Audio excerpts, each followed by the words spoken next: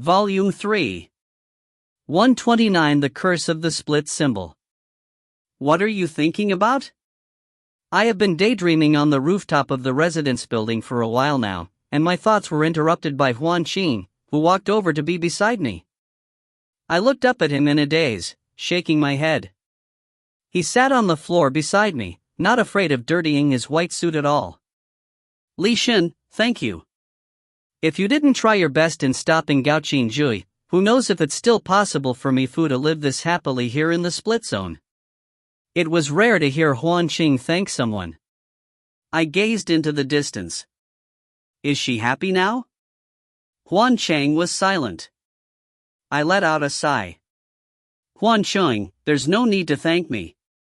Everything she has now is all thanks to you.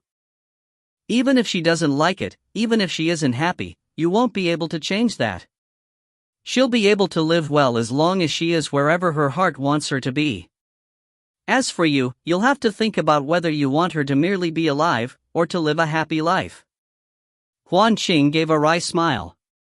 When life gets difficult, wanting a happy life will merely be an unreachable dream. You and Jiao S really weren't able to find any way to save Si Luo? I looked at him. He didn't meet my eyes, but simply looked into space as he replied, no. Oh, how's your situation? Everything all right? He asked suddenly. I wanted to say not bad, pretty good or nothing much. But why couldn't I say so? A whole week had already passed since the day Gao Qingjui and Rong Jin attacked the Western District in their attempt to take me Fu. However, that moment when I activated my split symbol still lingered in my mind. As one activates their split symbol, they'd be placed under a curse.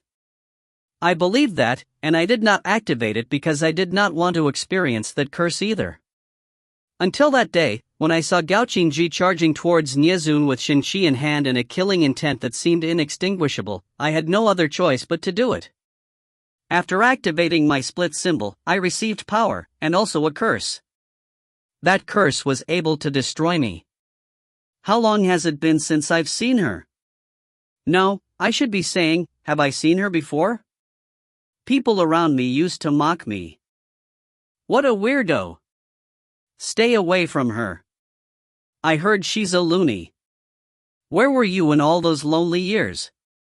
Through all these days and nights, I opened my eyes and closed them, again and again. My head was filled with thoughts of her. She turned into a devil, and she was stepping through blood. She called out to me gently, Shenner. Everyone stopped in their tracks when I let out the scream that day, but nobody could see her. She was something only I could see. She was the curse I received after activating my split symbol. I've previously thought of many possibilities of how the curse would manifest itself, but I never would have expected that she would materialize and appear right in front of my eyes. She was the curse placed upon me by my split symbol. It was actually her. I always knew that even though she was a devil which belonged only to me. On the day of that battle, she stopped Gao Qingjui's attack on Niezun. It was a beautiful scene where blood splattered dazzlingly.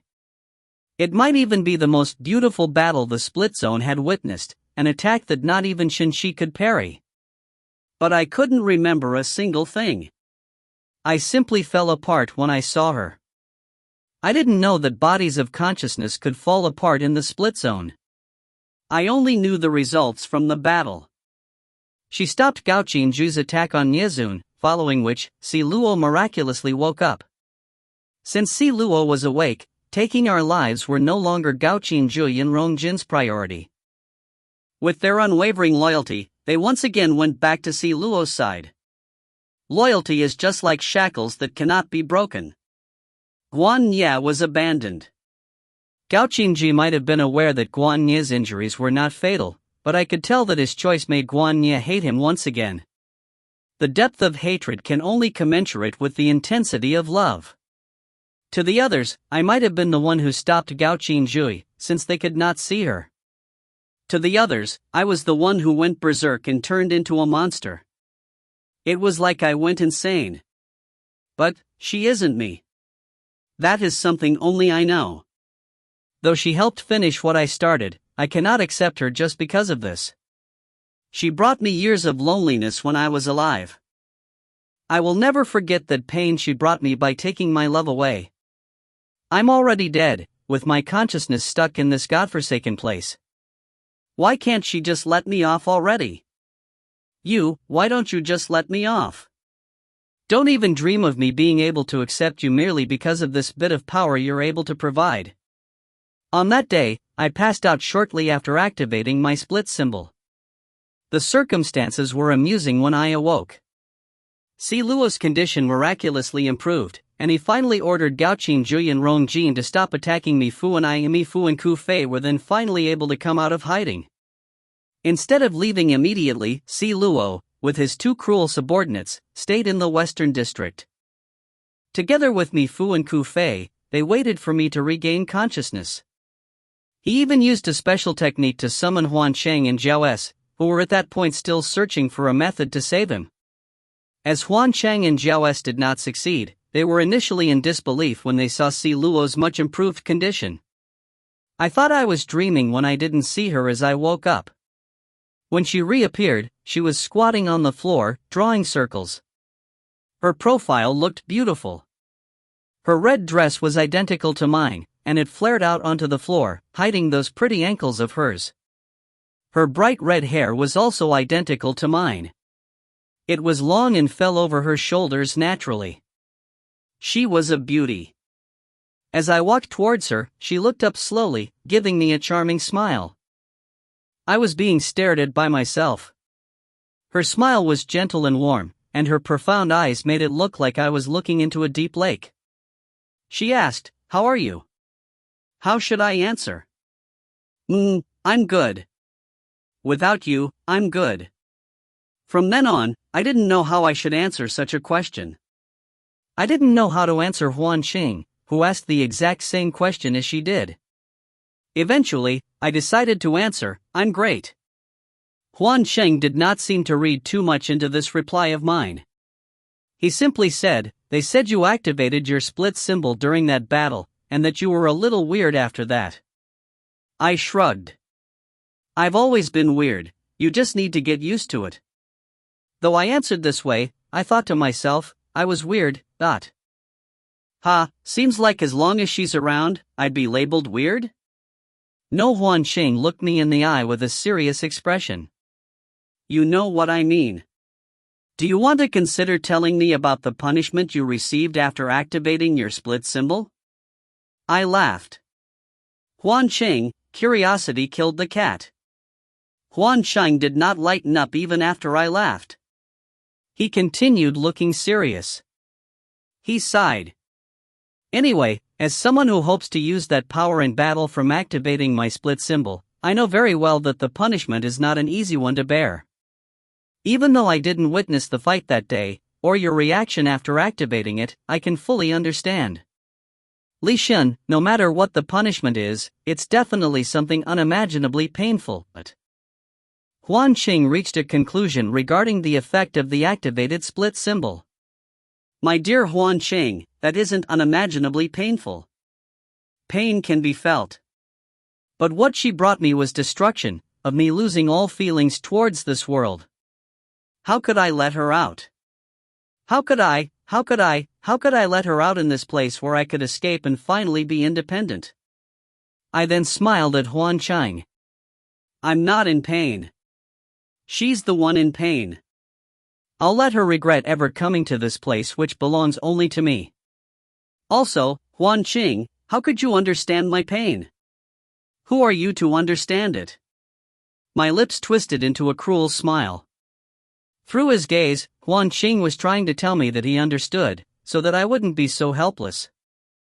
However, he looked surprised upon hearing what I said. Who is she? Huan Xing asked carefully. I smiled gently. A devil, a monster. Huan Xing frowned slightly, as if he did not know what to say. Huan Xing.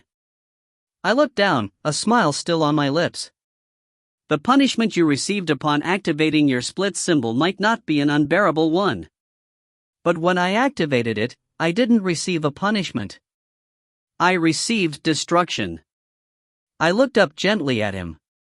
On that day of battle, Guan Nye was worried for Gao Qingjui. After settling Mi Fu and Ku Fei, he rushed to the scene. Because of his choice, he had to once again witness Gao Qingjui choose Si Luo over him. Jia Pa got even busier after that day repairing the damage to the area because of the battle. After Jiao S and Huan Qing returned, Jiao S also stayed in the Western District, waiting for me to regain my consciousness. She might have been worried about me, or maybe it was because she could finally see Si Luo. It was as if everything came to a temporary stop, as if everyone was temporarily saved. Except for me. Not only did I summon a monster, I also destroyed what tied Nye Zun and I together. If you find any errors, ads pop up, ads redirect, broken links, non-standard content, etc., please let us know. Report chapter so we can fix it as soon as possible. Chapter 130. Volume 3. 130 Jiao S's heart. Nye Zun was gone. After I woke up, when everything came to a temporary stop, he was gone.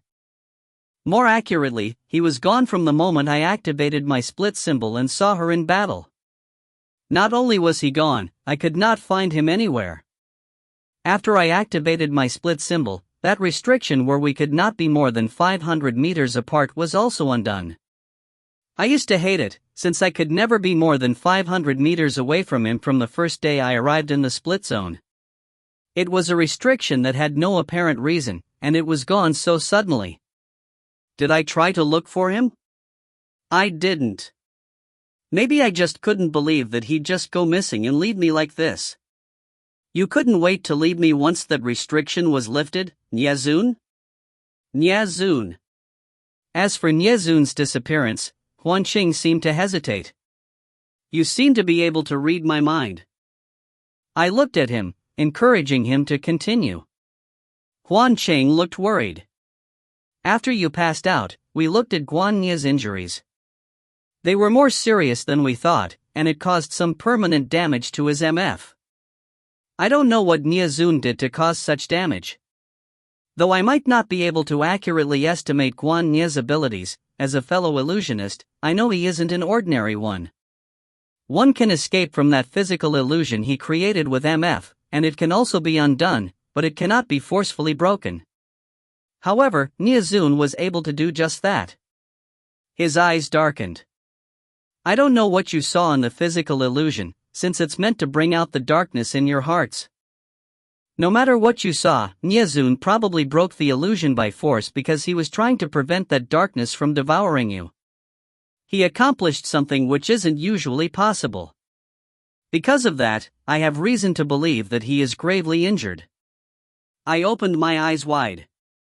Li Shen, bodies of consciousness in the split zone don't die easily, but we can still get hurt. I'm not talking about those injuries which can heal themselves, I'm referring to the permanent damage that can affect MF. To us, MF represents our ability and it forms the foundation of life here. It's difficult to go on if our MF is damaged. If you really care about him, it's best to look for him as soon as possible. I'm leaving now. You've been daydreaming here on the rooftop almost every day since you woke up. What I'm trying to tell you is that some things cannot be solved by simply daydreaming. Huan Qing left after that. I remained silent when he spoke. I'm just daydreaming, not avoiding things. Jiao S and Si Luo are still here in the Western District. All of you are still here. Why are the lot of you here? Why are you still here? What are your aims? All of this isn't important right now, and I couldn't care less about it. I didn't want to think about anything, and I didn't want to do anything. I'm not running away. For some reason, I had no energy to do anything. It was as if half of my soul was lost. Why did he leave when all of you are still here?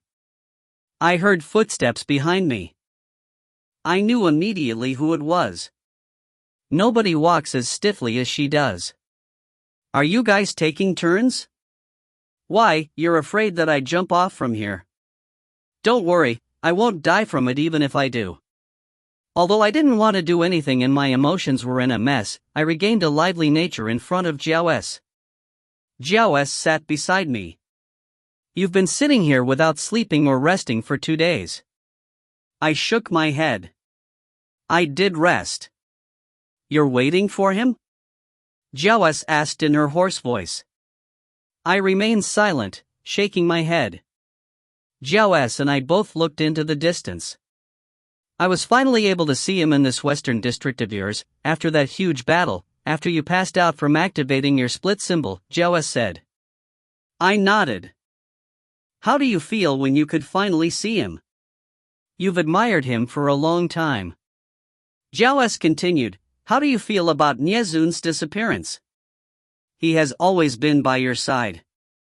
My head shot up. She did not look angry, but why did she have to say something like this to break my heart? She stared into my eyes. Others don't know you, but I know you. You'll never come clean if I don't force you to. Ashen, tell me, you're really totally fine with Niezun disappearing? I held her gaze. No, I'm not fine at all. This is why I'm here. I gave her a wry smile as I pointed at the rooftop I was sitting on. For a long moment, Jiao S looked at me with those empty eyes. She then did something unexpected. Slowly, she leaned her head close and rested it against my shoulder. This was so familiar. There was only one other person who did this to me when I was alive. She used to be my best friend, and she was also the one who betrayed me. My heart hurt as I thought of Pomelo. I could not get used to Jiao S's breath on my shoulder. I haven't been in such close proximity to anyone for a long time. Just like a contagious patient, I kept my distance from everyone. Though I was not used to this, it felt nice. A slight smile formed on my lips, and there was fatigue in her voice. What good does it do for me to ask you these? I'm also an idiot when it comes to love. I suddenly thought that I should ask her about what she said to Si Luo, and what happened after seeing him after such a long time. But, could I really ask something like this? I saw him, and he was just as gentle to me. A gentleness that had this distance to it, a distance which can never be overcome.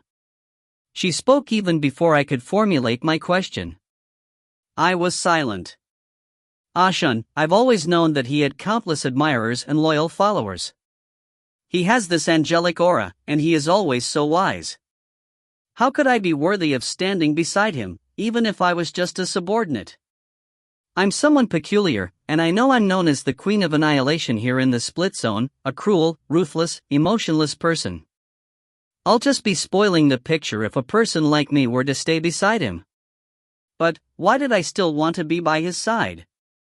I knew it was impossible, I knew I wasn't worthy. Why chase such a faraway dream? Though I wasn't worthy, there were many other things I wasn't worthy for, there were far too many things that I lacked. So can't I just dream about it? She heaved a sigh, but I could hear her helplessness. I did not dare move, and I let her continue leaning against me. I was afraid to move because I was afraid to see the tears in her eyes. I did not want to see her cry. She was always so strong, as if nothing could beat her. They all loved him and they would protect him, but why did it feel like it was me who understood him best? They were all thinking of how to save him when he was dying, but it was only me who wanted to help him accomplish what he wished for. Even though I didn't even know what his wish was. I simply wanted to help him achieve what he wished for. There were so many who loved him, but none could provide him with the life he wanted. Ashen, I still don't know what he wants. But I know that it is not something easy, and it is definitely non-violent. I know he wants peace, so how could he accept sacrificing me Fu's life to save his own? I would never do anything he doesn't wish for. Instead of dying in peace, they all want him to stay alive, when all I want is just for him to have a happy life. I don't want him to die, and I know he won't die. I want him to be the happiest person in this world. I want him to be the happiest person in this world. Such promises were usually made by one male to another female. But you carry such wishes for Si Luo? How are you not worthy of being by his side? Tell me, apart from you, Jiao S., who else is worthy of being by Si Luo's side? The loyal but naive Gaoqin Jui and Rong Jin? Or somebody else? Shen, he was just as distant as ever when I saw him again. I know I should give up, but I just can't change my heart. Shen, I'm acting just like a teenage girl. I can't even bear to leave him even for just a while. Haha, how can someone like this lead the Eastern District? Shen, I wasn't well liked nor accepted by others when I was alive, and I'm not about to hope for something nice here in this world. Maybe this was the reason why I lost my will to live and ended up here in the split zone. I didn't expect that I would meet him here. I know being this emotional isn't like my usual self at all, but Shen, do you know that when I met him, I finally learned that there was still something in this world that made me gravitate towards it? I realized I could be like an ordinary person, someone who wanted things, and not be a monster. Silent tears rolled down my cheeks. I started crying even before she did. The listener was the one who cried. Jiao S., would there be anyone apart from me who knows exactly how you feel? For someone who had grappled with years of identity disorder, who was always treated like a terrorist and shunned by others, Gao Qi was that dream of mine, the only thing that was good in this world. Si Luo pushed you away, Si Luo rejected you, Si Luo left you. Don't be afraid, don't cry. At least you didn't dirty your hands killing him. Droplets of tears hung on my chin, before dripping onto my palm. Jiao S. was also crying silent tears, and her tears met mine as they landed on my palm. If you find any errors, ads pop up, ads redirect, broken links, non-standard content, etc., please let us know. Report chapter so we can fix it as soon as possible. Chapter 131. Volume 3. 131. How can you bear to see me upset? Jiao S. and I were drowned in a sea of sorrow. Leaning against each other, we were feeding off each other's precious warmth. My vision cleared as I stopped crying. I saw her figure appear slowly in front of me. After I activated my split symbol, I could never tell when she would appear. She appeared at irregular intervals, without rhyme or reason. She was just floating in mid-air, like a female ghost dressed in red. She floated towards me with a gentle smile on her face. My shoulders stiffened. I did not want to move, but my breathing turned heavy as I saw her approaching. What's wrong? Jiao S., who was leaning against my shoulder, straightened up and asked carefully. She was perceptive, and she could definitely see something was different with me. I kept my eyes on the figure in front of me. Once Jiao S. lifted her head from my shoulders, I started dragging myself backwards with my hands and legs, trying to back away. Go away. I looked at her coldly. She gave me a brilliant smile.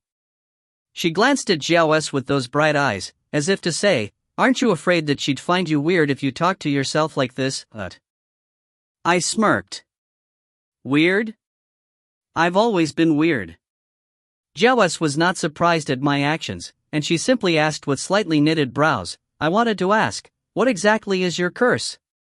It seems like everyone is worried about that after you activated your split symbol. Who, do you see? Jiao S. followed my gaze, looking in her direction. But she couldn't see her. She stopped in front of me. That hateful smile remained on her face. Apart from asking me how are you on the first day, she did not say anything else. Nothing, let's go. If I don't return, I'm afraid Si Luo and the rest might just stay here in the Western District forever. I shot her one last icy look, and stood up. Jiao S. followed closely behind, leaving the rooftop with me. I feel that you're different after you activated your split symbol, Jiao S. said in her coarse voice. Instead of responding to her question, I changed the subject. Where are they staying? Jiao S. looked at me meaningfully, and continued, Guan Ye is seriously injured, and I got my guys to take him back to the Eastern District after you woke up. Rong Jin returned to the Southern District upon Si Luo's orders. Only Si Luo and Gaoqin Jui are staying in the academy. Ku Fei and Mi Fu are staying directly opposite Jiepa in the residence, probably because he's afraid that Gao Qingjui's killing intent might be reignited if they stayed too close to Si Luo. Guan Nia returned to the Eastern District on his own? Isn't Gao Qingjui still here? And Si Luo is here too, I asked calmly. Jiao S looked at me again, and as if sighing, she said, he's also human, and he has a heart. With Si Luo around, Gao Qingjui will never look at anyone else. He bore witness to this fact once again, so he's probably extremely heartbroken. His injuries were already serious, and when he left, frankly even I've never seen him with such a forlorn expression in all these years. I looked into the distance as we arrived at the ground floor. After you activated your split symbol, do you still remember all that happened on that day during the fight? Jiao S asked suddenly. Now that I was reminded of it, do I really remember everything from that fight which she helped me end? I looked back. She did not follow after Jiao S and I as we left the rooftop. She just disappeared. Even I was surprised that day. You wielded Piercer so well. From what I know, Piercer has always produced violet light and violet blades, but on that day, Piercer had a bright red glow, as if it was a compliment to your dress. It was a beautiful battle, everything was bathed in red. I scoffed, that was a fight. How could you describe such a violent incident as if it was a beauty pageant? You left a really deep impression on that day. On the topic of fights and bloodshed, Jiao S sounded so excited, as if she was inherently wicked. How deep? I asked with raised brows. Though I asked, I did not really want to know. I did not want to know how horrid I would have looked while I was being controlled by her. To the point that even someone like Gao Qingji looked subdued. My heart skipped a beat. Jiao S shook her head. I've never liked Gao Qingji, but that might be because I didn't like the fact that he was always hanging around Si Luo. Looking at it objectively, I am impressed by Gao Qingji, and he definitely has the right to be as conceited as he is. She looked at me. Apart from Si Luo, I've never seen Gao Qingji being so tender with anyone else, not Guan Ye, not you. However, he made an exception for you. Though he didn't openly express it like he does with Si Luo, I could tell it was different. You look like an elegant goddess who was drenched in blood on that day when you struck at him with Piercer's red ray, and I saw that there was this bloodthirsty cruelty and extreme passion in his eyes. It was as if he finally found his match, and he was willing to be ensnared by you. Goosebumps are appearing all over me. I laughed coldly. Willing to be ensnared by me? By me or by her? I had always thought that Niazun protected and cared for me because we were together every single day in the split zone. I did not expect for him to tell me he had actually seen me before, and that it was not exactly me, but the me who was being controlled by her. Does this mean that she was the one he cared for, not me? If he didn't, would Gao Qi's fate be any different? How about Gao Qingjui? Though I've seen that cold, ruthless, and bloodthirsty expression of his countless times, something felt different about him when we were in that crack in space. Now you're telling me that his passionate look was because he found his match, her? Her? Why is it always her? Why did she have to destroy everything I had? My heart seemed to be enshrouded in a heavy mist that just could not clear up, and I seemed to be viewing everyone as an enemy. They all say that she is me, that she is my other personality. No matter how much I hate her, she's still me.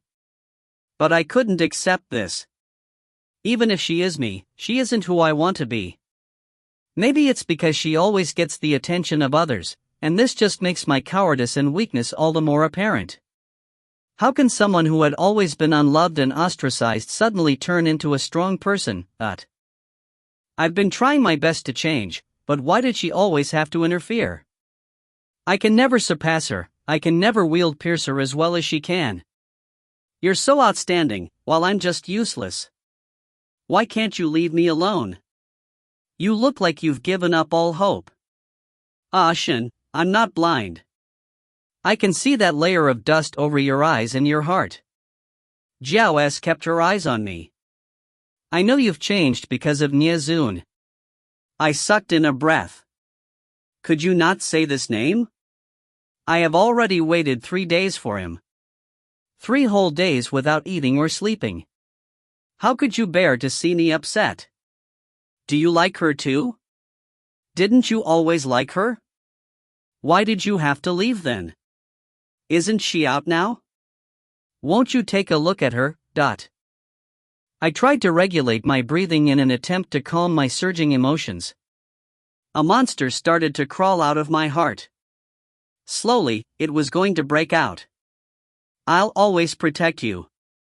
I split my dry lips as I smiled. Tiny cracks appeared as I haven't had any water for a few days. Forget that, Li Shen. I turned to look at Jiao S. Bring me to see Mi Fu. I want to persuade her to leave the split zone. Jiao S. nodded stiffly. Have you ever thought that I might stand on Gao Qingjui's side and go against you? Jiao S. asked suddenly. I was reminded of my conversation with Huan Cheng. I told him that instead of having Si Luo stay alive through such a method, she might just want to accomplish what Si Luo wishes to complete. Though I should have answered her like this, I tried to suppress my emotions and responded as coldly as I can. It doesn't matter where you stand. Even if all of you go against me, I'll still use every ounce of strength to stop Gao Qingjui. Jiao S. did not look surprised at this. She simply looked at me calmly. I was a little guilty as I met her gaze, and I pried my eyes away. Let's go, I'll bring you to her. Jiao S. finally spoke. I heaved an inward sigh of relief, and we continued walking to the next zone in the residence. You guys are probably looking for me. As we passed one block, a tiny figure ran out from behind a door. I frowned as I looked at Mi Fu. She was still in pink, and she had that arrogant look with a pair of rosy ears and sparkly eyes. I smirked. The little princess ran out on her own? Not afraid that Gao Qingju might kill you? You! Her cheeks puffed up in anger, as if she had a comeback. But before she could say anything, it seemed like she thought of something else, and decided to swallow her retort. Looking at her, I crossed my arms. What? You want my help with something? If she is looking for me on her own, it must be to get help. Her face immediately reddened as I hit the nail on the head. If you find any errors, ads pop up, ads redirect, broken links, non-standard content, etc., please let us know. Report chapter so we can fix it as soon as possible. Chapter 132. Volume 3. 132. I'm no saint. I have something to tell her. Could you let us speak in private for a moment? Mi Fu turned to Jiao S., giving her a cold look. Jiao S. did not budge even an inch. No, she said hoarsely. Mi Fu's face turned even redder at this. What's up with you guys? I know you hate me for being stubborn and arrogant, but I hate you guys too. Mi Fu pointed an angry finger at me and Jiao S. I know I'm stubborn, but so what? Once I like someone, I'll keep liking that one person forever. Can you do it? Hey, Li Shen, where's your Niazun? Why isn't he by your side? I'm stubborn, but I'm not afraid of loving someone. It's obvious that you like Niazun, but you just don't dare admit it. He used those monstrous hands of his to strangle me that time, all for you. Mi Fu even used her hands to reenact the scene, as if to recall that horrible memory. Are you going to abandon Niazun, who could turn into someone so scary, all because he wanted to protect you? She said angrily, as if she could not stand seeing anyone give up on love. Mi Fu, must I be like you, who can charge forward bravely and not give up on your love? You don't carry any burden because others are carrying that burden for you.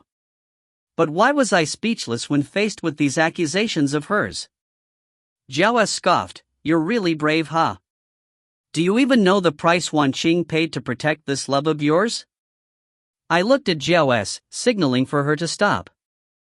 Although I did not look kindly upon Mi Fu, I remember Huan Qing telling me that she was not aware of what he did, and he did not want me revealing anything to her.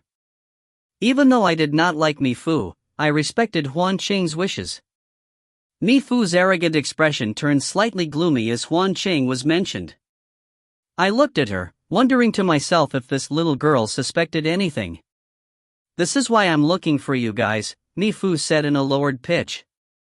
It was not as grating on the ears as before. "Although I don't understand all that's happening, I know Gao Qinzhi was trying to take my life, but I don't know why he wanted to do such a thing. Huan Qinggij and Ku Fei Gij don't tell me anything, they simply tell me not to be scared and not to worry, but I'm not an idiot. There has to be something going on here." Mi Fu's expression darkened. I sighed inwardly. Though she had always been under the protection of others and kept in the dark about this, what did she do wrong?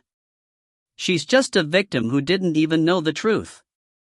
Although I don't know the truth of the matter, I know that these things likely happened because of me. I hope you can tell me the truth. Mi Fu looked up at me. Before I could speak, Jiao S replied, "You're only asking now? Don't you think that's too pretentious of you?" Mi Fu gritted her teeth, but she did not argue. "You guys will never understand how I feel.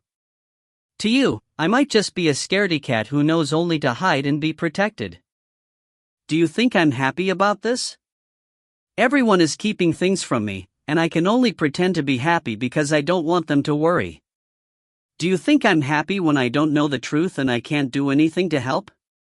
I was silent. What she said made sense. It was as if the world was always on the side of the protectors, and if those being protected were not grateful, they would simply be abandoned. "I like bananas, but you gave me an apple, and I don't actually want it. But you continue giving them to me. To the point that others can no longer stand it, and start saying that I am ungrateful. But I simply like bananas. Sometimes, the ones being protected might not be having an easy time either. There are just too many rules in this world. You have yours and I have mine. It is difficult to reach a consensus and to be truly fair. I agree with you on this, but have you ever thought that even if you're not having an easy time, this is life? You have a right to pursue love, just like what you said to Li Xin. You feel that she doesn't love Niezun enough and cannot be like you, but have you ever thought of things from her angle? You're definitely steadfast in your pursuit of love, but have you ever wondered if your perseverance had hurt others?" Jiao S sounded like she was preaching. I was more and more impressed by Jiao S. I had never expected that this woman, whom I initially thought was a crazed murderer, would actually be my soulmate in the split zone, someone who knows my thoughts and understands me. Even the unreasonable Mi Fu was at a loss for words. Jiao S cracked her neck, and her gaze was unfathomable. "I used to be like you. I thought love was to chase after something, to have it for myself. But in reality, there's a price to pay for the wrong kind of love." A moment of hesitation flashed past Mi Fu's eyes, but she regained her steadfast look very quickly. "Even if you're right, I'm not going to give up on Ku Fei Gij. Up until now, the happiest moments of my life have all been spent with him.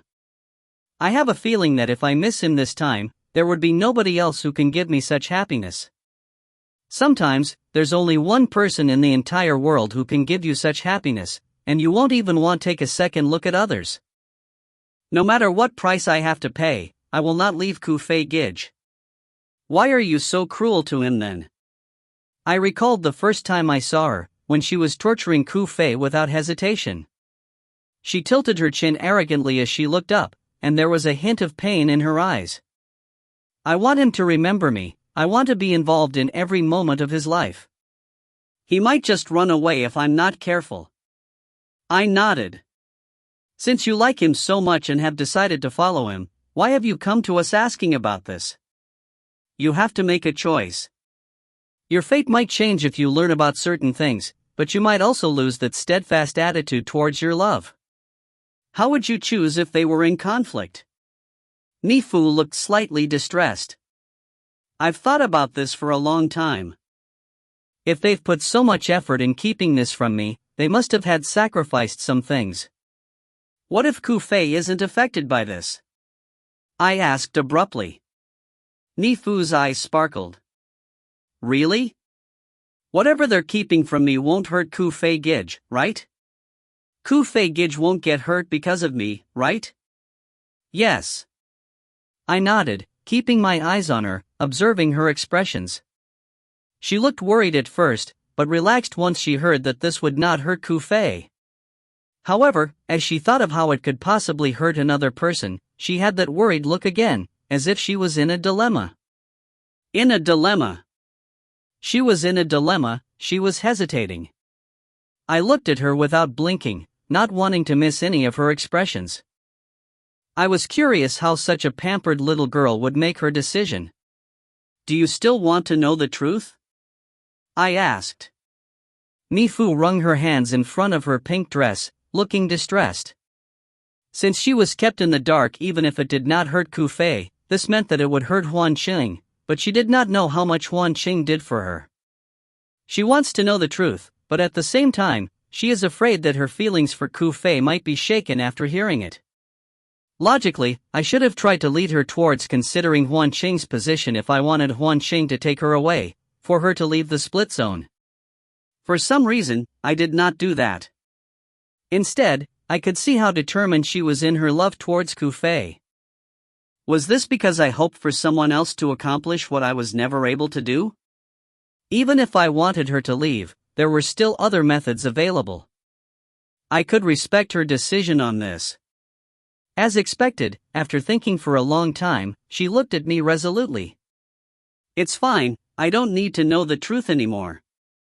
I don't think you guys were prepared to reveal anything anyway. Sorry for the trouble. Just do what you guys want. I'll trust in Huan Qing Gij and Ku Fei Gij. On the surface, she is acting as if she is unwilling to listen to us and does not trust us, but in fact, she understood what I meant, and she feels guilty for it. She was consoling herself by telling herself that everything is fine as long as it does not harm Ku Fei. She looked at Jiao S and I once more with complex emotions in her eyes, before running away. Is it good for you to do this? Didn't you want her to leave the split zone? Now, she's even more committed in her decision, Jiao S asked. I smiled, and looked in the direction of where Mi-Fu went. After a while, my smile faded. Even if I told her the truth, I'm afraid that she might not choose to leave Ku Fei for Huan Qing's sake. She looked like she was in a dilemma, and this proves that she might waver after knowing the truth. However, if I tried to steer her in the direction of selfishly choosing love, she'd have to face Huan Qing with a guilty conscience. Infatuation will fade, but love can grow over time. While she's feeling guilty, I'll be looking for a suitable juncture to reveal the truth. At that point, she'll definitely choose to leave with Huan Qing. Jiao S looked rather surprised at this. Seems like the serious Li Xin is definitely no saint. I gave her a wry smile. Saint? There's no word that describes me as inaccurately as this. I'm a devil. If you find any errors, ads pop up, ads redirect, broken links, non-standard content, etc., please let us know. Report chapter so we can fix it as soon as possible. Chapter 133. Volume 3. 133 Hitting the Nail on the Head. Jiao S and I made our way to the academy after Mi-Fu left. Si Luo and Gao Qingji have been staying in the same room in this period of time. It's no wonder Guan Nia left. I could almost imagine that heartbroken expression on his pretty face. But there is nothing to be done about it. This was Gao Qingji's choice. Just like how I was infatuated with Gao Qi, it was something uncontrollable that could not be altered. Jiao S seemed to look slightly nervous as we were about to knock on the door. I guess she was like this as we were going to see Si Luo. It looked like she had not met Si Luo on her own while I was still on the rooftop. If she did, it would not have been often. I wonder if she felt better with my company. I pushed the door open after I heard Si Luo's clear voice, "Come in." As the rooms in the split zone were all designed in the same way, I naturally looked towards the bunk beds beside the window. Si Luo was seated on the bottom bunk. And Gao Qingjui. I looked around and finally saw him near the wall, opposite Si Luo. He was leaning casually against the wall.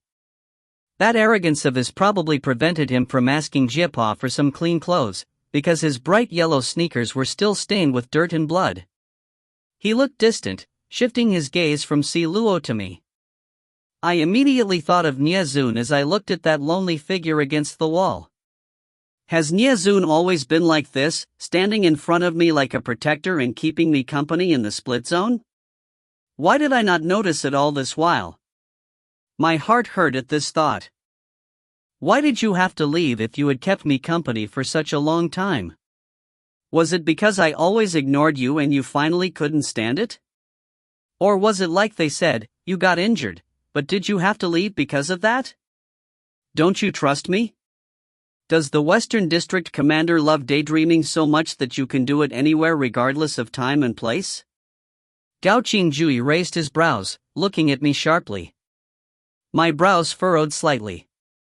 Is he still holding a grudge against me? But why did he have to hate me? Firstly, Si Luo isn't dead, and secondly, I'm sure Jiapa would have treated them well as guests here.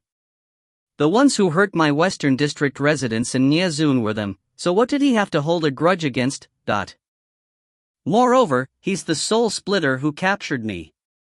Now that he's revealed himself, I should be the one holding a grudge against him. Why is he getting angry first? I'm afraid no one would be in the mood for anything once they meet a party pooper like you, I said sarcastically.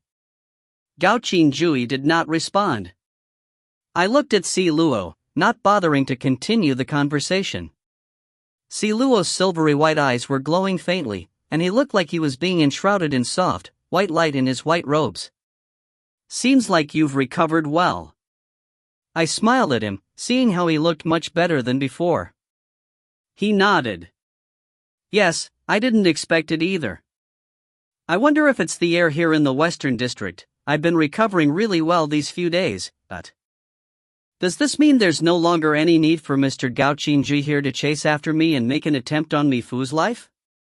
Gao Qingjui's pompous look was at the back of my mind, and I had to take a stab at him whenever I said something. Si Luo smiled elegantly. If I'm healthy, then that wouldn't be needed. Even if my condition worsens, I'll guarantee you they'll stop troubling you. How's that? Si Luo was actually willing to compromise on this. Gao Qingjui was not as understanding as Si Luo on this, and he spoke, don't even think about that. If your condition worsens, whether it's that little girl's life or her life, I'll personally take them. He shot a cold look at me as he said her life. Anger welled up in me. Did I offend you? Looking at this, although Gao Qingjui is loyal to Si Luo, he might not listen to everything Si Luo says. As long as he thinks something is beneficial to Si Luo, it looks like even Si Luo cannot stop him from doing what he wants to. Si Luo turned serious, but that beautiful face of his made every kind of expression look good. Gao Qin, I'll tell you seriously. You know I've promised Mi Fu's older brother to take care of Mi Fu and keep her safe. This is the reason why I've made her the Southern District's goddess, so that everyone has to respect and protect her. Have you forgotten? Si Luo and Guan Nye both seemed to address Gao Qingjui as Gao Qin. Gao Qingjui's eyes turned gentle as he looked at Si Luo. I know, and I've also made a promise to you. But you know me, how could I simply look on and do nothing when your life is on tenterhooks? If Huan Cheng isn't able to find a new body of consciousness, I'll definitely be taking that girl. Si Luo sighed softly, his silvery white eyes shining. Huan Cheng and I will definitely find a new body of consciousness. Jiao S spoke her first words since entering the room. I was sure that those two, like me, could hear constraint and nervousness in her voice, which was a rare thing. Her voice was already hoarse and low-pitched. Now that she is trying to sound calm, she was trying to keep her pitch steady throughout, and this made it sound even stiffer than it usually was. I glanced at her. She was still, not moving an inch, but her trembling gaze revealed her nervousness. I sighed inwardly. There was always something that could beat you in this world. I never expected Jiao S to be this nervous. Why should I believe you? Just because you're never going to give up on your love for Si Luo? Gao Qinju smirked. This hurt, and Jiao's eyes wavered. Si Luo's eyes shone with a dim light, as if it was a shallow lake, but mysterious at the same time. I could not stand Gao Qinju's conceited attitude. If you can stay beside Si Luo like this, why can't we persevere in our own beliefs? I scoffed. Aren't you also sticking to Si Luo all the time? At least Jiao's would never do anything that Si Luo doesn't wish for. You, on the other hand, want to go against his wishes and take the life of Mi Fu, putting him in a position where people would look down upon. Do you think that's very noble of you? Gao Qinju shot me a cold look. So what? Looked down upon by others?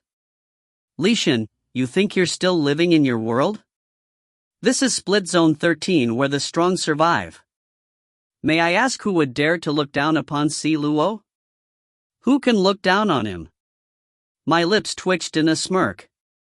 Oh yes, I almost forgot you guys are soul splitters and different from us. You've always seen these dirty sins and dealings as noble acts, or why else would you guys capture us? Instead of arguing, Gao Qinji remained silent, and pain flashed through his eyes. Si Luo smiled widely. Seems like you have a deep misunderstanding of soul splitters, but that's understandable. From what I know, it's also survival of the fittest in your world, and it's common for people to backstab others. In the split zone, however, these deeds are brought above the table. Do you prefer a world that is steeped in fake kindness, or this city that is openly full of sin? He changed the subject from what Jiao said about finding a way to save him as he spoke, effectively turning it into a conversation with me. But I noticed the quick look he gave Jiao. Pale moonlight shone from those silvery white eyes of his, and I was able to witness that quick glance he gave Jiao. I wonder what Jiao is to him. It was probably not easy to walk into the heart of this perfect person. Just like how I felt Gao Qi was perfect when I was alive. Thinking about it that way, I could understand much of how Jiao was feeling. It doesn't matter if I like it or not. I'm not courting death, so I'll be trying my best to stay alive. You naturally can't choose your plane of existence when you're alive, so it doesn't matter if I like it or not. Just like how we were forcefully captured here, you guys have never asked for our opinions when you did all that, so what's the point of asking now? I raised my brows in sarcasm. Si Luo's gaze was inscrutable. You seem different after activating your split symbol. You seem fiercer, more hostile. Though this should be a good thing, but it's a little too much, and you look like you won't care even if you got hurt in the process. If I'm right, I'm guessing this has something to do with that monster in your heart. Just what triggered that monster to break away from its restraints? Was it Niezun? He hit the nail on the head, and it was a clean stab to my heart with every single word he said. Are you saying this because you looked into my heart? Or could you see that monster which would sometimes appear beside me? If you can't, don't talk about it like you know how I feel. We're both lonely people, just like you and Gao Qinji, Jiao and Niezun. Since everyone is the same, why do we doubt one another like that? We always put up our defenses when someone tries to pry. I gave him an icy look. There's no need for the Southern District Commander to worry about such issues. You should instead be thinking about how to save your own life. If you find any errors, ads pop up, ads redirect, broken links, non-standard content, etc., please let us know. Report chapter so we can fix it as soon as possible. Chapter 134. Volume 3. 134. You love him that deeply? What's there to think about? You hand Mi Fu over, I let Si Luo engrave a split symbol on her, and the problem solved, Gao Qingji said with a sharp glance. Si Luo waved an elegant hand. Li Shen, do you think that Jiao and Huan Qing will be able to find new bodies of consciousness, or do you think you're able to find another way to save me? This question was unusual. How would I know other methods to save you? I don't even know what's going on with you soul splitters here in the split zone. I smiled casually. Si Luo, I think the issue lies with whether you want to be saved by us, and not whether we can find a way to save you. If you wish for death, how can I save you? It's just like what you said to me when you peeked into my heart, no one can save him if he's already dead in your heart. There's nothing we can do if you want death, but your loyal Gao Qin would end up pinning the blame on me. Wouldn't I be so wrong then?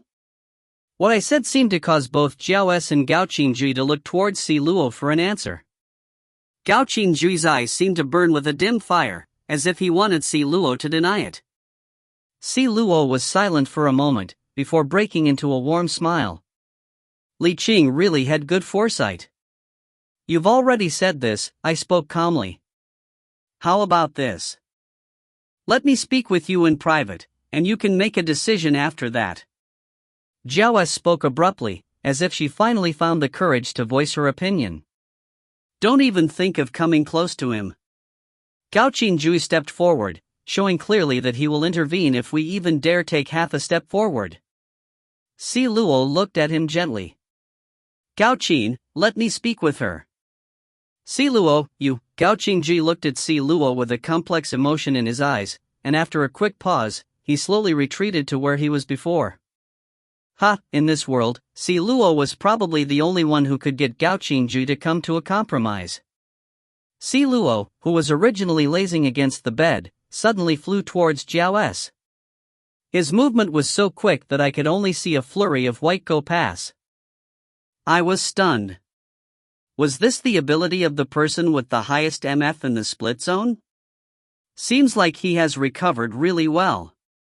His floating robes enshrouded him like a piece of painting, and his silver hair fell across his neck as he looked down, right in front of Jiao S.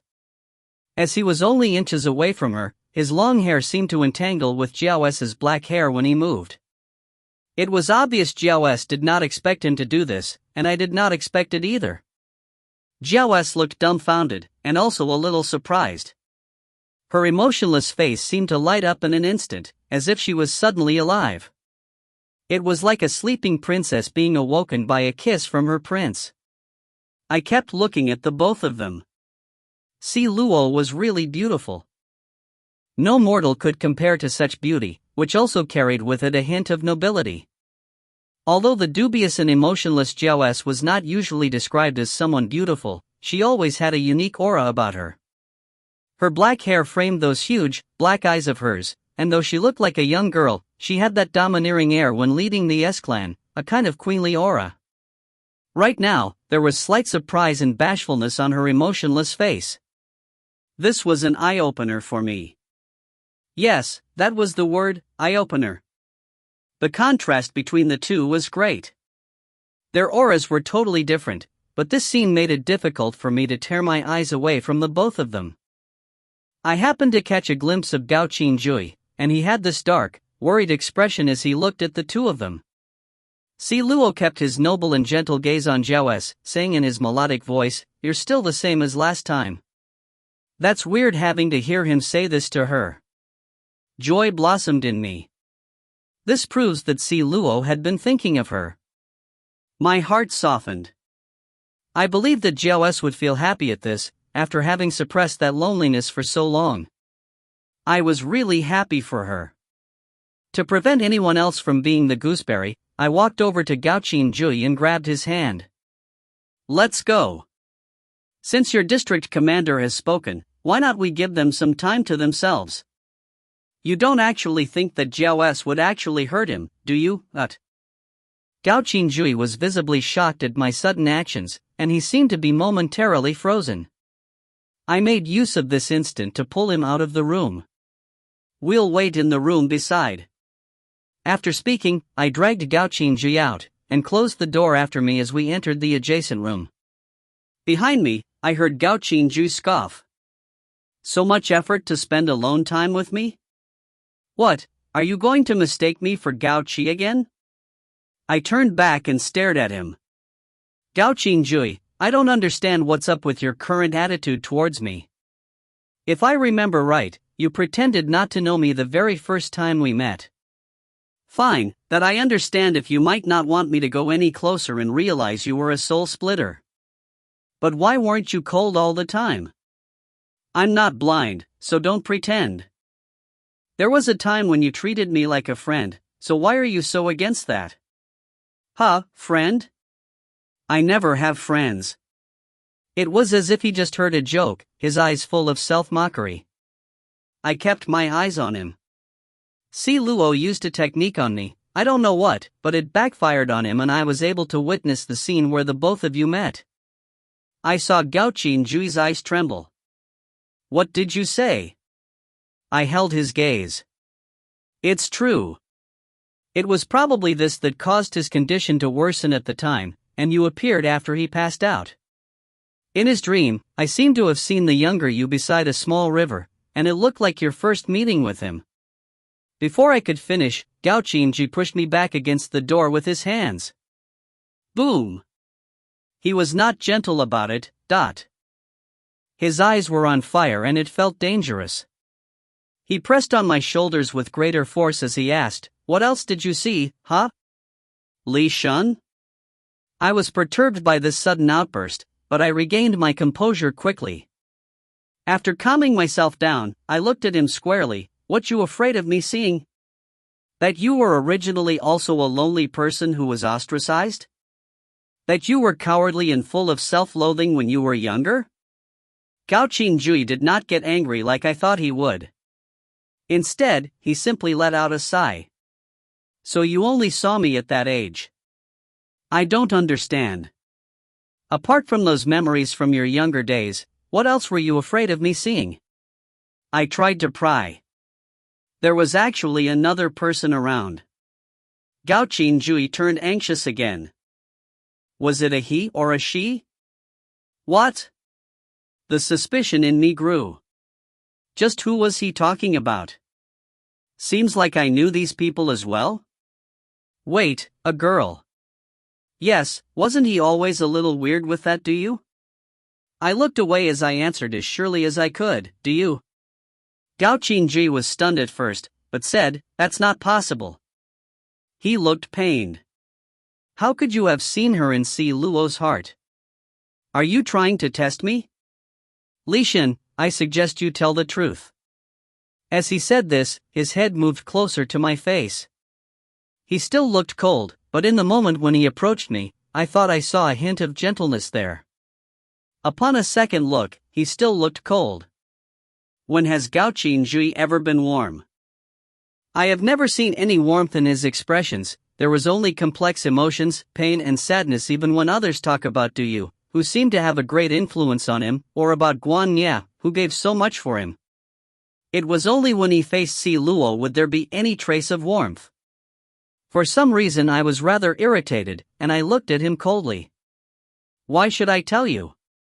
What are you afraid of? You don't have to worry, I'm not interested in your life at all. Your past, who you've met, I don't care. Gao Qingji looked rather stunned, and his eyes seemed lit with firelight. You really don't care about my past, who I've met, and everything else about me? Even if I might have some connection to the lover you killed? His hands were still on my shoulders, and his face was about to touch mine. My heart ached immediately. What did you say? I stared at him with wide eyes.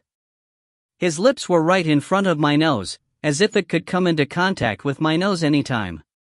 He smiled sarcastically. What, finally interested in me now? Because of him? You love him so much that you'll continue loving him even after you've killed him? You still love him after you killed him? You still love him even after he's dead? He asked all this at one go. I was not seeing things this time. I was sure there was some wildness and passion in his voice and in his gaze. For some reason, I did not really dare to answer yes, I just love him. I thus avoided his eyes and his questions. He grabbed my chin with a hand, forcing me to look at him. Say it, Li Shun. You love him that deeply? Why is that so?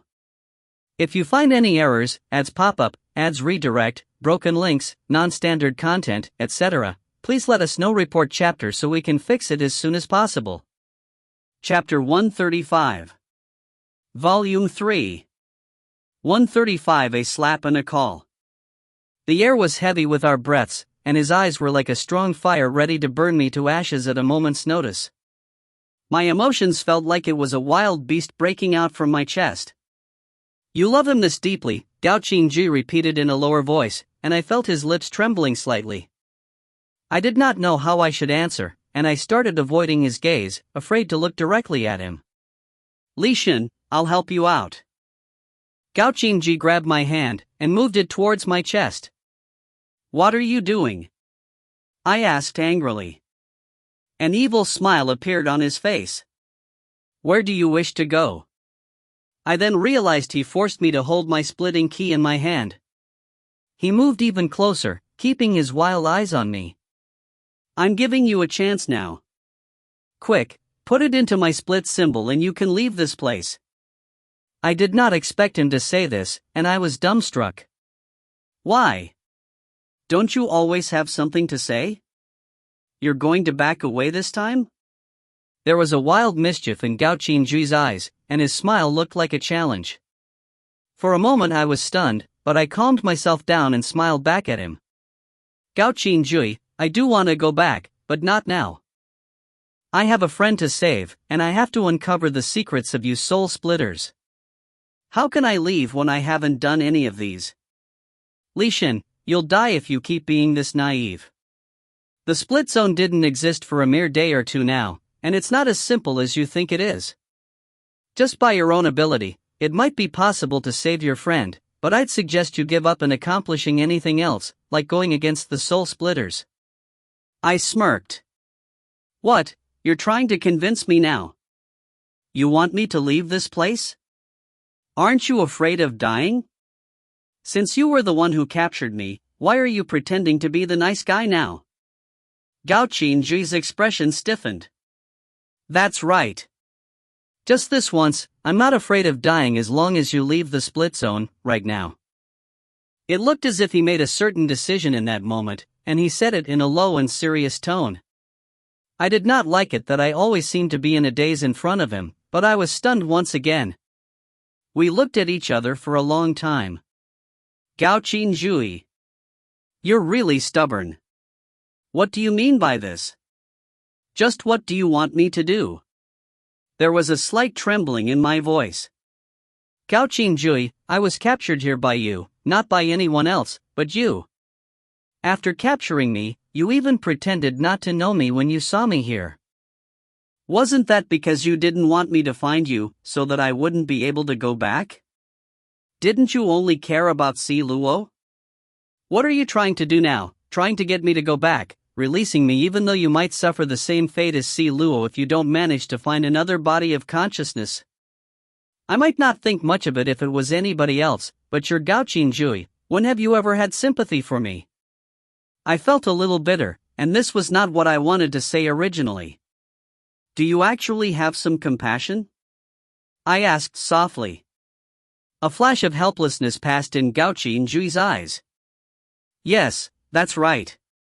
I was the one who brought you here. Compared to how you were living in that world, isn't it better here? My heart was about to burst. What do you mean by how I was living in that world? You've been, I looked at him in a daze. Yes, I know everything about you. Something colorful flashed in Gao Qingji's eyes, making me feel faint. What do you mean? I was getting agitated. People in the split zone seem to have so many secrets and always talk in circles. From the moment Li Qing was gone, to the disappearance of Mr. Blonde, to the appearance of soul splitters and the experiment which took my friends away, all of it were just too torturous. I wriggled out from his hands and stared at him. I can't explain it in any clearer way. The truth is I'm very aware of your life in that world, and because I knew how painful it was for you, I brought you here after you killed him. Li Shen, I saved you. Gao Qingji smiled cruelly. My eyes widened slowly. You actually.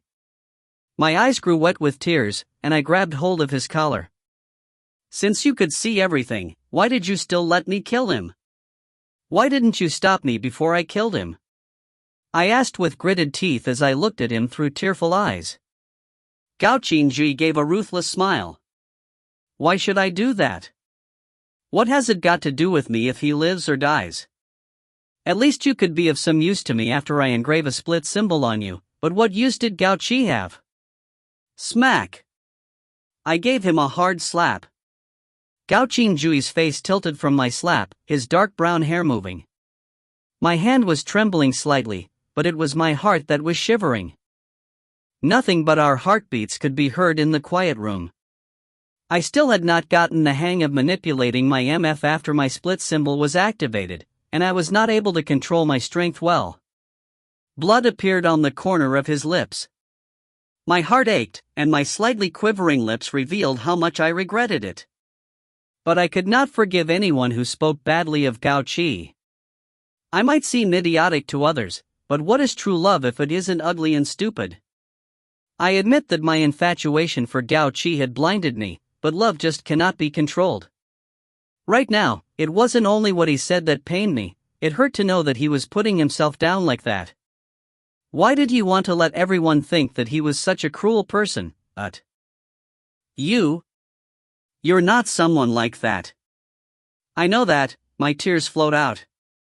He was initially angry when I slapped him, but he looked frozen after hearing me say that. He turned back at me, a red stain still on the corner of his lips. He looked at me with unfathomable eyes. Since I've already said it, I'll finish it. I know it. You're not such a person, tears continued falling from my eyes. I could not decipher Gao Qingjui's expression. After a while, he spoke. Li Shen, don't regret this. I've given you a chance to leave and you didn't take it. From now on, don't even think about being able to leave the split zone. You can stay here and continue your fight forever. Gao Qingjui's eyes were like whirlpools, making me feel lost in them. Why did this sound like you can stay here and continue being with me forever? No, what was I thinking? Shaking my head, I pushed him away, increasing the distance between us. I felt a little dizzy as I pushed him away. In my days, I seemed to catch a glimpse of a black shadow passing by the window. My heart dropped. Was it him? Is it him? I rushed to the window and pulled open the curtains, looking out. It was the third floor, and there was no one familiar around. I felt a little sad. Did my eyes fool me? He ran away. Is it because he saw you acting so close with Gao Qingjui? Even if he wanted to come back to you, he might have decided to leave in the end. I heard a familiar voice, and I felt wet lips on my ear. Shivering, my hair stood on ends, and I immediately jumped away. As I moved away, I saw her floating in midair. It was her lips which were on my ear. This was the first time she spoke after the "how are you" since I woke up. She was in an unusual position in the air, looking at me with those lazy eyes and an expression which looked like a half-smile. I did not know why I screamed either. It was as if only by screaming can I find some relief in the helplessness I felt whenever I see her. What are you doing, Li Shen? Gao Qingjui was obviously confused by me suddenly running to the window and screaming. He rushed over and hugged me from behind. I stiffened, and the body behind me did the same. He probably did not expect he would hug me either. He let go, and my emotions calmed down because of his sudden movement. But she did not let me go. She covered her smile with a hand. Li Shen, you fell in love with someone like him again? Do you need my help again? Shut up! I shouted, covering my ears. Her red dress was flying, and she floated out from the window. She gave me another mocking smile as she left. Devil! I pressed my trembling hands against my ears. I never wanted to see her again. Gao Qingjui had let go of me, but he grabbed me again, though not as tightly as before. What's happening to you? He frowned, a rare look of worry in his eyes. However, I did not feel any warmth from this. It just made me miss those eyes even more. The most beautiful pair of eyes in this world. Nya Zun, I kept mumbling with quivering lips. If you find any errors, ads pop up, ads redirect, broken links, non-standard content, etc., please let us know. Report chapter so we can fix it as soon as possible. Chapter 136. Volume 3. 136 Reopening Old Wounds? With hands on ears, I squatted slowly as I continued mumbling. Gao Qingji stepped in front of me, pulling me up in a huff. Come on, Li Xin, if you have the guts to slap me, you shouldn't be crying here now. Slap me again if you dare. In the split zone, apart from you, I swear there won't be anyone else who dared hit my face. He pulled me up, forcing me not to cover my ears. Looking at his frenzied face, I slowly calmed down. Suppressing the pain in my heart, I told myself, Li Xin, you have to be strong. You were living well even without Niezun in a previous life. It has just been a year of sticking together. Even if this suddenly disappeared, you'll get used to it. You have to be strong. Li Xin, you can't cry. She's back now, are you going to continue being that cowardly? You can't let her have opportunities to take control of your body and do whatever she wanted to anymore. Li Xin, didn't you decide to be strong and not let her get her way? You're not letting the soul splitters get their way and you're not letting the split zone get its way. I forcefully suppressed my emotions. I took a deep breath and slowly looked up, trying my best to look at Gao Qingji with steady eyes. Do you want to return the slap? If you don't do it now, there won't be any more chances in future. Gao Qingji looked visibly relaxed as I said this. It was as if he would be willing to look at this icy face of mine as long as I was not that weak, cowardly crybaby.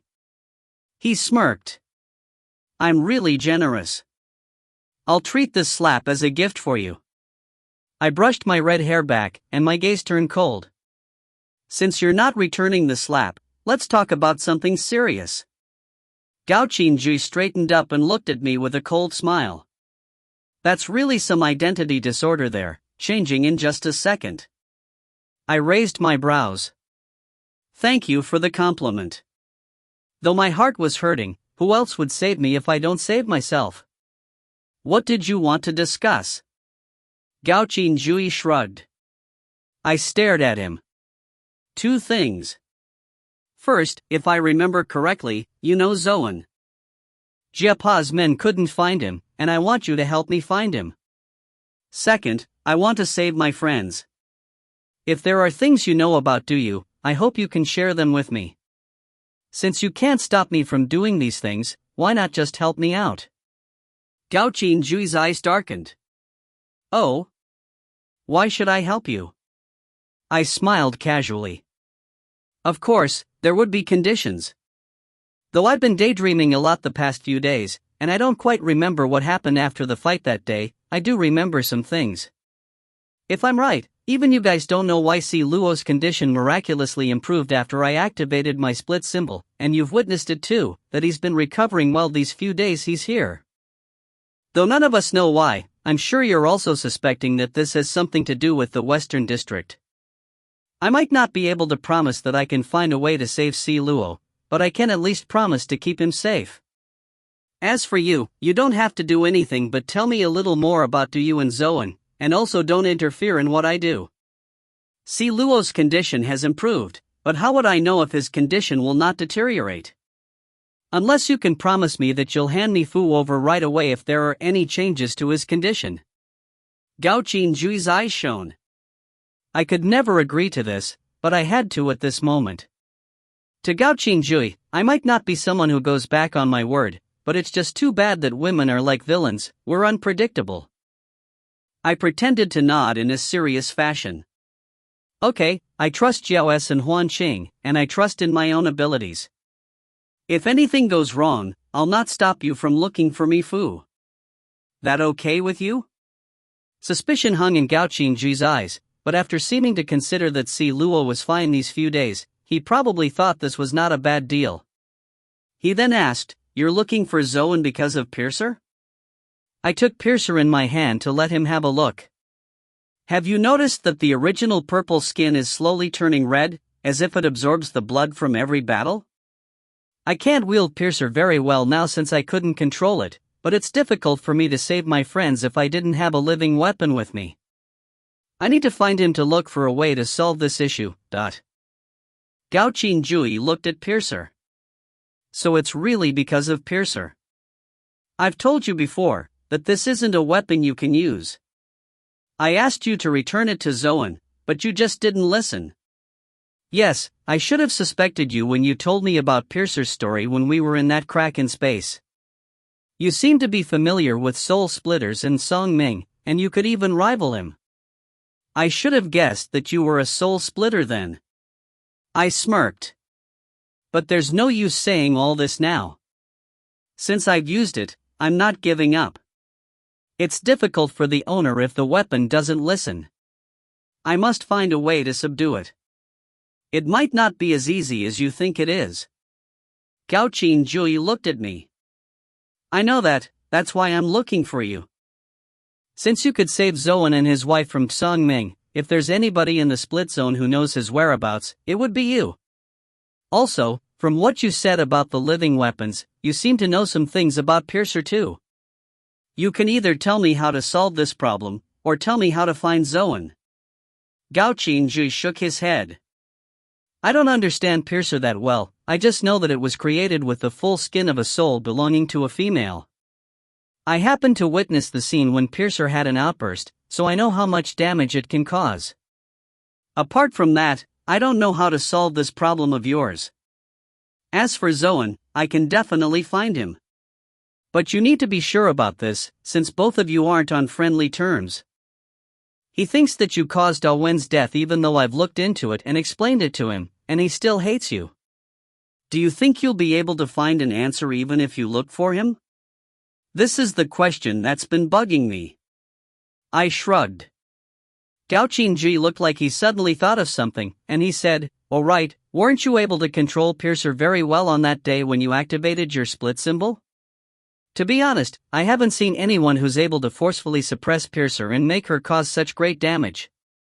Though Piercer was still dormant on that day, it was the most powerful it could be in a dormant stage. I'll have to admit you were a strong rival on that day, so I thought that you had a talent in manipulating MF after you activated your split symbol, and that you had subdued Piercer. Why are you still troubled by this? Also, you were rather unusual after you activated your split symbol. It was you, but it wasn't like you at the same time. Why was it so? I recalled what Jiao said to me on the rooftop, so I just smiled at Gao Qingjui. I heard that after I activated my split symbol on that day, you acted like you were wildly impressed by me?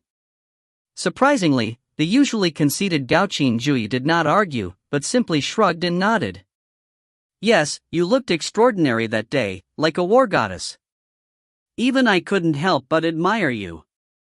My heart ached, and my gaze turned sharp. No need for you to worry about these things, and there's no need for you to wonder about the reasons behind my wanting to look for Zoan. Since you've already agreed, you just need to get him here. My tone changed because I felt distressed. Extraordinary, war goddess? This wasn't a description of me, because I know she took control of my body on that day.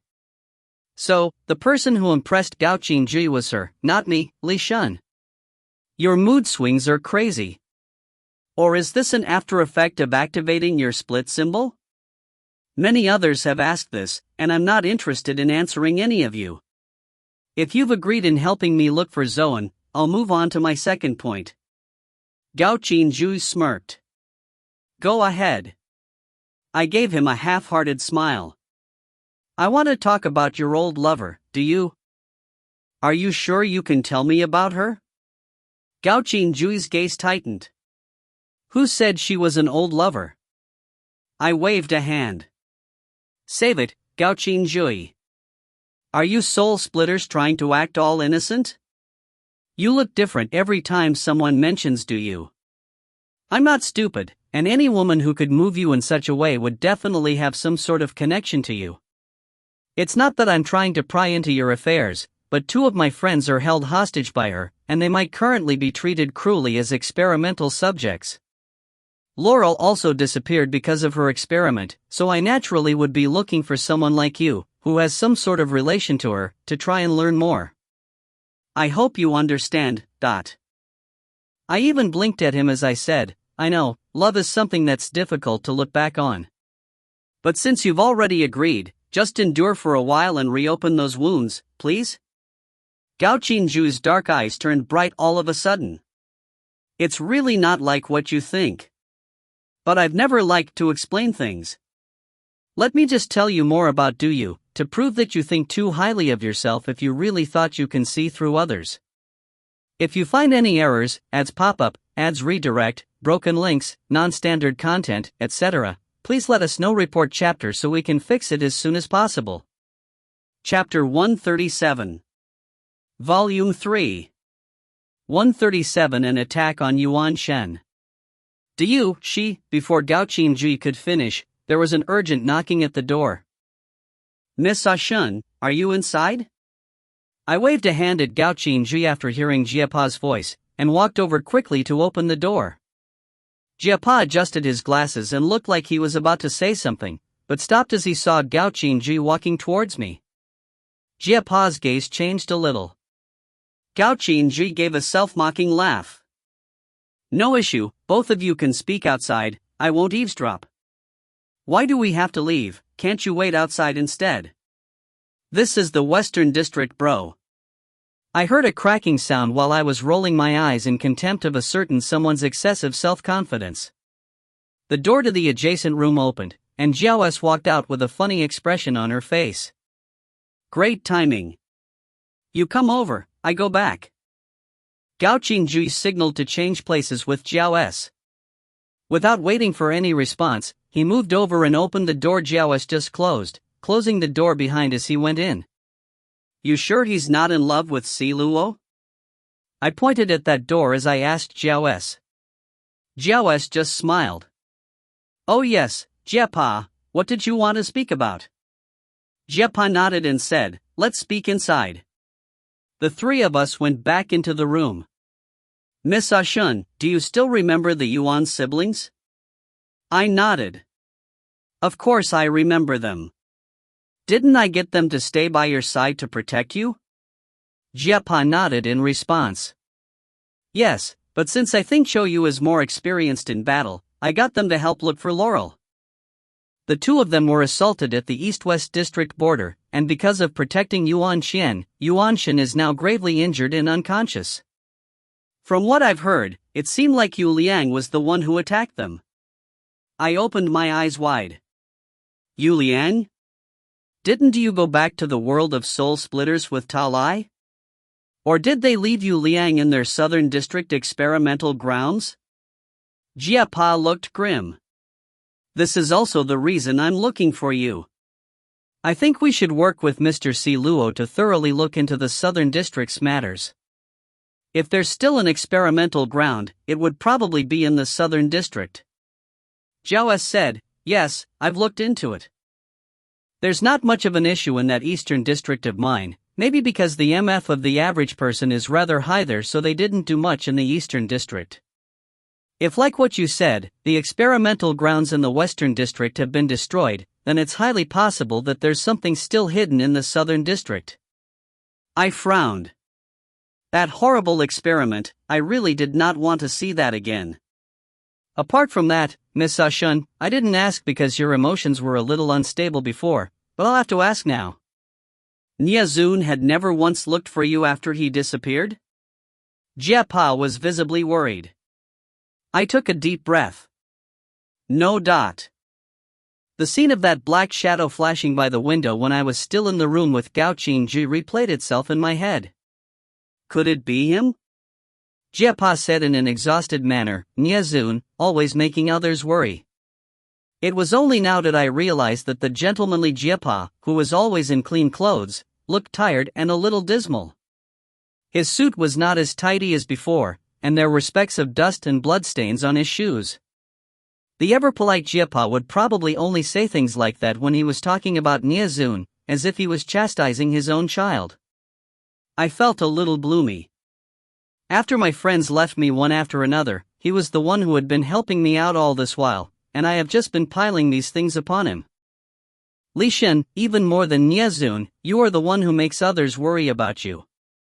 However, I was fully aware that it was in a large part because of Niezun that Jiepa was treating me well. But now, Niezun is gone. Jiepa might have noticed the glum look on my face, and he smiled at me, regaining his usual composure. Don't you worry, Miss Ah Shun. I'll definitely find Niezun, and I'm sure he won't leave you for real.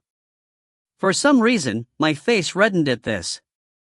Jiepa's eyes looked distant as he continued, the feelings he has for you are definitely not as simple as any other relationship between a boy and a girl.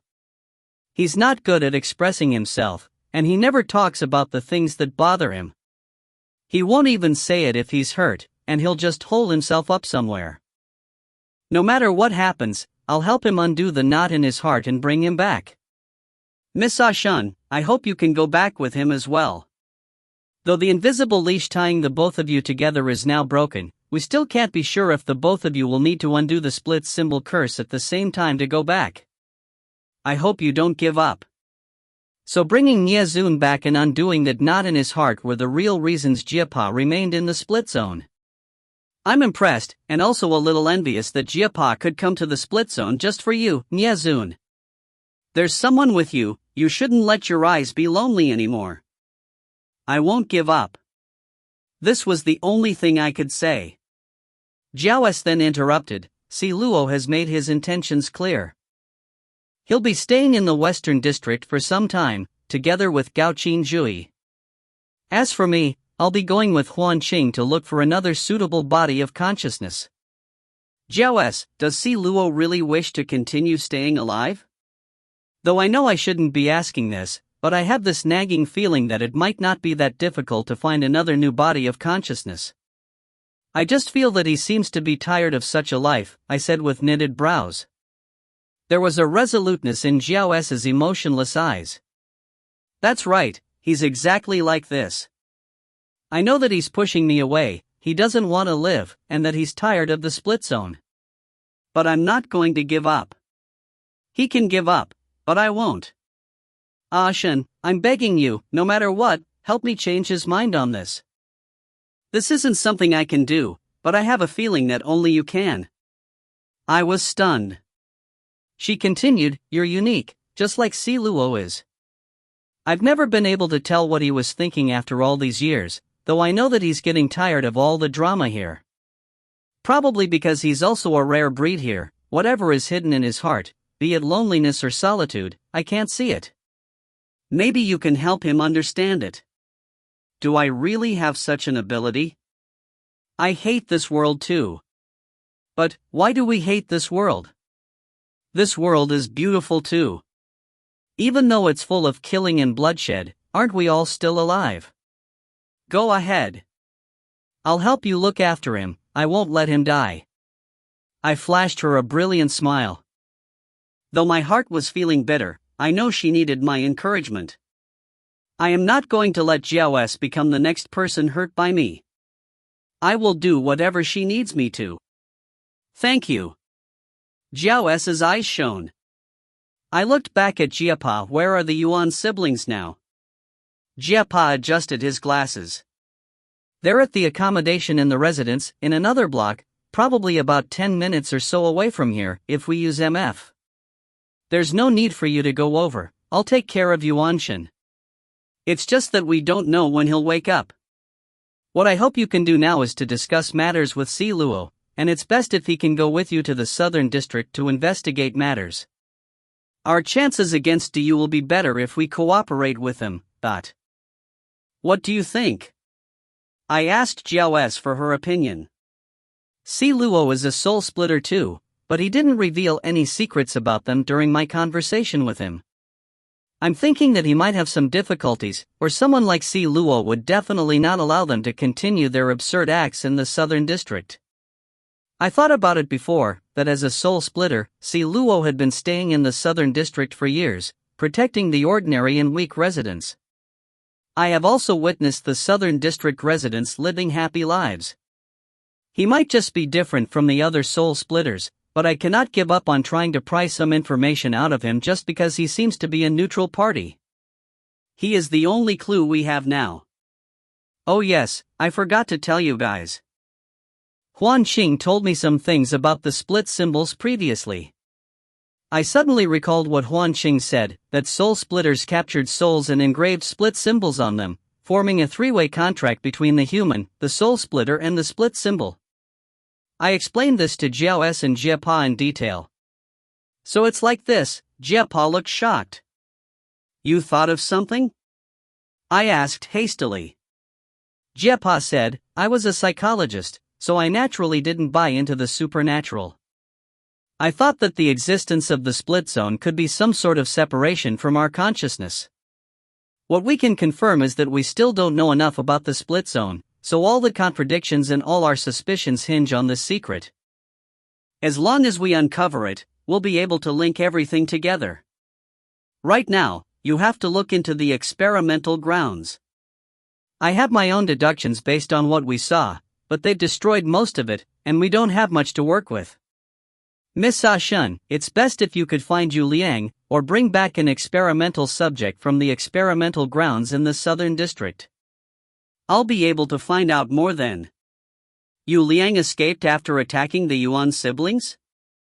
I thought of something else, and added quickly, Jia Pa, no matter what that experiment did to Yu Liang, you have to remember that he's a rational person, just like you.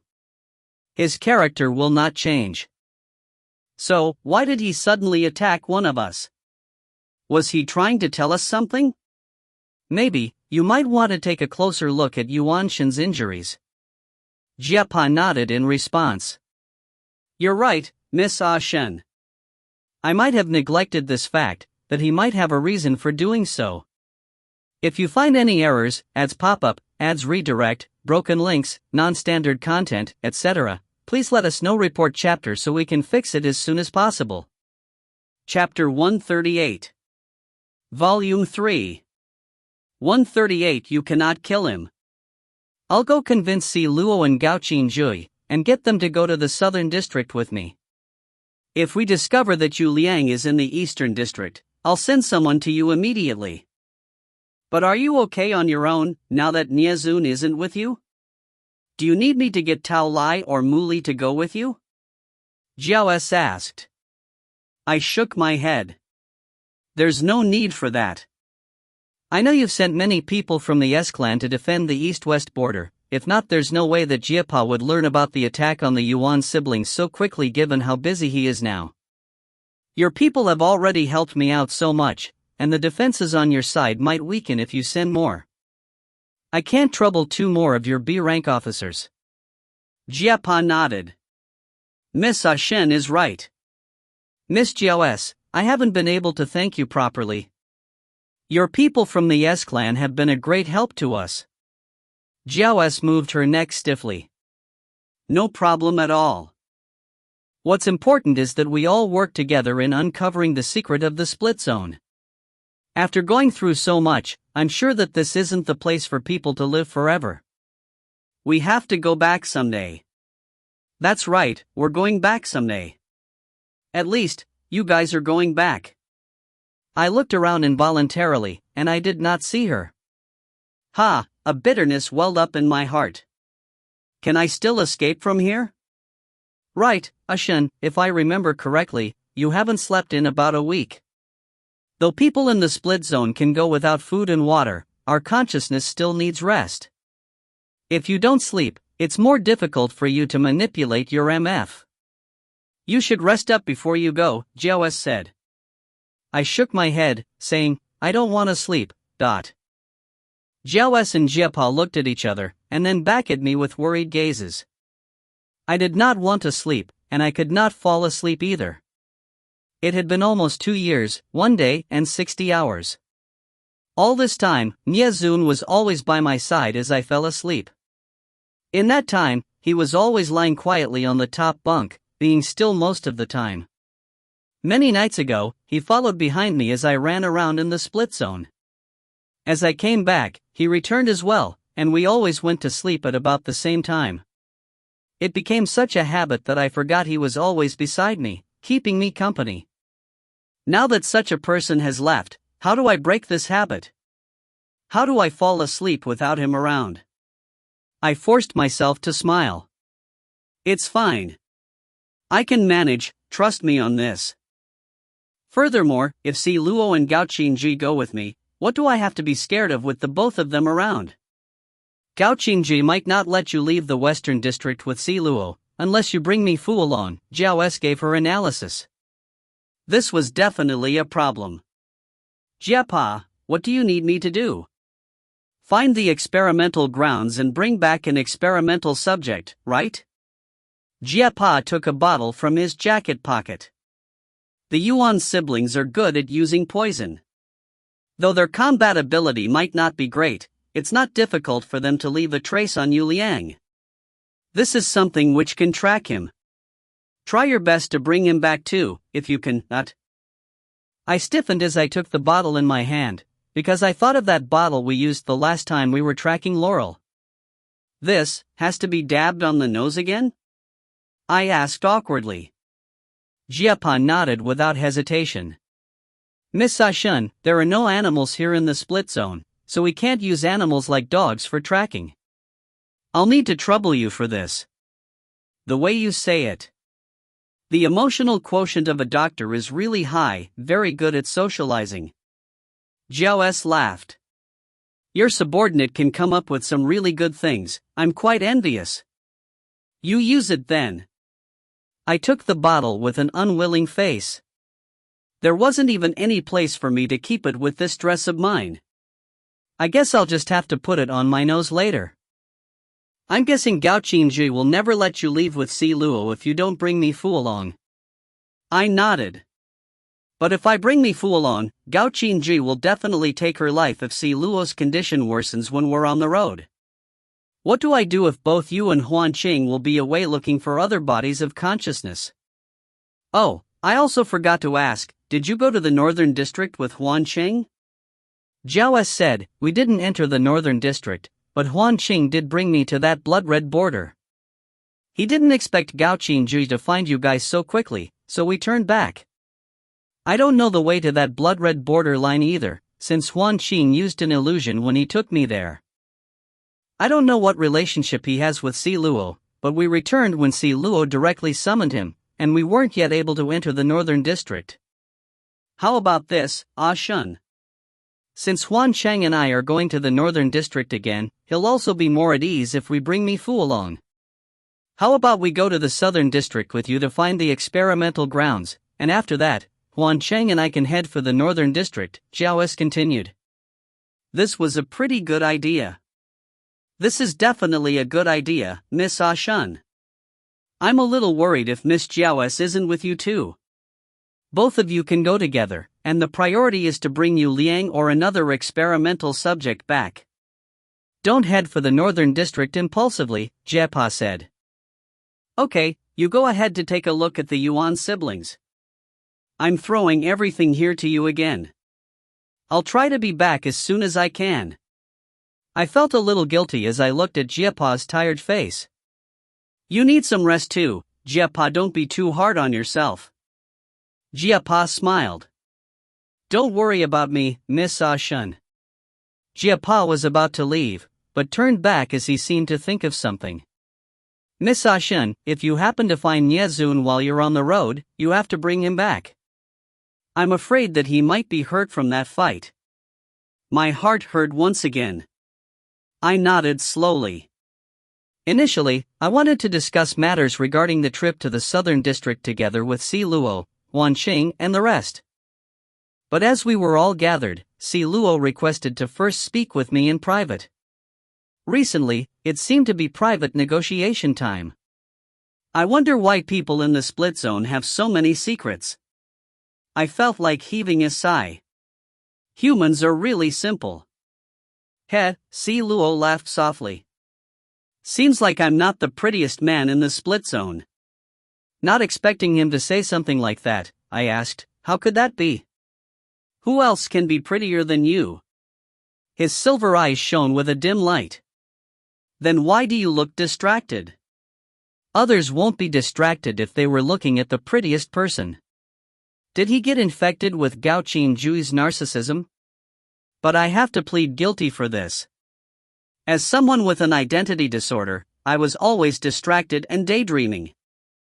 Though I have suppressed my other personality for years, my thoughts are sometimes going in different directions. This is also why I always have an inattentive and distracted look. Those who know me have gotten used to this as well. So it's not you, it's my mental illness. But I couldn't say something like this, it sounded too weird. I tried to change the subject. What did you want to discuss in private? Si Luo's eyes creased a little. To agree upon some conditions. These people are either trying to have a heart-to-heart or trying to agree upon conditions. What's wrong with this world? Li Shen, I know what's your curse after you activated your split symbol. Si Luo smiled casually. My face stiffened. He knew? There's a monster hidden in your heart. Raising his pale fingers, he pointed towards my chest. This is the reason why you are different in the split zone, and it's also the reason why my condition is improving. What? What has your condition got to do with me? Dazzling light shone through Si Luo's eyes. Li Shen, I want to ask 3 things from you. If you're able to complete them, I'll give you whatever you want. This was an attractive condition, but can you give me whatever I wanted? My instincts tell me that Si Luo was different from the ordinary person. I should not underestimate this man who was able to take people like Gao Qingjui and Rong Jin under his wing. The feeling Si Luo gave me was different from most. How he looked into my heart, how it backfired on him, how Li Qing respected him when she was alive, and now that I know he is a soul splitter, I had a feeling that he is the key to uncovering the secrets of the split zone. There had to be a particular reason that he could stay with the ordinary residents and protect them for so long. Thus, I said meekly, go ahead. Firstly, you can't kill Gao Qin, ever. Si Luo smiled, and a gentle warmness filled the corner of his eyes. My heart skipped a beat. Why did he say that? But taking a step back to think, he does have his reasons. Since I saw Gao Qingjui in his heart, I could tell that Gao Qingjui was very important to the Southern District Commander. He was probably afraid that I would insert my splitting key into Gao Qingjui's corresponding split symbol one day, and Gao Qingjui would then be forced to find another body of consciousness to survive. But he did not say this. I know Gao Qin very well, and I'm afraid that he'll do something extreme someday. If ever I'm no longer in the split zone, I hope you can stay by his side. If you want to leave, you can insert your splitting key into his split symbol, but he needs to be agreeable to it. I'm not asking you to stay here forever, because I believe that once I'm dead, he'll willingly let you insert your key into his split symbol to undo it. All I want from you is that, at that point in time, just do what he wishes for. I was confused. How is this not killing him? Isn't this killing him? If you find any errors, ads pop up, ads redirect, broken links, non-standard content, etc., please let us know. Report chapter so we can fix it as soon as possible. Chapter 139. Volume 3. 139. A complex and intricate matter. You're asking me to kill him, so how's that not killing him, ever?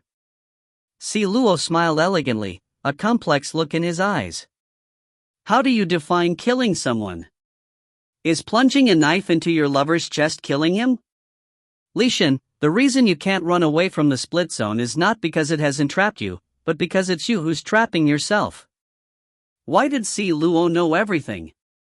Si Luo tilted his head, and his silvery hair brushed over his shoulders in a dazzling arc. Everyone knows how to talk about life's philosophies, but not many can practice what they preach, and that's the reason behind their unhappiness. Gao Qin is different, and I want him to be like me, to break free from these restraints and live life as he pleases. Undoing the split symbol on Gao Qin isn't killing him, but you'll truly be killing him if you refuse to do so. You need to keep him company on the road he wants to take, and not on the road that he should take. Though I still could not understand the real meaning behind Si Luo's words, another emotion welled up in me. I began to believe that Si Luo was an extraordinary person. It's no wonder so many people liked him. And the second condition? I did not understand the first one, so I'll just go on to the second one. Secondly, you need to get Jiao S to leave the split zone. You cannot leave before her. Either you send her away first, or both of you leave together. As Si Luo's pale lips moved, there was a desolate kind of beauty in his eyes. I could agree to this, because he was not asking me to leave. He simply wanted me to help Jiao S find her soul splitter and send her away. As long as I did not have to make a decision to leave the split zone at this moment, I could agree to this. On this, I have also promised Talai that I would never leave this place. Okay. I nodded. The third one? Thirdly, Si Luo looked out into the distance through the window, solitude flashing in those silvery white pupils of his. For what seemed like a long while, I stared at his beautiful profile. He then turned back and faced me with a bleak but beautiful smile. Thirdly, I want you to kill me. My brain felt like it just crashed. First, don't kill him. Second, take her away. Third, I want you to kill me. As expected of Si Luo. If I did not personally hear these with my own ears, I would never have thought of it. How can I kill you? Moreover, how do I even kill you? I frowned deeply. He smiled casually. This isn't important, and I'm not telling you to do it now. I just want you to promise me that if the time comes, and if you have the ability to kill me, don't hesitate if I ask you to. This, how can it even be possible? Firstly, I can't kill him with MF alone, and it's even more impossible to do it through split symbol since he's a soul splitter, and he isn't even my soul splitter. There's no effect on him if I stabbed him with my splitting key, so how do I even kill him? Or, did this mean he knew how to kill soul splitters? That can't be. Aren't soul splitters immortal? Isn't there only one way to die, if they don't manage to find another new body of consciousness after the previous one leaves? Right, do you? Do you is looking for a way to kill soul splitters, so does it mean? There's no need for you to think too much into this. I won't get you to sacrifice yourself, and you won't be hurt if that opportunity presents itself. You'll only benefit from killing me, and the only negative effects from killing me personally is that Gao Qin Zhuyan Jiao S would then probably doubt you. I don't think it'd just merely be doubt. I don't care anymore. Li Shen, I've lived for too long, and the only person who can kill me is you. So you have to agree to this. When I ask for it sometime in the future, you'll have to kill me. Si Luo's pupils seemed to dilate, and they were staring at me with a dim, white fog. No, don't ask that of me, I waved my hand unconsciously. I could not agree to this. How could I kill him when I think he is a good person, a soul splitter who is different from the rest? You can't refuse this, Li Shen. In the split zone, I'm the only one who can help you reach the northern district, I'm the only one who can help you find Niezun, and I'm the only one who can help you defeat the one you want to beat. Si Luo laughed maniacally, but there was steadfastness in it. I opened my eyes wide. Apart from that one line, I could not hear anything else. You can help me find Niezun? Si Luo smiled. Only I can. It felt like we were looking at each other for a long time, and I finally could ensure that he was not bluffing, that what he said was the truth. If Si Luo said this, I have to reason to believe in it. If I agree, I'll need to kill him when he asks me to. If it's like this, was it worth it for me to agree? Can I really kill him when that day arrives? I'm afraid I might not be able to. Though I'm a monster, I'm no grim reaper who takes the lives of others without even blinking an eye. Don't reject it so quickly. Take some time to think about it, but you'll have to give me an answer eventually. Alright, I'll be going to the southern district together with Gao Qin Zhui and the rest. I know about the experimental grounds you guys were talking about, so I can bring you lot there, and also to look for your friends. Si Luo was still smiling, but it just did not feel genuine. I kept my eyes on him. You knew about that already? Why didn't you stop it then? Though you haven't been well, you've been the Southern District Commander for so long and protected those weak residents even as a soul splitter. Judging from your personality, I don't believe that you'll allow somebody like you to conduct her cruel experiments and hurt others in your territory. I wasn't aware of it initially, but after I learnt about it, it wouldn't make much of a difference whether I interfered or not. Furthermore, I can't act on impulse when it comes to do you. Why? You can look at it like it's for Gao-Qin, but this isn't important. What's important is that, are you still going to waste more time here now that I'm willing to take you to look for your friends? Si Luo's smile remained, but his pale eyes had a sort of icy glint to it. He looked like a noble immortal with a cold cruelty. The blood-red crescent moon on his forehead was a bright contrast to his pale, white eyes. It made him look like he was the world's most noble and classy individual, and it made others voluntarily bow down to him. Seems like there is no use in continuing the discussion. I might have already gotten the best answer I could get. Let's go, back to your Southern District.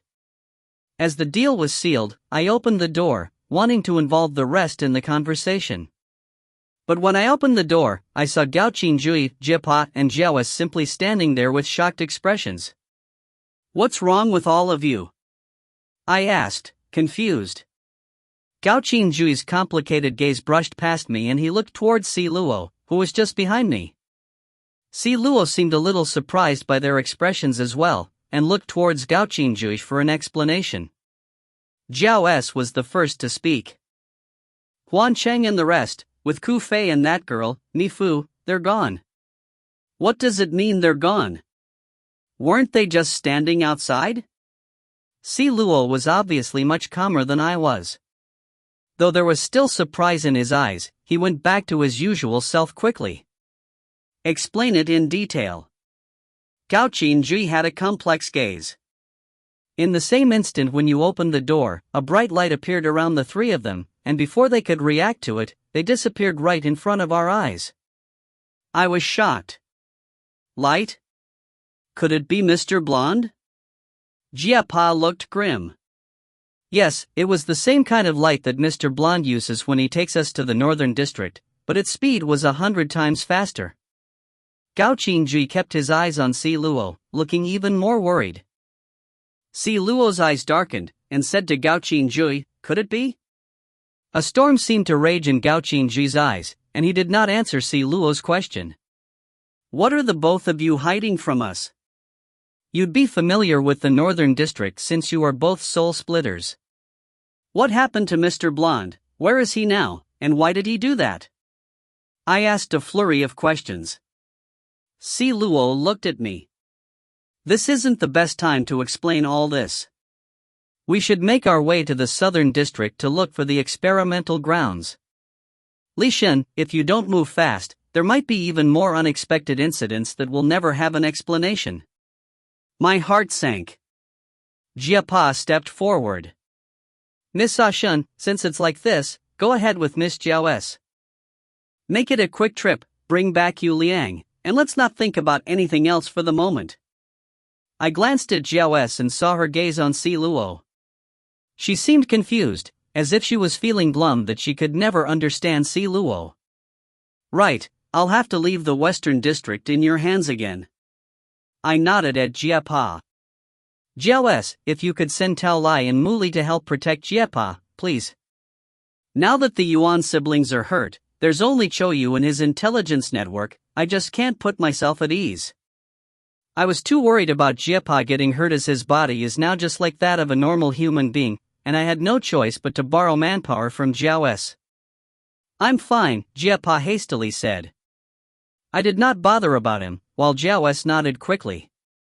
Not an issue. I'll contact them before I go. Don't worry, I still have Feng, Hua, and Lei, and they'll help me take care of Guan Ye and safeguard the Eastern District. I'll send both Tao Lai and Muli to help protect your intel. I nodded. Thank you. I caught a glimpse of the slight change in Gao-Qin Jui's face. It was probably because Jiaoes mentioned Guan Ye. If you find any errors, ads pop up, ads redirect, broken links, non-standard content, etc., please let us know. Report chapter so we can fix it as soon as possible. Chapter 140. Volume 3. 140. The Walls Have Eyes. I only left the Western District with Si Luo and Jiaos after Tao Lai and Muli arrived and finished discussing matters with Jiepa. We ran at moderate speed, since Si Luo did not seem to like rushing. The silence throughout our journey made me a little gloomy, and I felt that the combination of our team was rather weird. Jiaos and Si Luo, and Gao Qingjui and I. No matter how we are grouped, it seems quite shocking as long as the four of us were together. Gao Qingjui had a cold expression throughout, probably because he always had a hostile attitude towards Jiaos, or maybe because Mifu's sudden disappearance made him worry about Si Luo's condition. Someone in the group finally spoke after we passed the Western District and reached the border forest in Jiaos's Eastern District. It was Si Luo who spoke.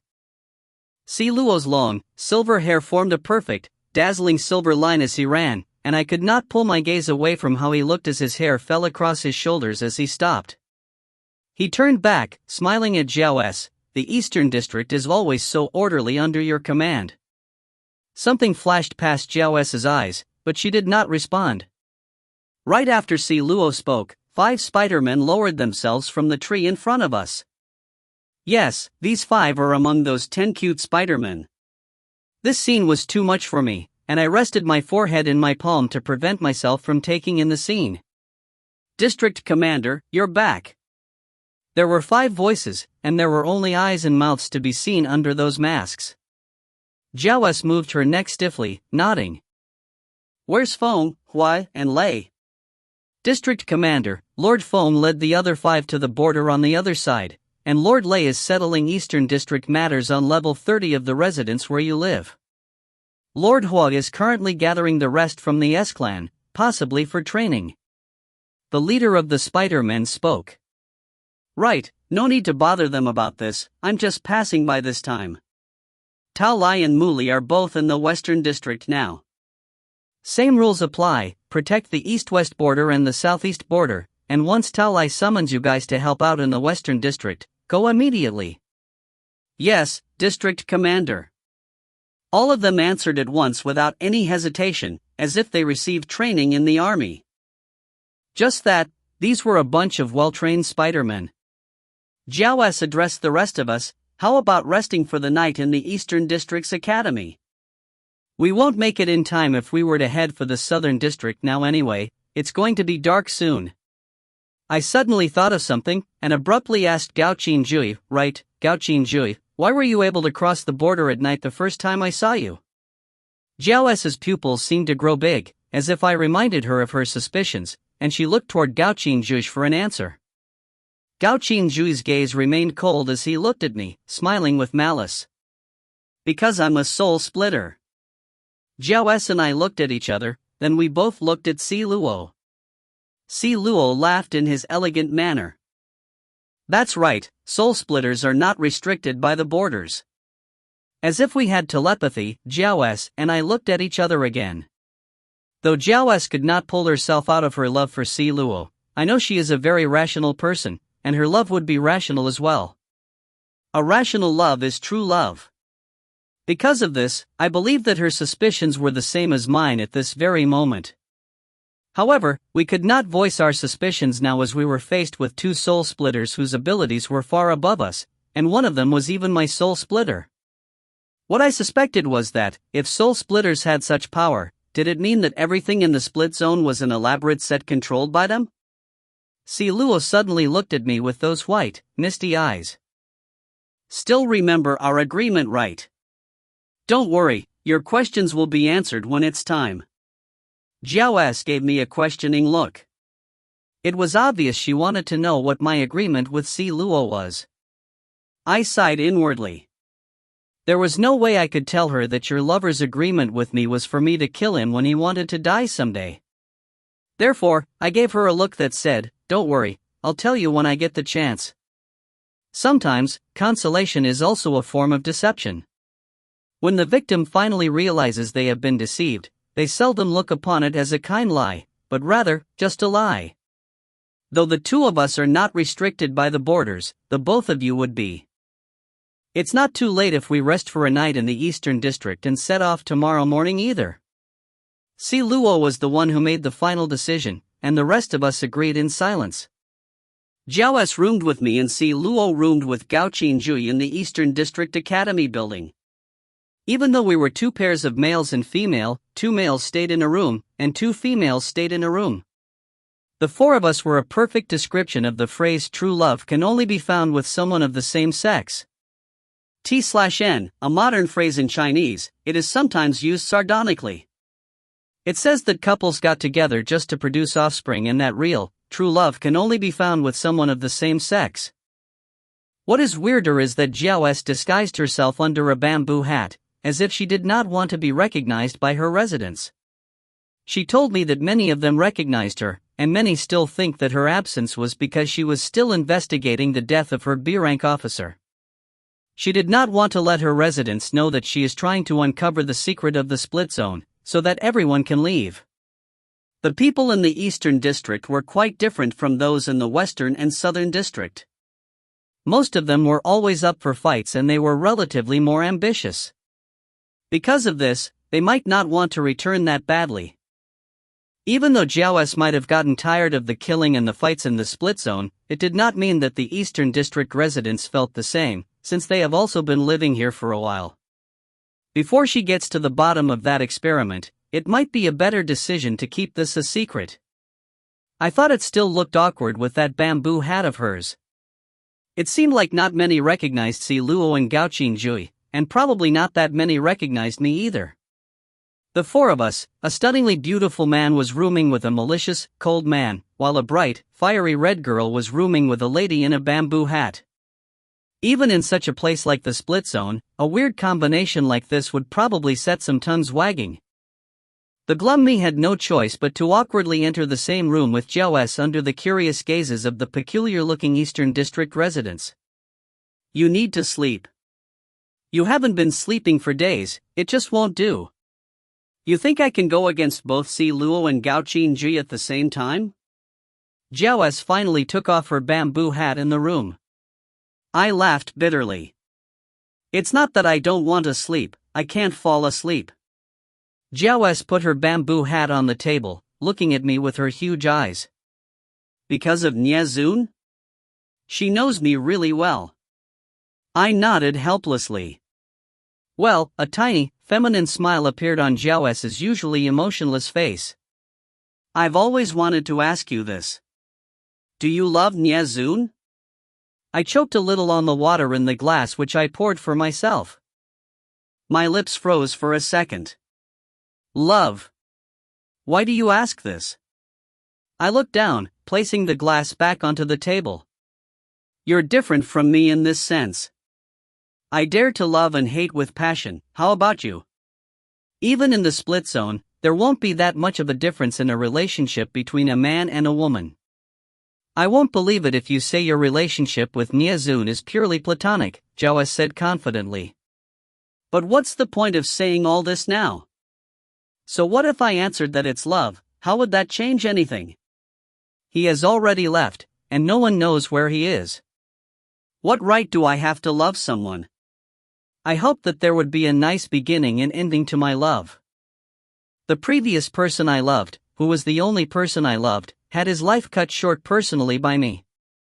I ended that love. For someone who couldn't even solve her own mental problems, how do I even begin to think about who I love just like other normal women? My love for Gao Qi isn't dead either, so where do I even begin talking about falling in love with somebody else?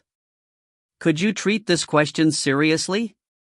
Jiao S looked me in the eye. I smiled. This suggestion isn't great, you might as well suggest for me to force myself to fall asleep. Jiao S looked me up and down a few times before finally smiling. Maybe your suggestion is better.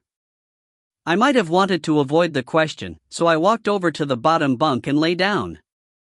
My heart skipped a beat when Jiao S went up to the top bunk.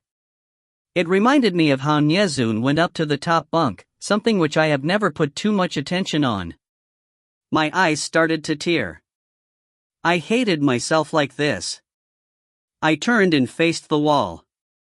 I thought I would be able to sleep for the first time after being separated from Nyezun after a long time of staring at that white wall, but that did not happen. After a few moments of stunned silence, I cried out, still facing the wall. Ah! I got down from the bed and stood up, keeping my eyes on that particular spot in the wall I was previously looking at. What's wrong? Jiao S jumped down from the top bunk and walked over to me. I pulled on her sleeve. Is your academy building haunted? She waved a palm in front of my face. What are you talking about, Li Shen? This is the split zone. Where do you find ghosts here? I pointed at the wall in a daze. That wall. It's there, look.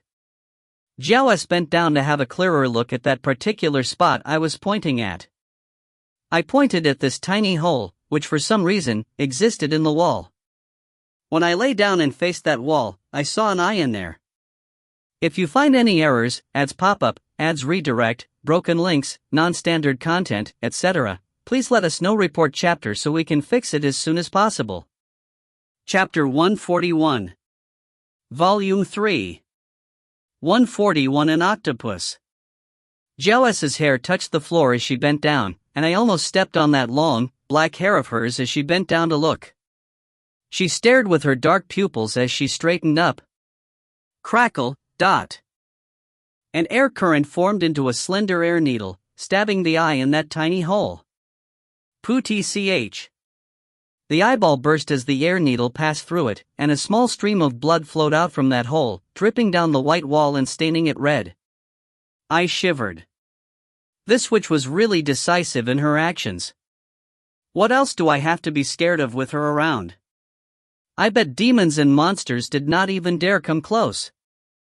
Jiao S cracked her neck, saying to me, let's go and check out the situation beside. Si Luo and Gao Qinjui were in the room on the other side. I took another look at that wall, and I swear if there was a hole in their room, I will be sticking my eyeball in to check if they were gay. With a loud crash, Jiao S kicked open the door, causing many to stick their heads out to see what was happening. Jiao S already went in, and I was left standing outside awkwardly while everyone else thought I was the one who kicked the door. Gao Qinjui then opened the door and looked at me coldly. What are you doing when it's already dark? I shot him a look, trying to signal that there was someone weird in this room. Gao Qinjui did not get me at all, and he banged the door close after giving me an irritated look. Anger welled up in me, and I could hear Jiao S's voice as I trembled with anger. What monster dares trespass into my eastern district? I went into the room quickly to take a look. I was startled by the sight. A giant octopus was on the window. Oh, no, it was an octopus man. It was not exactly an octopus, but it had tentacles like one. The person had a twisted body, and he stuck to the window in an S shape. He looked very spooky against the backdrop of the black night outside. There were 4 tentacle-like limbs which stretched out from the 2 ends of his twisted body. They looked like arms and legs, and they were more than 3 meters long, stretching all the way to the walls on both ends. The ends of the tentacles looked like conical drills, and they were embedded into the walls. There was only one tentacle knot in the wall. There was a bloody hole in the wall, and that was the exact hole we saw in our room. That particular tentacle had something like a broken eyeball on its end, and the other tentacles were still drilling their way into the walls, as if they would go through any time. I shivered. An eyeball on a tentacle and it could still drill through walls? Just how strong was that eyeball? Probably nothing but Jiao S's air needles could break it. This scary thing, which was probably a man, had a kind of twisted expression on his soulless face, and he had this very long tongue with spikes all over it. What the heck is this? Gao Qinjui's icy voice sounded behind me. You scared me. I turned back and stared at him. He raised his brows. When were you ever afraid of these things, Li Shun? You're so close to Jiao S, isn't she and her S-clan even more frightening when they transform? That was quite the sarcastic remark on Jiao S. Jiao S ignored Gao Qingji completely and kept her eyes on that octopus man on the window. Spit it out. Who are you? A creepy smile appeared on Octopus Man, wrinkling his already creased face into a ball. He did not respond after that creepy smile, but he went straight for Jiao S as he raised the tentacle with the eyeball previously broken by her. A sharp gaze appeared on Jiao S's eyes, and the air started crackling and freezing. Numerous air needles formed behind her in that sheet of air she formed, and it flew towards the tentacled monster, but that tentacle which was going for Jiao S was extremely agile, dodging many of the air needles by twisting and turning.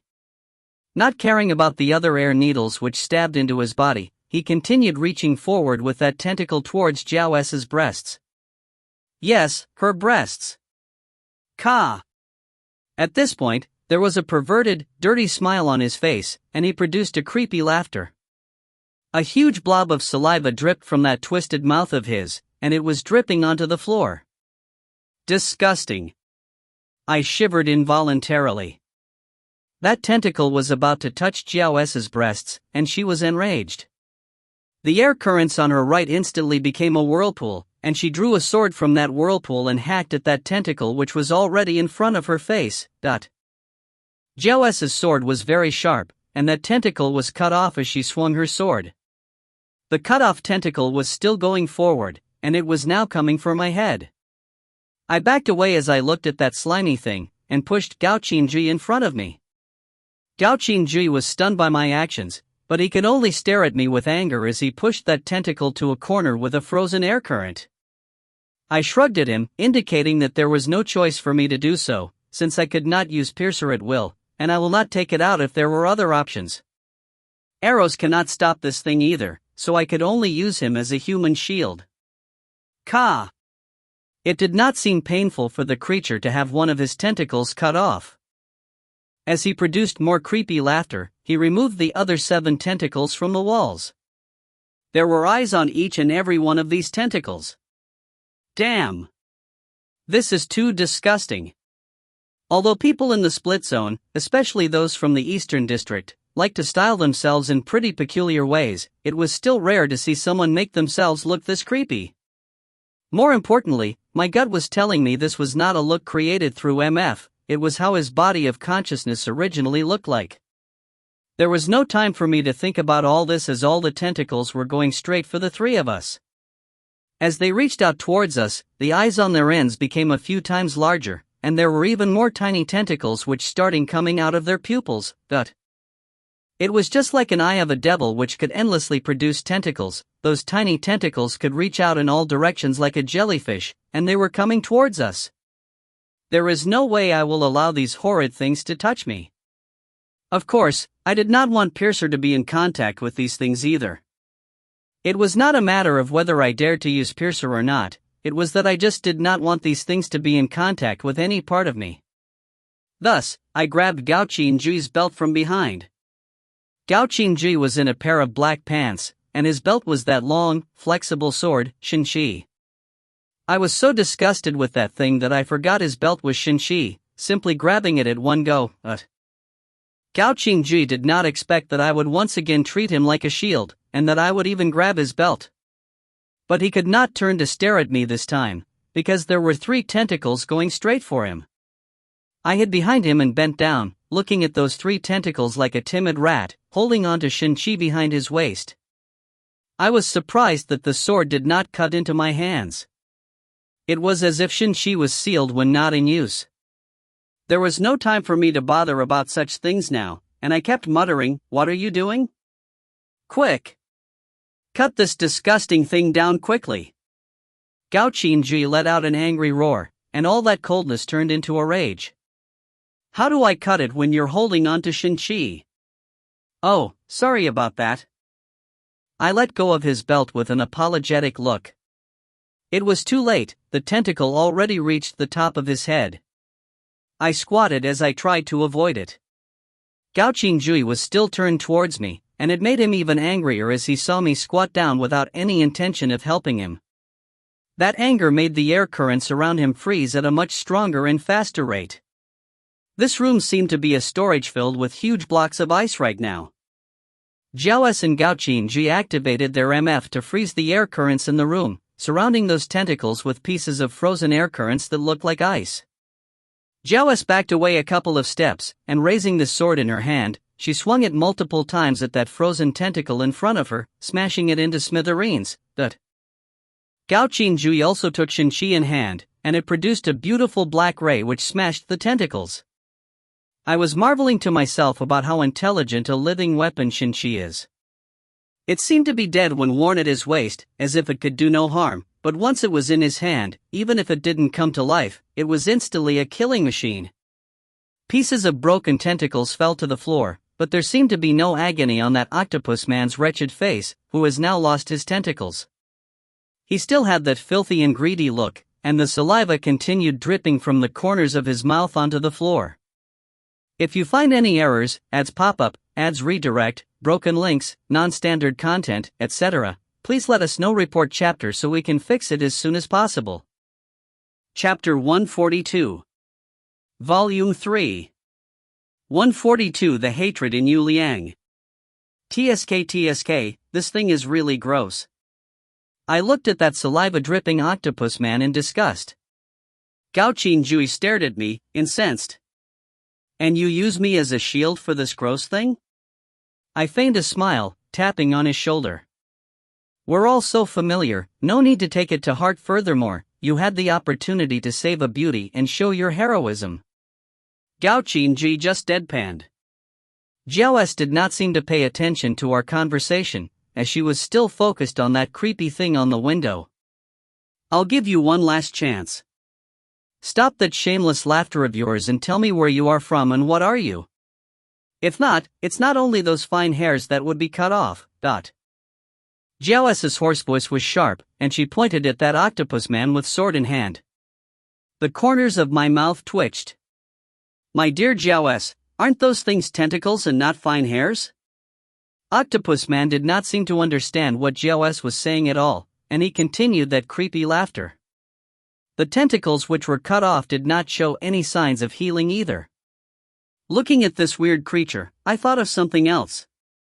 I recalled the time when Li Cheng and us attacked that basilisk campus a long time ago.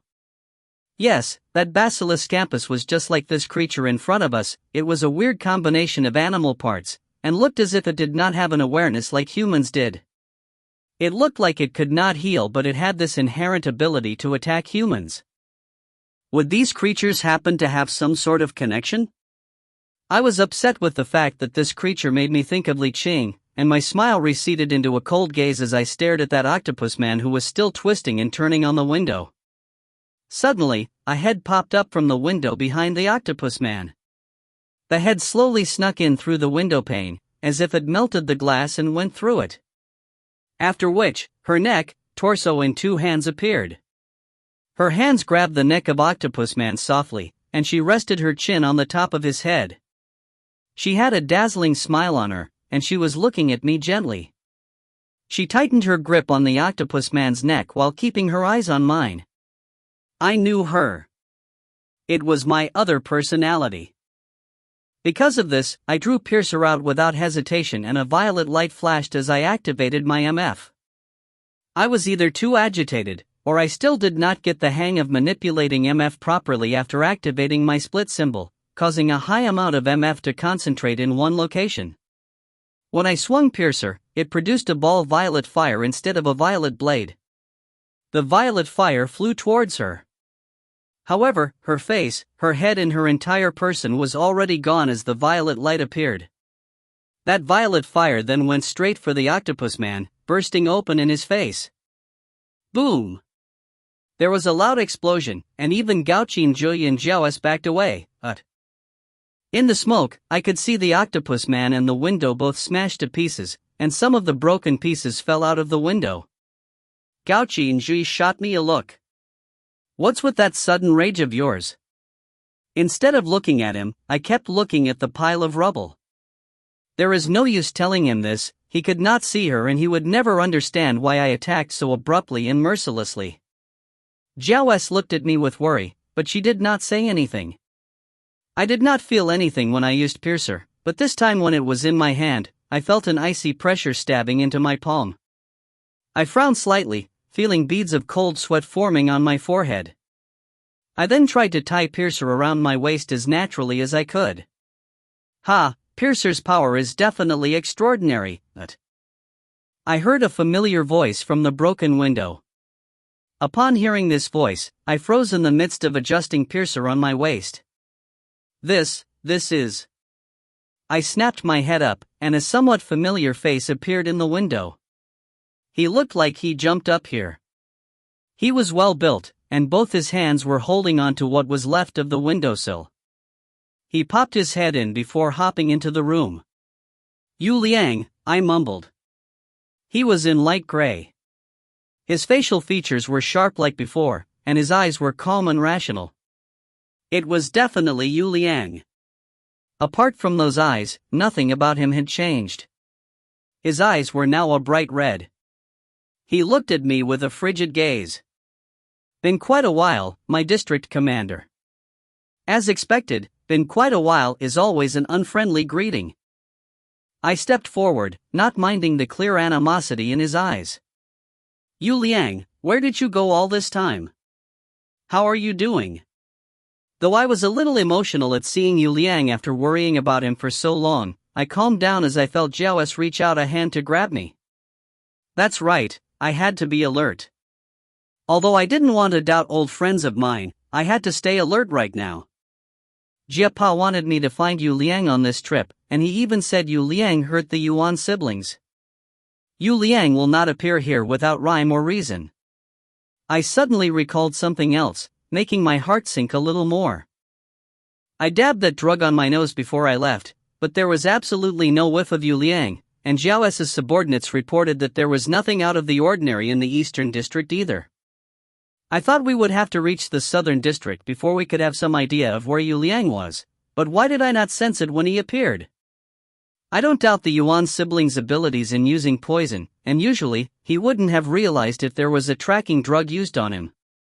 There wouldn't be any problems with Jiapa's drug, so why did I not sense anything at all if Yu Liang is here? Just what is happening? How am I doing? Do you think I'll be well without Song Lu? A cruel smile appeared on Yu Liang's face, and there was undisguised hatred in his eyes. Though there were many things I wanted to ask, I could not say anything at this moment. The hatred in Yu Liang was very visible, and I could totally understand and accept this hate that was directed at me.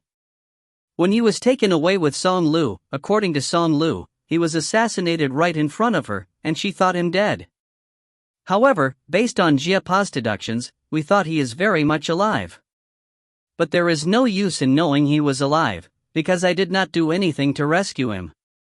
Though Jiapa has been sending people to look for him, it was never successful. More and more incidents occurred, and I kept losing the friends around me. Up until the point where Old Man Fan turned into stone, these things kept happening one after another, and I just did not have the time to clear my mind and think about things properly, much less do anything about these things. Though these are excuses, this is still the split zone. We cannot even protect ourselves well, so how do we even begin to protect others? My heart was bitter. I was really an unqualified district commander. Not only did I not have the ability to protect them, I didn't have a calm and clear enough mind to analyze the situations they were facing. All the pain Yu Liang experienced in this time was brought upon by me. When you said he was still in an experimental barrel in the Southern District, there was nothing I could do even when I was mad and in agony about it. Even now, when I am looking for him, I didn't even realize it when he appeared in front of me. If I look for him, I can't look for Song Lu. Even if I could save him, others like Song Lu, Old Man Fan, Laurel, and more, were still waiting to be rescued. And also, Huan Chang and the rest who just disappeared without a trace. Not to forget Niazun, who is also missing. I keep losing the people I care about as I lived here in the split zone, but my powers are limited. Before even looking for them, I might already be in danger myself. What is the purpose of my existence then?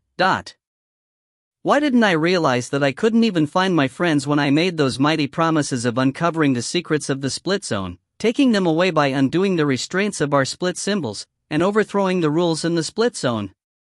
Even though things were in dire straits, even though it looked like it could only get worse, even though I might lose even more people, I cannot give up as long as there is still one person by my side, right? I'll really not be able to get any of them back if I give up. My thoughts were in a mess and my heart was in a dilemma, but I have finally sorted them out as I met Yu Liang again after such a long time. That's right, I can't give up, no matter how bad the situation is. I searched high and low, only to find Yu Liang where I least expected to. I said calmly, "You've changed a lot in this time, but is this the reason you're treating me with such hostility? If you're referring to Song Lu, let me tell you, I'm also looking for her.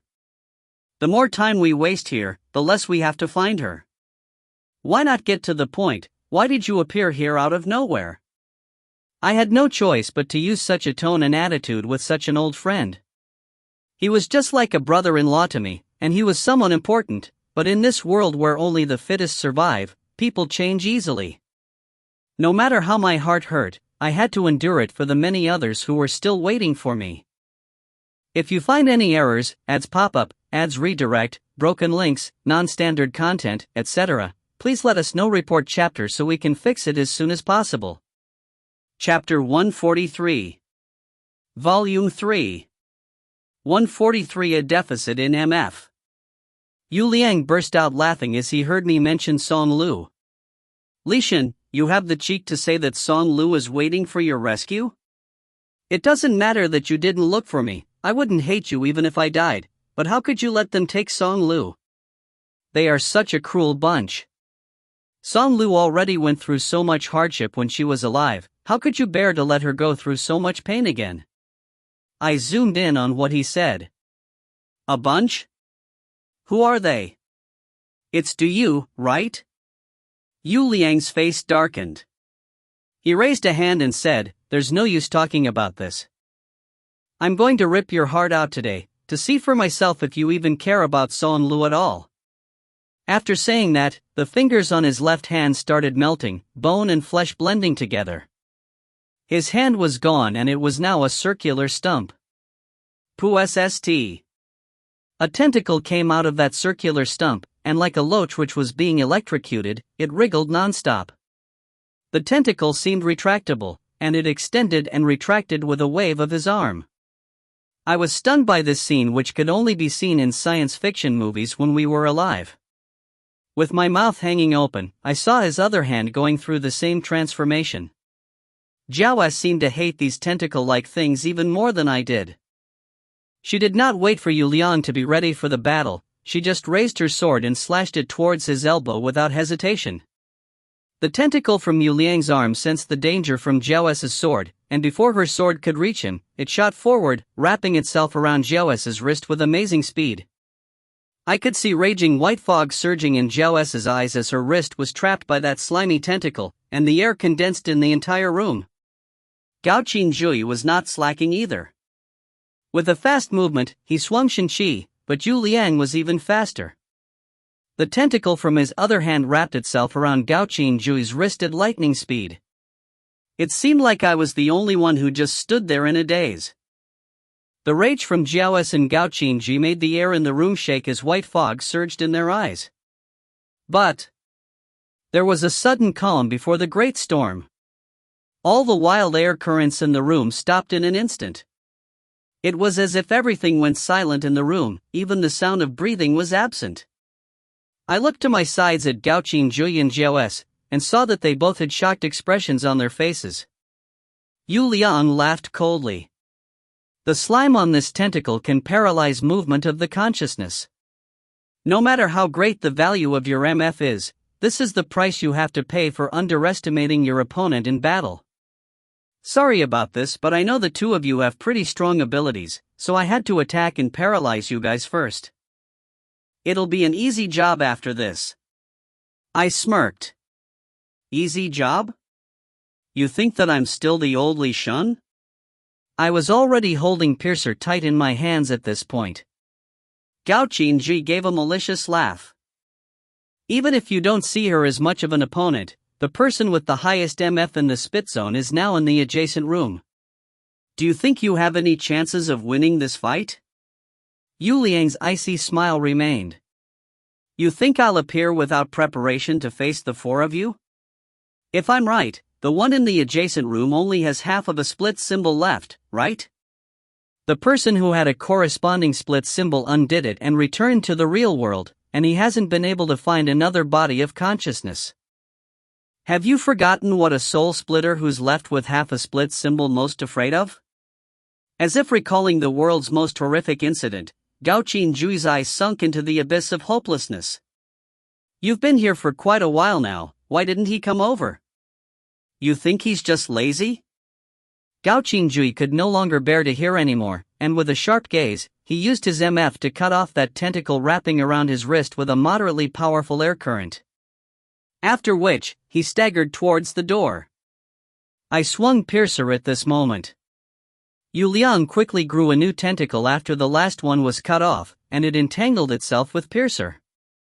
Gao Qingjui's gaze seemed a little unfocused, probably because of the powerful effect of that paralyzing slime, but I looked at him anxiously, but I could not stop him from using the last of his energy to exit the room and look for Si Luo in the other room. Jiao S was now seated on the ground, paralyzed, and her sword dropped to the floor with a clang. Her eyes were also beginning to lose focus. What drug did you use on them? I said coldly. At the same time, I tried to use MF to stimulate Piercer, so that it will come alive. Yu Liang gave me a cold look. The name of this slime on the tentacle is Intoxicate, and it takes effect in just a few seconds. Everyone who gets into contact with it will lose their awareness and be unable to freely use their MF. I tightened my grip and used more than 20 MF on Piercer, trying to get it out of the restraint that was Yu Liang's tentacle, but I felt a sudden chill in my palm. I had a bad feeling. Piercer glowed with a violet light, and a bone-chilling cold invaded every inch of my body. Piercer is trying to take control of me. I heard a cold, evil-sounding female voice in the back of my head say, "You think you're worthy?" I had no time to think about what these words meant. Using my left hand, I drew an arrow and stabbed my right arm with it. Poo-sst. Blood sprayed out, and the pain-inducing agent that was on the arrow attacked my senses. The immense pain countered Piercer's horrible chill, and I could move my wrist again. Violet light appeared in a thunderous strike. There was no stopping the attack, and Yu Liang's tentacle was being burnt, but Yu Liang did not rest, and the tentacle from his other hand let go of Jiao S. As the tentacle let go, Jiao S collapsed onto the floor, and that tentacle was charging straight for me. It was as fast as lightning, I could not dodge it. In an instant, a sudden bright light engulfed the entire room. My vision turned hazy, and it was no longer the scene in the room. Crash! Boom! It was an ocean with roaring currents. I thought of who it was almost immediately, and a figure appeared in the air. Guan Ye was pale, and he looked almost translucent, as if it was extremely difficult for him to maintain this illusion. I was standing on a rock, and Yu Liang was standing on a similar rock not far from me, Si Luo was lying on a rock to my left with his eyes closed, and beside him was Gao Qingjui, on all fours due to paralysis, who kept trying to wake Si Luo. Jiao S was lying at my feet with a lost look and wide-open eyes. The floating Guan Ye's sorrowful gaze landed on Gao Qingjui's figure. I sensed that you were in danger and I rushed over. Even when I'm trying my best to help you and using so much of my MF, you still only look at him. His voice was soft and light, and it almost could not be heard amidst the roaring currents in the ocean, but I could hear it. Yes, Guan Ye was in the Eastern District. He returned to the Eastern District after being wounded in that battle. He probably already discovered that Gao Qingjui arrived in the Eastern District, but instead of showing up, he just observed Gao Qingjui from afar. Gao Qingjui seemed to have also heard Guan Ye's voice, as he seemed to spend a great deal of effort to turn back and look at Guan Ye. There was immense guilt in his eyes, but his lips were arched in a way that did not show any regret. This was his decision, and he would never regret this. Guan Ye gave a beautiful and heartbreaking smile, endless sorrow reflected in his eyes. Turbulent waves rocked the ocean. Yu Liang's tentacles were healed now and they were charging towards me. Piercer was thrown to the side, and I lifted both hands as I focused my MF on them. Making use of the illusion, I focused MF on my two hands, and as I raised my arms, and the water from either side of the rock I was standing on rose to form two pillars. I put my hands together, and the pillars of water slammed together, creating a complete screen of water in front of me, blocking Yu Liang's tentacles which were coming toward me. I gritted my teeth and used 10 more MF on my hands, and clasped my hands as if in prayer. The screen of water receded, turning into a giant pillar of water which charged towards Yu Liang, throwing him back some distance. He flew as the pillar of water hit him. The rage in my eyes could no longer be hidden, and I focused all my MF on my hands. The floating Guan Ye was still translucent, and his sorrowful eyes were still on Gao Qingjui's figure. He suddenly spat a mouthful of blood. Crash! As the blood sprayed onto the ocean, it started to shake. Not good. The illusion was about to be broken. The water beneath my feet was still roaring, and the pillar of water I was controlling with my MF tilted to the side. Yu Liang wanted to avoid my attack, but the rock beneath him was smashed by a wave of Guan Ye's hand. His other hand lifted towards the sky, as if he was attempting to join forces with me to defeat Yu Liang before the illusion broke. Seawater rose up high as he raised his hand, and it crashed towards Yu Liang. But Guan Ye's gaze looked unsteady, and he spat out another mouthful of blood. It was obvious that his MF was greatly damaged in the previous battle, and he was forcefully using his MF to maintain this illusion. Such a method puts extra pressure on MF, and it will just cause more damage to the consciousness. I gritted my teeth and tried to activate the MF I had left. Before this attack ends, I would not be able to regain all that MF. But as I was trying to focus all my MF, darkness blanketed my eyes, and it felt as if I was going to fall backwards. If you find any errors, ads pop up, ads redirect, broken links, non-standard content, etc., please let us know. Report chapter so we can fix it as soon as possible. Chapter 144. Volume 3. 144. Hanging on to life. A feeling of extreme unease enveloped me, and in a second, I realized why it was so. As a body of consciousness, my MF was already weakened since I did not sleep for days on end. Just like a tightly strung bow, I was forcing myself to use my MF almost to its breaking point. Using such a high amount of MF so suddenly pushed it further towards its breaking point, and while I forcefully used what was left of my MF, my consciousness started to crumble. There was nothing but darkness around me, but I was still able to make out their shadows in this infinite blackness. I felt Guan Ye's illusion falling apart, and with fresh blood staining his chin, I saw his translucent body looking like a shredded paperman, slowly floating down towards Gao Qingjui. Gao Qingjui seemed to be trying to reach out to him, but no matter how hard he tried, he could only move a single finger. Jiao S could not move an inch. She was totally immobilized and could only stare up into the air with her huge eyes as she lay on the rock. Yu Liang did not give up on his attack even when the illusion was already falling apart. However, a dark shadow suddenly appeared behind him. That shadow felt familiar, and I tried to remember where I had seen it before. I kept staring at it, but I just could not get a clear focus on it. I felt a horrible pain at the back of my mind, and I knew at this moment that I had used up all of my energy. I lost my consciousness at this point. This is called a butterfly kiss. I heard a familiar and enchanting voice. My eyes snapped open. I was dreaming. I was not able to participate in this dream probably because too much of my MF had already been used up. I could only look on as an audience. I was trying to tell myself to wake up from the dream. There was no spare time for me to be dreaming right now.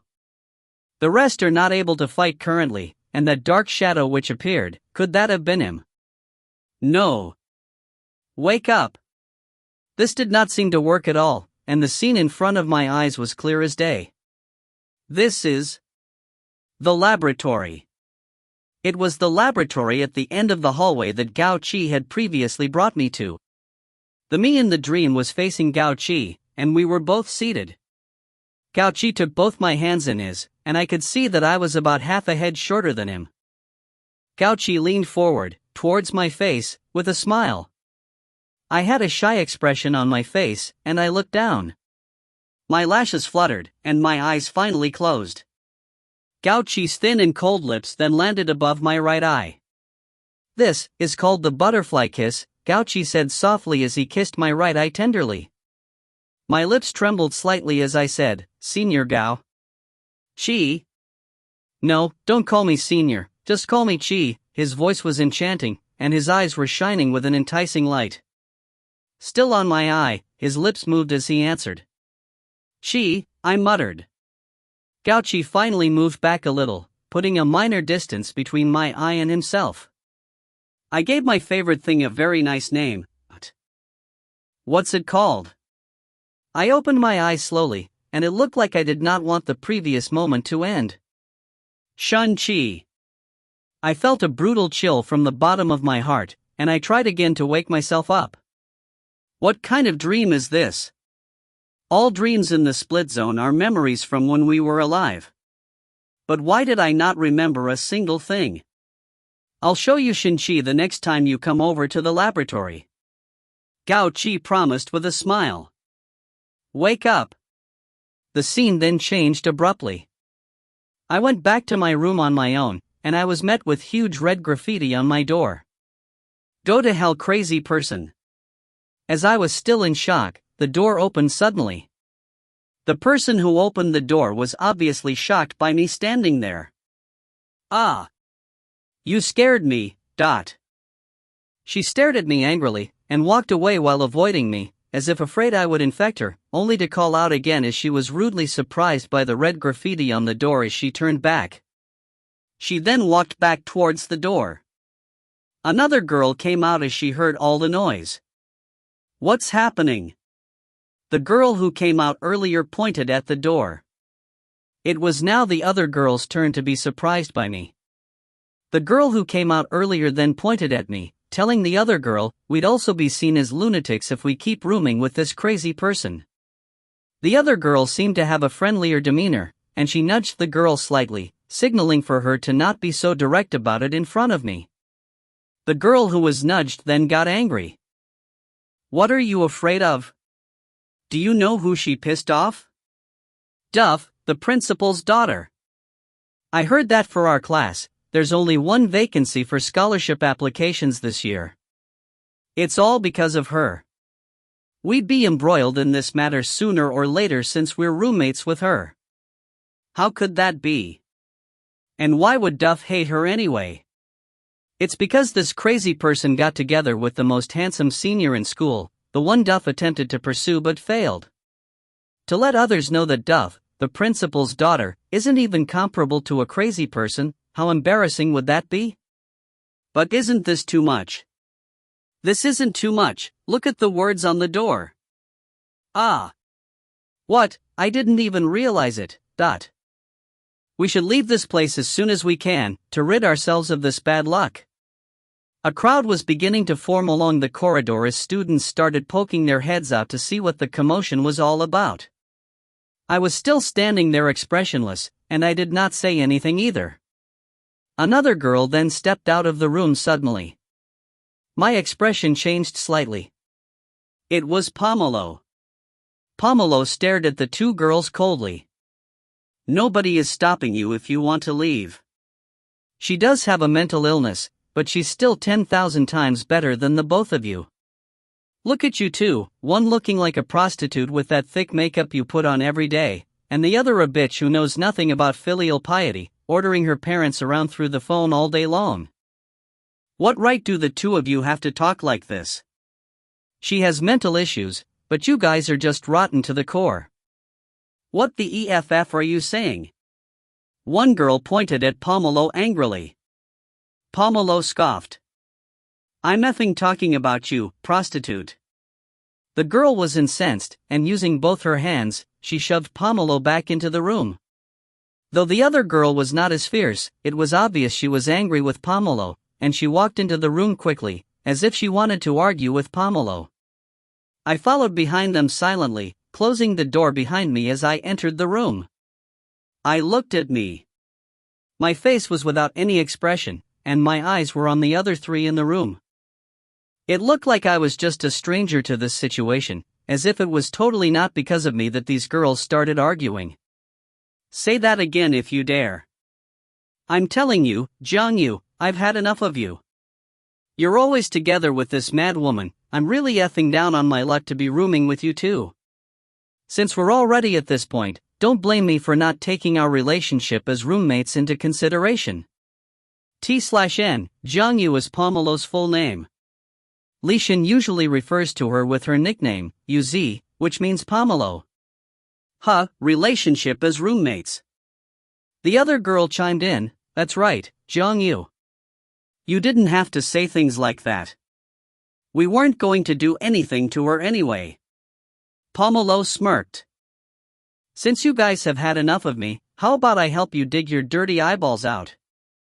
No need to be in a rush to tell me what to do, I haven't even ripped your faces out yet. Fuck you, this bitch is really in need of a beating. One of the girls was enraged at this point, and she was ready to throw a chair at Pomelo. Anger usually makes a person stronger. That chair was already light to begin with, and it made a whooshing sound as it was lifted up. I stepped forward to be in front of the girl, shielding Pomelo behind me. Pomelo looked shocked for a brief moment, but in an instant, cruelty appeared in her eyes. The chair crashed onto my back, and I let out a muffled cry while my eyes remained cold and calm. Pomelo pushed me away, and grabbing a thin shirt hanging on the chair to her right, she started walking quickly towards that girl who threw the chair on me. She pushed the girl onto the floor, and got on top of her in a flash. The shirt was pulled into a long string, and she was starting to strangle the girl by the neck. The other girl was so shocked at the scene that she did not even call out.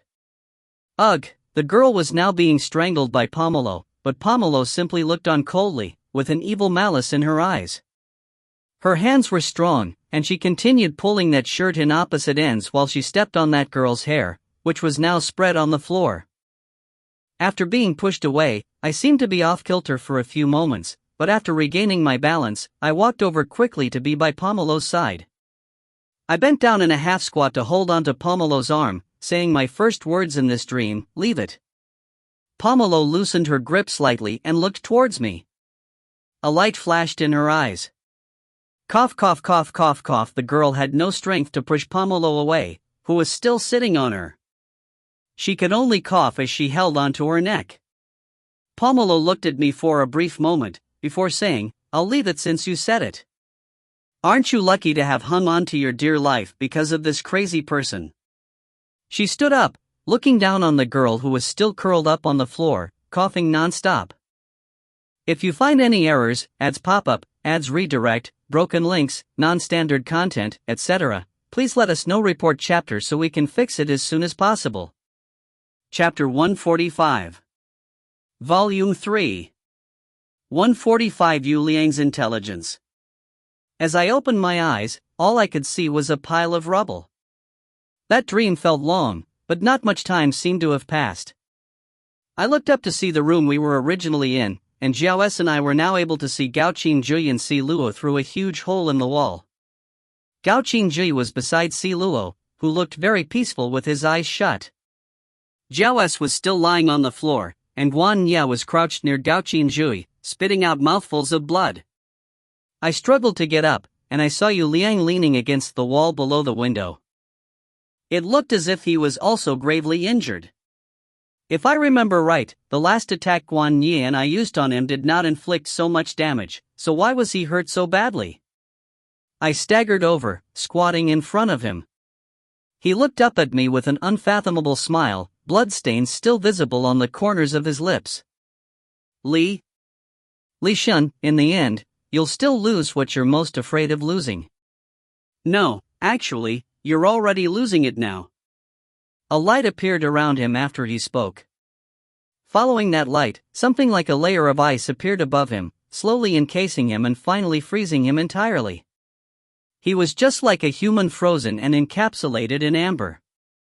I touched that ice, but instead of feeling chilly, it felt like something at room temperature. His eyes were still open. This is the split freeze. This is when one focuses all the remaining MF into the split symbol, using that energy to freeze everything around one's body. It's a defensive method where one encapsulates oneself within a protective layer. Guan Ye explained with difficulty. There was a look of hopelessness in those upturned eyes of his. I was rather worried about him, and I rushed over to his side, trying to support the wobbly Guan Ye. Are you okay? You look seriously hurt. Guan Ye leaned on my shoulder, like a sickly female, but I could see the burning passion in his eyes, which were looking in Gao Qingju's direction.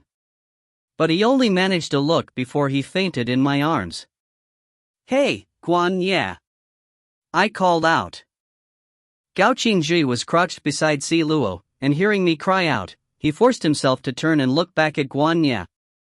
Ugh, Jiao suddenly made a sound, but it looked like she was still paralyzed. I took another look at Guan Ye. He had lost all consciousness and I could not do much for him right now.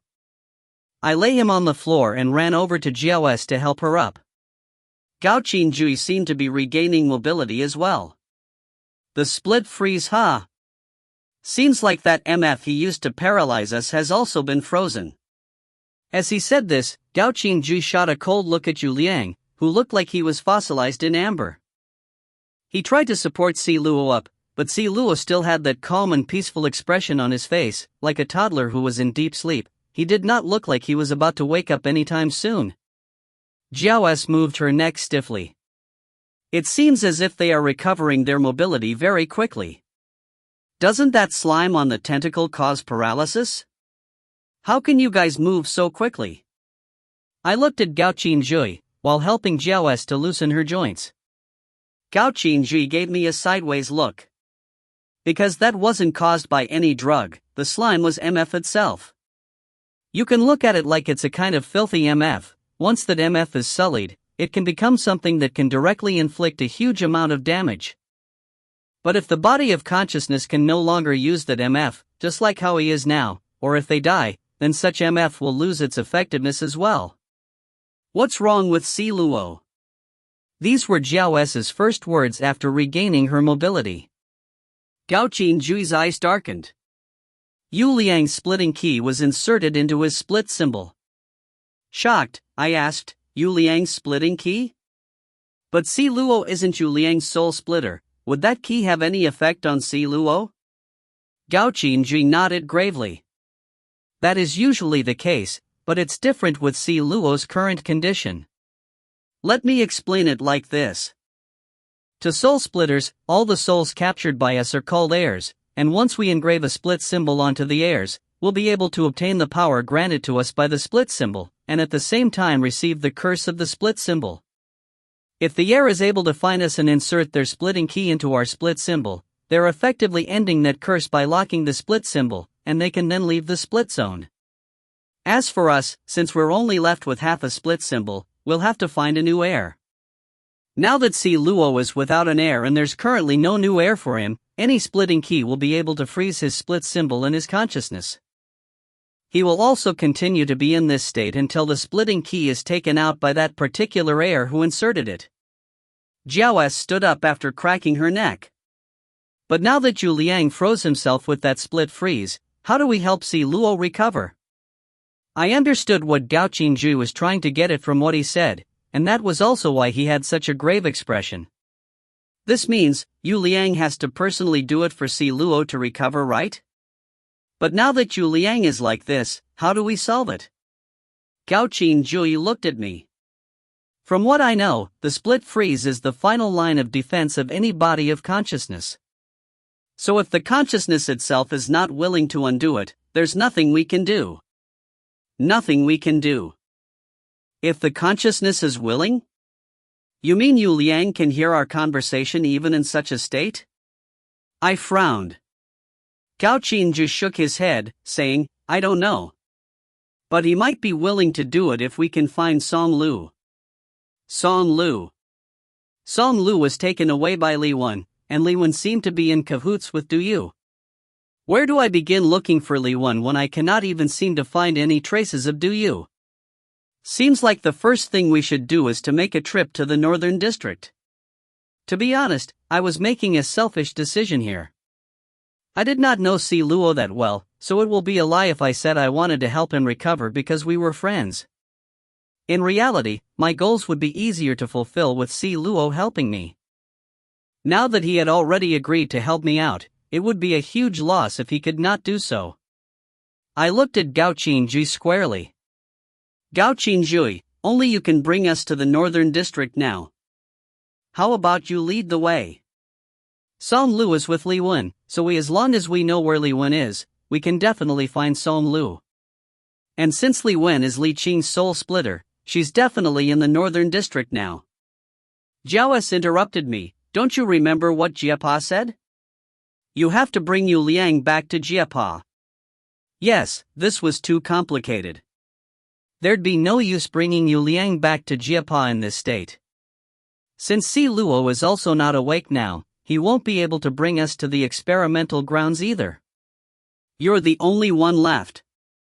How about you work with us, go with us to the Southern District to look for the experimental grounds and bring back an experimental subject, and we can head for the Northern District after that to look for Song Lu. Gao Qinjui smirked. Li Shen, everything is how you wish for it to be right now.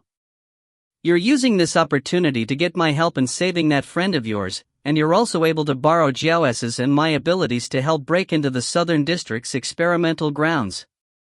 I smiled. That's right. I have to say things have turned for the better. However, since this is for someone you want to protect. I pointed at Si Luo as I continued, even if you're being used by me, I guess you don't really mind it? Gao Qinjui then narrowed his eyes at me. Have you ever thought about why this friend of yours would suddenly appear? He pointed at Yu Liang, now encased in amber, as he spoke. Could it be? Jiao S and I looked at each other. That's right, why did Yu Liang suddenly appear? Logically, if we were setting out to look for Yu Liang with a team led by Si Luo, Yu Liang should have been avoiding us instead. Furthermore, out of Jiao S, Gao Qinjui, Si Luo and I, 3 of us were district commanders, and Gao Qinjui's abilities were not to be trifled with.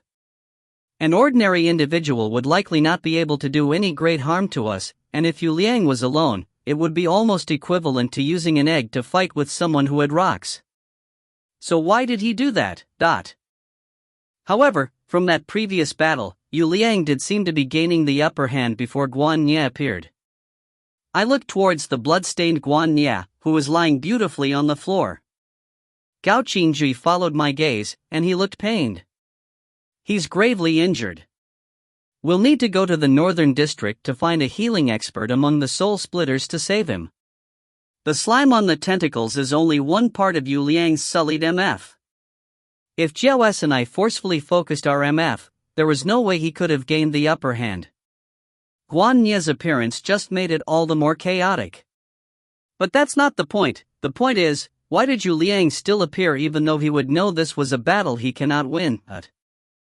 Gao Qinjui looked at me as if he already knew the answer, but he still wanted me to say the words. I took a deep breath. Seems like his aim was to force us to look for Song Lu. This situation was probably what he had already anticipated. He came into the lion's den and froze himself.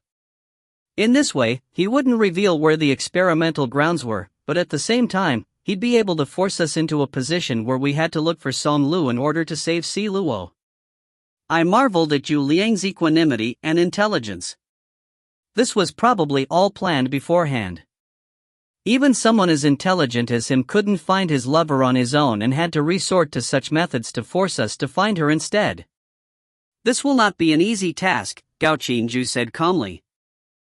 If you find any errors, ads pop up, ads redirect, broken links, non-standard content, etc., please let us know. Report chapter so we can fix it as soon as possible. Chapter 146.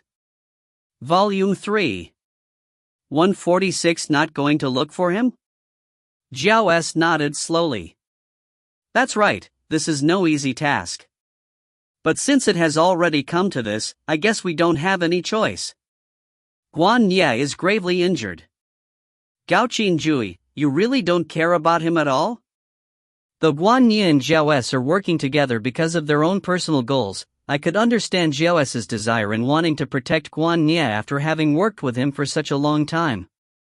Gao Qingzhi shot her a cold look. Does it matter if I care about him or not? He's not a child anymore. Does he still want to continue these extreme acts to attract my attention? He already knows that there's no one else but Si Luo in my eyes. After speaking, Gao Qingzhi seemed to steal a quick glance at me, as if he was less sure of himself. Zhao S pointed at Guan Nye, saying, he tried his best to help you, you can't leave him like this. Since you said there are soul splitters who can save him in the northern district, how about you bring us there? We'll first go to the experimental grounds to look for clues, then we'll head for the northern district to look for Song Lu. If Song Lu can get you Liang to return to his normal state, then we'll be able to get you Liang to take his splitting key out and help Si Luo recover. Gao Qingzhi looked towards me. All of your friends, they're really great at using this he pointed at his own head while speaking, words laced with sarcasm. I understood his frustration at this. Before, he listened to no one and only did what he wanted to do, what his heart told him to do. But now, because of Yu Liang's tactics, we had no choice but to help him look for Song Lu. Furthermore, Si Luo is being held hostage in such a situation, and this situation was something that was extremely hard to accept for Gao Qingzhi. It was understandable that he was not happy about it at all. But how do I consider his feelings at this point? Originally, Jie Pa was waiting for me to bring Yu Liang back in order to take a proper look at an experimental subject and look for a feasible solution before we head to the northern district to confront you, and also to find Song Lu and Laurel. Yu Liang's sudden appearance threw a wrench in the works, and right now, we can only head for the northern district first to solve the current situation. Now that Niezun is no longer with me, and Huan Chang and party had gone missing, only Gao Qingzhi, Zhao S, and I were left. It would be extremely tough if Gao Qingzhi does not work with us, especially when I was still unable to use Piercer very well. Right now, my best option is to calm Gao Qingzhi down. I thus tried to speak to him as calmly as I possibly could. This is our original route as well, just that it seems to be forced upon us right now. Don't forget that you've promised to help me find Zoan. How about we work together to solve this, since Huan Chang and his party are also missing right now? I'm sure you know that light is how Mr. Blonde transports people. This means that Huan Chang, Nifu and Ku Fei should be in the northern district for now, for whatever reason it might be. Now that Si Luo is in a state of deep sleep, and he doesn't have an heir yet, if we don't head for the northern district and his condition worsens, there might really be no way of saving him, since Mifu is not around. From the current situation, you'll still have to go with us to the northern district, whether you're willing to work with us or not. Something flashed past Gao Qingzhi's eyes. I'll definitely go, but all this just fell into place too nicely, and I can't help but suspect you. I lifted my brows as I smirked. Suspect me? You can't be thinking that I was working with Yu Liang on this, would you? If I was working with Yu Liang on this, would I still need to plan it in such a way? But, Gao Qingzhi narrowed his eyes at me. When you lost your consciousness momentarily, Zhao S had also lost her fighting ability, and I didn't forcefully activate my MF either. At that point, it was difficult for Guan Nye to even support himself, to the point that his illusion started to fall apart.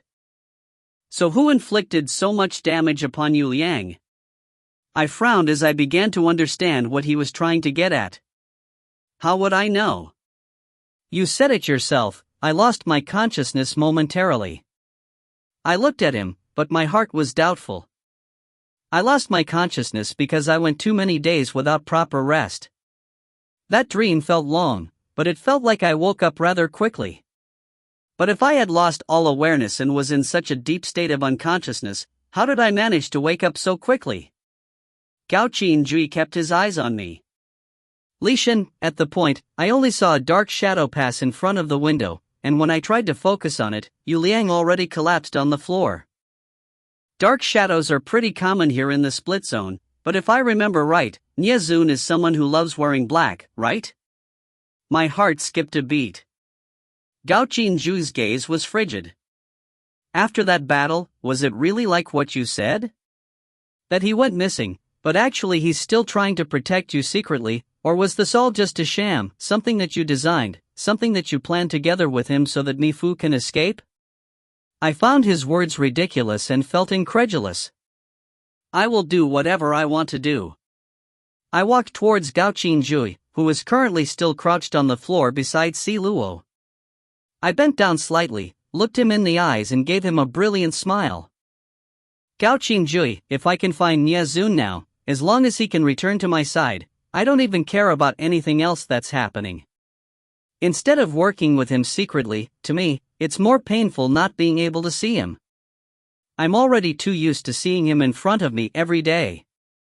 Even if you wish that I did work with him secretly to help Mi-Fu, it's something that I wouldn't do.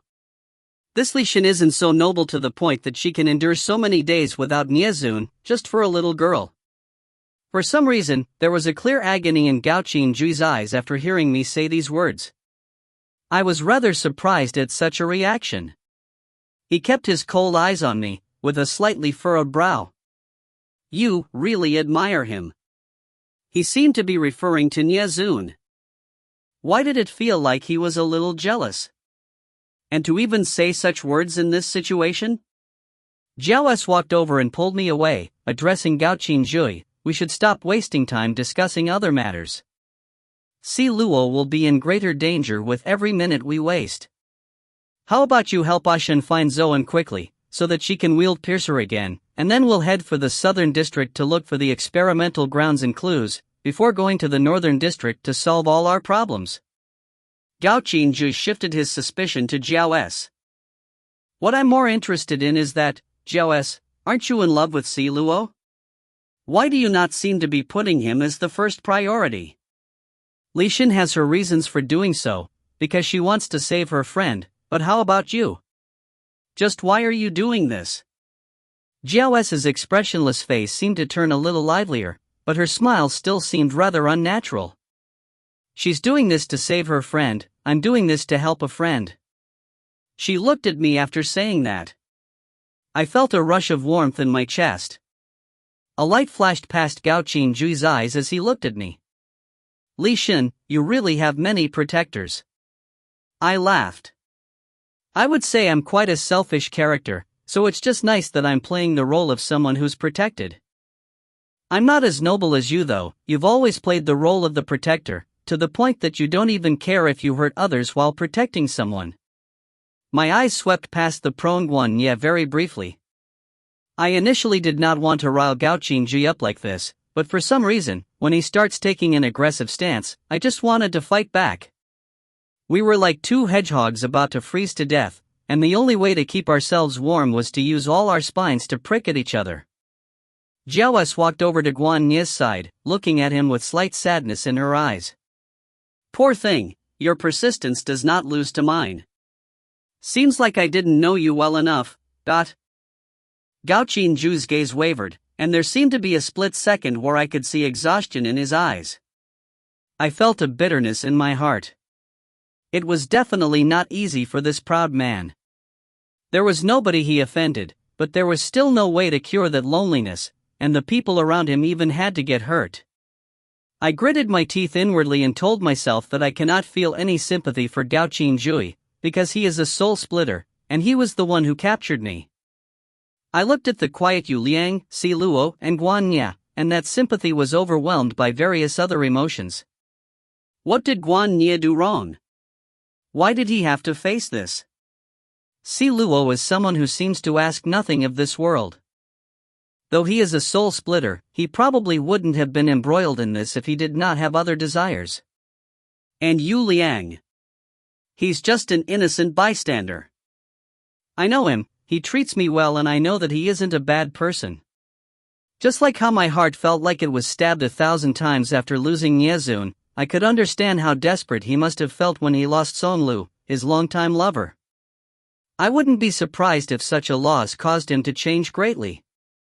His love for her is so deep that he would sacrifice himself by going into the lion's den like this, just for the simple aim of trying to get us to look for Song Lu. Ha! He appeared again. Why don't you chase after him to ask why he's avoiding you? A feminine face appeared in the night sky beside the window, looking at me lazily. How about it? You're really not going to look for him first? Uncovering the secret of the soul splitters, saving people, put these aside and go look for him. I know that's what you want to do. That face, which looked exactly like mine, was looking at me with a smile. If you find any errors, ads pop up, ads redirect, broken links, non-standard content, etc., please let us know. Report chapter so we can fix it as soon as possible. Chapter 147. Volume 3. 147 Disfigurement. My hands tightened into fists as I looked at this audacious, smiling face. I shot towards the window, pouncing at her. Gaoqin Jui and Jiao S were visibly bewildered at my actions. She was gone in a moment. My heart instantly felt heavy, and I started to pull my MF on the bottom of my feet. I hopped onto the windowsill. My red hair billowed in the wind and my fiery red dress flew in all directions as I jumped out of the building. It was still night. I ran as fast as I could in the darkness, going towards where my instincts led me to, not caring about anything else. As I ran, I took in the sights within the visibility field of 10 square meters, absolutely sure of where I was going, absolutely sure of my target. I felt it. She would not have appeared without any reason. I can feel it. As I ran, the wind howled in my ear, and a few strands of hair were caught on my lips. I continued running forward, not paying it any heed. Wherever it was always dark at night, just an infinite blackness. As that feeling started to dissipate, I cried out into the air. Nyazun. There was no answer. It's him, I know that it's him. It must be him. She's right, I have to find him. How could I lose him? The wind stung my eyes as I continued running. Anxious and desperate, I was not able to balance the MF properly under my feet, and I fell onto the ground. I'm really useless. I sat on the ground with my hands balled into fists, and I started punching the stone ground. Once, twice, 3 times. The skin on my hands started to tear, but I had no intention of stopping even when blood started seeping out. You're useless. You felt him. I continued hitting the ground, frustrated at myself. I did not stop even when the ground was stained with blood. My arms were numb, and my fists could not heal in time as I simply kept on disintegrating them by smashing them into the ground. I focused my MF into my right hand, and the ground cracked as I smashed my fist into it. I cried out involuntarily, and as I looked down, I saw my right wrist twisted in a weird angle, the bone utterly smashed. As my hands were balled up, my fingers were also deformed. My pinky finger was the one closest to the ground. Looking at it, I had only half a pinky finger left as it was already broken. I could feel my fingers crying out as they healed. That's enough. A dark shadow then appeared out of nowhere, pulling me up abruptly. I felt a little dizzy due to how fast I was pulled up. I heard this warm and enchanting voice in my ear, "Why are you hurting yourself?" I still felt dizzy, and all I could see was a blurry figure in the dark. I did not think any further and simply stretched out my bloody hands, taking the dark figure in an embrace, not willing to let go. I'm never letting go. That dark figure seemed to react to my embrace, trying to struggle out of it. I bit on his shoulder as hard as I could. He let out a low-pitched cry. A tear escaped from the corner of my eye. I continued biting on his shoulder, not loosening my grip on him, afraid that he would run away again. A gentle and warm voice said, "Why do you have to do this?" I stopped biting on his shoulder and pushed him hard. I stared at him angrily. Why? How could you leave me? How could you bear to leave me? My tears started falling. Behind that curtain of tears blurring my vision, I no longer saw that same pair of starry eyes. His eyes. His face. The Nyazun in front of me now had a black pupil on the right, but his left eye was a menacing, bright red. There was a darkness in that red, it was startling. That darkness seemed to be alive, as if someone put a black curse into that red eye. He had different colored pupils. And his face. There were scars of various sizes on his face, and these hideous scars were savagely embedded into his flesh.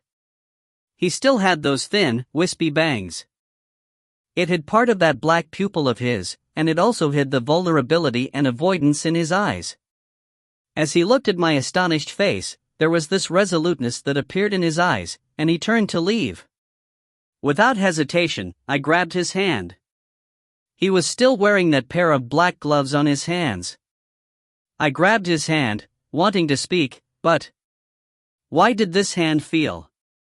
Astounded, I pulled away the glove on his left hand. He tried to pull away quickly, but I focused on my MF to grab him tight. I pulled his left glove out, revealing that slim and white hand of his. But there were only 2 fingers on this hand. His index, middle, and ring finger were all gone. They all looked like they had been hacked away neatly. There was only a thumb, and that pinky finger with a skull ring on his left hand. Shocked, I did not know how to react to this situation. I looked up at him, only to see pain and self-loathing in his eyes. When did my Nyazun have such a look? I had never seen such a look on him. I felt worried and scared, and I grabbed his arm. Shaking my head, I said, This. Just what happened? As if he felt my hands trembling, or as if he misunderstood the reason behind my trembling hands, a deep sorrow appeared in his eyes. No, I felt a wave of unease and a feeling of impending danger. I kept shaking my head and tried to gain a tighter grip on him. My hands were starting to hurt because of how tightly I held onto his arm, but I was not about to give him an opportunity to leave me again. In this instant, that uncanny red left pupil of his started to rotate. No, I was still shaking my head. For some reason, I felt extremely uneasy. As I looked at that rotating red eye of his, my hands started to lose their strength. No! I cried out as I finally realized what he was doing. At this point, I focused all my MF onto my hands. My index finger was like a sharp blade, piercing through his black sleeves, embedding itself into the flesh of his arm. My finger was already close to bone, but I held it steady like a pincer. I don't care if this was painful for him, I won't let go even if it was. I, Li Xin, will never let go, However, no matter how hard I tried, no matter how much MF I focused onto my hands, to the point that I heard my shoulder blades cracking under the pressure, I started to feel faint under that ability of his.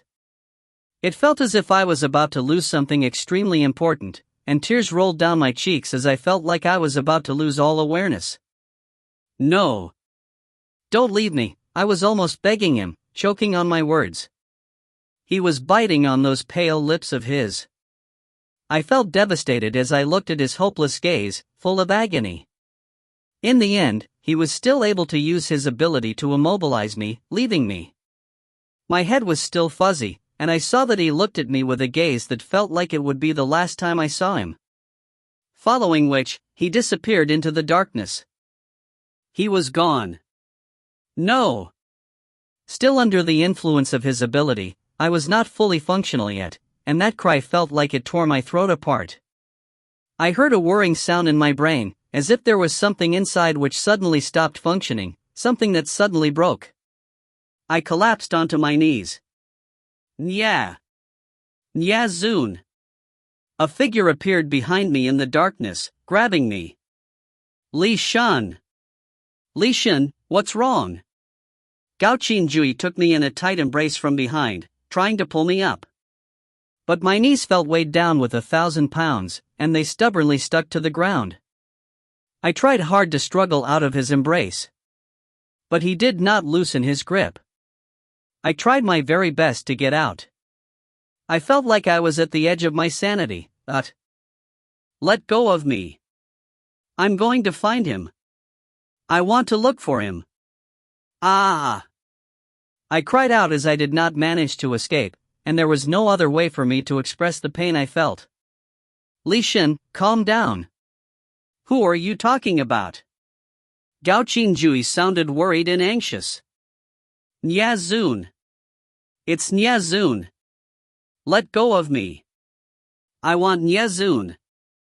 I finally escaped from those clutches of his, but I just fell onto my face as I attempted to run towards the direction Nyazun went in. My MF was previously all focused onto my hands, and I could not balance the MF under my feet in time. Ah! I smashed the ground with my fists. I hate that I'm so useless. Bam! Crack! The bones on both my wrists broke. Jiaoes had caught up now, and seeing me like this, she ran over immediately, trying to help me up, but I struggled to escape from her. I heard Gao Qinju's voice from behind. Think of a way to stop her. She's gone too many days without rest and she's been forcefully using too much of her MF. If she can't control her emotions at this point, it will cause permanent damage to her MF. Jiaoes's eyes turned sharp after she heard this, and with that gaze, the air around me started to freeze. That frozen air began to encase me. The air currents felt chilly but warm at the same time, trying to get me to calm down.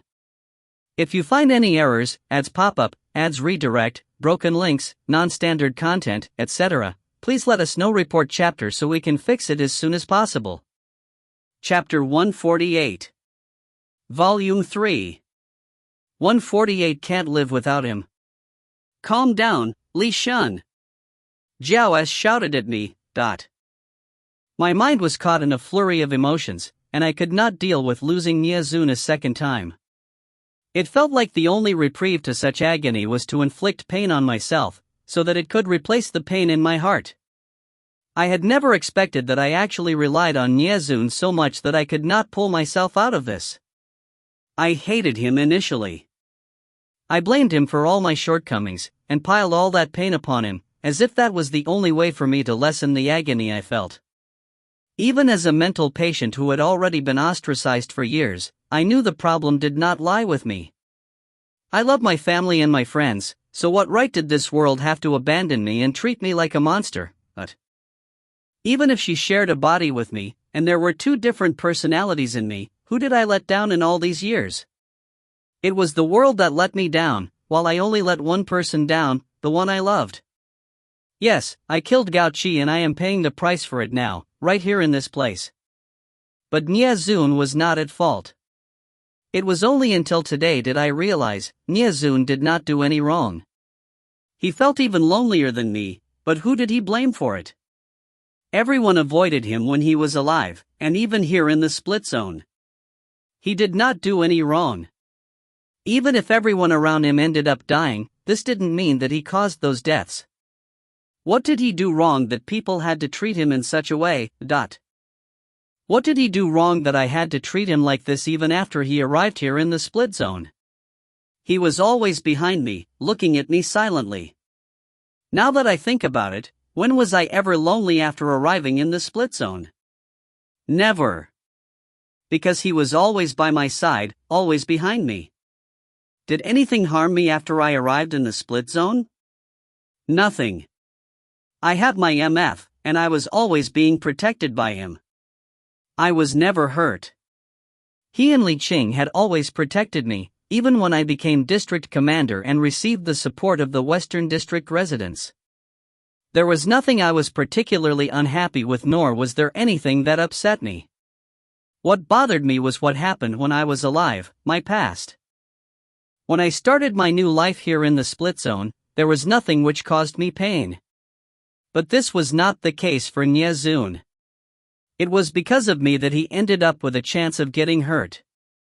Nyazun did not like to speak initially, and he was always silently following behind me. At that time, I gave him the cold shoulder, and I hated that I could always see him every time I turned back. I had to admit that even though I hated it at the time, being able to see him every time I turned gave me a sort of security. I had never felt secure before this, and this was something that others might not be able to empathize with. I simply felt insecure when I alive. Every single person I see would almost always roll their eyes at me or avoid me as best as they can. But after arriving in the split zone, those beautiful, starry eyes of his had always been on me. Just what was it that blinded me so much that I could ignore such a feeling of security it gave me? Think about it, if there would always be somebody by your side protecting you no matter what you do, who would hate such a thing? As I thought about this, I clutched at Jiaos, crying. I was wrong. I was always wrong. I can't live without him. I saw a tenderness in Jiaos's big eyes, and she took my hand in hers. Yes, I was wrong. Niazun was beside me as we had our meals, even though it made no difference to us if we ate or not. Niazun was beside me as we slept, even though I was not afraid of the dark, I was afraid of being alone in the dark. Because of Niazun, I did not have to work so hard to learn how to use MF, as I always felt that since we could not be separated, he would have to protect me since he could not leave this place if I died either. He also said to me, I will always protect you. Even up till now, he was still protecting me. But what did I bring him? From his initial silence, to how he started smiling more, to how he started making fun of me and being goofy, when did I ever think about the reasons behind these changes? What did he think about every day? Did he want to leave the split zone? Was the tie between us a restriction to him? Did I ever consider his position at all? I never did. I never did anything for him. And I don't even know the reason he turned out this way today. I knew nothing about him, while he was always protecting me. I would rather die than go through this. Now that I was here, I did not carry much hope. The only thing that was not a source of pain was the fact that he was always by my side, albeit it was forced upon us. But he was leaving me for some unknown reason, and no matter how hard I tried, I could not make him stay. What was my purpose of being here? I looked at Jiaos without moving. He's no longer here, what's the point of me being here? Jiaos did not speak, and I felt Gao Qinji grabbing my other hand, pulling me up from the ground. I struggled. I had no strength left to stand. In the end, I sat down in a heap on the ground, but he still did not let go of my hand. Jiaos crouched in front of me, her long hair sweeping the ground. I could see worry in those huge eyes of hers. Gao Qinji bent down, looking at me with a cold gaze. What purpose? Li Shen, have you forgotten why you're here? I'm telling you now, I didn't force you to come here, you came here voluntarily. Because you're running away, you're avoiding the fact that you killed Gao Qi.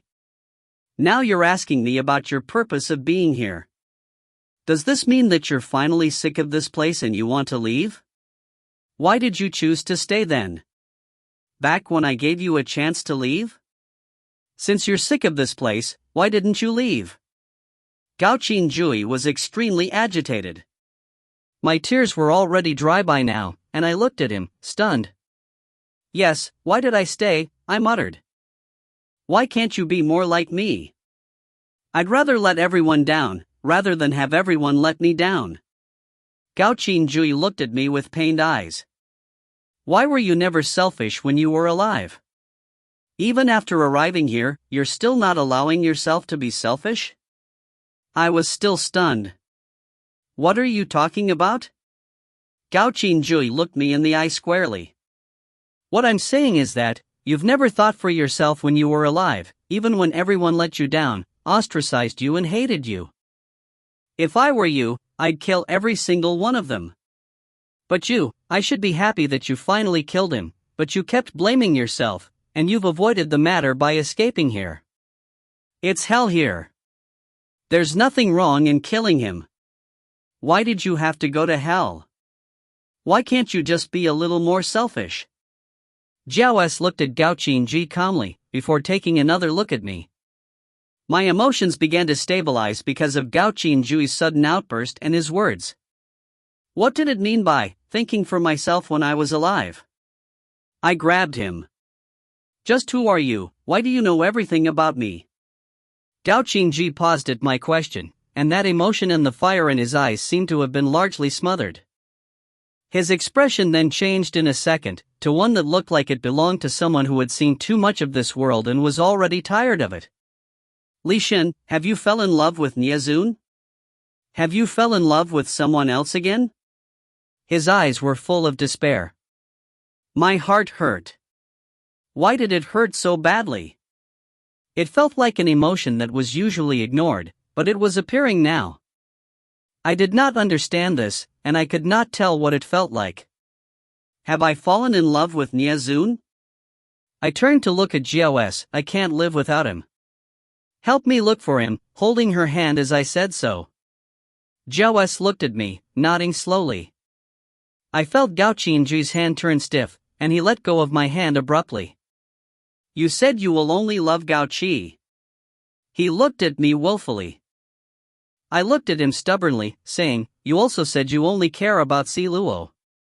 It was clear what I was trying to get at. Since you only cared about Si Luo, why are you being so pretentious right now? Weren't you always heartless and cruel, even towards me? If you brought me here just to gain power, why did you have to sympathize with me now? I just want Nyazun to return. I let Gao Qi down by killing him, and I'll make up for it in here forever. But I can't live without Nyazun, and I'll definitely get him back. He's gravely injured and disfigured, and I should be protecting him now, so how could I let him leave all alone? As I calmed down, I spoke resolutely, looking at Gao Qinjui. He's disfigured?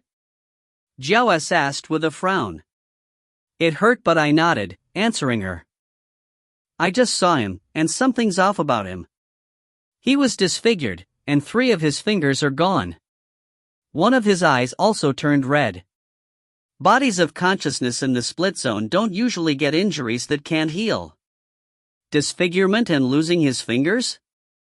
Did he already become an experimental subject, and like Jiepa, he's not able to heal?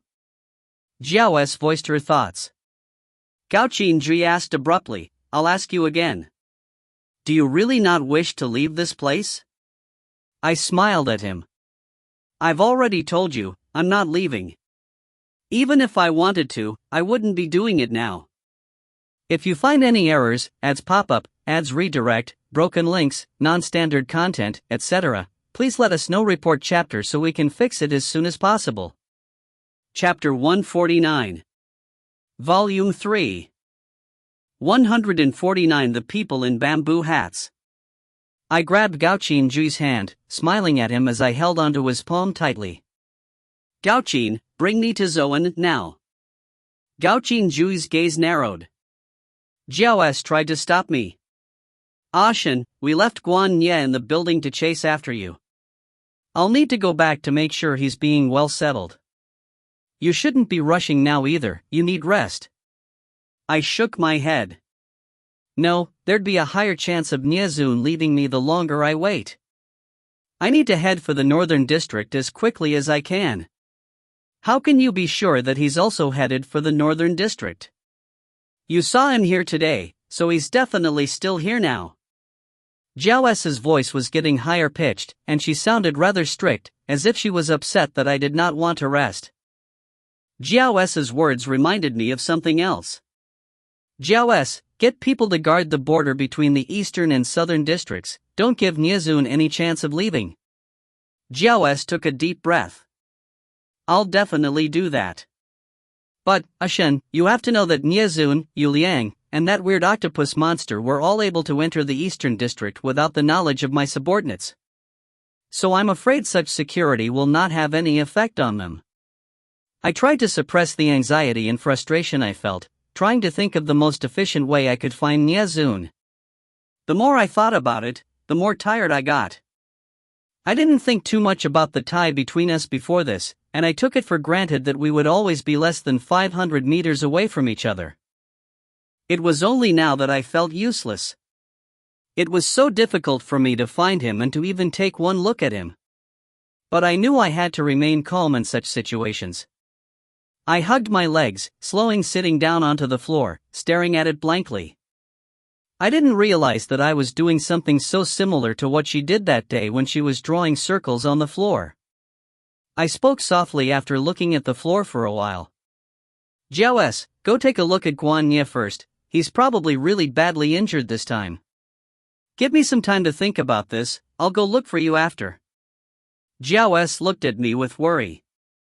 But all of a sudden, 3 figures appeared behind Xiao S. I looked up, squinting at our visitors. They were in bamboo hats. Xiao S's expression changed slightly as she felt their presence, but I could not see her face as she turned around to face them. Her voice was hoarse and low-pitched. "Why are the lot of you here instead of protecting the Eastern District?"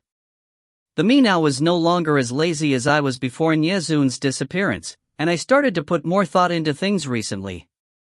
Even though I did not meet these 3 individuals very often, I do not remember hearing any of them speak.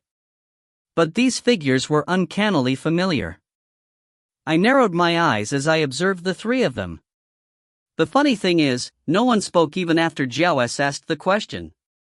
Something was odd, and I slowly stood up.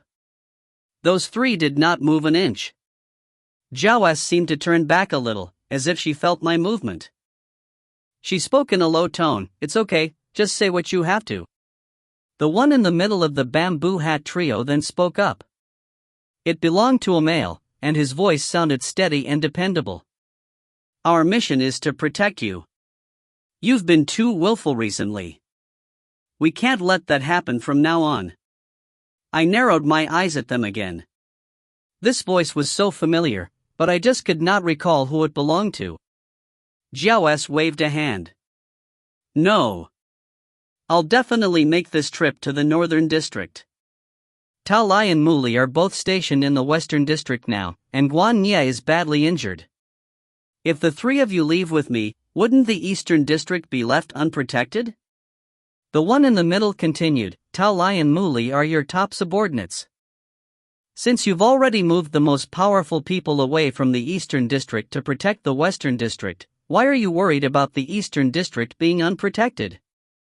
Xiao S seemed to be slightly annoyed at this, and her tone turned a little colder as she answered, "Well, I wouldn't let anyone in the Western District get hurt." Though I was touched by her words, something was weird about it. It seemed as if it was not because of me that she said it. Since she called the middle one Hua, looking at it now, they should be Feng, Hua, and Lei, from left to right. 3 elements, huh? Guan Nye's injury is not that simple. He was already gravely hurt when he returned from the Western District, and after forcefully using his MF, his consciousness has almost crumbled. For some reason, he has also lost the will to live. Looking at the situation now, it might lead to his MF dissipating, and his split symbol might also peel off, leading to his death. You didn't even inform us that you were back in the Eastern District, and if it were not for Guan Nye who felt your presence, we might still be kept in the dark about this. Peeling of the split symbol? I heard about this before. In the split zone, it is usually only through split symbols that one can die. However, if one's MF is greatly damaged to the point that even the body of consciousness itself gives up on life, then the split symbol will peel off, and this ends the tie between their body of consciousness and their body in the real world, causing death. I've heard that this process is called the peeling of the split symbol, but I have never witnessed it. This is rare in the split zone, as there are many who wish to die here, but most of them would want to drag somebody else together with them, and use the method of inserting their splitting key into another to achieve death. It was rare that someone just wanted to die without affecting any others, so I have never witnessed anyone whose split symbol peeled. For one split symbol to peel, one has to lose all heart and will to survive before that process can even start. Even if they did not care much for the world, it was still very rare for anyone to have that mindset of giving up everything they have. Was Guan Nye at such a stage? I glanced at Gao Qinjui, and I saw an infinite darkness in his eyes. I couldn't tell what he was thinking about at this moment. There are already signs of his split symbol peeling? Zhao S asked immediately. She knew this was something serious. Hua said, yes, his split symbol has already started to float up, and his MF is simply swimming around him, without a regular pattern. Who did he go up against back in the Western District? Why is his consciousness being invaded by a kind of dark emotion? Dark emotion? I thought of something immediately. Guan Nye's original injury was inflicted by Nyezun. At that time, Nyezun was going for Gao Qinjui in order to protect me, but Guan Ye wanted to protect Gao Qingji so badly that he probably didn't think about defending himself. And Nie Zun used that pinky ring in his attack. That black skull ring.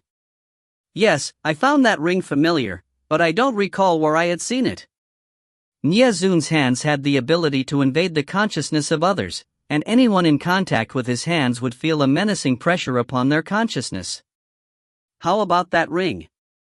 From what I remembered on that day, that ring produced a black and red ray which made everyone cringe in fear. Guan Ye was stabbed through the chest with that ray. Was that darkness inflicted upon Guan Ye through the ring? Though I always knew Nie Zun had monstrous power, I did not know how far he could go. From Guan Ye's condition, it was definitely terrifying. Because of this, I definitely had to look for him. I had to find out what exactly happened to him. I spoke abruptly. He's injured by someone under me, and I'm willing to take responsibility for that. There's someone good at healing in our district, so how about bringing him to the Western District? The bamboo hat trio did not move, but the one on the left, who was most likely Foam, spoke. Miss Li Xin is referring to Jiepa? I was slightly stunned. Why did his voice sound exactly the same as that of Hua's? Suspicion began to grow in me. Hua spoke. If it's Jiepa that Miss Li Xin is referring to, there's no need. Jiepa will not be able to save Guan Ye. Right now, there's only one person who can save Guan Ye, and that person is a soul splitter who is currently in the Northern District. I remained silent, waiting for them to continue. Zhao S interrupted Hua. Though Guan Ye's injuries are major, the most serious injury is psychological. If his heart is not well, what use would it be if we bring him to the Northern District? She looked at Gao Qingji clearly as she spoke, as if she was placing the blame on him. I could not make out Gao Qingji's expression clearly in the dark, and he had been rather quiet after the bamboo hat trio made their appearance. I looked at him standing there in the dark silently, and for some reason, I thought of Nie Zun again. My heart hurt at such a thought, it was just too painful to bear. Gao Qingji finally spoke after hearing the sarcasm in Zhao S's words. How long does Guan Ye have? Hua answered, 7 days at the maximum, unless we find that person in the Northern District. I'm sure no further explanation is needed from us as for who that person is. Mr. Gao Qingji should know it very well. Oh? This is starting to get interesting. Why did it seem like I was the only one who did not have the slightest idea about the Northern District and the people there, but Zhao S might not know either, but seeing that these subordinates of hers are no ordinary individuals, she would have probably got all her intel from them. Just who are these three individuals? Why did I find their voices so familiar? Then we'll go to the Northern District and find him to save Guan Ye in 7 days. Gao Qingji sounded so sure when he spoke, as if there was nothing that could change this decision of his. I did not have much to disagree with, since I wanted to go to the Northern District as quickly as possible. You guys can't come with us, Zhao S told the three suddenly. If you find any errors, ads pop up, ads redirect, broken links, non-standard content, etc., please let us know. Report chapter so we can fix it as soon as possible. Chapter 150. Volume 3. 150. The Whirling Forest. If we don't follow, how are you going to protect the three of them? That's right, Yu Liang, Si Luo and Guan Ye were not conscious. How do we bring these three individuals with us? Zhao S looked towards Gao Qingji. You know how to use air currents to take someone with you, right? You can take Si Luo, and I'll take Guan Ye. Gao Qingji looked at me. I nodded. You can take Si Luo. Zhao S, help me get someone to send Yu Liang back to Jiepa in the Western District. If you're sending Yu Liang back, why do I still need to bring Si Luo with me? I stared at him. I'm not intending for you to bring Si Luo to the Northern District. Do you think the three of us should be bringing 2 deadweights along? What I intend to do is to leave Si Luo in the Southern District as we pass by, then we can head for the Northern District to look for Song Lu, before going back to save Yu Liang and Si Luo. Hua suddenly spoke, there's no need to worry. If the person who can save Guan Ye can be found in the northern district, you'll be able to find someone who knows how to teleport. Even if you left these two individuals here, they can be transported over at that point. I raised my brow, asking, may I know how the three of you know so much about the northern district? Unexpectedly, Jiao S had a similarly doubtful expression on her, and she looked at these three loyal subordinates of hers with suspicion. I took a quick glance at Jiao S, wondering if she was simply acting. No, that couldn't be.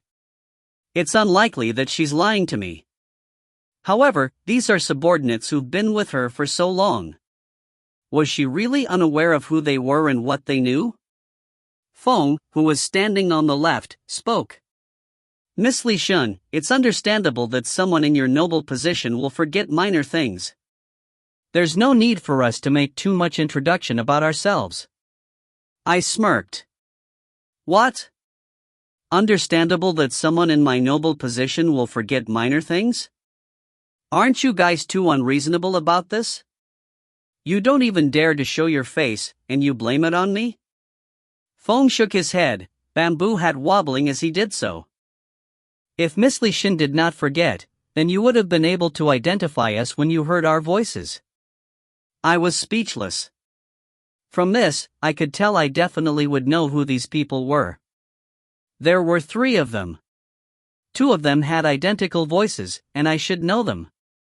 Fine, I am the forgetful one. But I'm no noble, I'm just unlucky. My mind worked quickly. Now that it is likely that Niazun was still in the Eastern District, and Gaoqin Jui and Jiaoes both felt that the priority was in heading for the Northern District, should I be asking for assistance from these three? I smiled sweetly at the three. My mind seems to be rather slow these days.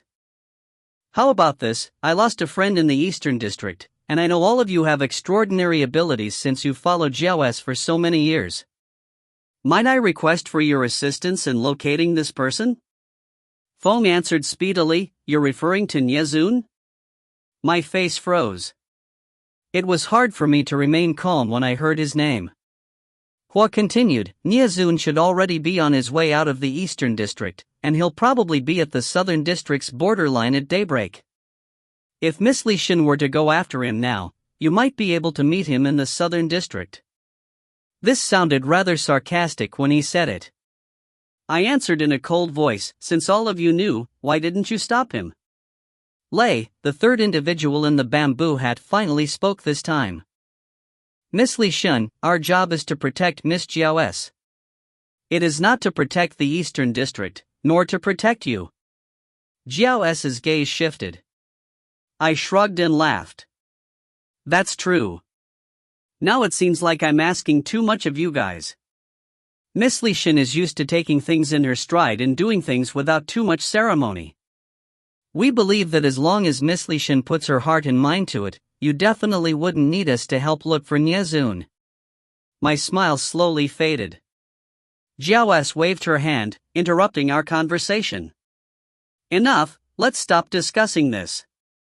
Since we're all basically going for the same goal, we should be heading for the Southern District now. You guys, go to that building we were in and get someone to send you Liang back to the Western District. Bring Si Luo and Guan Ye here. It's going to be daybreak soon, and we'll set off then. Shen, before day breaks, you should just take a quick wink. Jiaoes pointed at the building near us. Though I did not want to, I had to admit that I felt tired as I used my MF. There is only about 3 hours left to daylight, and even though that amount of time is not enough for me to recuperate and go back to my normal state, it was better than nothing. I knew that if I continued like this, I might not be able to use my MF eventually. I thus agreed with Jiaoes's suggestion. As Gaoqin Jui and Jiaoes settled Si Luo and Guan Ye in their air currents, I was already up and ready to go. My head still felt a little fuzzy, and I tried to activate my MF. Ever since I activated my split symbol, I haven't really gotten the hang of how I should use this infinite amount of MF.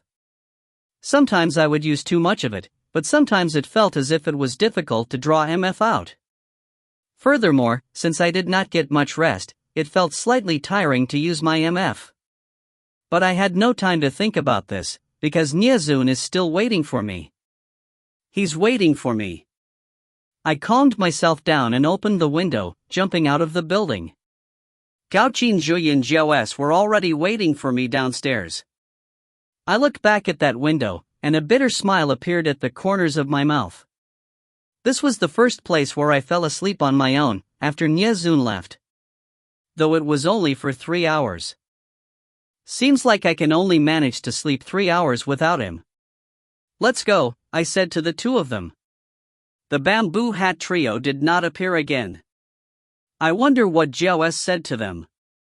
We'll need to increase our speed with MF, so that we can arrive in the northern district and look for the individual who can save Guan Ye within a 7-day time frame. Gao Qinzhui was already on the go as he spoke. I caught up quickly. I still felt dizzy as I focused the MF under my feet.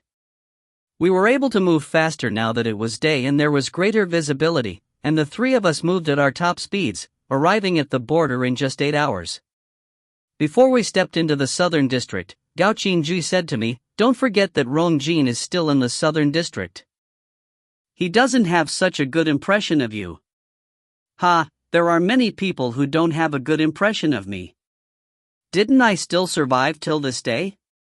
The three of us then stepped across the border and entered the southern district. Gao Qinzhui was definitely familiar with everything here, and I started feeling a little emotional. The last time I was here, it was Huan Qing's illusion that welcomed me. I was trapped in it, and I even saw Gao Qi and Pomelo in that illusion. It was Niezun's Shinur that pulled me out of it. I started to tear. You haven't called me Shinur in a while, how could you leave me like this? As my mind was going in all directions, we found ourselves in the southern district's border forest. As we stepped into it, the soil under our feet started to whirl. What's happening? Jiao S looked at Gao Qinzhui. Gao Qinzhui looked bewildered. It was obvious he did not know what was happening either. I squatted immediately, putting my hands on the ground and keeping my feet slightly apart, trying to steady myself. Jiao S stayed still and did not move an inch. White fog surged in her eyes and she used her MF to steady herself with air currents. Gao Qinzhui's hands were in his pockets, and he was leaning forward slightly, eyes darting around the place, trying to identify the cause. However, the forest we were standing in was just like a giant carousel. It was just whirling around and we were like tiny pearls rolling around on it. Not only did the forest start whirling, I heard cracking sounds as the trees around me started to snap. Broken bits of trees seemed to be flying towards me with a force. Though I dodged the trees, the ground was whirling faster and faster, and I felt myself slowly losing my awareness. It could have been caused by the whirring or it could have been caused by a lack of rest. Try not to separate. Jiao S shouted. She moved towards me as her black hair billowed in the wind. As she controlled the air currents, she was also dodging the trees that came at her. She grabbed my right hand as she reached my side. Gao Qinzhui also reacted quickly. With a light tap of his feet, he was instantly by my side, grabbing my left hand. At this point, Jiao S reached out for Gao Qinzhui, but Gao Qinzhui glanced at her and seemed to hesitate for a moment, but the whirling ground forced him to take her hand. The three of us formed a circle, while both Jiao S and Gao Qinzhui tried to work together in encasing us within a giant air current which rotated in the opposite direction from the ground. With that, we were able to achieve some form of stability, as it countered the force under our feet. However, the ground was still whirring with amazing speed, and countless trees were coming at us from all directions at the same time. An unseen force was plucking these trees out of the ground and they were just flying straight at us. Since we did not work together previously, there was a lack of common understanding between us. Furthermore, in such a situation, it was definitely not easy to maintain everyone's balance through mere air currents. As I was under their protection, I did not hesitate to turn. Bam! I tried to dodge a tree flying towards me, and in my attempt to not implicate Gao Qinzhui in my movement, I subconsciously let go of his hand. The tree crashed into the ground beside me, and Gao Qinzhui's momentum was broken by me suddenly letting go. He started to fall backwards, and it felt like Jiao S and I were falling into an abyss together with him, but in reality, we were just falling towards the stone ground. If you find any errors, ads pop up, ads redirect, broken links, non-standard content, etc., please let us know. Report chapter so we can fix it as soon as possible. Chapter 151. Volume 3. 151. A dark space. Unexpectedly, instead of hitting the ground, we entered a dark space. Our surroundings changed in an instant, as if we were transported into another plane of existence. I looked around me, frowning at this infinite blackness that met my eyes. Why did this darkness feel so familiar? Gaoqin Jui? Jiao S? I called out softly. In this darkness, I couldn't even see my fingers in front of me. I'm here. I'm here. After hearing their answers, I was quite certain where we were. Where are you, Ashen? Why can't I make out your position from your voice? I heard Jiao S ask in the darkness. This is a space that distorts all senses, with the exception of the sense of touch. This means that right now, things like your hearing, your sense of taste, they've all become useless, and you can only rely on touch to dodge attacks. Without waiting for their reply, I continued, Talai, do you have to resort to violence as you meet an old friend? There was a ghostly silence. Ka! A shrill and eerie laughter sounded. It felt terrifying, making all your hairs stand on end. This clearly belonged to Rongjin, not Talai. Rongjin, what are you doing? I heard Gaoqin Ju's cold voice in the dark. The ghostly laughter stopped suddenly. I snapped alert. A deathly quiet surrounded us once more. Poo chh. I then heard the sound of a knife stabbing through flesh somewhere. Who's hurt? I shouted immediately. I'm okay, Jiao S said hoarsely. I did not hear Gaoqin Ju's voice. I slowly drew Piercer with my right hand and activated my MF so I could feel the minute changes in the surroundings. Gaoqin Jui? I tried calling out. There was nothing but silence. I walked a step forward. There's someone else here, I heard Gaoqin Ju's voice, which seemed to come from somewhere in front of me. He sounded like he was panting a little, as if he was injured. No need for you to tell me that, I know there's someone else here. I lifted Piercer with my right hand, swinging it in front of me without hesitation. A violet light appeared momentarily, before being swallowed by the darkness. Talai, can't we talk in a brighter place? I'm tired of these games, I said coldly as I faced the darkness. Kaka, this crazy girl never knows when to stop. A spotlight suddenly appeared in the darkness after Rongjin spoke.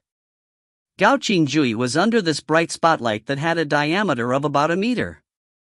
He was kneeling in a pool of blood. Gaoqin Jui was on one knee, a hand pressing on his lower left abdomen. It looked like a wound that was gushing blood.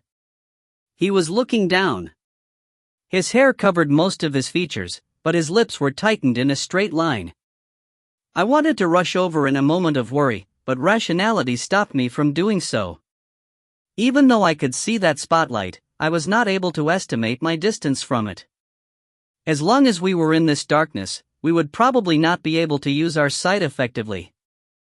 He seemed to be right in front of me, but at the same time, it felt as if he was 1,000 miles away. There was no other sound apart from Gaoqin Jui's heavy breathing, and nothing seemed to be happening at Jiao S's side.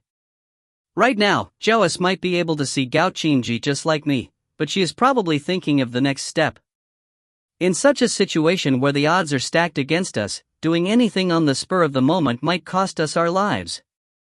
Gaoqin Ji seemed to be in pain, and his hand seemed to press harder on his abdomen. Careful, there's a hand in this darkness. From the looks of it, you won't be able to heal so quickly if you get stabbed by it. No wonder his wound did not seem to be getting any smaller, and the blood was still flowing out. But, a hand in this darkness? Could it be those giants? No, from Gaoqin Ju's wound, it did not look like that hand belonged to a giant. It should have belonged to an ordinary person. Kaka, Gaoqin, these girls are not going to save you. Are you still going to help them out by telling them this? Rongjin's voice sounded from somewhere. Gaoqin Jui looked up with gritted teeth. Rongjin, why are you doing this? Do you dare tell me where Si Luo is now? Si Luo's with me. Kaka, yes, he's with you, and he's not conscious because he's hurt by someone from the Western District?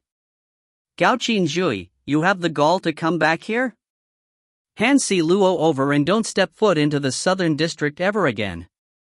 Gaoqin Jui laughed menacingly. Rongjin, how do you know all this? Your intel is pretty good these days, huh? Or is it that you can't wait for Si Luo to die, so that you can take over as the Southern District Commander? Rongjin stopped his weird laughter as he turned angry. Gaoqin Jui, you think everyone is heartless like you?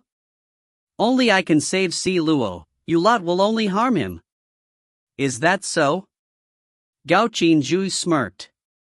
He then gave a cruel smile as he said, Come out, Shinchi. From his waist, Shinchi produced a black ray, and in a second, it transformed into another Gaoqin Jui beside him. I knew that was another form of Shinchi, and I held Piercer tight, ready to assist him in battle, Rongjin's shadow suddenly appeared in that spotlight. It was reaching for Gaoqin Jui's neck with an outstretched hand. Gaoqin Jui fell backwards to dodge it, and Shinchi shielded him in front. I realized that the spotlight followed Gaoqin Jui wherever he went. Without further ado, I moved as quickly as I can towards that light. This isn't right, why couldn't I reach that light no matter how I moved? Is it because we were still in this dark space? My sense of direction was totally thrown off, and I just could not reach Gaoqin Jui no matter what I did. This was making a fool out of us. Letting Jiao S and I see Gaoqin Jui being attacked, but preventing us from reaching him? Jiao S, where are you? I can't go there. You probably can't too. Jiao S's low-pitched voice sounded calm. The fight between Shinchi and that ghostly shadow has commenced. A living weapon is definitely extraordinary, and all of Shinchi's movements were so powerful, as if he was a blade on its own. Flashes of light surrounded Gaoqin Jui as Shinchi moved with amazing speed. Shinchi was fast, while Gaoqin Jui did not seem to be healing. I could see beads of sweat on his forehead, and his blood continued flowing from that spotlight into the darkness. This is bad, if it doesn't stop bleeding. I was feeling anxious, and I had to admit I would still worry about him like this. Why did it turn out this way? Rongjin was someone who could be easily manipulated, so someone must be behind this if he knew Si Luo was attacked and not conscious now. Just who could it be? This was obviously Ta Lai's ability, but why would Ta Lai help Rongjin out? Or did Ta Lai already find out I went back on my promise with him and that I've decided to return to the real world? Ta Lai, no matter what you think, let's talk about it. I could only remain where I was since I could not go near that spotlight. Nobody answered me. Gaoqin Jui looked pale now, and he looked like he would faint any time. Blood was pooled on the ground below him. That wound was like a dam, and blood just kept flowing out. Shinchi's eyes were full of a reddish anger, and he grabbed Rongjin's shadow in a death grip with his hands, which seemed to produce firelight. Crack! It sounded like a light being switched off. We were met with an infinite darkness again. The light surrounding Gaoqin Jui was gone, and it was pitch black now. Crack! A weird sound again. It was me this time. My surroundings lit up. My expression was frigid. We were being targeted one by one? Was there really no way to escape from this dark space of Ta Lai's? How can we simply let them attack us like this? As I was thinking about these things, my sense of touch subconsciously reacted, and I moved to the right. The spotlight followed me as I moved. I would definitely not be able to dodge it if it were not for my previous training in this space. I could almost feel the kind of damage I would receive if that hand were to stab through me. It's this hand. I heard Gaoqin Jui in the darkness. He could see me now, just like how I could see him earlier.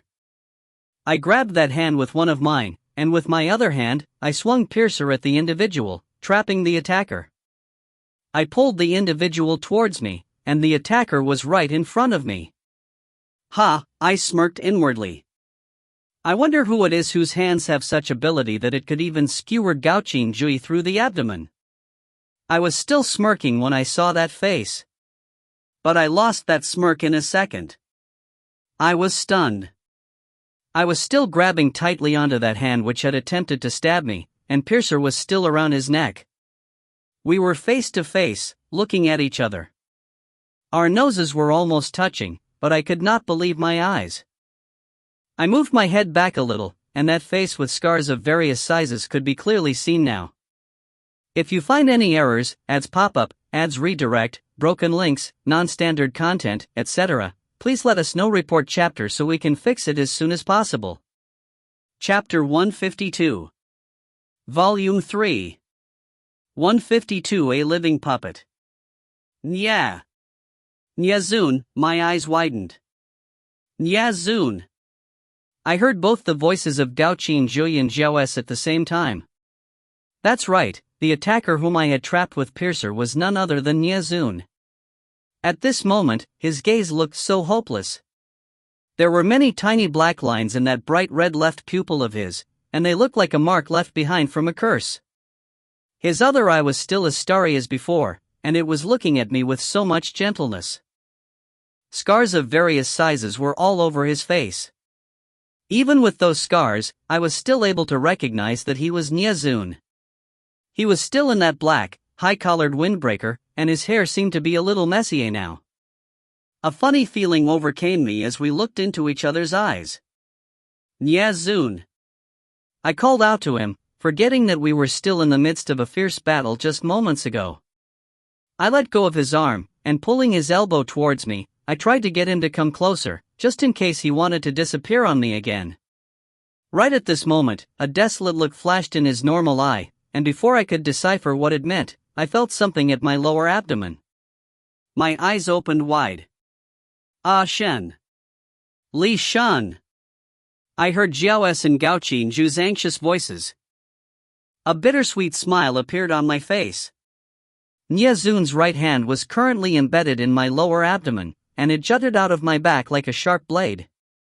The tip of Nyazun's nose was about to touch mine. I let go of piercer in my right hand, and it fell away from his neck, dropping onto the ground. This was probably the first time that I had let go of piercer. My right hand slowly found its way to his left hand. As I held the hand that was now only left with 2 fingers, I saw a column of tears escaping that black eye of his.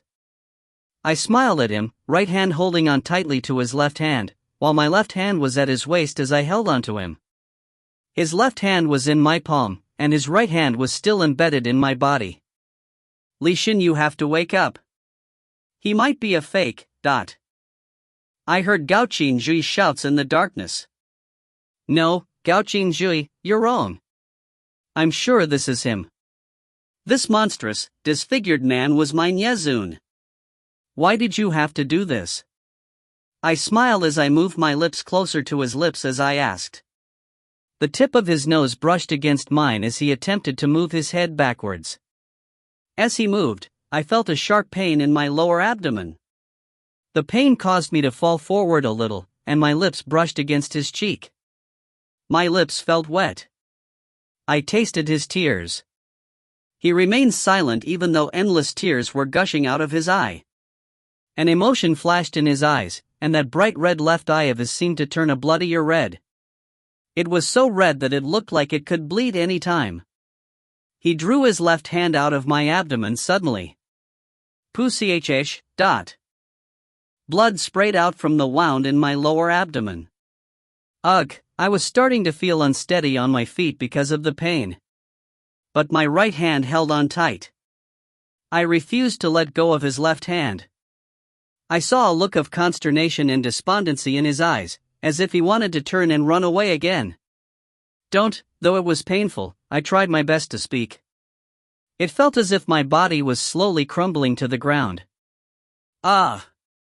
Nyazun opened his mouth. but instead of speaking, he produced a series of weird, hoarse sounds. It sounded as if his vocal cords had been broken. It was a hoarse, low-pitched voice which made my heart break.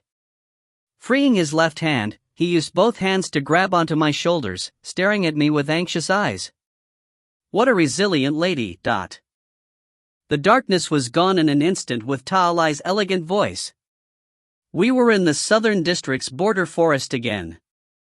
I looked towards the sound as soon as we were out of that darkness. A lanky individual in a blue jacket was just a short distance away behind Nyazun. Ta'alai was walking towards me with an elegant and enchanting smile. Gaoqin Jui and Jiaoes rushed to my side, one pulling me away from Nyazun, while the other held onto him. Jiaoes dragged me a few steps away from Nyazun. No! I tried to escape Jiaoes's clutches in an attempt to get closer to Nyazun, but I ended up falling onto my knees due to the pain in my abdomen. Though Gaoqin Jui held onto Nyazun, he was still bleeding from his lower abdomen. He was very pale and it was obvious he could not use all his strength. Nyazun let him be, and his eyes seemed to have lost all control as he kept looking around, producing unintelligible sounds. What's wrong with him? I directed this at Ta'alai, who was getting closer to us. Ta'alai smiled, using his left hand to turn that jade stone ring on his right finger. I planted a living puppet in his left eye, and he is now a living puppet that belongs to me. Just like a puppet on a string, he's being totally controlled by me right now. A fire burned in my chest as anger rose up in me. No need to look at me like this, Li Shun. You went back on your word, and this is your punishment. Ta'alai lost his smile as he moved that jade stone ring. With that, Nyazun seemed to turn into a robot that was switched on. He used his bare hands to grab Gaoqin Jui, throwing him somewhere behind Jiaoes and I. As Gaoqin Jui was already injured, he was not able to react in time. He was simply thrown by Nyazun. Those are definitely the hands of a devil. After my honing, his hands can harm bodies of consciousness directly, and the wound would not heal as quickly. Ta'alai looked at the crazed Nyazun in awe. After he threw Gaoqin Jui, Nyazun was coming for Jiaoes and I. Jiaoes was supporting me with both hands, and she stared at Nyazun. Boom. We were encased within powerful air currents, and Nyazun slowed down. Jiaoes signaled for me to steady myself, and after she let go of me, she took a giant sword in her right hand. She swung the giant sword at Nyazun seemingly without any hesitation. My heart skipped a beat. Though I was worried about them both, I knew that Nyazun could dodge that attack easily. But as he dodged it, he bent down to pick up Piercer which was on the ground. Careful! I called out, trying to alert Jiaoes. As I called out, I saw an agony in Nyazun's eyes. That pain shot right through my heart. Let him go, Ta'alai. Pressing onto my abdomen, I shouted at Ta'alai. Nyazun's every move was being controlled, as if he was attached to some invisible string and being forced to fight against us, but... Nyazun produced a bizarre sound once more. Let him go. Hearing that sound, I was on the verge of tears as I cried out. I was on my knees, and my hands were already wet and sticky around my waist with blood. But all this could not compare to the pain I felt in my heart. The usually lazy and distant Nyazun was now being tortured in such a cruel manner, just like a puppet that had been completely broken. He was being used to attack us. As Jiaoes swung at Nyazun with her sword again, Nyazun swung Piercer, and a striking violet ray was produced. The violet ray was flying straight at Jiaoes like lightning, and with white fog surging in her eyes, Jiaoes retreated backwards quickly. At this point, Shen-Chi appeared again. He was standing beside Gaoqin Jui, who was currently crouched on the ground because of his injury. Shen-Chi stared with angry eyes, and his stance was that of a protector. Ta'alai was standing some distance away, an elegant smile still on him. He moved the jade stone ring gently, and smiled lightly at me as he said, "Seems like you miss him a lot. In this case, I'll let him speak with you for a bit." Nyazun stared with wide eyes as the restriction on his voice was gone. He shouted at me as soon as Ta Lai freed his voice. "Shunner, don't care about me." Ugh, I covered my mouth with my hands, crying. "Don't care about you? How can I not care about you? How can you always say such things so easily?" Jiao S was forced to retreat some 10 meters or so because of Piercer's violet blade, and she suddenly swung that giant sword towards where Ta Lai was standing. Ta Lai laughed, and with a wave of his right hand, a giant dropped from the sky. It was a puppet. This was Ta Lai's best ability, manipulation. The giant roared as it blocked Jiao S's sword. At the same time, Ta Lai signaled at Niazun with a hand. Niazun shouted at me, "Go away." He could not control what he did, and he already swung Piercer, violet blade flying in my direction. Looking at the strength he swung it with, there was no way I could have dodged that in my injured state. Gao Qinjui was also stopped by Shinqi when he tried to protect me, Shinqi is a living weapon, and it was obvious that protecting Gao Qinjui was of utmost priority to him right now.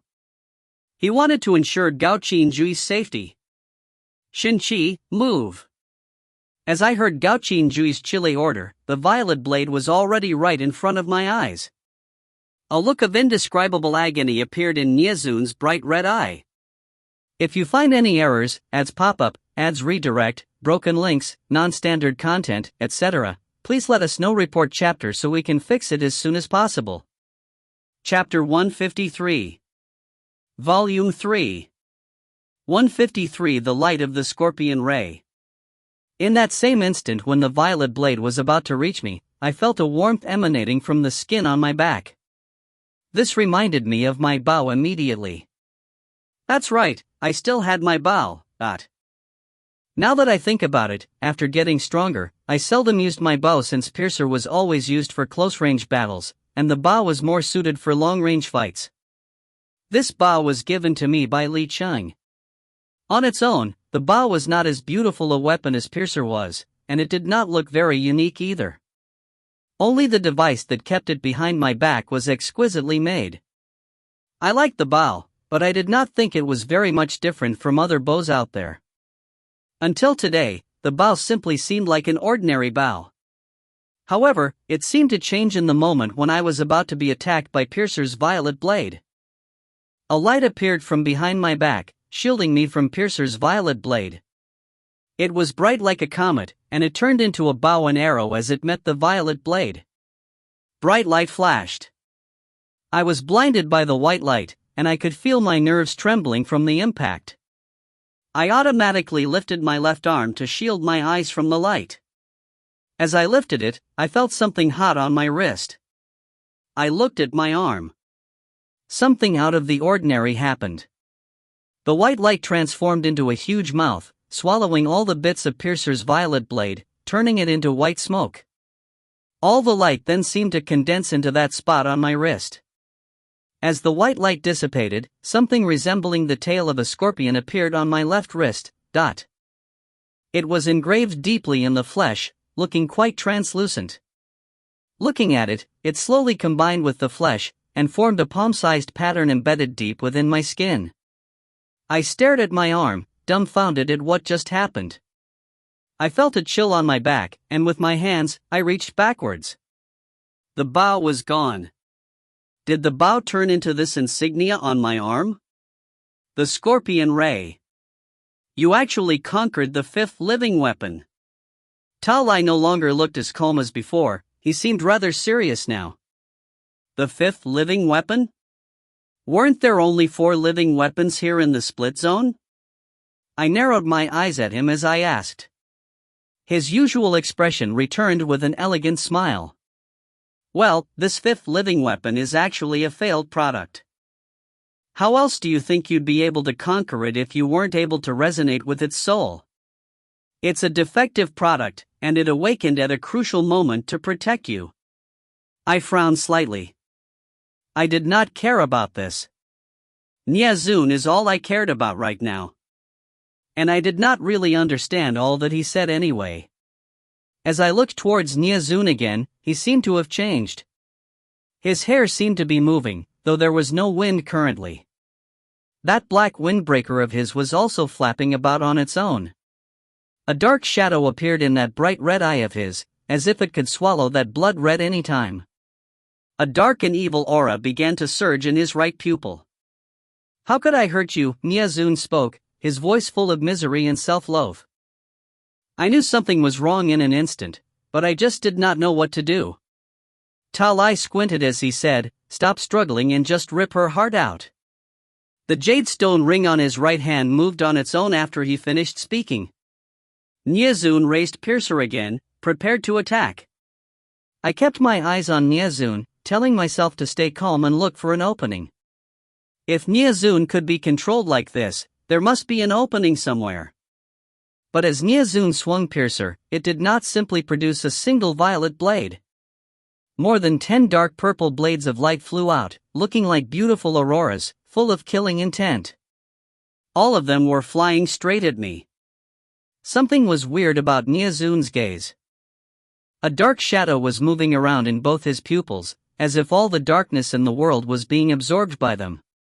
A deathly aura started to surround him. Though that aura felt weak now, I was sensitive enough to be able to feel it. My instincts told me that I had to stop this change in him. I activated my MF to protect that wound on my abdomen so that it would not bleed so much, and with gritted teeth, I lifted my left hand high and gave it a strong wave. Initially, I wanted to try it out, to see if it worked. Turns out that with a wave, the scorpion symbol on my left wrist produced a silvery white light. Like a treasure box which was finally being opened, silvery white light engulfed my wrist and encircled my entire arm. As I moved my palm, bright white needles made of light flew towards Nyazun. My wrist continued producing that white light, which continued turning into needles of light. These needles separated into thin rays, one becoming 2, then 3. Before long, there were countless needle-like rays being produced. No wonder this was called the scorpion ray. It was sharp just like a scorpion's tail, and the rays were dazzling. Bright light was produced as the needle-like rays met the violet blades in the air. Like a needle pricking through water, it slowly absorbed the violet blade, and the violet blades just disappeared right in front of me. The rays which did not meet the violet blades were flying towards Nyazun, all of them glowing with a chilly silvery white. I never expected the bow to be this powerful when resurrected, and my heart tightened. I dropped my arm in a panic, and looking at Nyazun, I shouted, "Careful!" Before I finished the word, Ta Lai's expression darkened. He gave Nyazun an order. "Activate Dark Insignia." After that, those black lines in Nyazun's bright red pupil started to expand within his eyeball. "Go!" Nyazun was almost roaring at me. Shinshi, which had been behind me all this time, seemed to sense something. He turned around and transformed into a black shadow, encasing Gao Qinji within. The pale Gao Qinji tried to stand up, but he was rendered immobile by Shinshi's dark shadow. On the other side, 3 giants were produced by Ta Lai. Jiao S had no problem fighting against them, but she had no time to spare for me or Nyazun.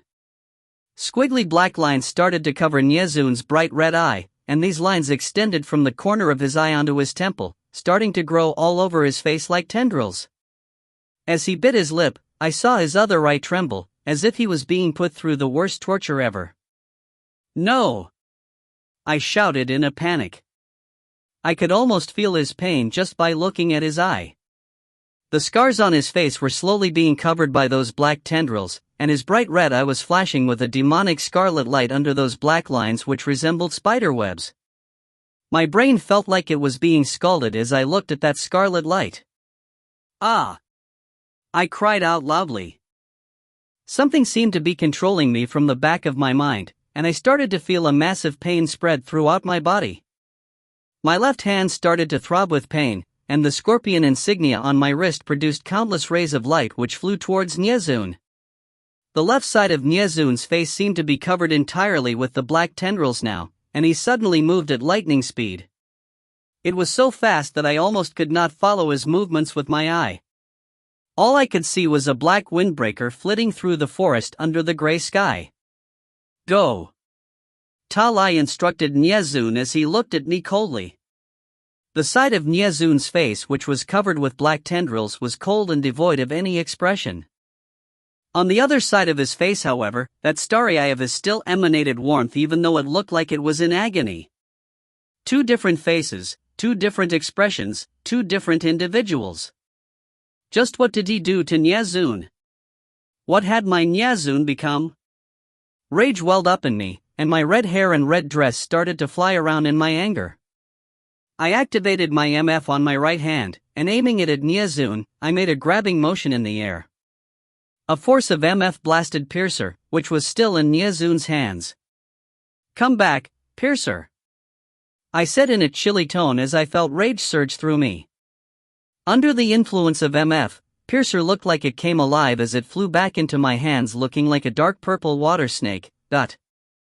With a light tap of my feet, I swung out with my right hand. I then used my left hand to beautifully draw a circle around me. The bright aurora combined with Piercer's attack, and silvery white light engulfed the violet blades as they flew towards Talai. Talai unhurriedly moved that jade stone ring of his, controlling Niazun.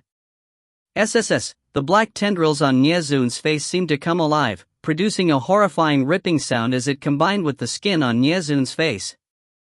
Niazun was now totally controlled like a puppet, and with that numb face devoid of expression, he moved over to Talai, shielding him from my angry attack. Subconsciously, I shook my head. I used a high amount of MF in that attack as I was just enraged. It would not be easy to take that attack head-on like this. Niazun. If you find any errors, ads pop-up, ads redirect, broken links, non-standard content, etc., please let us know. Report chapter so we can fix it as soon as possible. Chapter 154. Volume 3. 154. Don't turn into a devil. I focused all my MF on my feet, planning to block that combined attack from Piercer and the scorpion ray for Niazun with my body. A smile then appeared on Talai's face. He lifted the hand with that jade stone ring and moved it while facing Niazun. Niazun, who was originally about to move, was now rooted to the ground. Oh no, This was bad. Talai was restricting Niazun's movements so that my attack will hit Niazun directly. He was trying to destroy Niazun. And I would be the one who destroyed him. No! I will not let that happen. Uneasiness overcame me, and it felt as if I returned to that forgotten memory which tormented me night after night. In my memory, I killed my lover with my own two hands. How could I let such a thing happen again? Gritting my teeth, I reached out with both hands, using my MF as a shield. At the same time, I moved so fast that it almost seemed like I teleported right in front of Niazun. Bam! Everything happened in that moment. In a second, the light from Scorpion Ray slammed into my back. Niazun caught me as I fell forward. I could smell his familiar scent as I fell into that cold embrace. It was light and not overpowering, the scent that accompanied me every night. His embrace did not feel warm, but like bathing in a cold river, I did not want to leave it. I felt a burning sensation on my back, as if there was someone roasting me with a fiery torch. Niazun was panting as he held me. My hands were against his chest, and I reached for his face. It no longer felt smooth under my fingers, and I looked at him as I started to tear. "You said you wouldn't leave me, you said you'd protect me forever," I said softly. I'm Shinner, I could hear my own voice trembling. I left a streak of blood on that cold and expressionless face of his as I touched his face, trying to look at what changed in him as I looked into those eyes. "Kill her," Talai said in his elegant manner. Niazun's gaze changed. The burning sensation on my back was getting unbearable, and it felt as if I was just beside a raging fire. Black lines started to appear once again in Niazun's bright red eye. "Careful, Ashun." Jiaoes rushed over to my side as she sensed something wrong, no longer caring about the giants. But this was a mistake. The giant grabbed her from behind and threw her into its mouth. As I saw a blood-red tongue and canines, Jiaoes was already gone. I tried to forcefully use my MF to maintain my consciousness and mobility, but Nyazun's hands were already tight around my neck. Ugh, Nyazun's hands were strong. With just 7 fingers, he had my neck in a death grip and lifted me high up above the ground. My feet left the ground slowly, and I felt this agonizing, painful pressure on my neck. I was choking as I tried to think of something to say to Nyazun. What should I say?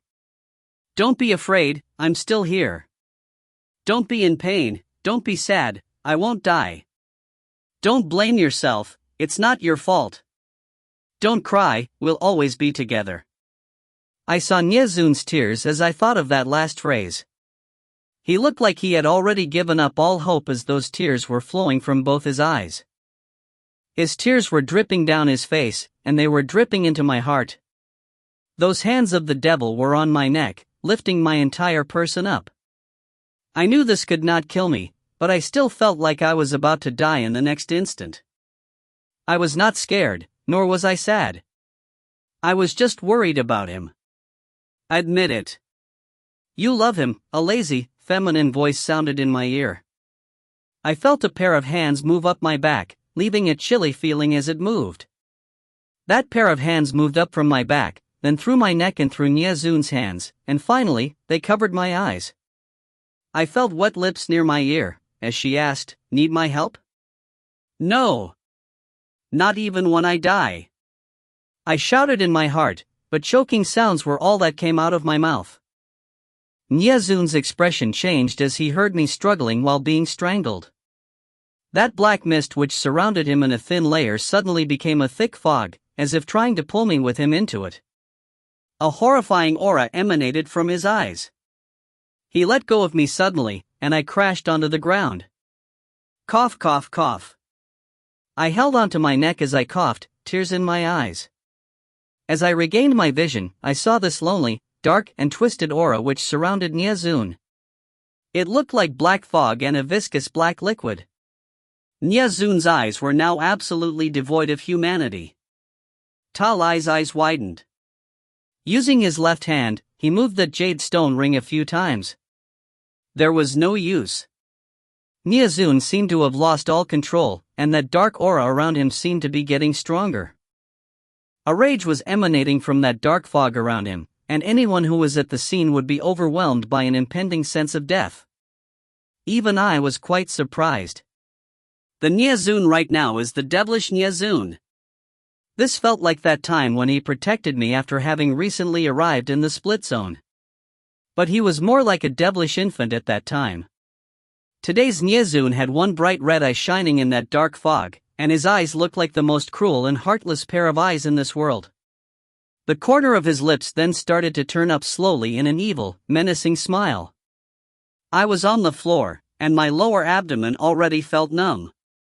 It healed so slowly that it seemed like it was not healing at all, and the burning sensation on my back seemed to be slowly swallowing me up. I struggled to get up, hoping to stop Nyazun from falling into that abysmal darkness. I don't want him to turn into a devil, even if it was for me. By now, Talai had sensed something amiss, and it was the first time his smile faded from his face. With a stride, he started moving towards Nyazun. Nyazun had an expression which looked like it was frozen in a half-smile. He was enshrouded in darkness, and he clasped his hands together as he faced Talai. With that action, 2 dark air currents condensed in between his palms, and it flew towards Talai. Being unprepared, Talai seemed to be shocked as he was instantly surrounded by the dark air currents. He muttered, "That can't be, how could you, dot." He looked like a god of death that had absorbed all the sin and monstrosity in this world, and even I no longer recognized that face. It looked like it belonged to a stranger, one that had a cruel smile. There was nothing but darkness that emanated from him, enshrouding him in the scent of death and a killing aura. It felt as if he was the only devil in this world which killed everyone he met, no matter who they were. Just a moment ago he was a puppet being controlled. Right now, he was a devil that nobody could control. Everyone was being pulled into this dark domain with those murderous hands of his. Talai looked at all this as he was engulfed in that black fog, and an anger rose in his eyes. That's right. It wasn't surprise or fear. It definitely wasn't a look of composure either. It was a rage that did not fit that elegant image of his at all. Such rage did not come from someone getting angry at something. It was a rage that came about when one saw an arch-nemesis, or one still felt like destroying that enemy even after a long time of not having crossed paths. But why did he look at Nyezun in such a way? The soul of Satan, huh? How are you related to Tsongming? Ta Lai enunciated each word clearly. He sounded like he was on the verge of doing something with explosive violence. The soul of Satan. Satan Tsongming? Does this mean that the aura surrounding Nyezun right now was that same aura that Satan Tsongming left behind wherever he passed, just like what is said in those legends? This was highly possible. According to Gaoqin Jui, the reason Tsongming had Satan as a nickname was because he left this dark aura behind wherever he went. And right now, Nyezun definitely had the power to make everyone fear him. You dare hurt her, Nyezun spoke in a cold, low-pitched voice which sounded extremely powerful. His eyes remained heartless, but he looked lost. It was obvious that he did not even know who the her referred to. That darkness and pain had eaten away at him, and all he remembered was the hatred towards whoever had hurt me, but he did not remember me. A real devil would not remember kindness and love, because as long as he still had these things, he would not be able to turn into a real devil. Nyezun lifted his hand, and with that movement, the black fog surrounding Ta Lai seemed to surge as it turned into black vapor. I could only make out Ta Lai's head in that black fog. He still had that look of rage on him, and he locked his gaze squarely on Nyezun. Nyezun, don't forget that you're Nyezun, my Nyezun. I was already out of strength. I lay on the ground, my face against the icy cold stone. I was listening to the sounds, and listening to my own heartbeat. I was crying, telling Nyezun not to forget himself, and not to forget me. Not to turn into a devil. If you find any errors, ads pop up, ads redirect, broken links, non-standard content, etc., please let us know. Report chapter so we can fix it as soon as possible. Chapter 155. Volume 3. 155. The Demon That Is Nyezun. Your consciousness could actually devour the curse I planted in your eye, Ta Lai muttered as he could not believe what he was witnessing. The black fog started to burn pieces of his skin as it surrounded him. Nyezun's other eye was starting to turn red as well.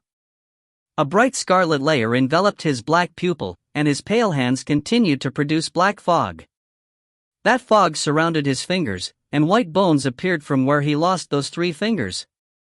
The white from the bones were in sharp contrast with that black fog, and I could see the flesh melding around it and knitting together at amazing speed. From the cold stone ground, I looked at Nyezun's hand. By now, it had already regenerated fully. In less than a minute, that hand already looked perfect, and there were no scars on it. A demonic light shone in Nyezun's eyes as that black fog surrounded his hands. He looked like a jet-black shadow enshrouded in a dark mist. That black fog created a shadowy layer, covering the gray sky and bringing with it a sense of impending doom. Only Ta Lai's head could be seen now as his entire body was already encased within the black fog. I could hear a crackling sound, as if he was being roasted. He looked like he wanted to cry out, but with a slight movement of Nyezun's left index finger, a monstrous face appeared in the black fog. Going around Ta Lai's neck with a roar, it prevented Ta Lai from producing any sound. Ta Lai's eyes were becoming wider and wider, as if his eyeballs were about to fall out any time. I could hear the sound of bones being broken within that black fog, and it sounded like his bones were being smashed one by one. Nyezun, as the black fog spread around the forest, I began to feel a horrifying pressure. I could not manipulate my MF very well since I did not get proper rest, and now that I was injured, I simply could not move any closer to Nyezun. No matter how hard I tried, all I could do was wriggle on the ground like a tiny worm. The corners of my lips and eyes suddenly felt like they were being torn apart, and I attempted to prop myself up with my blood-stained hands, trying my best to reach Nyezun. The scorpion insignia on my left wrist was flashing brightly. Nyezun's back was facing me, and I could only see his jet-black shoes as I looked up. A hand suddenly grabbed my red dress, and before I could tell it was Gao Qingjui, I was lifted up by him. He grabbed me and put a distance between us and Niezun. As I turned to look at him, I realized he still looked unusually pale. He was still pressing on his wound with one hand, and it seemed that his wound did not stop bleeding at all. His fingers were all stained with blood, and I could see that a lot of blood had already seeped through his trousers. As he pulled me away from Niezun, I saw two jet black swords in Shinchi's hands. He was charging towards Niezun. "Let go of me." I stared at Gao Qingjui angrily, but there was no strength in my voice. Gao Qingjui looked at me coldly as he spoke in a low voice. Talai's curse was devoured by his consciousness. He won't recognize anyone in this demonic state, not even you. Are you tired of living? He was still unusually pale, and he looked rather weak right now. There was blood on strands of his hazel hair, and it stained his forehead. Under that blood-stained forehead were a pair of strong brows and a pair of evil, menacing eyes, which could at times be filled with warmth. "The more I can't leave him like this," I said softly, looking at him. I caught what looked like sadness flashing past Gao Qingjui's eyes. "Listen to me if you want to save him." As he spoke, I saw Shinchi's swords wrap themselves around Niezun's monstrous hands. Niezun turned back. Under those wispy bangs, I could see those bright red eyes of his sweet past Shinchi in us. A scarlet light flashed in his eyes, and his lips turned up in a cruel smile. Black fog started enshrouding Shinchi. Shinchi's eyes were also red. With a wave of his hands, the two swords produced a clear sound. Clang! The swords slashed into Niezun's hands, severing them cleanly from the wrist. Ah! I covered my mouth as I took in what just happened. Though a living weapon could come alive, it was still a weapon. There was no withholding in that cruel attack. Niezun's demonic hands were cut off just like this, but there was no change in his expression. His smile did not fade, and it did not even look like he felt an ounce of pain, but even weirder was that two sets of bones started growing from his wrists. Flesh was knitting together on these bones. A new pair of hands appeared in just a few seconds. As Niezun's black sleeves had been slashed apart, his arm was now partially exposed. His hand regenerated at such godly speed. But the scars on his face still remained, and they did not look like they were going to heal anytime soon. I heard Gao Qingjui sigh in defeat. "Seems like we're all going to die here today." I looked at him in shock. Did you have to go and say something like this? Once he loses his humanity, it would be difficult for even soul splitters to go against him. There was strong emotion in Gao Qingjui's exhausted eyes. My expression of surprise turned cold. "Just what do you know, Dot?" Gao Qingjui gave a menacing smile. All of a sudden, he grabbed my chin with the hand that was originally pressing on his wound. He wanted to press his blood-stained lips against mine. Niezun, who was about to attack Shinchi, witnessed every moment of what just happened. I turned my head in the instant that I realized what Gao Qingjui was trying to do. Because of this, Gao Qingjui only met the corner of my lips. From Niezun's perspective, it would look like we were locked in a passionate embrace as our faces were covered by that red hair of mine. Are you trying to call upon what little humanity he still has within him? I spoke softly in Gao Qingjui's ear. In reality, I was a little tense. He looked foreign yet familiar, and that face which originally had a cruel smile on it had just brushed past my lips with a warmth that felt so conflicting. I felt Gao Qingjui's throat move, and he tried to use his hand to adjust my head, attempting once again to press his lips against mine. Momentarily, a feeling of anxiety overcame me. As I tried to avoid it, Gao Qingjui looked at me with a pair of forlorn eyes. I pursed my lips and avoided it as quickly as I could. I felt sorry for this, and I wanted to meet his gaze to convey an apology. But at this moment, a chilly laugh from Niezun immediately froze all of us. As I turned to look, Niezun had a deathly cold gaze, and a ghastly aura surrounded him. The smell of blood invaded my senses as the devil in Nyezun had completely awoken. Not only did Gao Qinju's method fail to bring out his humanity, it further triggered his rage. He lifted a cruel hand in the air. With a grabbing motion, a hand materialized from that black fog, capturing Shenqi. Gao Qinju's eyes darkened. He charged towards Nyezun with great speed. White fog surged in his eyes as air currents started roaring around him. The air currents and black fog met each other in loud, thunderous clashes. Behind Nyezun, Ta Lai was still encapsulated in that black fog. He looked like he was in pain but unable to make any sound. As Gao Qinji moved, Shenqi had already turned back into that long, flexible sword in Gao Qinji's hands. Gao Qinji was fast, and with his sword and those explosive air currents, he pushed back against Nyezun's demonic aura. The scarlet light in Nyezun's eyes was still burning brightly. With a light tap of his feet, he flew up into the air, avoiding Gao Qinju's slashes. I was quite perplexed at this. In the end, why did it become a fight between the two of them? A fight between the two of them. As I thought of this, a horrifying scene appeared in my mind. It was the scene where Gao Qinji ruthlessly killed Nyezun. It was that scene which appeared when Si Luo was looking into my heart. I looked on anxiously. Gao Qinju's previously pale face now looked full of color. It was not how a gravely injured person should look like. This look was a look of a victor. He raised his sword high, slashing it towards Nyezun. Nyezun was a black figure with bright red eyes, and those pale hands of his made several complex signs. With those signs, the black fog started to quake and roar, encasing everything in its path. My heart sank. Without hesitation, I focused all my MF to prop myself up, and with a flick of my wrist, Piercer was back in my right palm. If you find any errors, ads pop up, ads redirect, broken links, non-standard content, etc., please let us know. Report chapter so we can fix it as soon as possible. Chapter 156. Volume 3. 156 Ba. I leapt towards the two of them in the instant I retrieved Piercer. As I moved, I noticed a difference in Ta Lai's gaze as he made a last-ditch effort to escape from that black fog.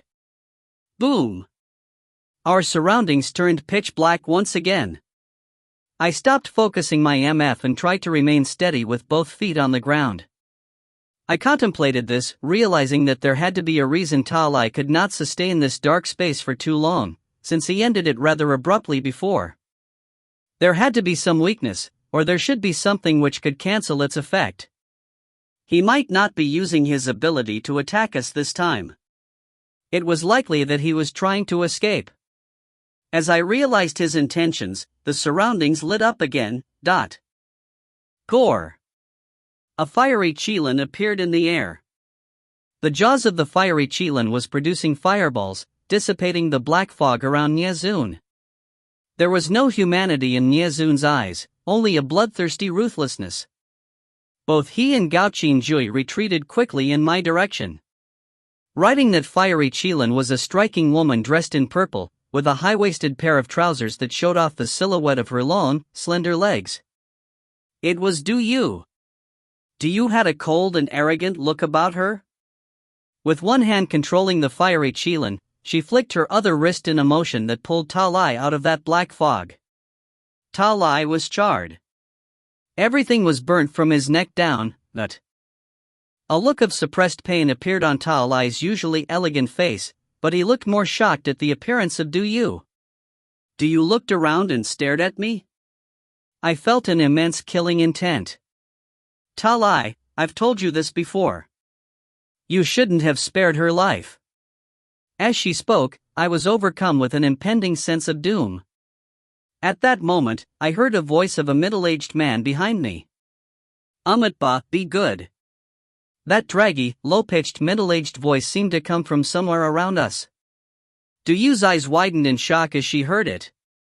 I wanted to turn back to look, but a pillar of golden light appeared from the sky.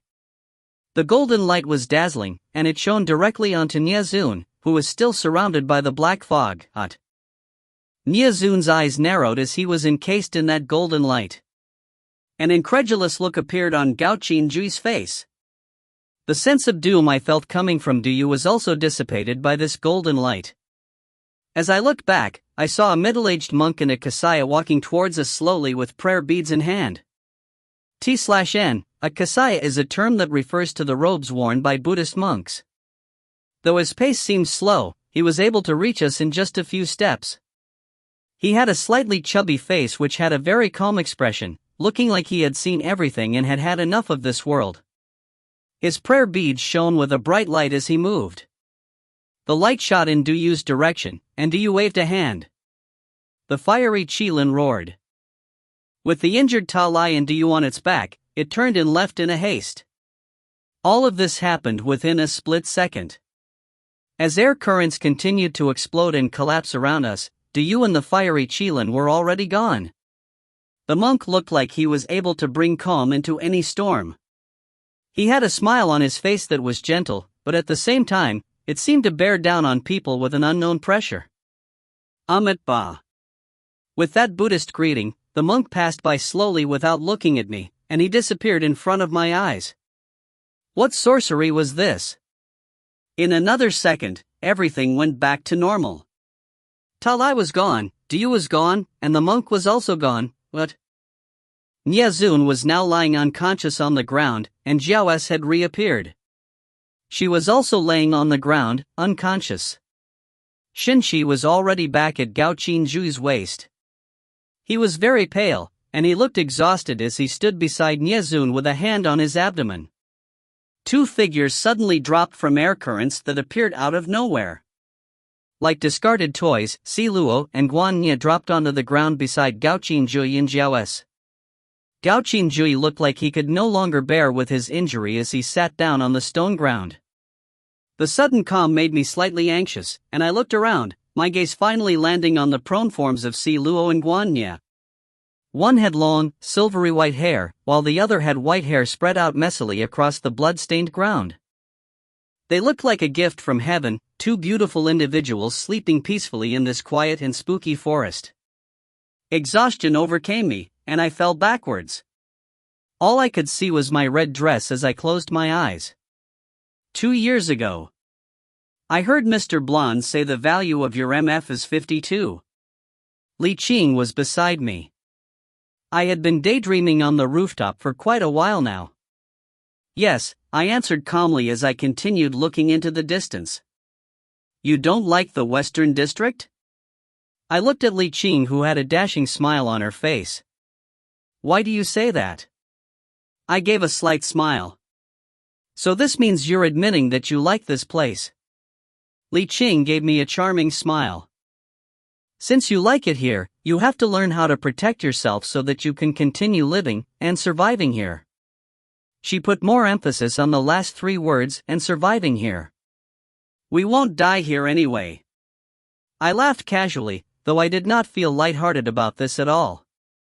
No, she looked me in the eye as she continued, there are many places to die here in the split zone. Don't think that you won't be able to die as long as you keep your split symbol well protected. Is that so? So what? I sighed and looked into the distance once again. Li Qing was someone who was sure of everything she did, and she looked especially charming in fights. She was just like a genius. But there were also times when she was just like a child. Just like now. Under that silver armor, she lifted a sculpted arm to adjust her hair, and she had this slightly distressed expression. Mr. Blonde entrusted you to me, and it seems like I'm not able to take care of you well. I always see you daydreaming here. Well, the Western District is a nice place. Stay here and I'll protect you. As if she found the root of her problems and solved it on her own, she laughed loudly and draped a hand over my shoulder. As I looked at the gray sky and the forest in the distance, the refreshing scent of Li Qing's hair wafted into my nose as a wind blew past us. Hey! She used her chin to point in the direction behind me. Does it feel nice that he's always with you? Li Qing laughed. I frowned a little, a look of irritation in my eyes. No, it doesn't. Li Qing's hand, which was on my shoulder, pinched it hard, and I looked at her in annoyance. Her gaze was clear like spring water. No matter what world we're in, company is always precious. It's your luck that you have it now. No matter how unlucky you were when you were alive, whatever you have now will always be the best you can get. Though I didn't understand what she meant, nor was I touched by what she said, I did not react very strongly to it. I made a non-committal sound, trying to end this. You don't know how to protect yourself, and you want to drive away the one who can protect you. What a facade. She was criticizing me, but she sounded so full of love as she said it. I'll be teaching you how to fight soon. But before that, you'll need a weapon. Though I was uninterested in everything since arriving in the split zone, I still respected and relied on Li Qing greatly. I was not very interested in getting into fights or having weapons, but because Li Qing said it, I tried to make myself look slightly more interested as I looked towards her. Li Qing took a sideways look at me, and it felt as if she already knew what I was thinking. She grabbed something from behind and threw it into my arms. I looked at it as I picked it up. It was a bow. It was silvery white, the same color as her armor. No wonder I did not realize she was carrying it when she walked over before. The bow was not large either, it was small and portable. There were not many designs on that silvery white bow, and it did not seem to be exquisitely decorated either. Though it looked like an ordinary bow, nothing extremely beautiful, it felt right in my hands. For some reason, I already fell in love with this ordinary bow as I lay eyes on it. This is a bow? I looked at Li Qing with a rare curiosity. Li Qing's hair was blowing in the wind, and she squinted in a smile. That's right, it's a bow. It's for you. Use it to practice defensive moves next time. How about the arrows? I asked casually as I played around with the tiny bow. I'll get someone to create the arrows for you, they'll be dipped in a suppressant. It's lucky that this dress of yours is pretty thick and it isn't too revealing either. I'll attach the quiver on the dress, and you can bring them with you wherever you go. What's the story behind this bow? I'm sure you wouldn't be giving me any ordinary bow. I asked jokingly, not being too serious about it. It did not matter whether the bow was a good weapon or not, since what was important to me was that I liked it on first sight, and I would definitely want to use it in future. Sadly, this bow is really just an ordinary bow. There's nothing special about it, Li Qing answered with a smile. If you find any errors, ads pop up, ads redirect, broken links, non-standard content, etc., please let us know. Report chapter so we can fix it as soon as possible. Chapter 157. Volume 3. 157. The Smartest Individual. Shanur.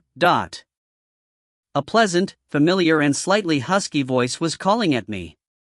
I opened my eyes unwillingly as I felt something cold beside my face. I was simply too exhausted. Niazun's scarred face met my eyes as I opened them fully. Though he had a face full of scars, it could not take my attention away from the gentle light that shone through those starry eyes of his. Wait, his eyes. I sat up, staring at him. Your eyes have recovered? No, I shouldn't be asking like this. You've recovered? Niazun's eyes seemed to darken for a moment before he answered, I think so, except for this ugly face. A bittersweet smile appeared on his face. I was heartbroken at how he seemed to hate himself. Looking around, I realized we were already in a building in the southern district. Niazun was sitting on the bed, and I was asleep in his arms previously. I grabbed his arm. You look better this way. At least your eyes and hands are fine. Niazun laughed, and I saw the defeat disappear from his eyes. You're really bad at consoling others. Why would you tell someone they look better with a face full of scars? I asked, but seriously, what happened?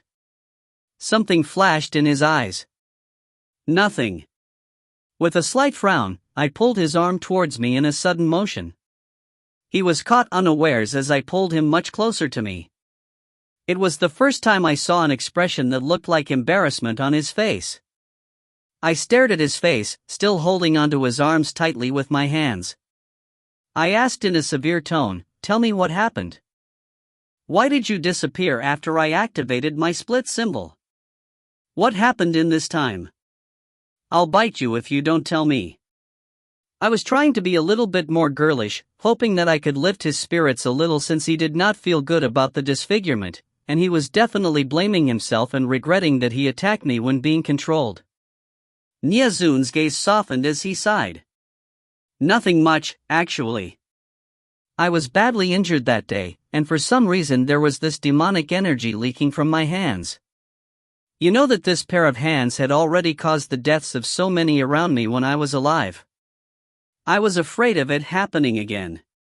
When I saw that demonic aura, I didn't know what to do, so I decided to leave temporarily. But then I realized I could actually be more than 500 meters away from you, so I just left." Furrowing my brows, I pouted.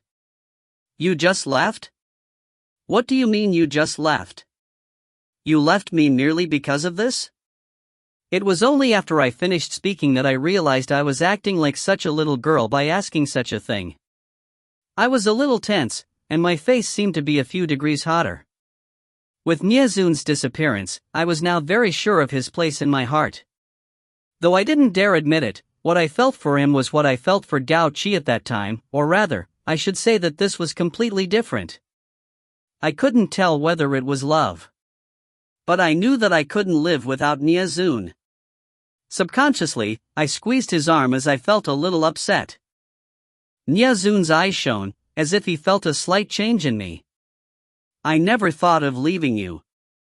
I wanted to be on my own for just a little while, just to make sure that this pair of demonic hands wouldn't hurt the people around me. I planned on returning after that because I'd never risk hurting you, never ever. Even if I had to leave, I'll never let anything hurt you."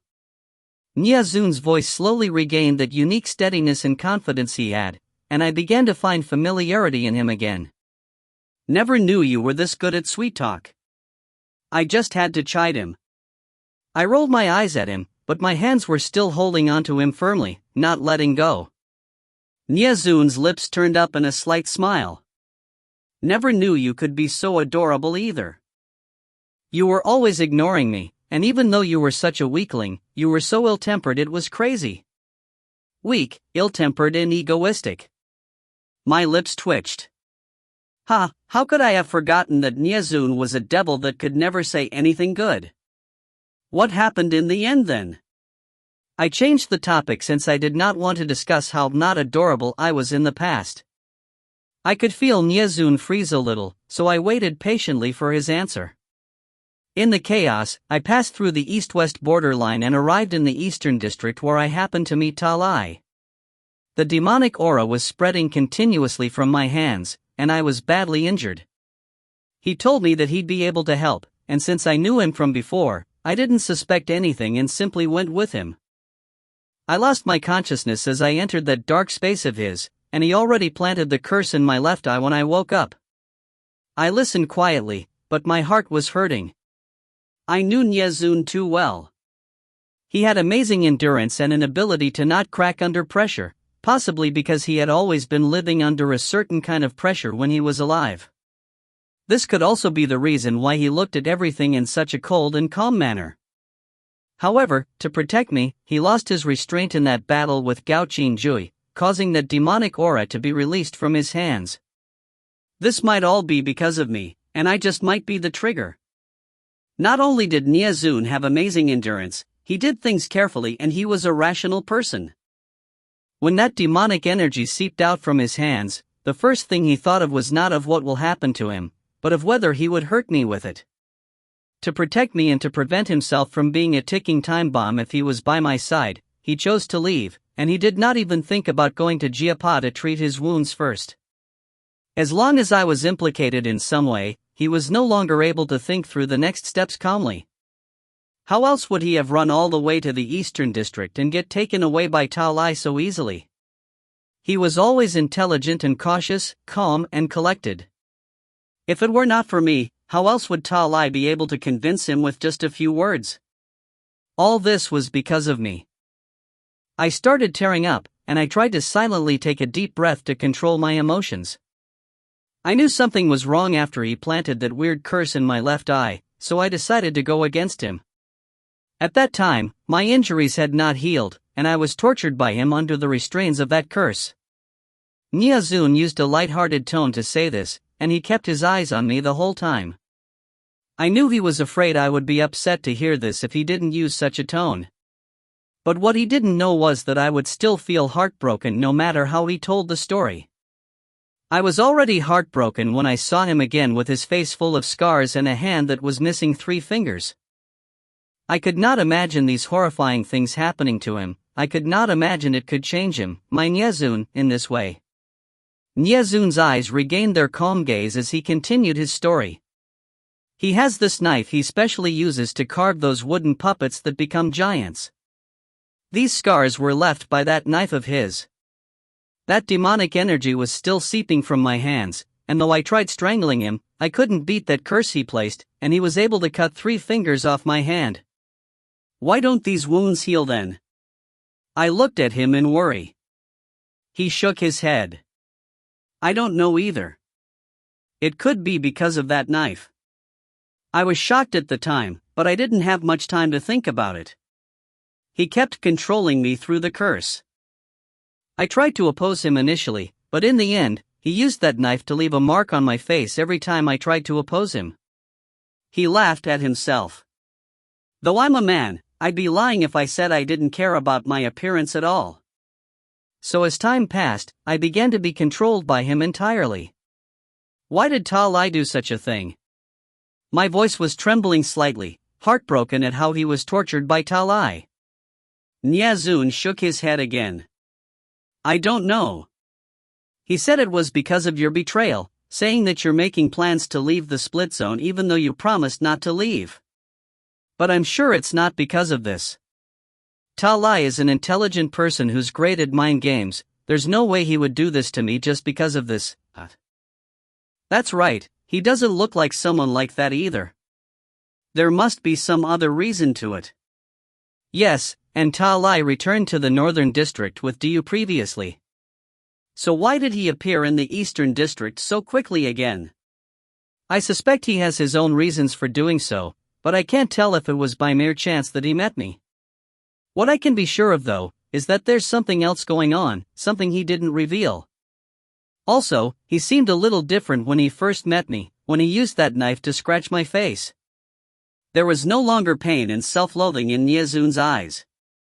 He now looked extremely collected as he recalled what happened, trying his best to look for clues. I felt relieved as I looked at that expression. This is the real him, this is my Niazun.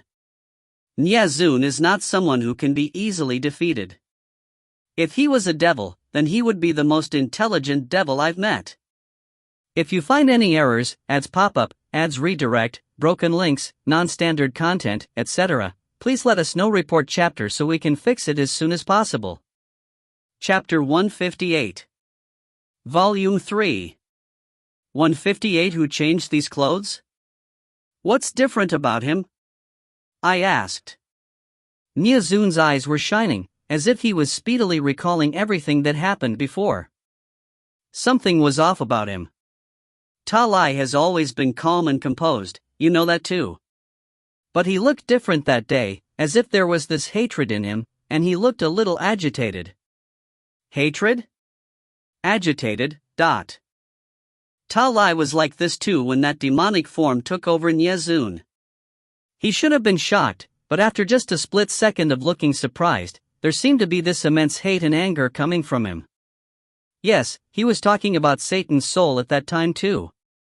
Right, he was like that too when that demonic form took over in you. Could it be that you had some similarity with Song Ming when in that form? I'm guessing that it might have triggered the hatred he had towards Song Ming. After a moment of pondering, Niazun answered, that's possible. According to legend, Bianing, his lover, had a sudden change of heart and she's currently by Song Ming's side. There might be some resentment there, and since he saw me being similar to Song Ming, he might have directed that hatred towards me. But, Nyazun continued with slightly furrowed brows. It doesn't seem right that this was all because of a grudge. Ta Lai doesn't seem like the kind who'd do something so cruel because of a personal grudge.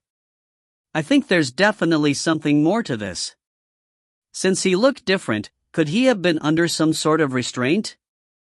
Do you remember his nightmare? In his nightmare, he kept calling for Bianing. Do you think this might somehow be related to his nightmares? After a pause, I spoke more slowly. No matter what, now you're back and you has taken Ta Lai away. We'll definitely get an answer in the northern district. I squeezed Nyazun's palm and starlight shone in his eyes. I gently touched his face with a hand. I should have brought Jiapa with me. He'd definitely be able to help heal your face. With a pale and slender hand, Nyazun took my hand in his. It's no use. I've tried ways and means to destroy this face, but it heals every time. The only thing that doesn't is these scars. It could be something to do with that knife of his. I frowned. Don't worry about it. There'd surely be a way. I was already tearing, and I felt even more emotional as I looked into those starry eyes.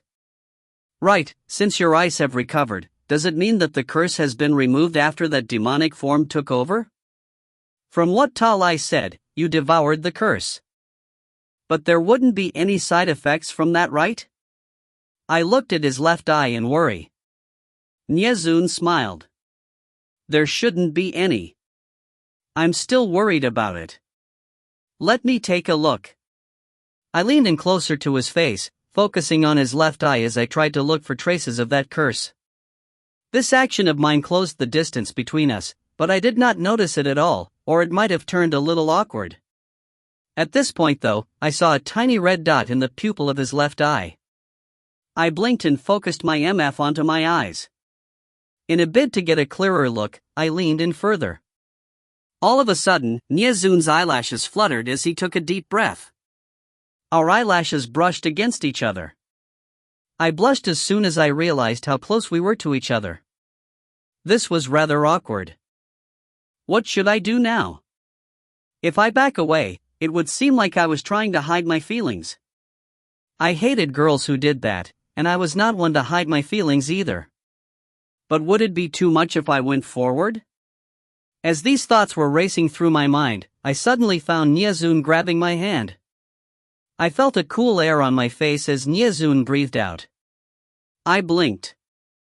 Nyazun looked up, and the starlight in his eyes made me momentarily forget that I was looking for traces of that curse. I saw his lips turn up a little, and in the next second, he grabbed the back of my head. I was wondering if I should resist as I felt the pressure on the back of my head, but I hesitated for just 1 second. In that second, he pressed his lips against mine. Though this was not the first time our lips touched, it felt different this time. Our eyes were still on each other, and there was a warmth from those cold lips as they hit me. A murmur escaped me as I felt lost in that familiar scent of his, feeling a little giddy. I felt as if I was about to suffocate, and I tried to move away subconsciously. As if able to tell I was about to move, fireworks seemed to appear in Nyazun's eyes. Those fiery eyes locked themselves on me, and I felt a greater pressure from his hand which was still on the back of my head. I felt his dry lips as both our lips smashed into each other from what was originally a light peck. There was no longer any cold now, only a burning heat. My lips felt like they were on fire, but it wasn't a scorching heat, it was a heat that made me drunk on it. It was the first time I felt temptation like a moth drawn to an open flame. I was initially a little unsure, but with newfound courage, I pressed forward and returned the kiss. My hands found his arms and moved to his back, taking him in an embrace. For a moment, Nyazun froze as he felt my acceptance. But very quickly, he took me in a tight embrace, like a sudden fire that was lit. Gentle exploration turned into a forceful taking as he pried my lips open, his chill entangling with my warmth. A poisonous temptation spread through my mouth, and my hands held onto him even more tightly as he grabbed me with both arms. Instead of his usual coolness, I felt like I was about to be roasted in Niazun's fiery embrace. I could see the fireworks in his eyes, and I leaned back as I felt a sudden urge to avoid him, afraid that this passion would be suddenly extinguished. Niazun was not taking things slow anymore. His lips turned up in a haughty smile, and he took the opportunity to pin me down as I leaned backwards. My hair was in a mess, and our lips parted for a short moment as we fell. My brows furrowed at the lingering emptiness as my lips left his. But before I knew it, I could already feel his soft tongue in my mouth. He was holding me tight, and his breathing was getting heavier. Trembling, my eyes were open and I saw a devilish firelight in those starry eyes of his. We were pressing into each other's bodies as his strong arms kept me pinned down. As we were locked in passionate embrace, there was a sudden knock on the door. Shocked, I accidentally kicked Niazun in a fluster. Ow! Niazun jumped out of the bed in pain. His hair was in a mess, and those starry eyes looked a little pitiful. Looking at him like this, I couldn't help but let out a tiny laugh. Niazun stared at me, as if telling me that he would take his revenge someday, before saying come in. Gao Qinjui was the first to walk in. For some reason, I froze for a second as I looked at him.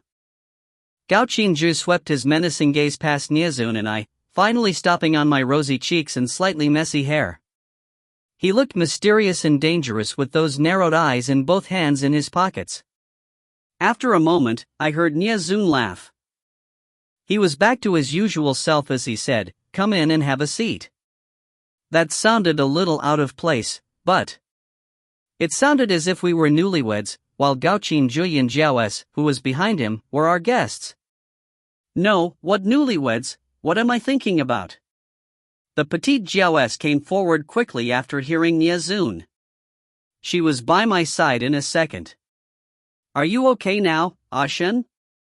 An intelligent and perceptive person like her seemed to have already noticed the difference in me and the awkward ambience in the room. There seemed to be some emotion in her blank eyes, and she kept looking at Niazun and I. I felt a little awkward. Their observation skills were really something. I stood up hastily, trying to put some distance between the bed and myself. I'm much better. Are the both of you okay too? Jiao S smiled. We're fine. When I was swallowed, I fainted from that horrible stench in the giant's stomach. The rest of you were already on the floor when I woke up. So you actually fainted and weren't digested by the giant. Oh, is your stomach okay now? Though Gao Qinju's wound healed really slowly, it still healed eventually. I think you should be fine too. I was reminded of my injury only when Jiao S mentioned it. I was actually impaled through the stomach. I looked down and realized there were no more bloodstains on my dress, and there was no hole there either. Almost immediately, I looked up at Niazun in a rage. Niazun had a face that seemed to say this had nothing to do with him. I gritted my teeth in anger. Don't pretend like this has nothing to do with you. Who changed my clothes then? If you find any errors, ads pop up, ads redirect, broken links, non-standard content, etc., please let us know. Report chapter so we can fix it as soon as possible. Chapter 159. Volume 3. 159. A fight between the snipe and the clam. T/N, a phrase in Chinese, yubang xiang zhang, that describes a third party benefiting from a fight between two others. I addressed Jiao S while keeping my eyes on Niazun, who remained looking innocent. I should be fine. I guess. There was a chill in Gao Qinjui's gaze as he asked, Niazun, can you give us some sort of explanation? Niazun gave a casual laugh, and he quickly repeated what he previously told me about being taken away by Talai. I then told him about what happened to us when he was missing. After that, there was nothing but silence in the room. Gao Qinjui was the first to break the silence. You were rather merciless when you went against us previously, so why should we believe you now? He directed this question at Niazun, as if snubbing him. Niazun was his usual, calm self. You can choose not to believe me. Okay, a stalemate again. I looked at the two of them and thought to myself, when did the two of them start hating each other like this? But this might not be peculiar, since Gao Qinji wasn't a popular person, and he didn't care about others anyway. As for Niezun, he always had this demeanor as if he couldn't be bothered about anything else, and he was an even more unpopular individual. I guess it's quite normal that such individuals would hate each other. I was never good at dissipating such situations, but Jiao S was a natural at this. She said, "Good that you're back, we need to work together so that the soul splitters can't get the better of us." However, what Niezun said next seemed to carry some hostility. Work together? Among us, you're the only soul splitter here, right? He looked at Gao Qinji with a smile, and even I trembled at that smile, which was obviously far from genuine. I always knew that Niezun only looked like a lazy bum on the outside, but in reality, he was someone you do not wish to ever offend. Even so, he cared so little about the things around him that it was rare to see the other side of him. From the current situation, however, he could no longer sit back and watch while doing nothing at all. Gao Qinji returned the smile, his cruel lips turning up at an angle. "That's right. When you guys say work together," as he said this, he pointed at the three of us one by one. "The three of you are on the same side, while I'm a soul splitter. So I'd suggest you don't put too much trust in me. I've also said this before, that I'm doing all this for Si Luo, including going with all of you to the Northern District. You could say it's partially for Guan Ye too. Once I've obtained what I set out for, there's no need for us to be working together anymore." Looking at how clearly he drew the line between us, I felt a little upset at it, weirdly. Yes, why did I forget that Gao Qinji is different from us again? Weren't we fighting against him in that battle which caused me to activate my split symbol? He does everything for Si Luo. Only for Si Luo. But why did I have a feeling that he was creating this veneer to separate himself from others on purpose? Why did I want to believe that he wasn't such an individual? No matter how many times others have told me to stay away from him, to be wary of him, and even when the things he did could harm me, why did I still want to believe in him? How badly is Guan Nie's split symbol peeling? Niezun asked abruptly. Seems like he cares quite a bit about Guan Nie too. Before I could answer, Gao Qinji laughed. No use worrying about him. If we don't go to the Northern District to find the individual who can save him, death will come knocking on his door. Furthermore, I'm pretty sure you know how bad his injuries are. That shadow which appeared in front of the window and beat you Liang, that was you, right? Gao Qinji asked with narrowed eyes as he lifted his head, seemingly looking in Niezun's direction. My heart skipped a beat. Right, how could I forget? According to Niezun, demonic energy was seeping from his hands after he got injured, and he left alone because of that. He met Ta Lai shortly after, and he'd been under Ta Lai's control since. If that's the case, why did he appear in the Eastern District on that day? He even helped us out, and let me find him? I looked at Niezun doubtfully. There was no change in Niezun's calm expression.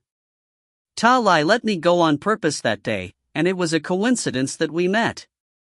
After I helped you guys out, Ta Lai took control of me again. You mean all that was planned by Ta Lai? Then we're back to that same question. What's Ta Lai's objective? Niezun did not answer Gao Qinji this time. I took a deep breath, saying to Gao Qinji, I trust Niezun. If you're coming with us, then I hope you'll trust Niezun too. No matter what, I believe he wouldn't hurt me. I was met with Gao Qinji's frigid gaze as I looked up. Huh, is that so? You believe that he wouldn't hurt you no matter what? Is that why you refused to let go of him even when he created a bloody hole in your body? Gao Qinji sounded harsh and angry as he said this. I did not expect him to say such a thing, and I was rendered speechless at how direct he was. Niezun's gaze darkened, and I knew that he was upset at how Gao Qinji brought this up again, because it was an undeniable fact that he had hurt me. This was probably unbearable for him. Gao Qingji just had to mention it to rile up Niezun and I spoke in the spur of the moment, so what? He was being controlled at the time, but you actually went against me on your own accord. By this logic, should I be more wary of you instead? I said this without thinking it through, and I felt a tinge of regret after that as I saw a look of self-mockery on Gao Qingji. I quickly suppressed that feeling. What I said was the truth, so why should I sympathize with him? He was the one who brought me here to the split zone. He was the one who went against me before. And now he's trying to put some sort of blame on Niezun when we're trying to work together. Gao Qingji, who are you to put the blame on others? Do you treat me that well? In fact, you should be my greatest enemy, my soul splitter. Gao Qingji kept his eyes on me, and I returned his stare. Sometimes, I'm curious why we would be able to meet here in the split zone, with this rather complicated relationship. Why did I meet you, someone who looks exactly like Gao Qi, here? Fate loves to play games with us, don't you think? What's the use of bickering now? Our goals are one and the same. Gao Qingji, both you and I are doing this for Si Luo and Guan Nye, while Li Xin is doing this for her friend. Since our aim is to reach the northern district, why are we fighting here? Jiao S finally spoke. Furthermore, 2 days have already passed. There are still 5 more days to go before Guan Nye's split symbol completely peels off, and before his consciousness disappears in the split zone forever. He no longer has a will to live, and if we don't reach the northern district in time to find the one who can save him, he'll definitely die. Gao Qingji, instead of arguing, why don't you use this time to think about how to save Guan Nye? Or are you happy to see him die because of you? Jiao S looked at Gao Qingji with a frown. Mentioning Guan Nye worked as Gao Qingji quietened. Moreover, we're now in the southern district. Doesn't matter if it's Ta Lai or Do You, it's obvious that entering and leaving the southern district is a piece of cake for them.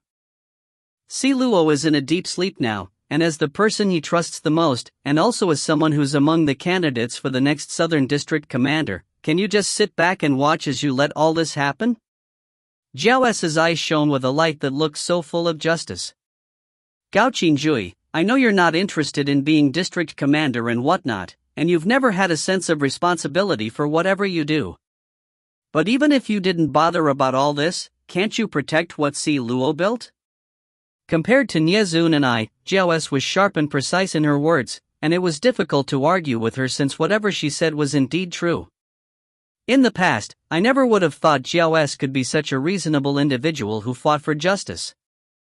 Gao Qingji asked with narrowed eyes, what are you planning to do? Jiao S looked at him. Do you know where the southern district's experimental grounds are? Gao Qingji laughed cruelly. I really don't know. You have to ask Si Luo or Rongjin. His evil smile froze as he seemed to be reminded of something. All of us froze as well. Rongjin. Where's Rongjin? Rongjin was the first to show up in Ta Lai's dark space, but after Ta Lai appeared and engaged us in battle, where did he go? Also, why would he be involved with Ta Lai? Why did Ta Lai side with Du Yu all of a sudden? Jiao S voiced our doubts. I caught Gao Qingju's gaze wavering as Du Yu was mentioned again. When Du Yu appeared that day, I had no spare time to pay attention to Gao Qingju's expression. I wonder what happened between them. You can't find the experimental grounds, but you can find Rongjin, right? Jiao S asked Gao Qingji again. Gao Qingji replied, I can't. You should know this too. Ever since he went under Si Luo's wing, he never showed his face. He always used those shadows of his. No one knows where he is or why he's suddenly working with Ta Lai instead of properly protecting the southern district. Jiao S tilted her head. Alright, you don't know anything and you can't find anything. I'll ask you one last question.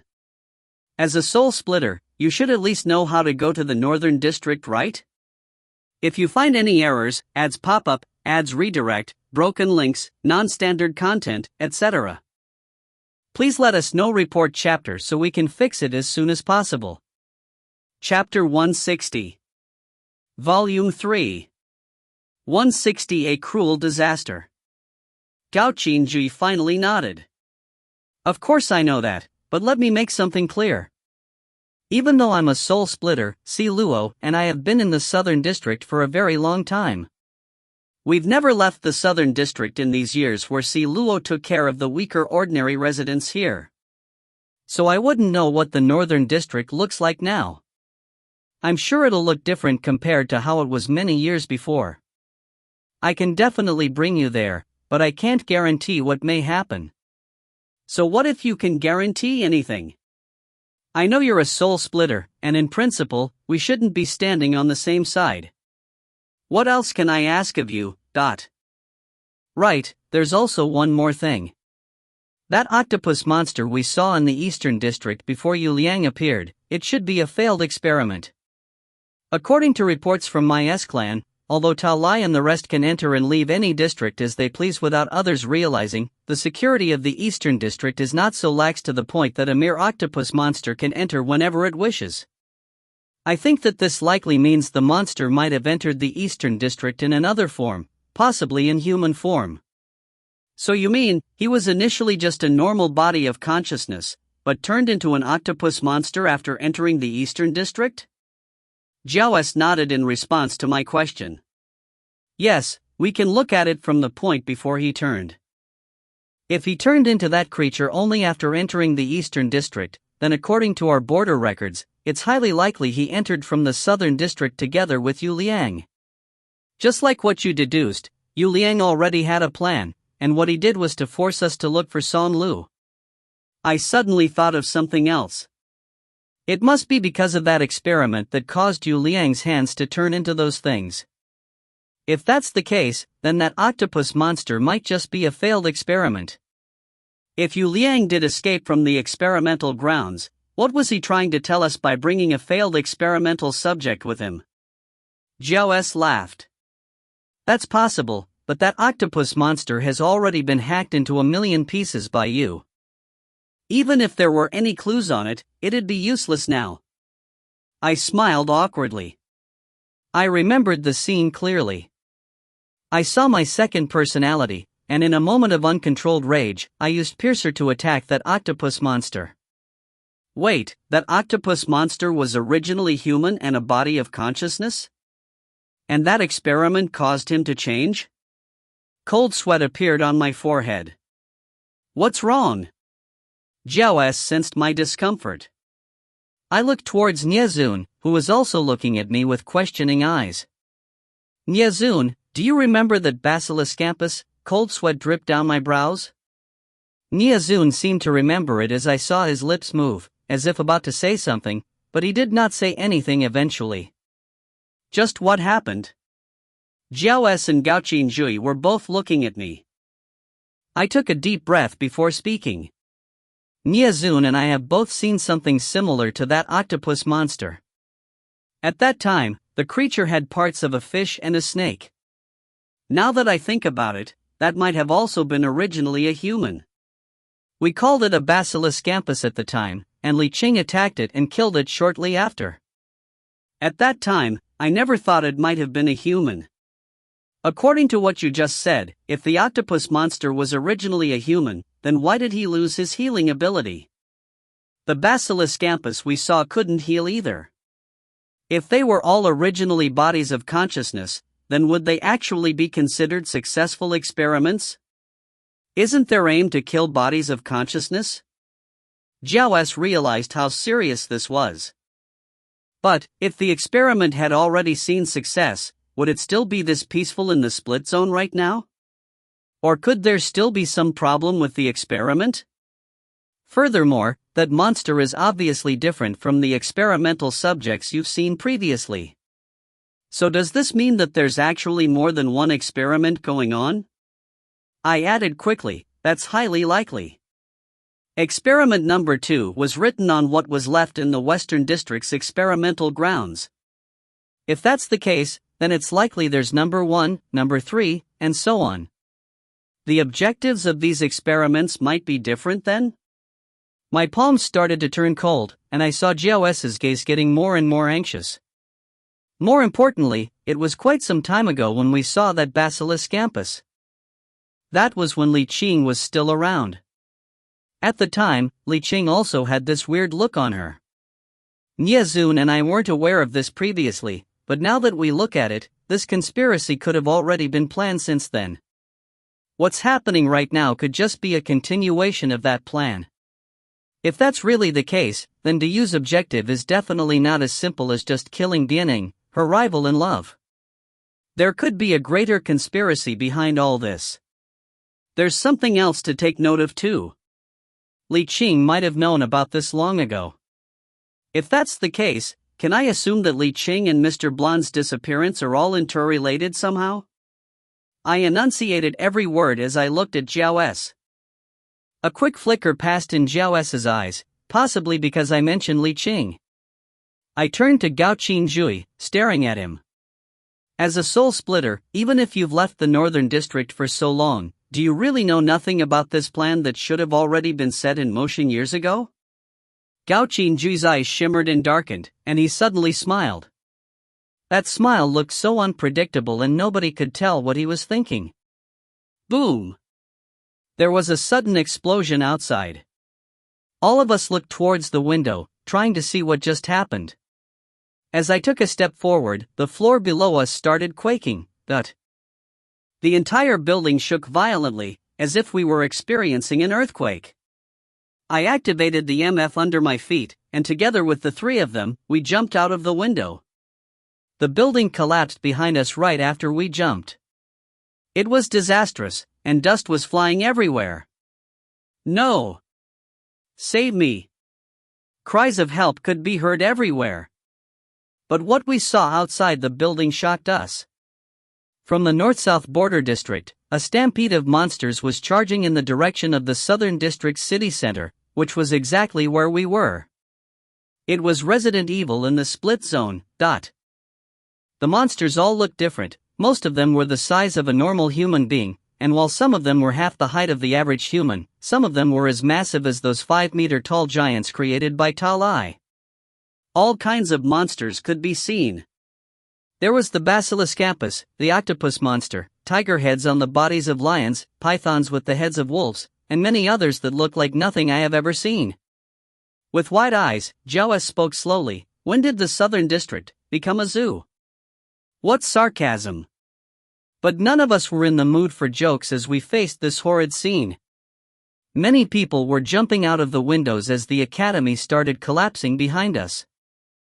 Since most of the residents here had MF of a low value, some of them were not able to land safely on the ground, and I saw many tear-ridden faces that were full of fear and helplessness. The monsters were closing in, and they would just rip humans apart at first sight. Those with low MF would not be able to heal quickly if attacked. Looking at the situation, though it was not as bad as witnessing an apocalypse, this was still extremely terrifying for the Southern District residents. Thousands of monsters were attacking the people, and the ground shook as buildings collapsed one by one. Gao Qinjui, these are your residents. I looked towards Gao Qinjui. Gao Qinjui had a shocked look on his face. Even he was stunned by what was happening. Save me. Who can save me? Save me. The ground started shaking, as if the stone ground we were standing on was a boat that had hit some island while floating on the ocean, causing it to quake violently. Even I couldn't keep steady. Boom! The buildings continued collapsing, and a huge boulder came flying in my direction. Activating my MF, I dodged it. Though the boulder did not hit me, it smashed into a young lady not far from me. There was no time to think and no time to be afraid. I could only use my MF to dodge whatever came at me. I haven't seen such a horrible disaster even when alive. The sea of monsters started to spread out, leaving a trail of destroyed trees and human body parts wherever they passed. Blood was spraying everywhere amidst painful cries.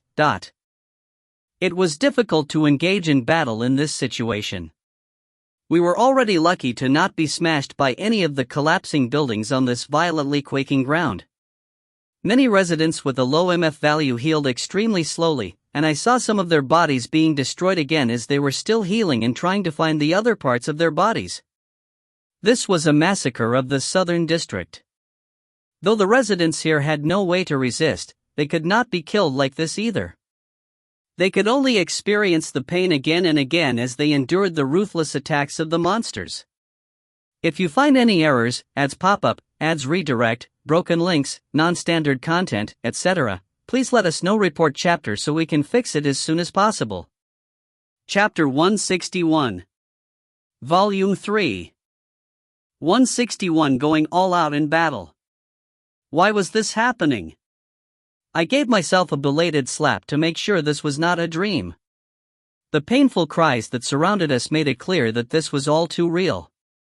The Southern District was currently overrun by a sea of monsters which continuously attacked and tortured the residents. Just, what's happening? Jiaoas said in a trembling voice.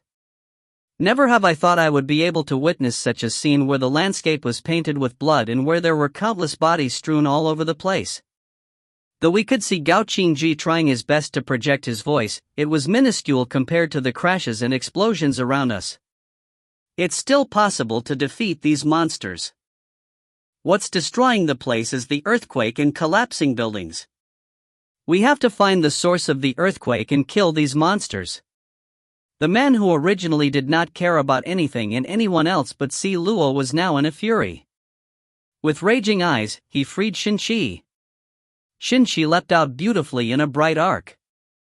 There's nothing he cannot kill within 50 square kilometers.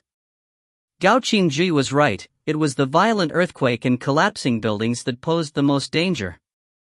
As we dodged the falling debris, Xinqi was like a godly sword bathed in blood as it slashed the monsters into two. A group of frightened Southern District residents ran out of the building in front of us, their tear-stricken faces looking around in a panic. In an instant, a few tiger-headed monsters charged towards them. I couldn't bear to watch anymore, and before I whipped Piercer out, I remembered Scorpion Ray on my left hand. Though I still didn't know how to use Scorpion Ray very well, there was no time for me to ponder. I jumped to be near them and raised my left hand towards those monsters that were now roaring at me. Kill them, Scorpion Ray! I shouted without a hint of mercy. Swish! The Scorpion Ray on my wrist produced a bright light, forming countless silver needles that flew towards those monsters. The silver needles pierced through the monsters like horizontal streaks of rain, and they were instantly riddled with holes. Seeing my ability, the terrified Southern District residents all tried to hide behind me. However, one of them slipped and fell, causing the rest to trip. I actually caused a stampede. I was anxious at this and I wanted to tell them to keep calm and try to protect themselves, but the ground shook so violently that everything became a blur and I fell on the ground. Something that looked ugly and twisted was flying towards me.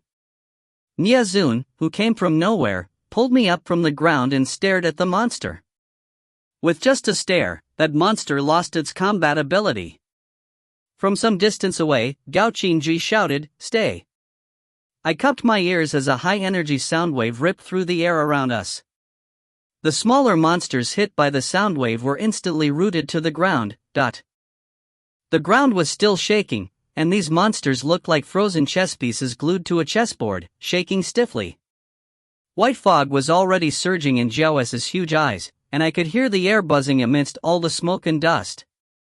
She raised both her hands and put them down again, and as she concentrated her MF on her hands, air currents started wrapping around the monsters which were not hit by the persuader. As she balled her fists, I could hear the sound of bone cracking in those monsters.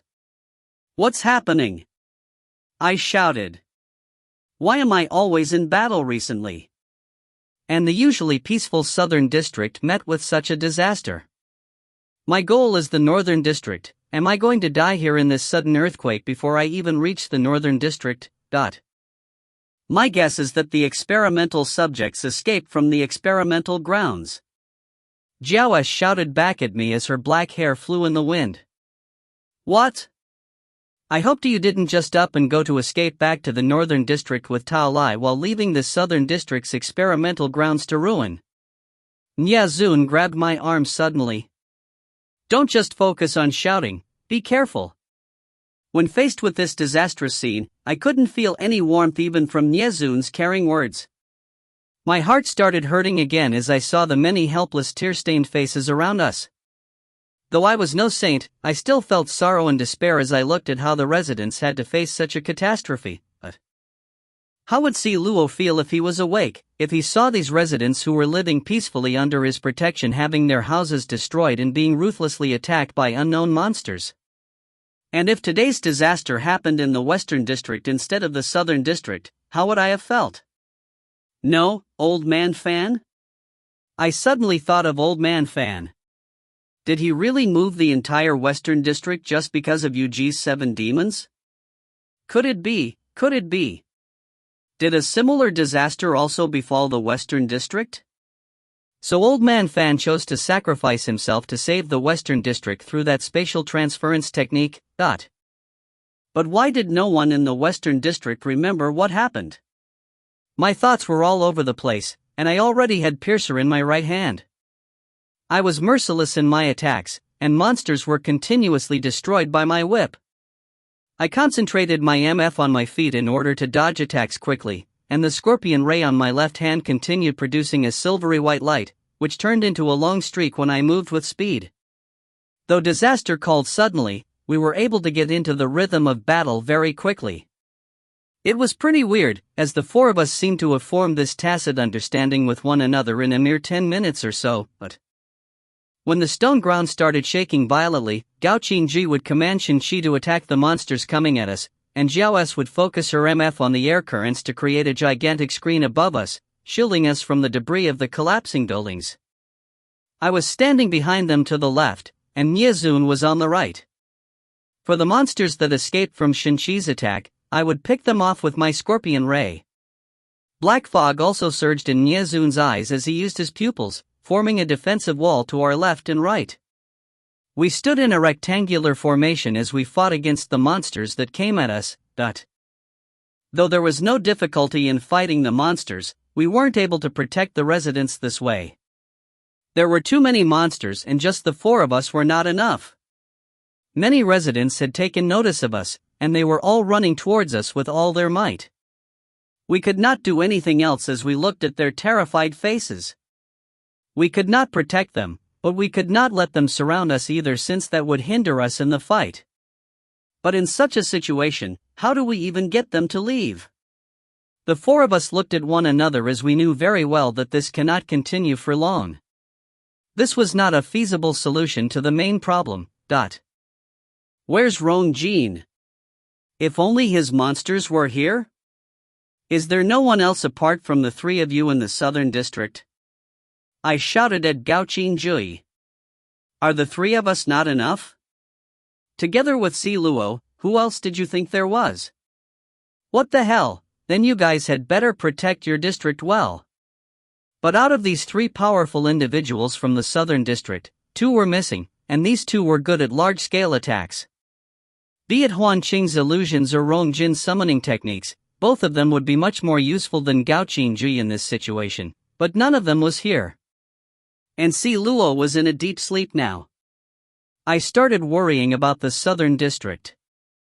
If this was indeed caused by the experimental subjects escaping from the experimental grounds, it would spread very quickly to the Eastern District, and even to the Western District if we could not put a stop to it here. We need to find the source of the earthquake.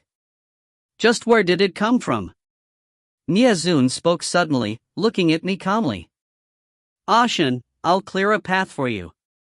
You charge into the sea of monsters and see if there's anything behind that's controlling them or if there are any clues. Jiao S shouted. Right. Without hesitation, I agreed. My red dress billowed as I leapt up, charging forward towards the sea of monsters with piercer in hand. Jiao S used air currents to encapsulate me, forming a solid dome of defense. I looked back at Nyezun, whose eyes darkened. I nodded at him, signaling that I was fine. He then nodded in response. After which, he used his pupil ability to destroy the monsters around Jiao S. It would be hard for Jiao S to protect herself if she was solely focusing on protecting me. The ground was still shaking below us, and I whipped Piercer around without mercy as the blood and flesh sprayed all over me. I did not bother wiping them away since I was only focused on destroying these monsters and not letting any one of them get away. Following closely behind me was Gao Qinjui, who fell into step quickly. Shinchi was behind him, killing everything that came our way. If you find any errors, ads pop up, ads redirect, broken links, non-standard content, etc., please let us know. Report chapter so we can fix it as soon as possible. Chapter 162. Volume 3. 162. You'll find out if you try. I saw a familiar face as I reached the center of the sea of monsters. Among the monsters, there was this enormous python in the middle. It looked like an ordinary python, but it was humongous. A pair of bright green eyes was staring at both Gao Qinjui and I. Wrapped up in that enormous python was a tiny figure. She was sitting on the python and she giggled as she blinked at me. She even waved at me. Soft, golden hair fell across her forehead, and she looked like an adorable doll even with a mischievous expression on her chubby face. Her looks did not match with that gigantic python at all. I said, Lao. Laurel, dot. Hee, a Shinjie, come quick, come over here. Laurel kept waving at me, like a little child who was waiting for me to play with her. Gao Qinjui held me back. I turned and shook my head at him, reassuring him that I will not do anything impulsive. But Gao Qinjui did not let go. I turned back, but I wasn't able to see Niezun clearly. Jie, come over quickly, don't you want to go to the northern district? Now that the southern district is about to be destroyed by me, the only way to the northern district is through my baby's tummy. Laurel giggled mischievously, pointing at that giant python below her. I kept my eyes on her. There were tons of questions in my mind, and seeing her unlocked a flood of emotions in me. Everything started because of Laurel. I still remembered how innocent and naive she was when she first arrived in the Western District. She's like this now because I wasn't able to protect her. It's all because of me. Ah shun jie. Laurel smiled at me warmly. Didn't you say that you'll always protect me? She continued in a soft voice. I bit my lips. Laurel, it's my fault for not being able to protect you. No matter what you've been through, go back with Jie. This time, I'll definitely protect you well, I said resolutely as I looked at her. She lifted a tiny hand to hide her lips. Jie, haven't I told you this before? I've found what I want. I hope Jie can come with me too. Aren't you always on my side, Ashin Jie? What do you want? I started to calm down as I kept my eyes on her. Laurel laughed. What I want, you really cannot give, Jie. How'd you know if you don't say it? I smiled. Laurel's eyes flashed with a cunning flicker as she said, I want to bathe the split zone in blood. I hate this pretentious look of you, Jie, keek. Laurel laughed as she saw me frown in response to what she just said. There was a quick flicker in her eyes as those tiny hands continued to hide her laughter. Then, that enormous python opened its wide, bloody jaws. No, wide is not the right word. I could see nothing but blood red in front of me after it opened that mouth. I could see the flesh moving inside its blood-red jaw, and there was a black hole right in the middle of it. Come over quickly, dot. The sky disappeared from above me, turning into a blood red, and all I could hear was Laurel's voice. This is bad. Gao Qinjui seemed to have seen something, and he tried to pull me backwards. But it was too late. That python seemed to have a black hole in its throat, and as it opened its mouth, a massive force pulled me and Gao Qinjui towards it. The both of us were hit by that force, and it felt as if there was no way to escape from that gravitational pull. It felt like there was an invisible hand in the darkness, forcefully pulling me and Gao Qinjui towards the abyss. You think of something.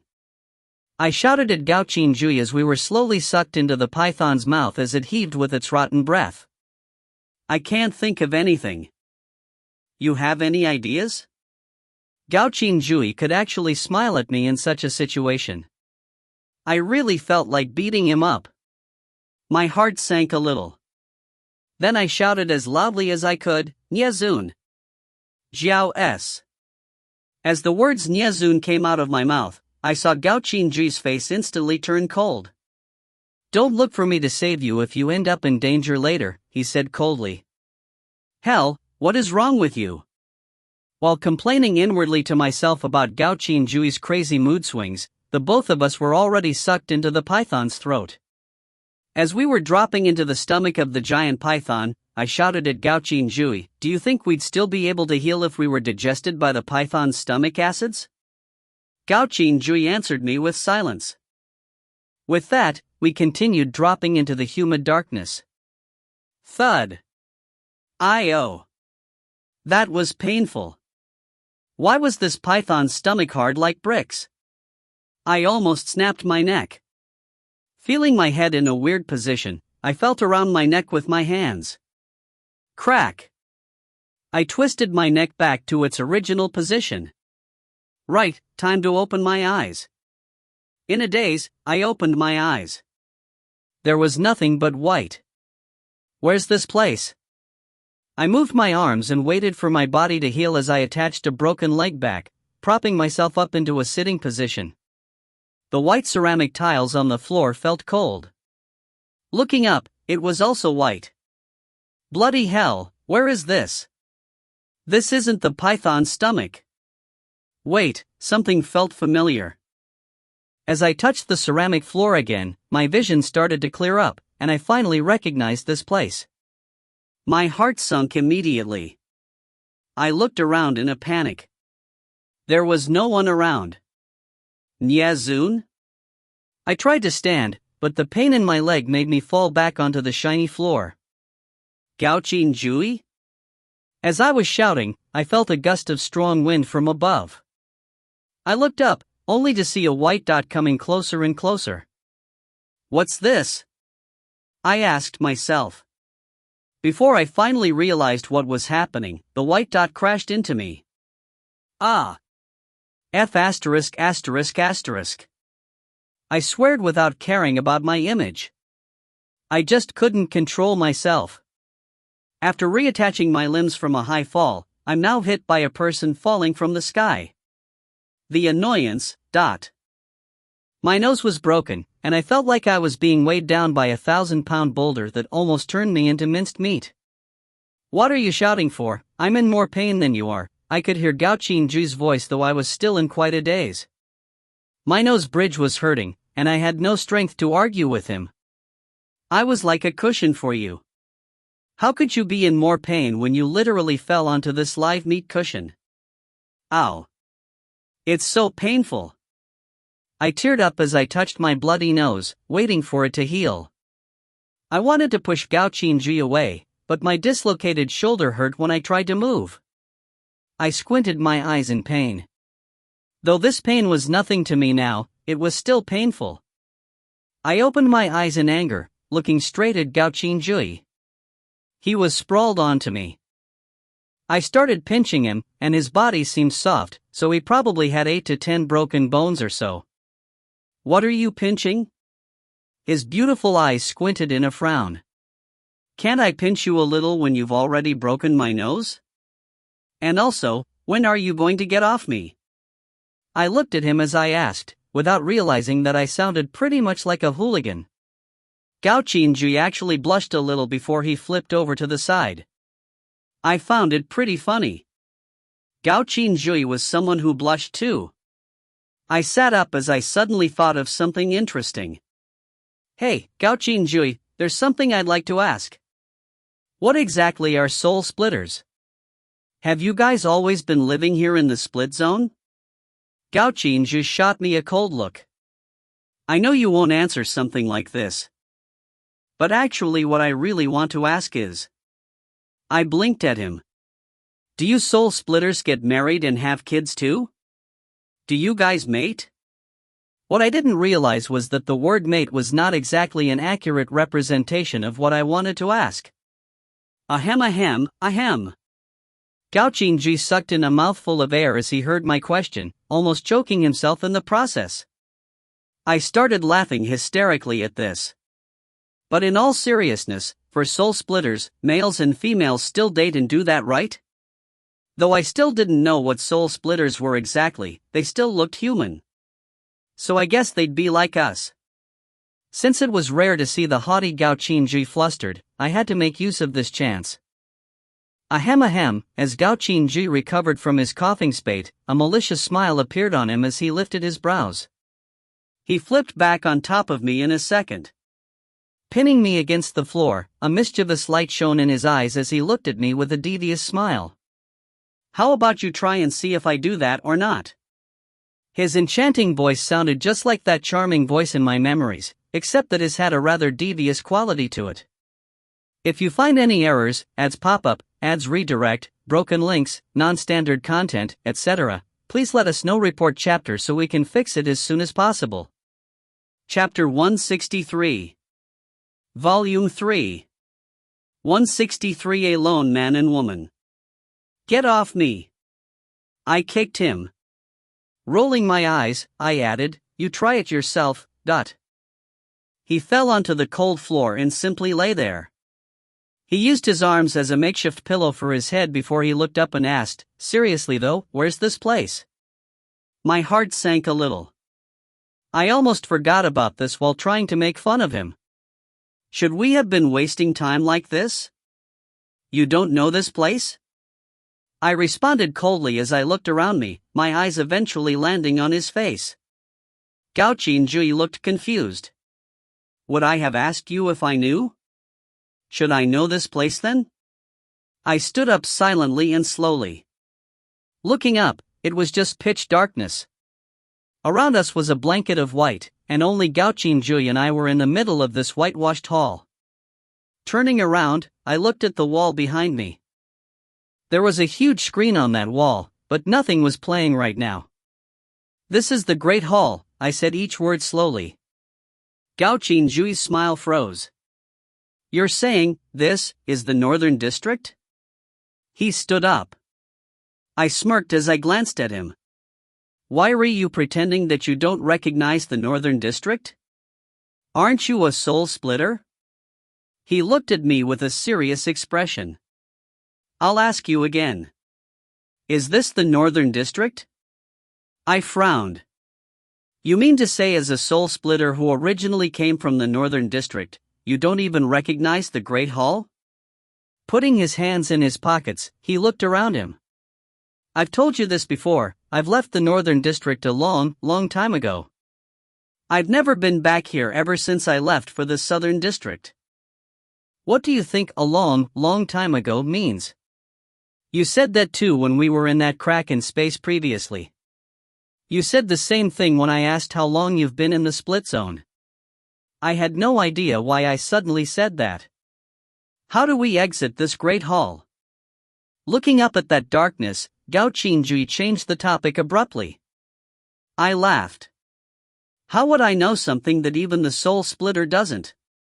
Li Wen previously said that the darkness above is where soul splitters rest, but seems like that isn't the case, since the both of us actually fell from there. Following Gao Qingji's gaze, I looked up at that mysterious black hole which seemed to be endless. Li Wen? She said soul splitters rest there? Gao Qingji asked as he pointed above him. That's right. Ha, as a soul splitter, I didn't even know I actually rested there. Gao Qingji's laugh was laced with sarcasm. Looking at that darkness, I asked, I remembered it correctly, right, that we were both sucked into a python's stomach? So why would we fall from that hole above? How would I know? Don't tell me. This hole here has something to do with that python? How would I know? Good heavens, is that black hole the python's stomach itself? Or does the python's stomach lead to that black hole? How would I know? God! If the python's stomach leads to this black hole, then wouldn't the black hole be its anus? That would be so disgusting. Thousands of possibilities were floating in my head, and I felt disgusted at that thought. How do we get out of this great hall? Gao Qingjui could no longer be bothered to entertain me on this. How would I know? I responded immediately with his previous answers. He decided to ignore me for real this time as he walked towards a large space in the direction of the window at the end of the hall. TSK TSK. I tooted disapprovingly as I followed behind him. Before moving, I turned and looked at that screen again. It was gray with nothing on it. I gave myself a bitter smile. Why would I even hope to see my family on that screen? Would I still dare to face them? Suppressing the emotion in me, I caught up with Gao Qingjui. We reached the end of the hall rather quickly. This was somewhere new to me. Opposite that wall with the screen, a huge window was on this wall in front of us. There was only white fog outside the window, and nothing else could be seen outside of a 3-meter radius. Looking out, we could not see anything else but that fog. There's nothing here. I stuck my face to the glass in an attempt to see farther. Let's go out and have a look, Gao Qingjui said. How do we go out? There doesn't seem to be any doors here. I looked around. There was nothing in this empty great hall but this window. You mean we won't be able to leave just because there's no door? Gao Qingjui scoffed. With a quick gaze, the air around us started rumbling. The air currents turned into sharp air cones as they flew towards that glass window. I took in a breath at how unceremonious that seemed. Sadly, only a loud sound was produced, and the glass did not even crack a little. Gao Qingjui obviously did not expect for this to happen, and he even let out a breath in surprise. I'm not seeing things right? I replied, nope. With another chilly gaze, the air started roaring around us again. As the air currents cleared up, the glass still looked as good as new. I let out a laugh, not minding Gao Qingjui's angry glance. I focused my MF onto my palms and placed them against the glass. The MF felt like water in my palms, and controlling one's MF was just like controlling water inside one's body. Though it was rather difficult, I've gotten better at manipulating my MF, especially after all the recent battles. I froze as I finally received some feedback on my MF. This glass, I think it can absorb MF? Gao Qingjui asked with a frown. What? Try it. Focus your MF on your palms and put some pressure on it to feel it. After trying it for himself, Gao Qingjui said, I think you're right. But instead of saying it absorbs MF, it's more accurate to say it cancels out the MF.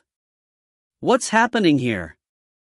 Yu Liang and San Lu exited from this wall previously, and according to them, just behind that veil of fog are huge doors labeled Heaven, Ghost, and Exit. Why aren't there any doors here, and why can't we pass through even with the use of force? Are we locked up in here? Gao Qingjui gave me a mysterious smile as he looked up at that black hole, and then back at me. My hair stood on ends as he said that. Don't hope for any roleplay here. I'm a very proper person. I looked Gao Qingjui in the eye. He regarded me with disdain before walking back towards the middle of the great hall. Hey, you're going to give up just like this? Not going to try again? He answered me lazily, what else can we do? It's obvious we can't exit from that window. Instead of wasting energy on that, why not just lie down and take a rest? He already lay down before finishing his sentence. I glanced at him, and he looked like he could fall asleep any second. An endless white welcomed me as I looked around the empty space. Looking up, there was only that seemingly endless black hole. Gao Qingjui seemed extremely comfortable on the floor, looking like this has nothing to do with him and he was not going to care even if the world was in fact going to ruin. I glanced at him again, before finally deciding to sit on a stone somewhere near him. When did you learn to ignore everything just like Niazun? Let me tell you, you're already unpopular because you're so cold. If you continue acting like a lazy bum just like Niazun, you might never be able to find a girlfriend. I just wanted to ridicule him. However, I did not expect silence.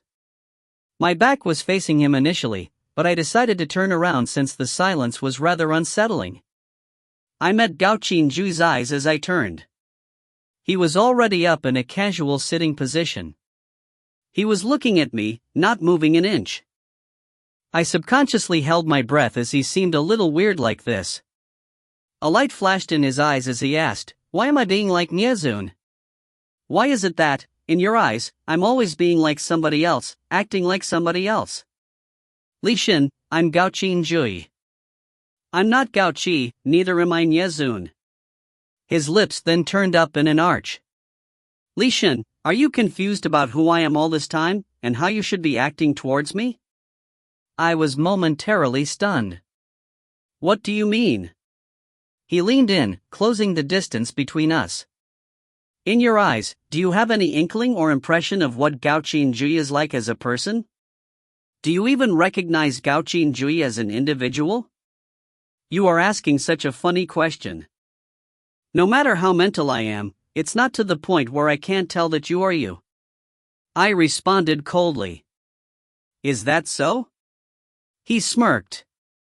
"If you weren't confused from the get-go, judging by your personality, I'm afraid you might have chosen differently every time you fought against me.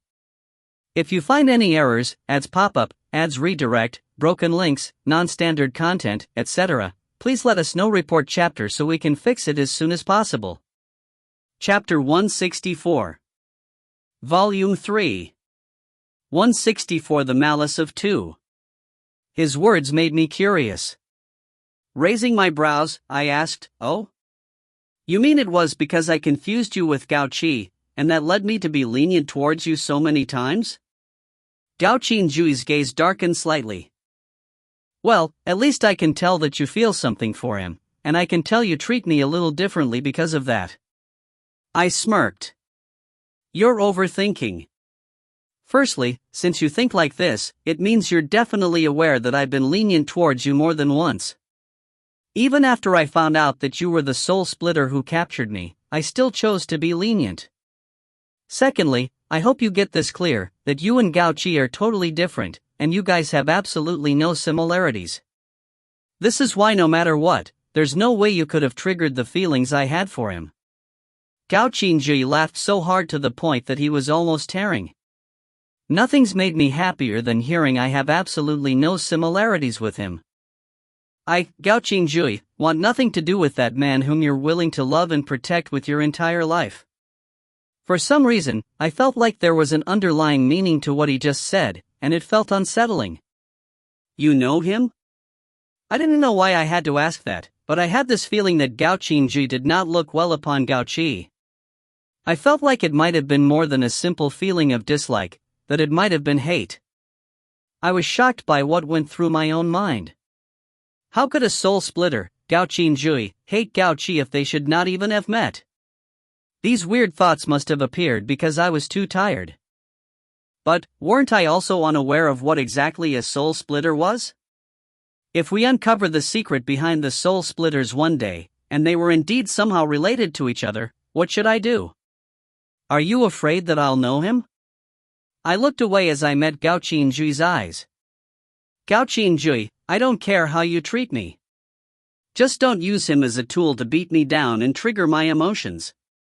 I admit that I'm not strong enough, especially when it comes to matters that has to do with him.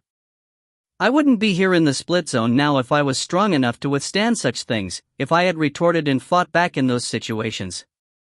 I then looked up at him with a smile. He looked rather stunned. "You're really something." He laughed suddenly, and lay back down. He continued in a low voice, "Tell me how you feel about him. You can start wherever you want, or you can just start from how it began." I had never expected a day like this. A day where I could have a peaceful conversation with Gao Qingjui about the feelings I had for Gao Qi, the person with the exact same face and body as him. It might be because I'd never thought of this before, but I suddenly had an urge to complain. I just didn't know where to start. If you don't know where to start, how about you answer my questions then? Promise to answer truthfully? I smiled as I answered, "I will." Gao Qingjui closed his eyes and said, "What do you love about him?" I thought this was a simple question that I could answer immediately, but I was stunned by how my mind was a blank. Yes, that's right. All this time, what do I love about him? Though there was usually no reason needed to like or love someone, there still had to be some point where it starts.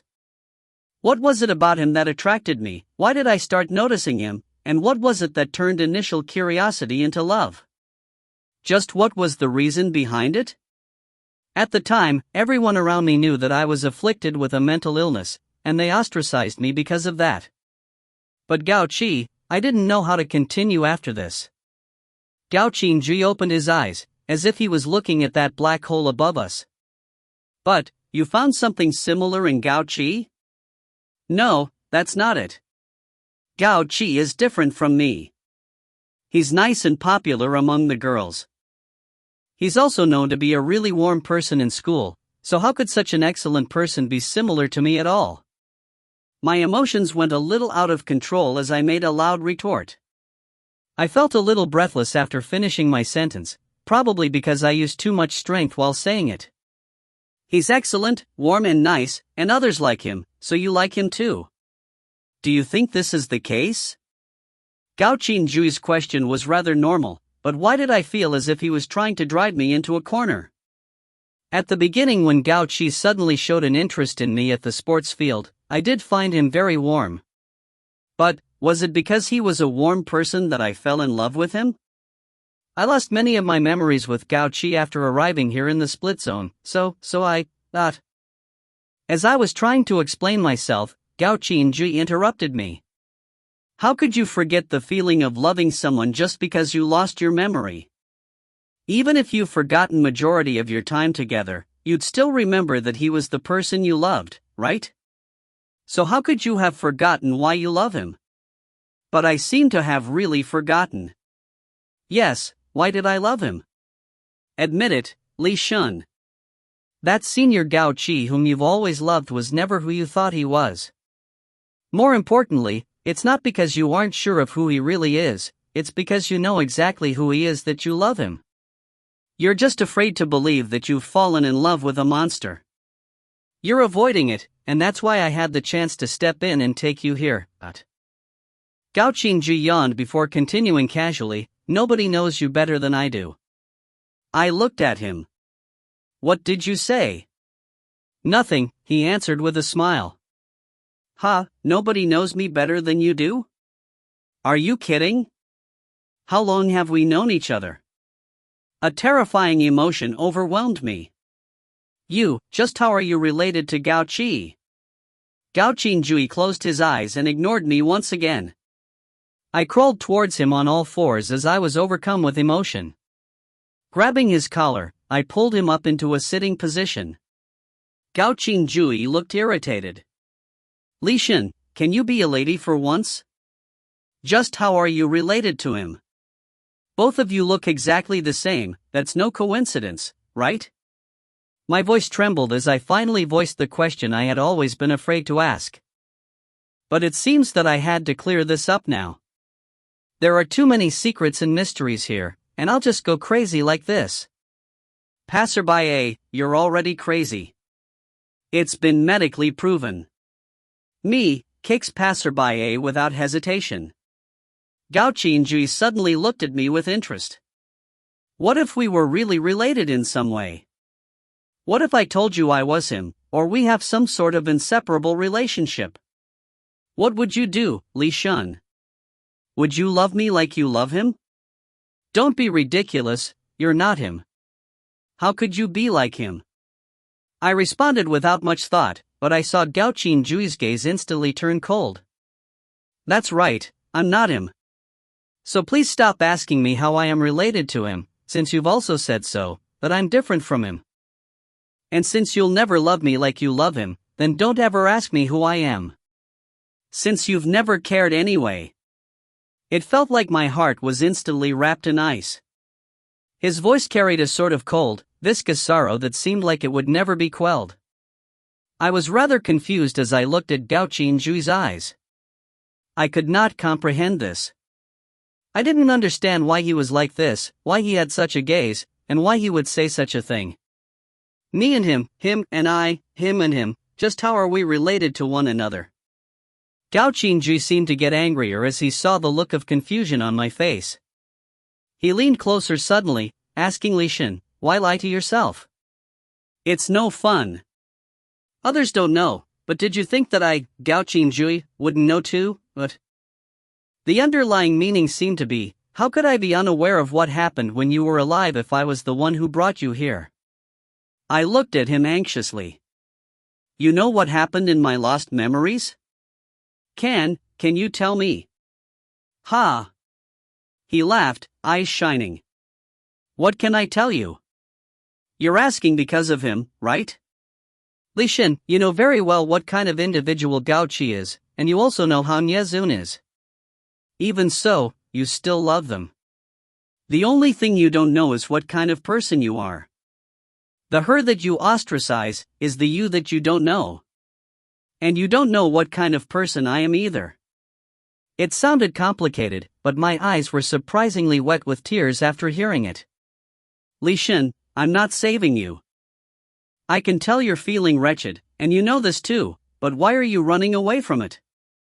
Why are you being even more cowardly than when you were alive? A malicious, evil feeling overcame me, as if my soul was dyed black in a mere instant. I looked at him coldly.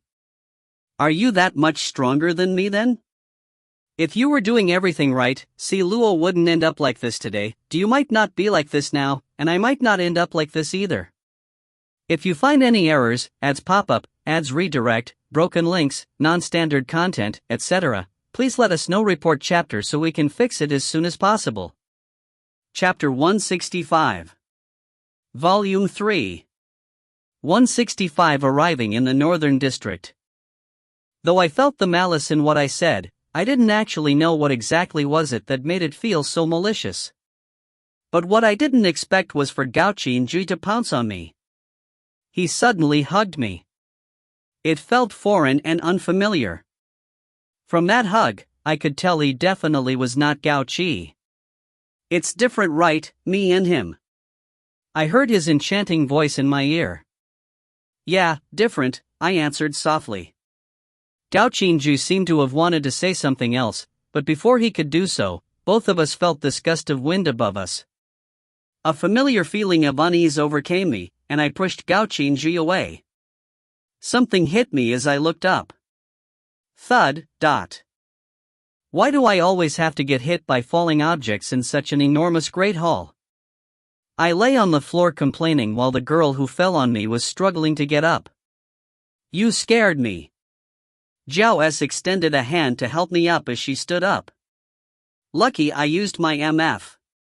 At least I didn't break you into pieces, even though there was very little time for me to react. My lips twitched as I responded, I've already been broken into pieces earlier. I realized Nie Zun had also fell from above as I stood up, but he didn't crash like Zhao S did. This is the Great Hall? Zhao S looked around, surprise on her face. Nie Zun did not take his eyes off me ever since arriving here. Yes, you guys were swallowed by that snake too, but Nie Zun answered calmly, we got swallowed on purpose, to look for the both of you. How are things in the Southern District? Gao Qingju asked. Zhao S looked glum. How should I put it? Nobody knew where those monsters came from, and Nie Zun and I definitely cannot turn the tide on our own. Since the both of you had already disappeared into the stomach of that snake, we decided to just follow. That was weird. Also, why would Laurel appear together with those monsters? Why does the stomach of the snake lead here to the Great Hall? I felt like I was about to go insane. We were all silent. Since we're already here, let's go out and have a look, Zhao said. The problem is that we aren't able to leave. That glass seems to be able to cancel out MF, and Gao Qingju, and I can't think of anything else. Zhao walked over to the glass window and used a similar attack to what Gao Qingju did with the air currents. Nothing changed. The glass window looked as good as new. Try it this way. You'll see how the MF feels like it's being absorbed. I pressed my palms against the window as I demonstrated it to Jiao S and Niazun. Following my example, they pressed their palms against the window. You feel it, right? I smiled at Jiao S. Her expression changed. Wait, don't take your hands away. I was a little stunned at her reaction, but I followed her instructions. When I pressed my hands against the window again, a peculiar feeling entered my palms, spreading throughout my entire body. What's this feeling? I muttered. Niazun's eyes flashed. This feels as if that the glass would melt into a liquid form when all three of us have our palms against it, as if it was about to suck us in. What Niazun said reminded me of something, and I turned back quickly to Gao Qinjui. Gao Qinjui, come over quickly. Try to press your palms against this. Though Gao Qinjui seemed doubtful about this, he still walked over and did what I asked. A miracle happened when he put his hands against the glass. It was as if the last key had opened the final lock. When Gao Qingjui's hands touched the glass, it turned into a transparent liquid form, and whirlpools appeared where our palms were, slowly sucking us into them. Shall we enter? I asked the others, since we were still unsure of what would be on the other side. The three of them met my eyes. Once I was sure of their decision, we let the glass suck us in.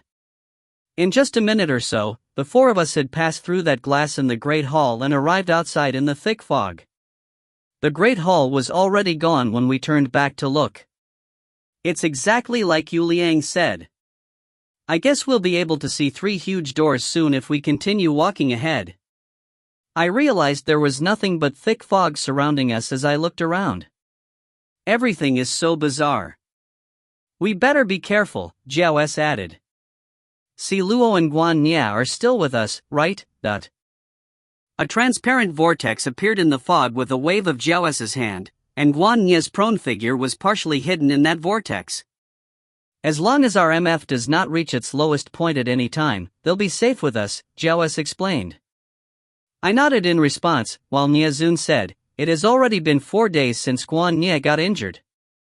If we aren't able to find the person who can save him within 3 days, his life might be in danger. Jiao S heaved a sigh.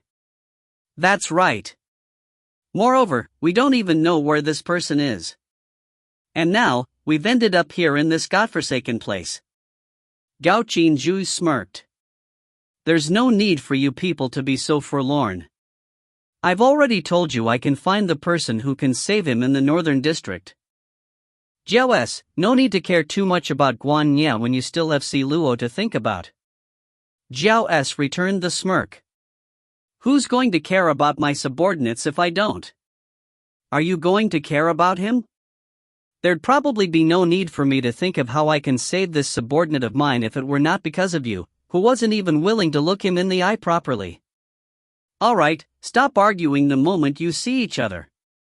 The priority now is to look for the person who can save Guan Nia. Gao Qinjui, lead the way since you know what to do. I extended a hand toward Gao Qinjui, signaling for him to walk ahead. He walked towards the three of us with narrowed eyes, before turning and walking straight into the fog without looking back. We were met with the 3 huge doors after just passing through 1 layer of fog. I frowned slightly. All of these seemed to have been prepared specially for us, as if everything was waiting for our arrival. Why were we able to exit the Great Hall only when all 4 of us used MF on that glass? Yu Liang and Son Lu didn't have to do that previously. Does this mean that all of these were specially prepared and designed for us? In response to Jiao S's suspicions, I answered glumly, it's possible that this is all designed for the 4 of us. I'm sure it's no coincidence that all 4 of us were able to arrive here at the same time either.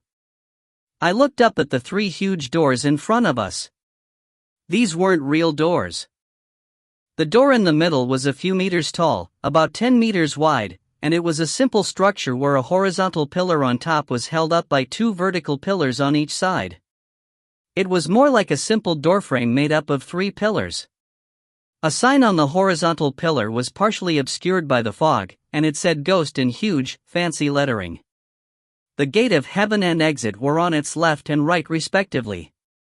I glanced at Gao Qingjui, smiling half-heartedly. Which one to enter, my dear soul splitter? Gao Qingjui could obviously sense the hostility in my tone, but he didn't seem to mind it. He simply pointed at the ghost gate. I'll make a disclaimer first. I've never passed through this ghost gate, and I don't know what's in there. What I know is that the person we're looking for lives inside. So whatever happens inside, there's no need to ask me about it, since I don't know either. If you don't know anything, how are we going to find that individual who could possibly save Guan Ye? Jiao S asked with a frown. Gao Qingjui shrugged. I'm very sure that if I were to pass through the ghost gate, the person we're looking for will come looking for me. As long as we can enter within 3 days, that individual will definitely find us in a matter of seconds. I shot a look at him. Seems like it's an enemy. Well, I guess you have many of those, since you're so unpopular. Unexpectedly, Gao Qingjui laughed. Seems like you're fearless now that he's back by your side. You don't need anything else, huh? He slowly pointed at Niezun as he finished his sentence. I looked towards Niezun, but the first thing I noticed were those messy scars on his face. He was looking at me with his usual calm and composed gaze as our eyes met. For some reason, as I looked into his eyes, though it was neither fiery nor extremely gentle, all the fear, the doubt, and those complex emotions seemed to just dissipate. Those eyes allowed me to feel at ease. I always felt like crying every time I find such a sense of security. That's right. I don't seem to be afraid of anything as long as you're by my side. I felt a sharp glance in my direction, and as I turned back at Gao Qingjui, I realized he was looking at me with this frigid expression which had replaced that cruel smile of his. How did I offend him this time? What a weirdo. Niezun walked over and took my hand, saying to Joas and Gao Qingjui with a slight smile, "Let's go." I felt a little uncomfortable at this sudden change of events. I also realized that Niezun had both his black gloves back on. Joas's huge eyes darted back and forth between Niezun and I. Let's move. Aren't we going? Why are you guys still not moving? Gao Qingjui said moodily. If you find any errors, ads pop up, ads redirect, broken links, non-standard content, etc., please let us know. Report chapter so we can fix it as soon as possible. Chapter 166. Volume 3. 166 Meeting Bianing. We could see nothing but thick fog through that ghost gate. It kind of feels like we're entering the gate to hell, Joas joked. If this is the gate leading to hell, then I hope the Grim Reaper's handsome, I said as I tried to look further into the fog. There's nothing but handsome guys on your mind. Gao Qingjui scoffed. You're definitely not on my mind. I rolled my eyes at him. As we spoke, we heard a singing voice nearby. Seems like there's somebody singing. I quickened my pace. Yes, it sounds like a woman. We were met with a different scene after passing through all the layers of fog. I looked up in surprise at the sky. It was something that should not belong here. The sky was blue with white clouds and there was also a sun. Apart from the blue sky which looked exactly like how it looked like in the real world, there was a dense green forest right in front of us. That forest looked exactly like what we'd see in the real world, and it was not made up of those fake trees from growing agents used here in the split zone. What are these? Do these gates lead to the real world? Jiao S sounded extremely surprised. No, take a closer look at the sky, it's different, Niezun said calmly. Upon closer observation, I realized there really was something different about this place. The sun was shining peacefully in the azure sky, and there were bits and pieces of white cloud all around. Though nothing seemed special about this, there was an unnatural quality to it. It was way too serene. The sky was blue and the clouds were white, but nothing moved. The sky in the real world did not move either, but it was not like what we were witnessing here. The sky here was like a painting, as if the real sky above was covered with a huge painting of a blue sky. And although the sun was bright and round, it seemed to look like it was embedded there on purpose. This. Why does the sky seem man-made? Jiao took the words right out of my mouth.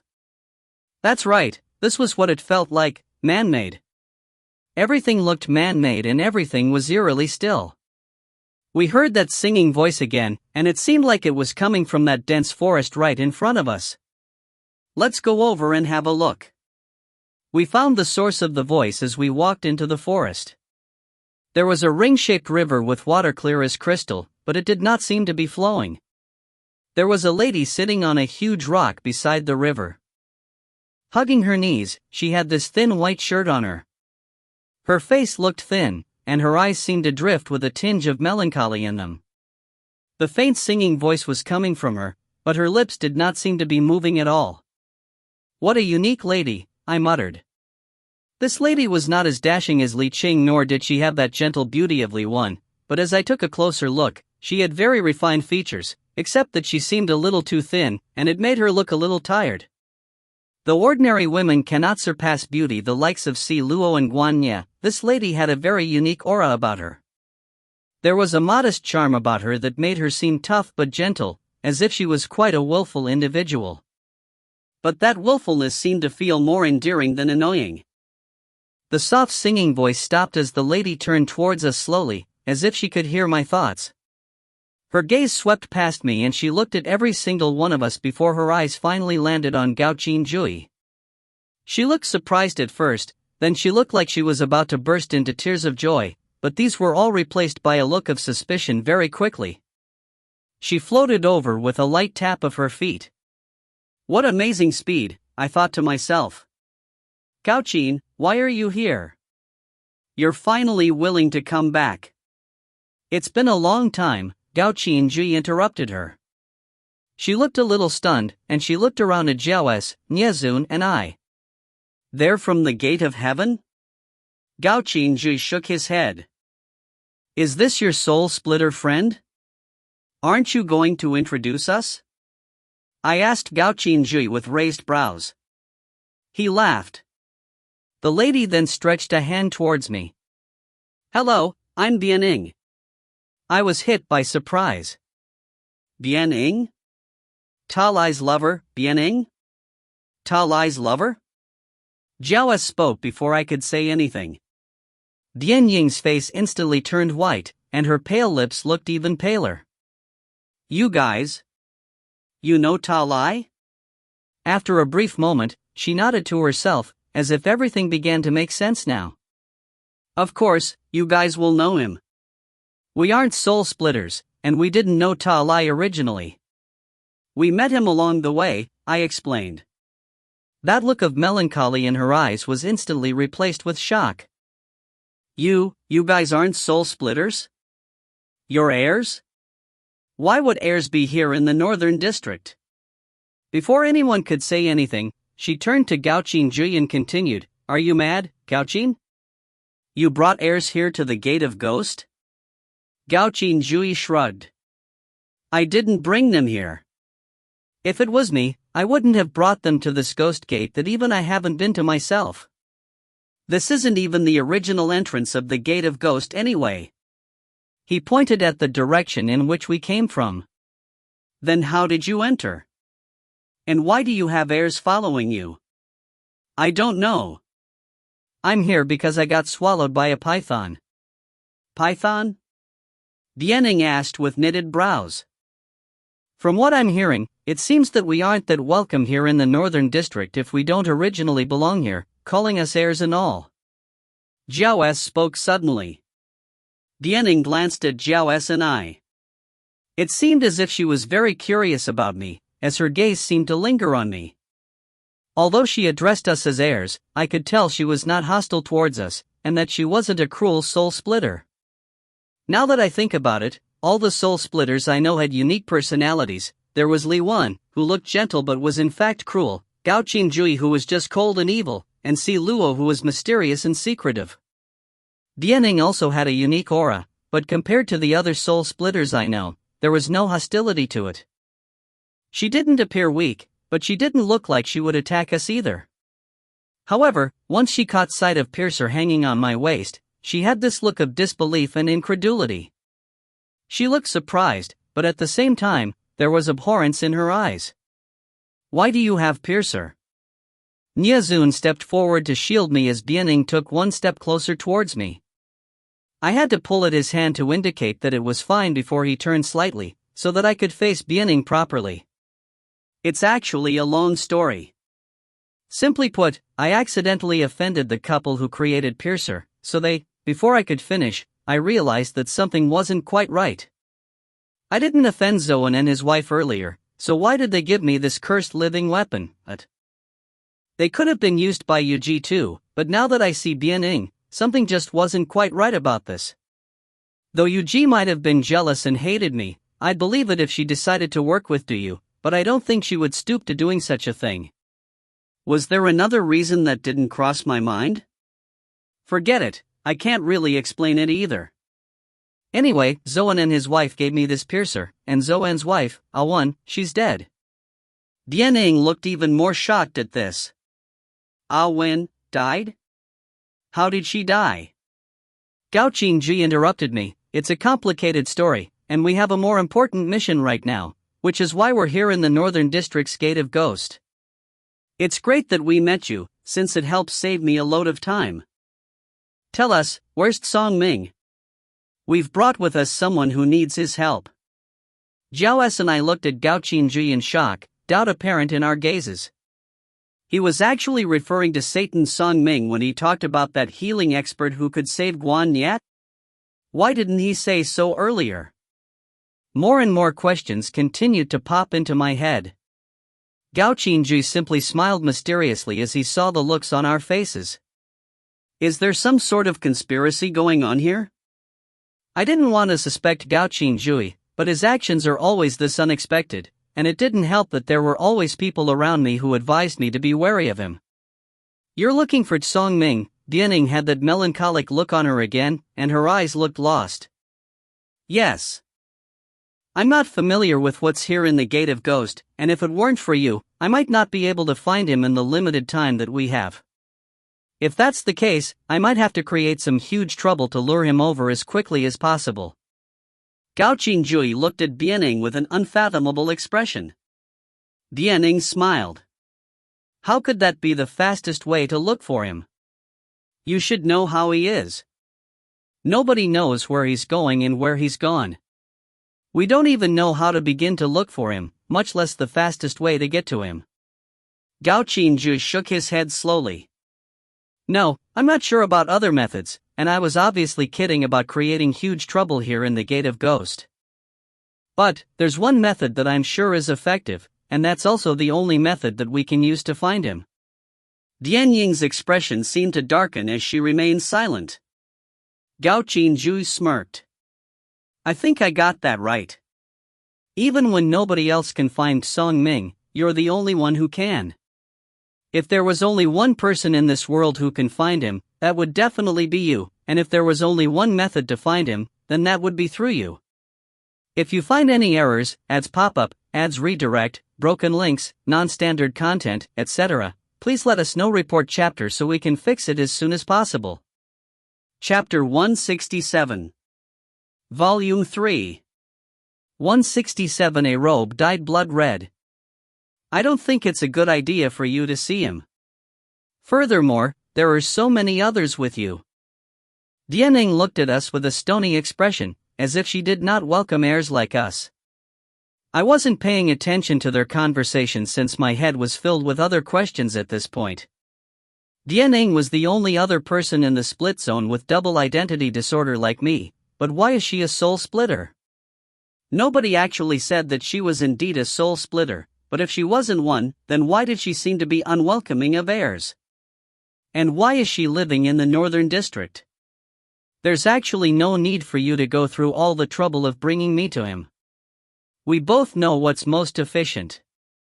Gao Qingji sounded a little weird when he said this, and white fog whirled in his eyes as he spoke. Dianing was extremely calm in the face of Gao Qingji's combative stance. Seems like this particular individual is very important to you, else I'm sure that you, Gao Qing, wouldn't engage me in battle this thoughtlessly. But I'm rather curious as to who exactly this person is whom you care about so much. Though her voice was steady and her expression calm, there was a poignant quality to everything she did. It was neither a bitter desolation nor an agonizing sorrow, it was more of a dispirited bleakness. White fog continued surging in Gao Qingjui's eyes, and his lips arched in a cruel smile. Even someone like Song Ming has a weak point like you. This shouldn't be all that surprising since I, Gao Qingjui, am just someone ordinary. With a cold gaze from Gao Qingjui, the air around us started vibrating. I then reached out a hand to stop him. Gao Qingjui, you owe us an explanation for all this. You're not the only one who wishes to save Guanya. Who we're looking for, what we should do, how we should go about doing it, shouldn't you have told us earlier if we had decided to work together? The three of us seem to be out of the situation now, and that doesn't seem quite right, does it? I also have many other questions to ask Bianing here. What are you trying to do by getting into a fight now? Jiao S looked at Gao Qingjui as she pushed my arm down. Ah Shen's right. Gao Qingjui, I know you're used to doing whatever you want by yourself, but this is a journey the four of us decided to go on together. Since we have the same goal, you can't just go deciding everything on your own. Well, you might think Ah Shen and I probably think we're queens and that we're at the top of the world, but we're still district commanders. It was a mess just coming here, and it's not your fault for that, but shouldn't you have discussed plans with us first? Dianing laughed. Gao Qin, this is really interesting. Is this a show put up specially for me? Gao Qingjui did not respond, and the white fog in his eyes began to subside. Dianing turned towards me and asked, "What's your name?" Li Shun. Have you awoken Piercer? No. You're also here because you want to save the person Gao Qingjui wishes to save? It can be understood as such. Why are you answering every one of my questions? Curiosity flashed in Dian Ying's eyes as if she thought I was such an interesting individual. I smiled as I waved a hand. I tried to stop Gao Qingjui because I wanted to speak with you, so I'm definitely more than happy to answer your questions. Why do you want to speak with me? Because Ta Lai said you're the only other person in the split zone who has double identity disorder, just like me, I answered honestly. Dian Ying's face turned white instantly. With a look of disbelief, her voice trembled as she asked, What did you say? Why is she so shocked? No, that's not it, it's fear. Why did she have such a fearful look? I glanced at Gao Qingjui with doubt in my eyes, but he simply looked elsewhere, and that smirk on his face seemed to say, Don't you have questions? Go on and ask her then. I said I also suffer from double identity disorder, and I arrived here in the split zone after being captured by this particular soul splitter, Gao Qingjui, who seems to be your friend. I heard from Ta Lai that you also have double identity disorder, and one of your personalities had been devoured by Piercer. Since I happen to have Piercer, I've always wanted to meet you and ask you about this. We might be able to learn something from each other since there seems to be some similarities between us. Gao Qingjui grabbed me, seemingly in a fit of anger. He probably did not expect me to reveal everything like this, including the fact that he was my soul splitter. Niazun, who was just standing quietly by the side, reacted with lightning speed as he slapped Gao Qingjui's hand off my arm. In this very moment, Dianing stretched out a long and slender arm to take that arm of mine in her hand. Everything seemed to happen in the span of a second. Why is everyone trying to snatch my arm? It's not some kind of precious treasure, I thought inwardly to myself. Shock was apparent in Dian Ying's eyes as she asked, You were captured? I nodded. Yes, by none other than Gao Qingjui. This time, it was Jiao S who looked at me questioningly. They were definitely wondering why I would reveal these things to a total stranger. But I knew what I was doing. I was simply tired of all this. I was tired of all the questions and all the strangers here. The split zone was way too mysterious, and the feeling of not knowing the answer even to one single question was simply unsettling. This is why I'd rather reveal everything in the hopes of being able to obtain all the answers I wish I had as quickly as possible, even when such a method might put me in danger. I'm not afraid of being in danger or being embroiled into conspiracies, but I hate that feeling of not knowing anything. The unknown is what's scariest. How could you be captured here? If you had double identity disorder like me, how is it possible that you could be captured? Bian Ying's voice was trembling. I was a little stunned at this. Instead of getting answers, more questions appeared. What do you mean, how could I be captured? What does she mean by saying that? Gao Qingzhu's gaze was icy cold. I've told you this, I'm trying to save someone right now, and he doesn't have much time. Stop asking all these questions and just find Song Ming as soon as possible. Also, Li Shun, are these questions more important than Guan Ye's life right now? All of you think that I'm deciding everything on my own without discussing anything with you guys, but aren't we still wasting time now? There are secrets everywhere here in the split zone. Even if you've successfully entered the northern district, the answers cannot be found in a mere day or two. Can't you talk about that after we save Guan Ye? Gao Qingzhui was right. But at that moment, I just felt frustrated and irritated, probably because double identity disorder had been mentioned, and this caused me to take a shot at him. You weren't this anxious when Guan Ye got injured for you. Isn't it too late for you to shed crocodile tears now? I regretted what I said almost immediately, and my face wrinkled with a frown. I realized I was never able to keep my calm when faced with Gao Qingzhui. He seemed to be able to trigger that ruthlessness in me, but at the same time, I seemed to be able to put my trust in him and forgive him surprisingly quickly. Gao Qingzhui looked at me with a gaze that felt ice cold. Observing the situation, Bianing said, "Seems like you're really anxious this time, Gao Qing. But it's not that I don't want to help, it's just that I really don't know where he is right now. That's why there's no need for all this talk in the first place. This is the best method." Gao Qingzhui said all of this quickly before he suddenly attacked with lightning speed.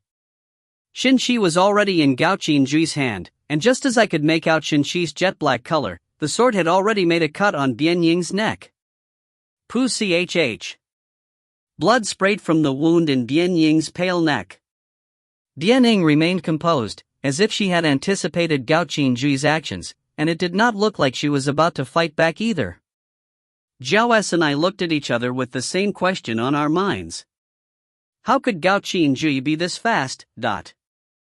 We all knew Gao Qingzhui had extremely high MF and that he was quick in his attacks. Together with Shin-Chi's sharp blade, it was effortless for him to injure Bian Ying. But I had never seen him move at such an amazing speed. Was he hiding his true abilities all this while? For some reason, I felt uneasy as there were more and more questions popping into my head about Gao Qingzhui. Probably because I was betrayed too often. But shouldn't I already be numb towards being betrayed since it has happened far too often? Why did I still care about this? Why am I feeling afraid? Whoosh! I shielded my eyes from the sudden strong wind that blew past us. A blood-red figure seemed to have flown past. The blood-red figure wrapped itself around the pale Bian Ying and it moved to increase the distance between us. As I refocused my vision, I saw a man in red standing 5 to 6 meters away, looking at all of us. He was carrying Bian Ying. My eyes were inexplicably drawn to this man. He dressed in a way that was similar to me in those red robes, but there was a dark tint to it, as if it was stained with dried blood. And that face, his face was demonic. Though his skin and his features could still be considered as belonging to someone handsome, he had this demonic expression on him. That macabre face, though somewhat attractive, was frightful and horrid at the same time. He had blood-red lips and long, thin eyes with a head of messy black hair that looked like it belonged to a deranged person. If you find any errors, ads pop up, ads redirect, broken links, non-standard content, etc., please let us know. Report chapter so we can fix it as soon as possible. Chapter 168. Volume 3. 168. I'll heal your face. Song Ming. The words just came out of my mouth. The demonic man raised a brow, but he did not give any acknowledgement. Seems like I guessed right. The man in front of me looked exactly like how I imagined Satan Songming to be. In fact, he was even more demonic than I thought he would be. While Guan Nya was enchantingly beautiful, this man could be described as dark and demonic. His eyebrows were partially covered with that messy hair, and he had an aquiline nose above those blood-red lips. There was a cold gleam in those reptilian eyes of his. Dianing, wrapped entirely in white, was now in the arms of this blood-red figure, and they seemed to match each other in a rather strange way. Though the two of them were not considered extremely attractive, nor did they look too shocking, there was this unique air surrounding them that made them have an undeniable presence. The tall Song Ming had skin the color of wheat, and even with Bianing in his arms, I could tell he was rather toned under that blood-red robe. Based on that physique, one would expect to see an extremely masculine face, but his eyes and lips were slightly upturned, adding to that demonic allure he had. He practically looked like a god of war with that cruel gleam in his eyes. Bianing seemed to be shocked at his sudden appearance, and her gaunt face looked even paler now. Her eyes, though, remained bright and clear. "Seems like you're looking for ways to die recently." Song Ming laughed cruelly as he looked at Gao Qingji impudently. With raised hands, Gao Qingji clapped slowly. "This is why I'm here to look for you. To meet you, I'd have to put both her life and my life on the line." Still carrying Bianing, Song Ming walked over to that huge rock Bianing was originally resting on and sat on it. As he sat, the blood-red robe spread across the rock, making it look as if he was sitting in a pool of blood. He just sat there with Bianing still in his arms. Though Bianing looked like she wanted to struggle out of his embrace, Song Ming was way too strong for her as he held her tightly against his chest. Bianing seemed to have turned even paler at this. "You and Si Luo have both left the gate of heaven for so long, and the last time I saw the both of you was because of that weaponsmithing couple. Word is that Gao Qingju is a cruel and wild individual, just like a devil. But you seem to be living only for others, from what I'm seeing here. So, who is it that you're here for this time?" Gao Qingju narrowed his eyes. "Devil? I wouldn't dare take that name with you around, but..." Song Ming also responded with a narrowing of his eyes.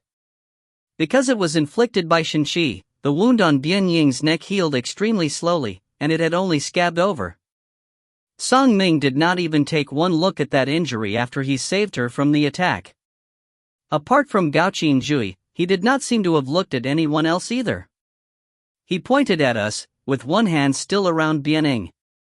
"Both of us shouldn't dare to take that name when he's around." I looked towards the direction he was pointing at. He was pointing at Niezun. Under the myriad of scars on his pale skin, Niezun's face looked a little tired.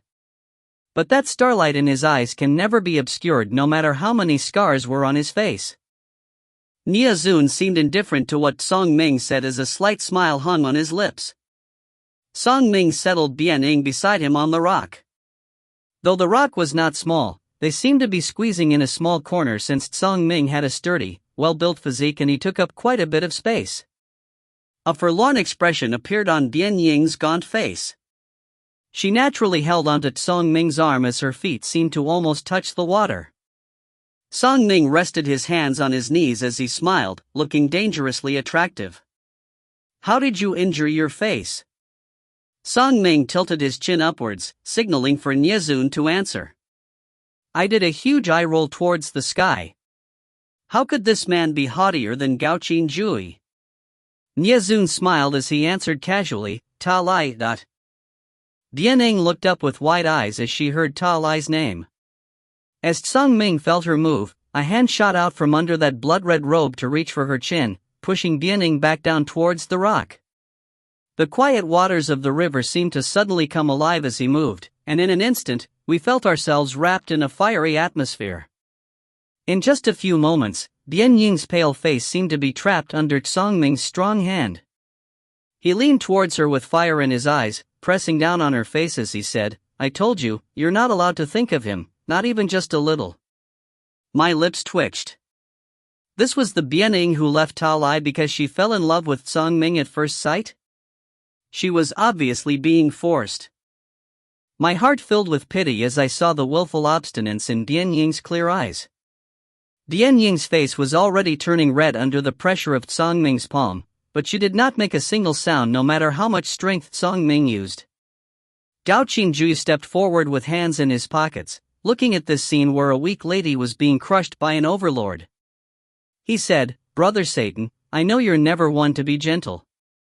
But isn't it too presumptuous to be crushing a little white rabbit in front of all of us?"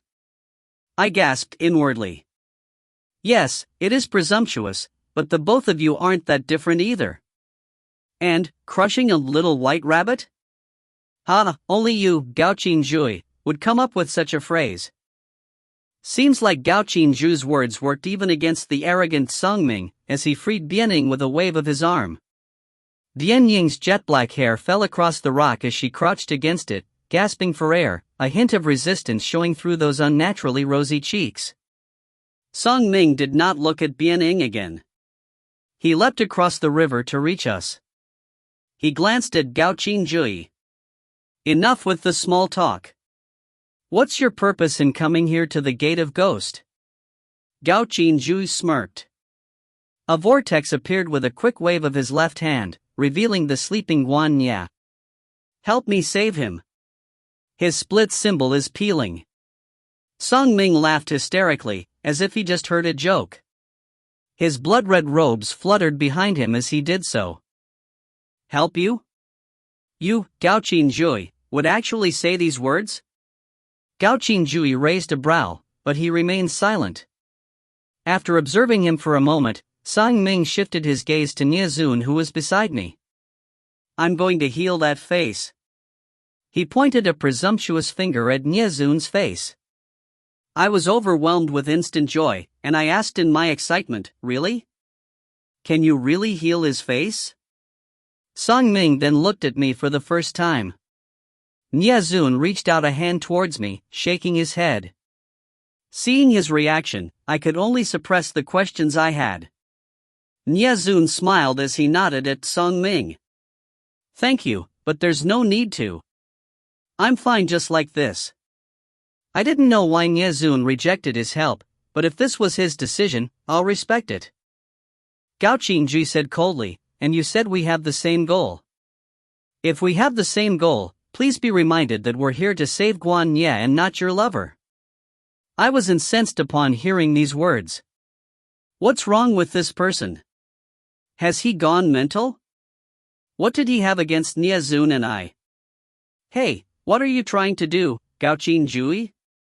Have we offended you?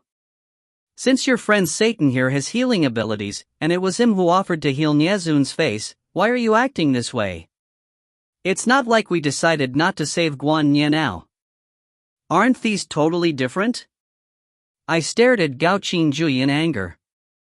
Gao Qingju responded in the same cold voice, "I just thought it was interesting that you seem so anxious for him." Why be so anxious when he obviously doesn't want it healed? Or is it because you're not comfortable looking at Niazun's disfigured face, and you don't like it? What did you say? I asked, pointing an accusing finger at him. He really made me angry now. Shunner. Niazun stopped me once again.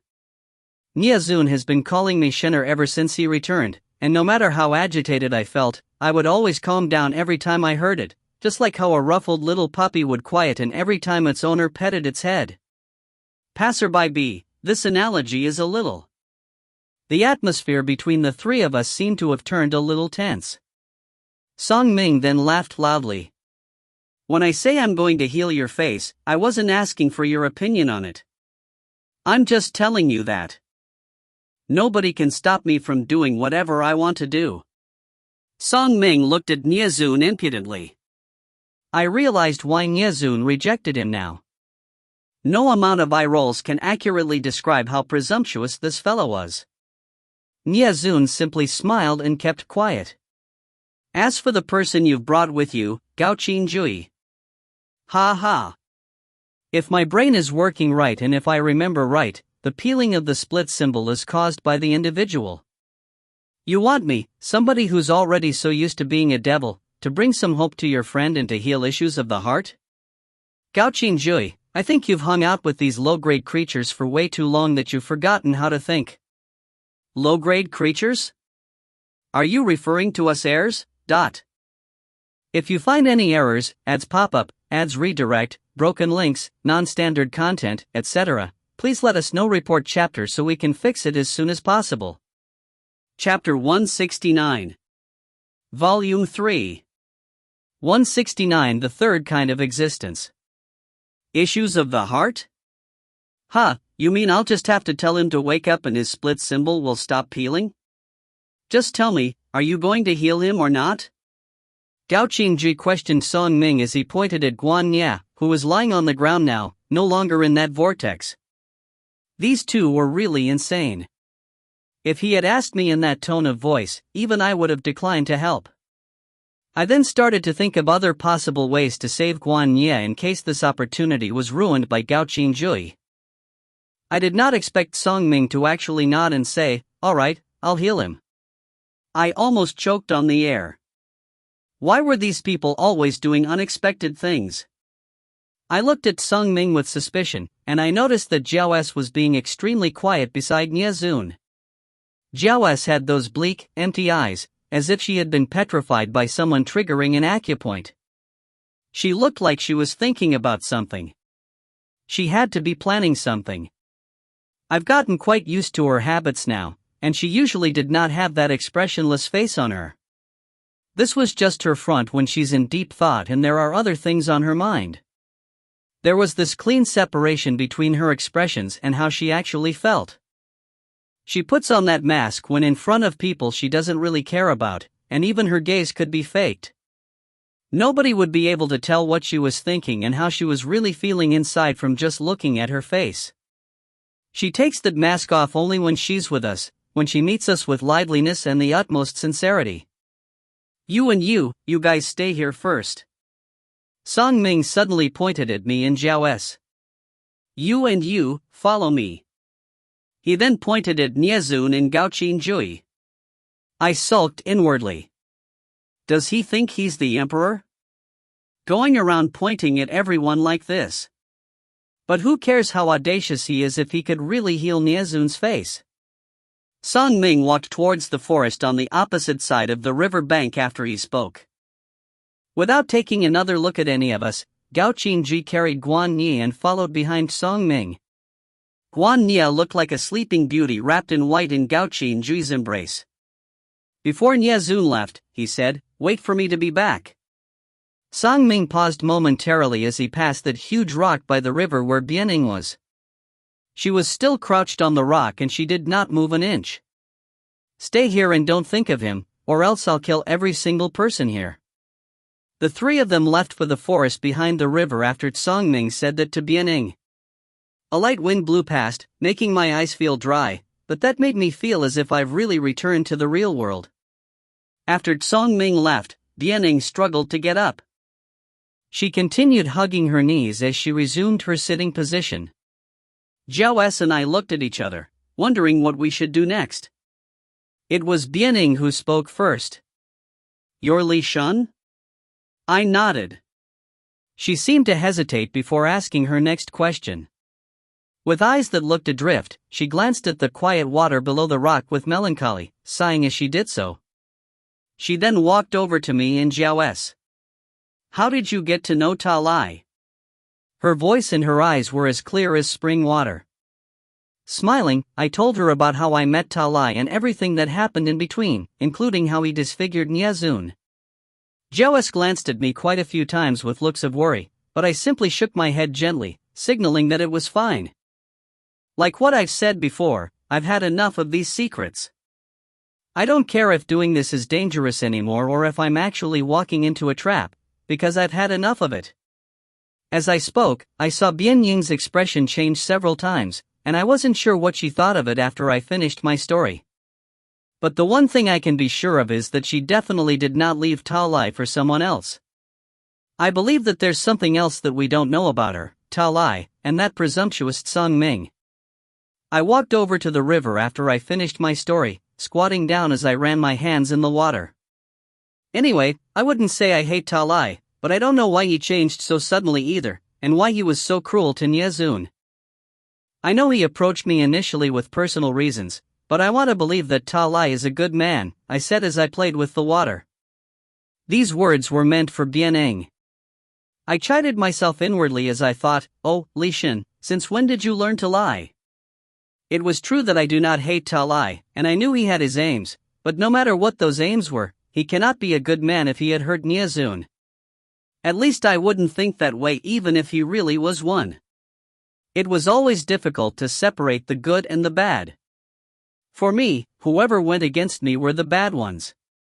The water felt cold and icy, and I felt a peculiar feeling spread through my palm as my hands were in the river. I looked at the river with curiosity, but I wasn't able to see any reflection of myself because of the ripples I created in the water. With a faint smile, I continued observing my palm as I quietly waited for a response.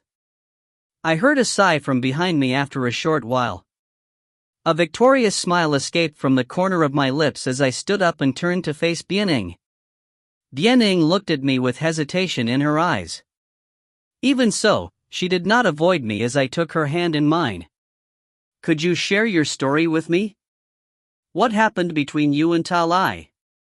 Since you're the only other person in the split zone with double identity disorder, I figured I could do with some suggestions from you, but... Though Bianeng looked woefully weak and pensive, I knew from that obstinate gleam in her eyes that she was not a woman easily persuaded. What's your goal? She asked. I took a deep breath.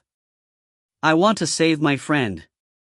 To be honest, I don't look too kindly upon soul splitters, and there's this particular one called Diu who keeps hurting my friend. If it was possible, I'd rather not have to come to the Northern District ever so that there's no need for me to meet any soul splitters. But I know that I'll have to meet you guys in order to save my friend. Like what I told you earlier, I promised Ta Lai that I'd never leave the split zone ever, and that was why he agreed to help me. But he did that to Nyezun since he thinks I have an intention to break that promise. In my eyes, you soul splitters are an unreasonable bunch, you guys are extremely cruel and have no humanity whatsoever. As I spoke, my tone was increasingly uncongenial, and I realized afterwards that I was squeezing her hand rather tightly. Her pupils dilated slowly and she finally said, "No, it's not like that. Ta Lai isn't like this." "That's right, say it. Continue talking. I want you to tell me the truth. Why did Ta Lai suddenly treat me and Nyezun this way? As his lover, you definitely know why, right?"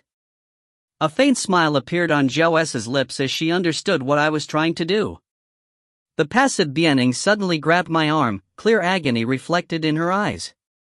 "Trust me, Ta Lai isn't a bad person. Everything he did it for me." I smirked. "For you?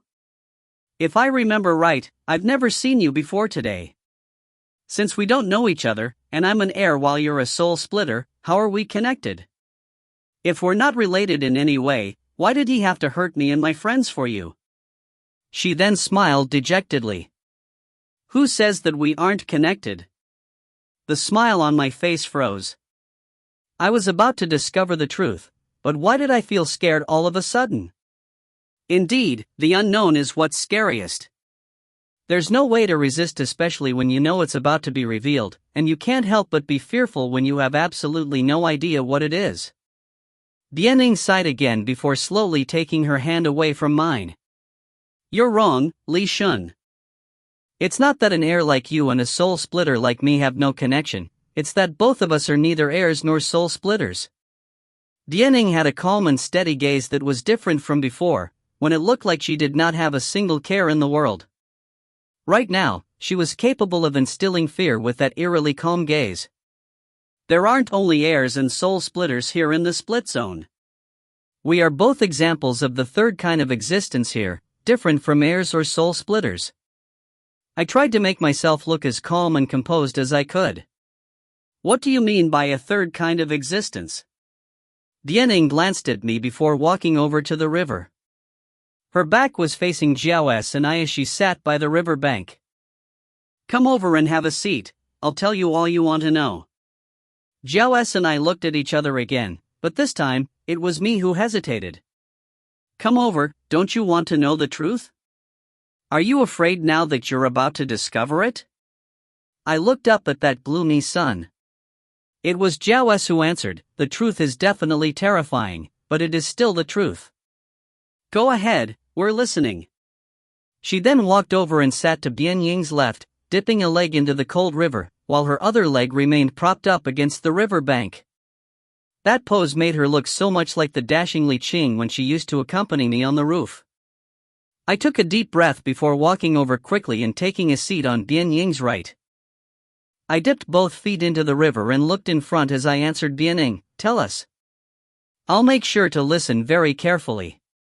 If you find any errors, ads pop up, ads redirect, broken links, non-standard content, etc., please let us know. Report chapter so we can fix it as soon as possible. Chapter 170. Volume 3. 170 The Trio of Death and Sorrow. Dianing smiled in response. The split zone is different from the real world that you know. Soul splitters are the living things here in the split zone, like how humans beings are in the real world. Soul splitters are bodies of consciousness that are able to make use of their mental abilities, and things like disagreements and fights occur among them too. Because of that, there are also different factions among the soul splitters. All of you have already seen how the factions are separated when you first arrived in the northern district, by those 3 huge gates.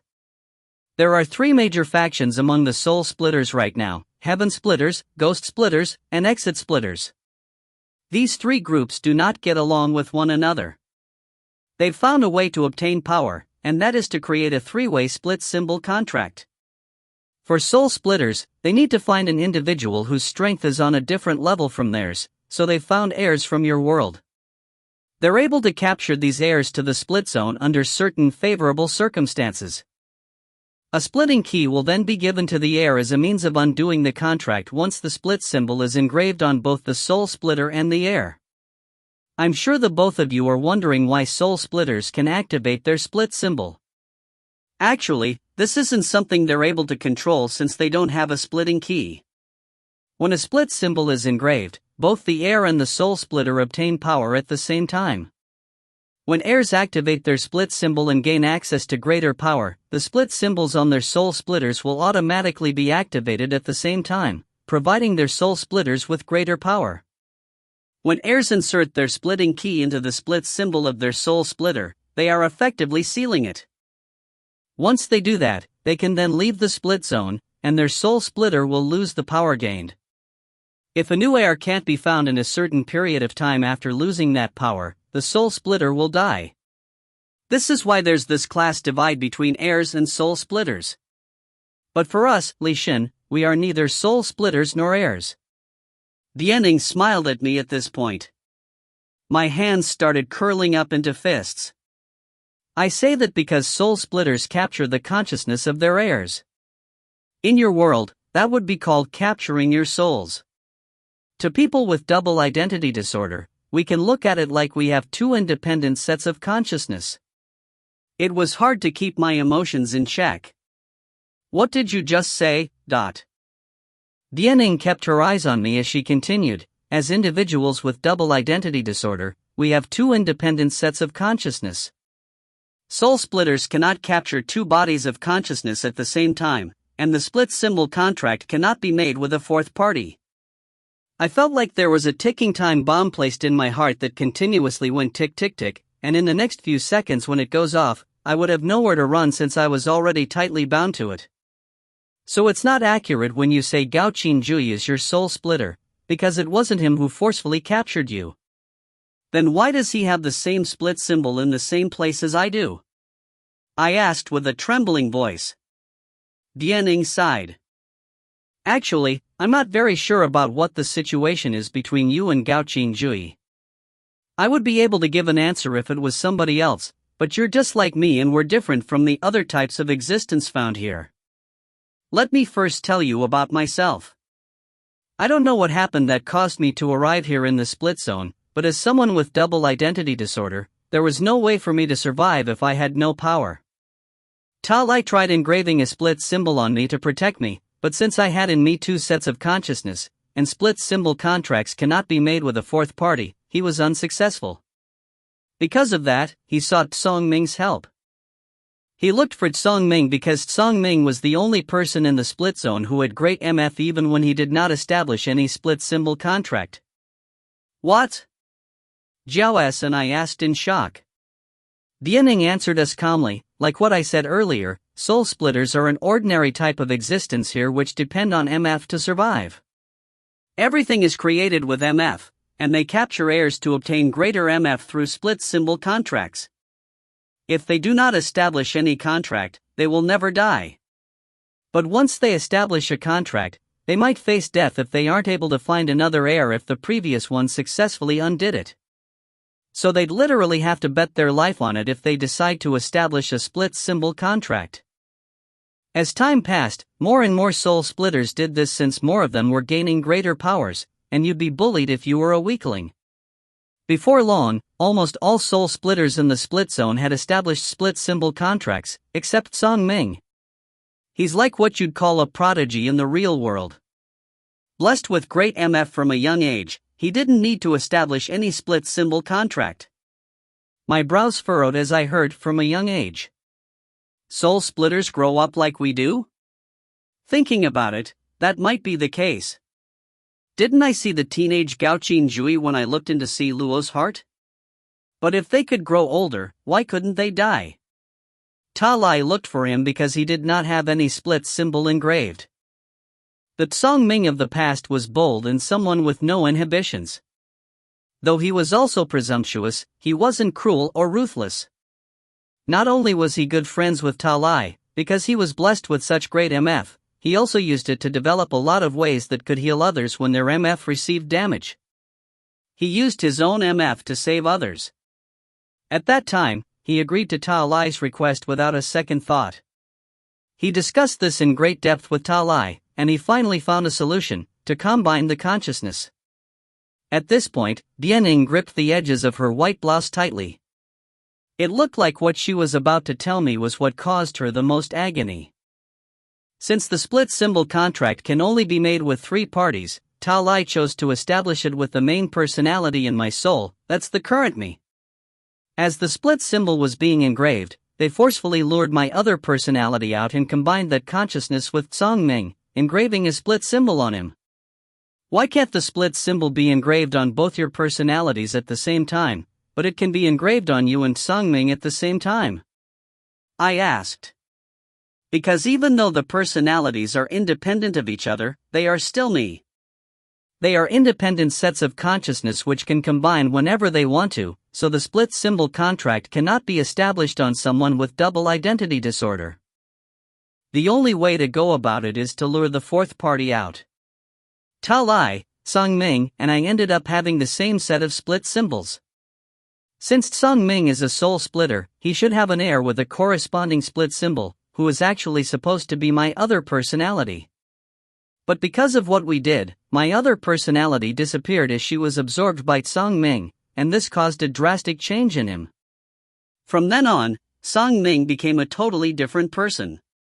Sometimes he was nice, sometimes he wasn't, but most of the time, he was cruel and violent. He was absolutely merciless wherever he went, always leaving a trail of blood behind him. After a while, he gained the nickname Satan Song-ming.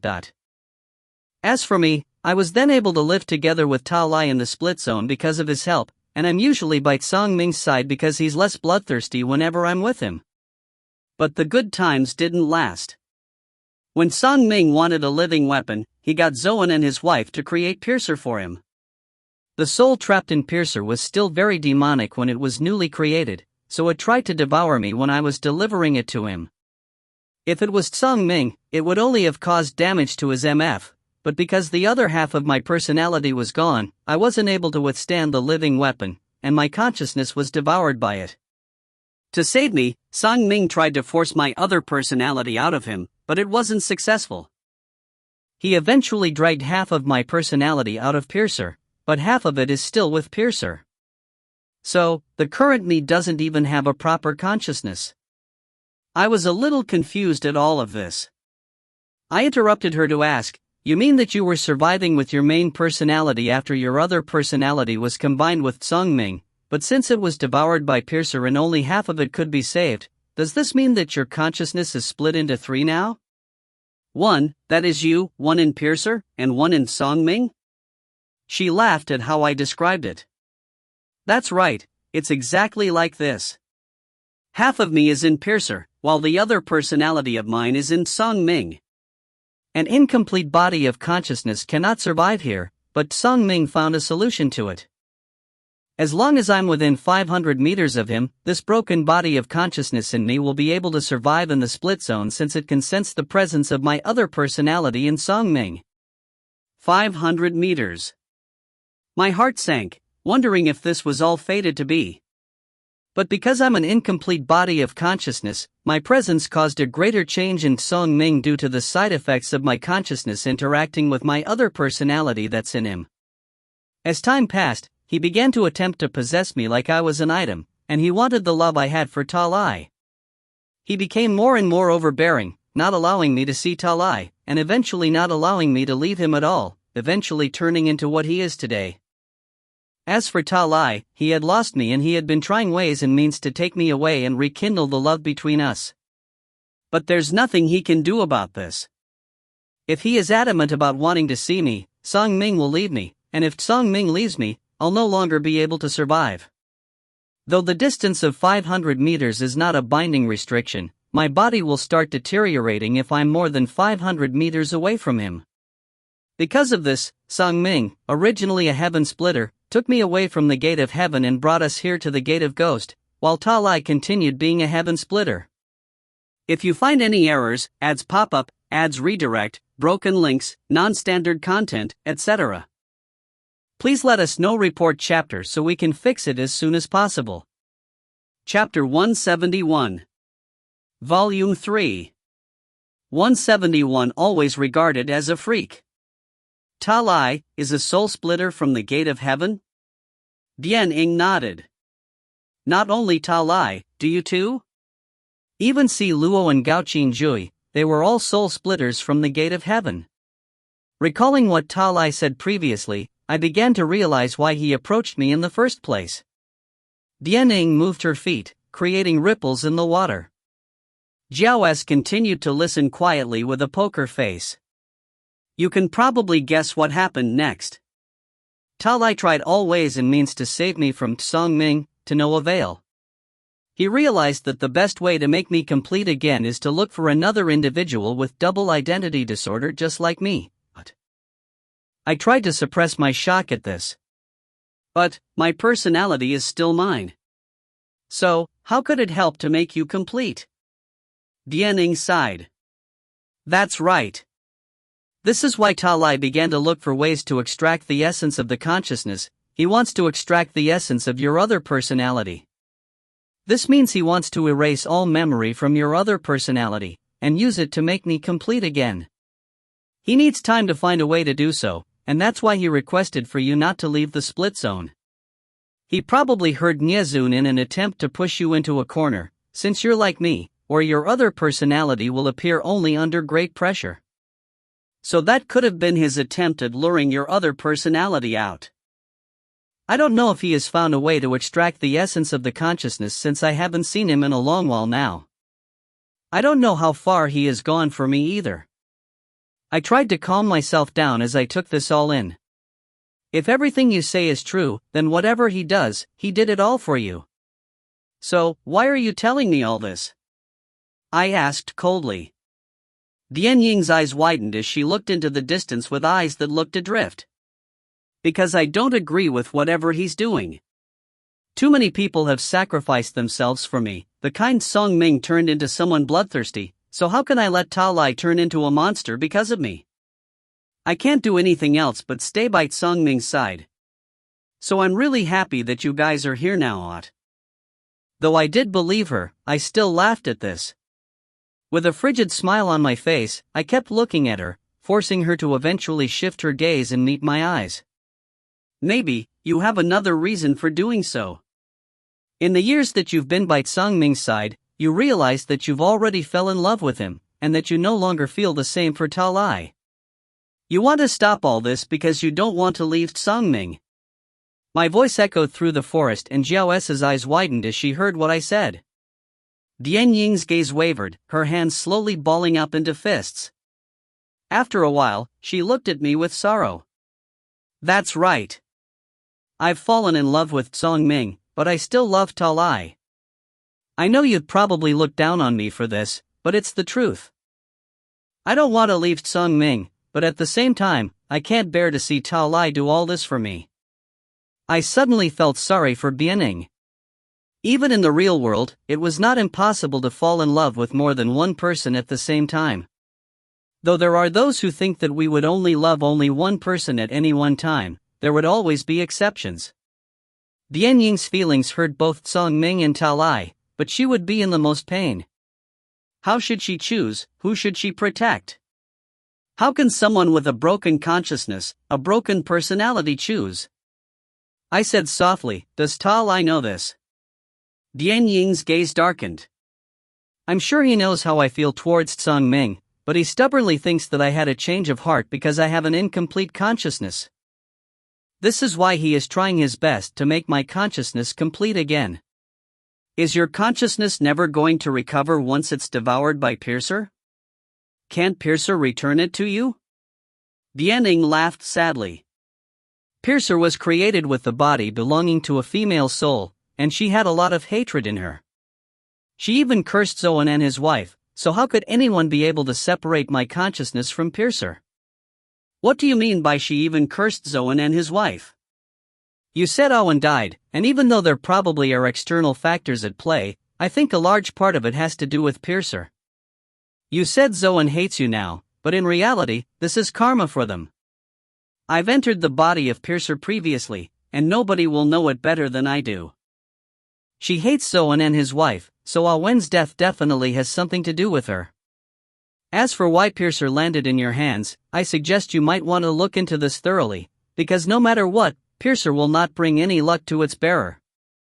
Anyone who gives Piercer to you must have a deep hatred for you.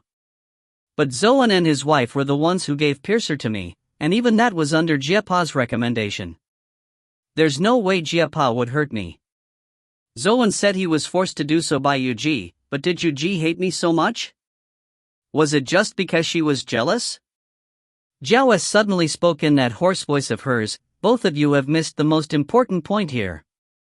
The point is that if both Shun and you have double identity disorder, then it should be impossible for a split symbol to be engraved on Ashin as well. If that's the case, then why was Gao Qinji able to engrave a split symbol on Ashin? Her question seemed to have created a sudden explosion in my heart, bringing me back to the current situation. I looked at the two of them. Dianing looked calm, as if she had already anticipated such a question. This is why I'm telling you the truth. There's not much use in sharing my story, since the most you can do is to be wary of Talai from now on. But looking at the situation now, you might be experiencing the exact same thing I did years ago, and I just couldn't bear to see it. A bitter feeling overcame me. Why would you feel for a stranger like me? Dianing looked at me with glistening eyes. Stranger? You seem to be the only one who understands how I feel. As someone with double identity disorder, we've always been considered freaks. Even in this world, we aren't able to fit in. How can ordinary heirs or soul splitters understand such solitude? Don't you understand, Li Shun? Even in the split zone, you and I are still freaks who don't fit in. To survive here, both of us have to sacrifice others in order to find a place for ourselves. Who else would understand this better than you can? A tear rolled down Dian Ying's cheek. I felt as if I was about to be suffocated. To survive here, both of us have to sacrifice others in order to find a place for ourselves. Sacrifice others. Sacrifice others. I closed my eyes, trying to stop thinking about this. I heard Dian Ying's voice continue, "You're in a worse plight. At least I'm aware of all that had happened and who had actually sacrificed themselves for me to be able to live peacefully here. But based on what you've said earlier, you had no idea about this. You don't know who sacrificed themselves for you in order for you to have this power, or even this life here now.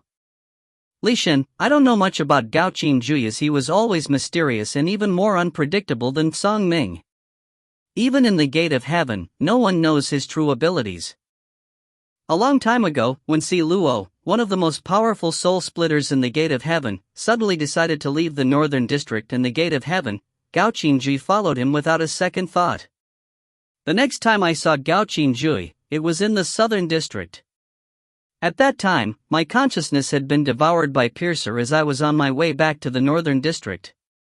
Because of that, Sang Ming massacred the Southern District as he wanted to look for Zoan and his wife for revenge. It was Gao Qingjui who saved the couple, and I've never seen him again after that. He has never broken his oath of re-entering the Northern District. But now that he's here, no matter who he did this for, I knew there was more to this when I saw you, Odot.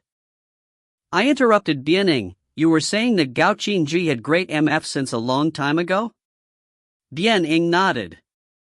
Yes, Gao Qin wasn't as strong as Song Ming, but he's also unique. I can't say too much, but just know that Gao Qingjui can still survive and live well even without engraving a split symbol. Since he had decided to follow Si Luo and not come back to the Northern District to participate in the territorial disputes among the soul splitters, why did he need to establish a split symbol contract? And even if he did want to do so, why did he have to choose someone like you with double identity disorder? I don't know the reasons or the truth behind this, but I believe that Gao Qin would have his reasons. I look towards Gao Qin as a friend, and I can tell that he has a place in your heart as well. I believe you don't wish for others to sacrifice themselves for you while you're in the dark about it, right? You might want to look into this, Li Shen. My fists were balled up so tightly that my nails were digging into my palms, and blood was already dripping down my hands. Gao Qingjui, what's all this? I thought you didn't know me? Aren't you unrelated to Gao Qi? I was terrified of this suddenly.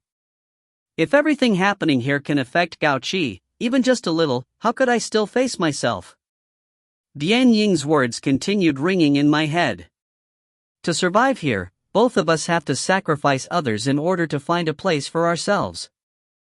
If you find any errors, ads pop up, ads redirect, broken links, non-standard content, etc., please let us know. Report chapter so we can fix it as soon as possible. Chapter 172. Volume 3. 172 Underwater Stone Cave. Other than Gao Qingjui, I also thought of somebody else. Nia Zun. If it was because of somebody's sacrifice that Bianing could live like this now, then it was clear that Song Ming had given up much more than Ta Lai did. Though I was sympathetic to Ta Lai, it was heartbreaking to hear Song Ming's story. How about Nia Zun? If we couldn't be more than 500 meters apart, and this was a binding restriction, what could that possibly mean?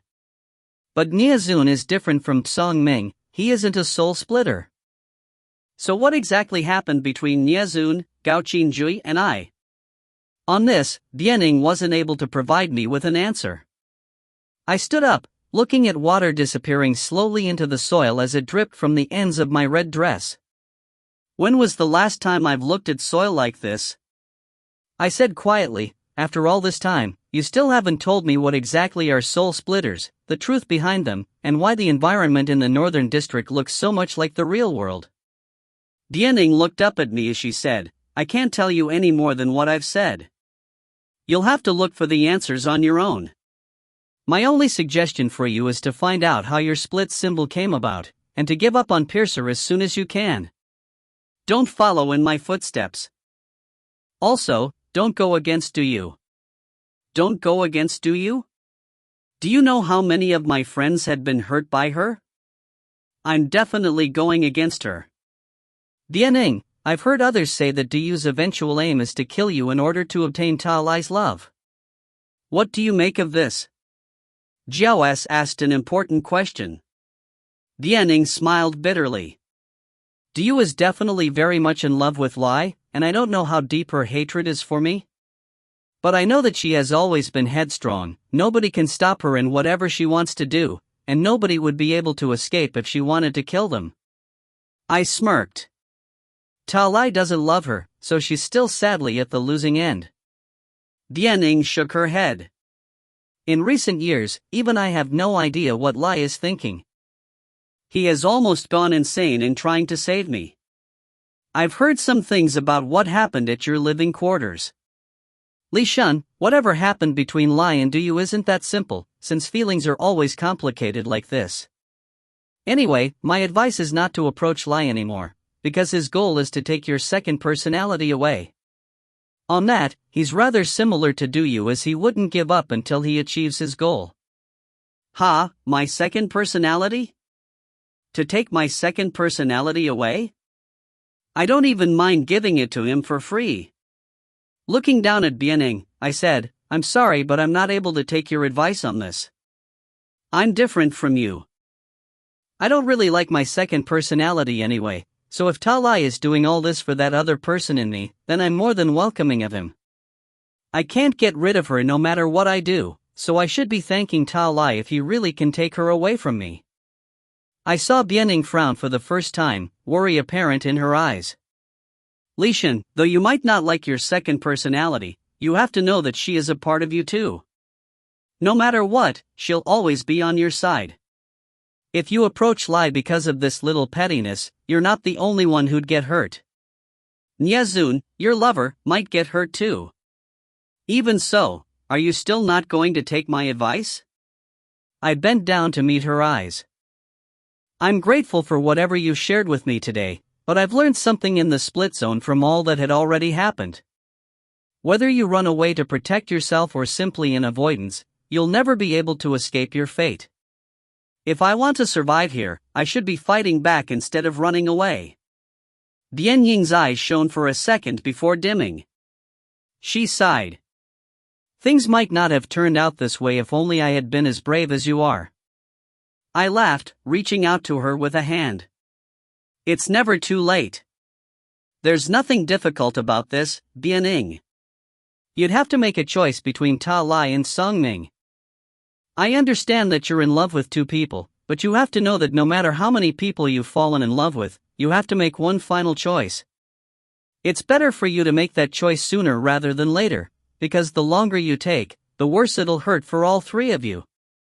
Come on, let's go. Let's see how Song Ming and the rest are doing. I grabbed Bianing as she stretched out a hesitant hand, pulling her out of the water.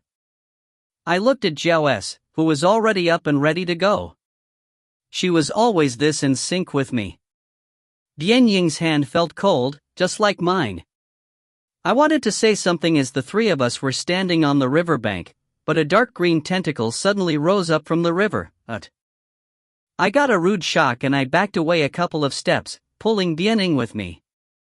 Jiao S turned back to look at what was it that terrified me so, her black hair sweeping in a beautiful arc as she turned. What's this? The three of us were now standing in a row as we looked towards the tentacle that appeared in the river. It was long and thick, with a dark green spotted surface resembling the skin of a toad. There were soft protrusions all over the tentacle, and there were 5 dark green claws at the end of it. It was coming for us right at this moment. Dian Ying's brows furrowed. I don't think this is something that belongs here in the Gate of Ghost. Why is such a thing here? That tentacle was approaching us fast, and without putting much thought into it, I felt around my waist with my right hand as I prepared to wield Piercer. Bianing stopped me quickly. Shaking her head, she said, "Don't use Piercer. From now on, try not to use it at all." Jiao S had already leapt into the air with her large sword in hand. She roared as she swung her sword with her right hand, producing a ray of light which flew towards those claws. The tentacle was slashed into 2 as those 5 claws were cut, splashing into the water as they dropped into the river. We kept our eyes on the surface of the river as Jiao S retreated to my left. There seemed to be more coming our way since we defeated this monster rather easily. As expected, the entire river started quaking after the tentacle was cut. Why were there earthquakes everywhere I went? I wonder if it was someone causing this, or did the split zone just have a weak ground foundation? The earthquake did not last long, but the ground below us suddenly collapsed. At the same time, there was a great force pulling us into the river. As we weren't able to steady ourselves on the collapsing ground, we were sucked into the river in mere seconds. I tried to activate my MF once I was immersed in the cold river, but once we were in the water, I felt like my MF had been frozen solid. I started sinking into the river. As I opened my eyes in the water, I saw two blobs of black hair floating in the water, looking like two jellyfish. Right, this looks like all three of us are sinking. Everything looked so similar to the real world that I actually held my breath while in the water.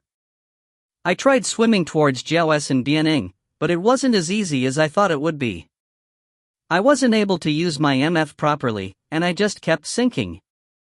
There seemed to be no bottom in sight, and it felt like we were in the middle of a huge ocean. I finally decided to give up on using my MF and use my physical strength to swim towards them. However, something held onto my leg and pulled me down towards the bottom of the river.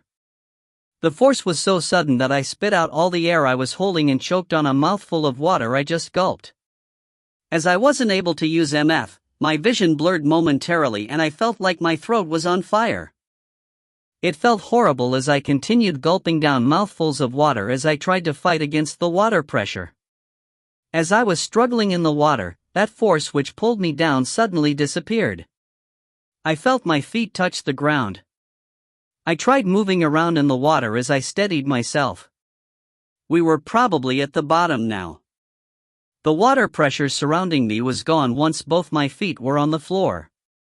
The feeling of choking and suffocating was gone too. I rubbed my eyes. Jiao's and Bianing were opposite me, looking as bewildered as I was. Looking around, I realized we were in a sort of underwater palace. Well, it wasn't exactly a palace. It was more like an underwater cave. This place looked to be about 100 square meters wide, and I saw the transparent waters of the river above us. The water simply floated above us without any glass ceiling. Everything in this place was made of stone desk, stone chair. As I took in the sights, I saw a familiar figure in the middle of the cave sitting on a stone chair behind a stone table. If you find any errors, ads pop up, ads redirect, broken links, non-standard content, etc., please let us know. Report chapter so we can fix it as soon as possible. Chapter 173. Volume 3. 173. Do use plan. The seated figure looked tall and slender in a tight purple top and a pair of dark green high-waisted trousers. With those exquisite features, she regarded us with a dispassionate gaze. It was Do You sat cross-legged, leaning against the stone table lazily as she rested her chin on a palm. She shot a cold look at Bianing. Why are you here in the Gate of Ghost? Bianing did not sound friendly. Though this was the first time I've heard Bianing use such a tone with anyone, I could understand why she did so. If Du Yu was the woman pursuing my lover, my attitude would probably be worse than Bianing's. Du Yu scoffed. Why, are you afraid of me? If I'm here, it's definitely because of you. There was no need for me to be friendly with Du Yu. I grabbed Piercer in my hand, pointing it towards her. Where's Song Lu? What happened to Yu Lian? What is your experiment all about? How about you come clean with us right now? Du Yu glanced at me. Who do you think you are, ordering me around like this? Or do you actually think you're a respectable person in the Northern District now that Gao Qinju is helping you out? Before I could say anything, Bianing answered, You're quick to mention Gao Qin. This means you haven't forgotten him, so why are you still bothering Lai? You people from the Gate of Heaven are never satisfied with what you have and love to take things belonging to others, don't you? I wanted to applaud Bianing. I didn't expect such a fierce retort from such a gentle lady. Do you seem to be angered by this as her face wrinkled in a frown? Bitch, you only dare talk like this because that person is king here, and poor Talai is still enamored with you. Yes, I take the belongings of others, but that's still better than you who refuse to give up what you have even after you've obtained other things. Du Yu slammed the table, standing up on the stone chair. The stone table cracked into 4 with that angry slam. tch. Pretty great strength for a person with only one arm. I smirked. I no longer bothered about being kind or gentle. Ever since I stepped into the Northern District, I learned that you had to hold your own or else you'd just get trampled on. I can forget about saving my friends if I don't have some ability or might of my own. Do you sense my sarcasm and shot me a piercing look? Who are you? You're just a puny little heir who's lucky to survive until now. Do you think you'd still be alive if I didn't spare you? I raised a brow. Sorry for being such a pain, but it's just too bad that I'm still alive. I've personally witnessed Ta Lai's love for Bianing, and it's the first time I've seen a soul splitter so enamored with someone. It's no wonder you won't give up in your pursuit. Sadly, you aren't the one he loves. Diyu was incensed by these harsh words of mine, and she looked like she was about to explode in anger. I raised Piercer in my hand as a challenge to her. Looking at what I just did, she laughed. Seems like you'll have to meet some of your old friends before you're willing to stop this audacity. She raised her right hand and snapped her fingers. Somebody dropped from the water above us. A figure drenched in blood landed in front of us with a loud thud. I took a closer look, trying to make out who it was. It was a woman who landed on the ground. Though she was covered in blood, I could see that the top half of her body was still human. Her breasts were gone, replaced by two dark, bloody holes in her chest. The bottom half of her body was the tail of a snake, but it had no skin. It was a dark red, blotched with numerous scars all over it. Her hair was in a mess, and she gave off an odor that smelt like rotten flesh. I couldn't make out who she was. Diyu smirked as she pointed at the woman on the ground. Li Shen, this is your old friend, Yu. I'm giving her to you. Not only did she betray you, she also caused the death of Zoan's wife, Awan. You can do whatever you want with her now. What? This is Yu. I trembled at the thought. I could not recognize her at all. Her green hair was drenched in blood, and it looked just like a bunch of rotten seaweed on her head. I bent down to push her hair out of her face, taking a closer look. I was shocked at what I saw. Her eyes had been gouged out, leaving two bloody holes where they were supposed to be. Her nose was also cut off. Her mouth, it was sewed tightly shut with what looked like a thick black line. No, this can't be Yu. I shook my head. Diyu laughed cruelly. If you don't believe me, how about you feel her MF? Her split symbol is somewhere 3 inches from where her tail starts. You're welcome to feel it to check if she really is Yu. With shaking hands, I did as I was told. I froze as I felt Yuji's tail. Any body of consciousness turned into an experimental subject by me will never be able to heal from their injuries. Her abilities are not that great, and seeing that she even betrayed her friend, I found her to be a pain. So, I decided to gouge her eyes out, cut her nose off, sew her mouth shut, and also put some pain-inducing agent on these wounds that will never heal. Enough! I swung Piercer out with my right hand. It was the first time I saw Piercer produce something that resembled a violet dragon, and it flew towards Diyu. Don't! Raising both her arms, Bianing tried to stop me. With a quick stare, Jiaoes took control of the air currents in the cave. She used an air vortex to restrict Bianying's movements. Don't act rashly if you can't fight. Jiaoes shouted at Bianing as she moved to fight alongside me. Air vortexes in Piercer's violet dragon flew towards Diyu. Diyu simply smirked as she waved her right hand. With that, we felt a strong gravitational force that seemed to aim straight for our hearts. My heart felt like it was made of metal that had shattered into 1,000 pieces, and it was being forcefully attracted to the ground, which acted like an extremely powerful magnet. Both Jiaoes and I fell face first into the ground as we were affected by this force. This unknown force was in total control of my heart as my chest smashed against the ground. My chin was also broken by the fall. Though my chin started healing, a pain began to spread from my chest. This unknown force was extremely powerful. I struggled to look up at Duyu, who was still smirking. Lifting my left hand with difficulty, I said with a mouthful of blood, "Scorpion Ray, kill her." I stared at Duyu as I focused the MF onto my left hand. Scorpion Ray produced countless silvery needles that shot towards her. Duyu shielded her eyes from the dazzling light of Scorpion Ray, backing away a little. Jiao S and I were still struggling to get up. Duyu waved her right hand again. Once again, Jiao S and I were affected by that unknown gravitational force. Bam! We fell onto the ground again. Stop it. This is territory in the Gate of Ghost, and I don't think you dare do anything to me. Seeing Jiao S and I in a bind, Dianing stood in front of us with outstretched arms, trying to shield us. A sudden pain shot through my right arm and I spat out a mouthful of blood, letting go of Piercer involuntarily. Duyu was able to dodge most of the silver needles from Scorpion Ray, but she was still pierced by some of them. Her brows were knitted in a frown, and I could tell that those needles were giving her a ton of pain. She was visibly enraged as she saw Bianing trying to protect us. I don't dare do anything to you? I'm actually here to torture you. Ha, don't you underestimate me. Don't even hope for Songming to come and save you when I've trapped you here at the bottom of the river.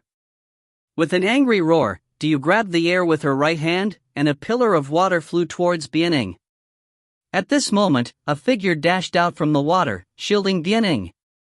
It was Gaoqin Jui. Gaoqin Jui shattered the pillar of water with just a quick glance. I took the opportunity to clean my face as I was splashed with all that water. Of course Songming wouldn't come here. That's because he fell into your trap. Gaoqin Jui's voice was icy and his gaze was frigid. He was no longer looking at Duyu with those sorrowful eyes like before. Dianing grabbed Gaoqin Ju as soon as she heard this. What do you mean by Songming falling into a trap? What happened to him? Duyu smirked. That's right. To save Guanye, I knew that you guys would look for Songming, and if Songming wanted to save him, he'd have to go to that cave. I set up an illusion in that cave, and once he enters, you'll never be able to find him. As for whether he can escape, that would depend on his abilities. Dianing was almost screaming now. Why did you do that? Songming did nothing to you. Jiao S and I took the chance to get up while they were talking. Gaoqin Ji consoled Bianing as he said, there's no need to worry. Songming wouldn't be called Satan Songming if he could be hurt by Duyu this easily. Duyu, where did this confidence of yours come from? Not only have you trespassed into the Gate of Ghost, you even set up a trap for Songming. Is this all to pursue Ta Lai, or is there another conspiracy here? Duyu smiled. Who told you I'm here alone? Gaoqin Ji, you'd go against me just to save Guanye? Or is this because of her? Raising her only arm slowly, Duyu pointed at me. If you find any errors, ads pop-up, ads redirect, broken links, non-standard content, etc., please let us know. Report chapter so we can fix it as soon as possible. Chapter 174. Volume 3. 174 Yuji's death. Gaoqin Ji remained silent, keeping his eyes on Duyu. He then drew Shenqi from his waist, pointing it at Duyu. Tell me, where's Songming and the rest? His choice was crystal clear. Wiping away blood from the corner of my lips, I bent down to pick Piercer up from the ground. A bitter cold shot through my palm all the way to my heart as I picked it up. Facing Duyu, I enunciated each word as I said, heal Yuji's injuries. Duyu glanced at Yuji who was crouched on the ground. Li Xin, I'll be honest with you. She's dying. You should have felt it from her split symbol, her life force is diminishing. All experimental subjects will not be able to heal, and they can only endure whatever their bodies could withstand in the real world. Her injuries are serious, and since she has already been turned into an experimental subject, there's no way to save her. I knew anger could solve nothing, so all I could do was point at her. I have never been more resolute as I spoke. Right, don't save her then. I, Li Xin, swear that if Yu Ji dies today, I'm going to personally kill you. I'll find you wherever you are. I bent down to help Yu Ji up after that, not taking another look at Yu. I could feel Yu Ji trembling while she leaned against me. It seemed like she was enduring immense pain. She looked around, but she could not see me with those black holes that had replaced her eyes. I then slowly pulled apart the black lines which sewed her mouth shut. Her mouth was already full of blood as I took it out, but I knew I had to do this. I knew she had something to say. Her voice was coarse and raspy. If I didn't look at her, I wouldn't have known it was her. She said, "Is it? Ah Shun." She called me Ashen. My eyes welled up with tears, but I tried not to let any of them fall. I will never cry in front of Yu. It's me, I answered croakily. Yu Ji's arms started flailing about, and I grabbed her hand. She looked at me with those gaping holes where her eyes should have been, as if tears of blood could drip out any time. Ah Shun, I was jealous of you. Because I love Mr. Blonde. I did all this to look for him. I'm no longer able to achieve my goal. Can you promise me that you'll find him for me? I squeezed her hand tightly. All right, I promise. I'll definitely find him. After I spoke, Yu Ji's arm slackened. It wasn't like a television drama where we had some extra time with each other. She just died in my arms. Her body turned into light as it disappeared slowly. I couldn't believe that this was the intelligent Yu Ji who had betrayed me the last time I saw her. This time, I'll never be able to see her again. This is the first time you've witnessed the death of someone close to you, right? Sadly, there'll be more of this happening if you go against me. I know what kind of person you are, Li Shun. Do you really think a weakling like you can hold your ground against me? Do you seem like an arrogant goddess, looking down upon me? Jiao S walked over to my side, helping me up. Her eyes had a resolute gaze as she looked at me. It seemed like she was telling me that it's fine, that we'll avenge her. Gao Qinjui was still holding Shenqi in his hand. You've really changed? Is this all because of Ta Lai? Do you grab Shenqi's blade with her bare hand? I've always been like this. Gaoqin, you and I are the same. Have you forgotten why you fell in love with me? Because you know that we're the same. Stop running away from it. Cruel acts are merely child's play to you and I, and sympathy will only make you weak. Dianing ran over to Jiao S and I, and she turned and shouted at Du, "You're insane.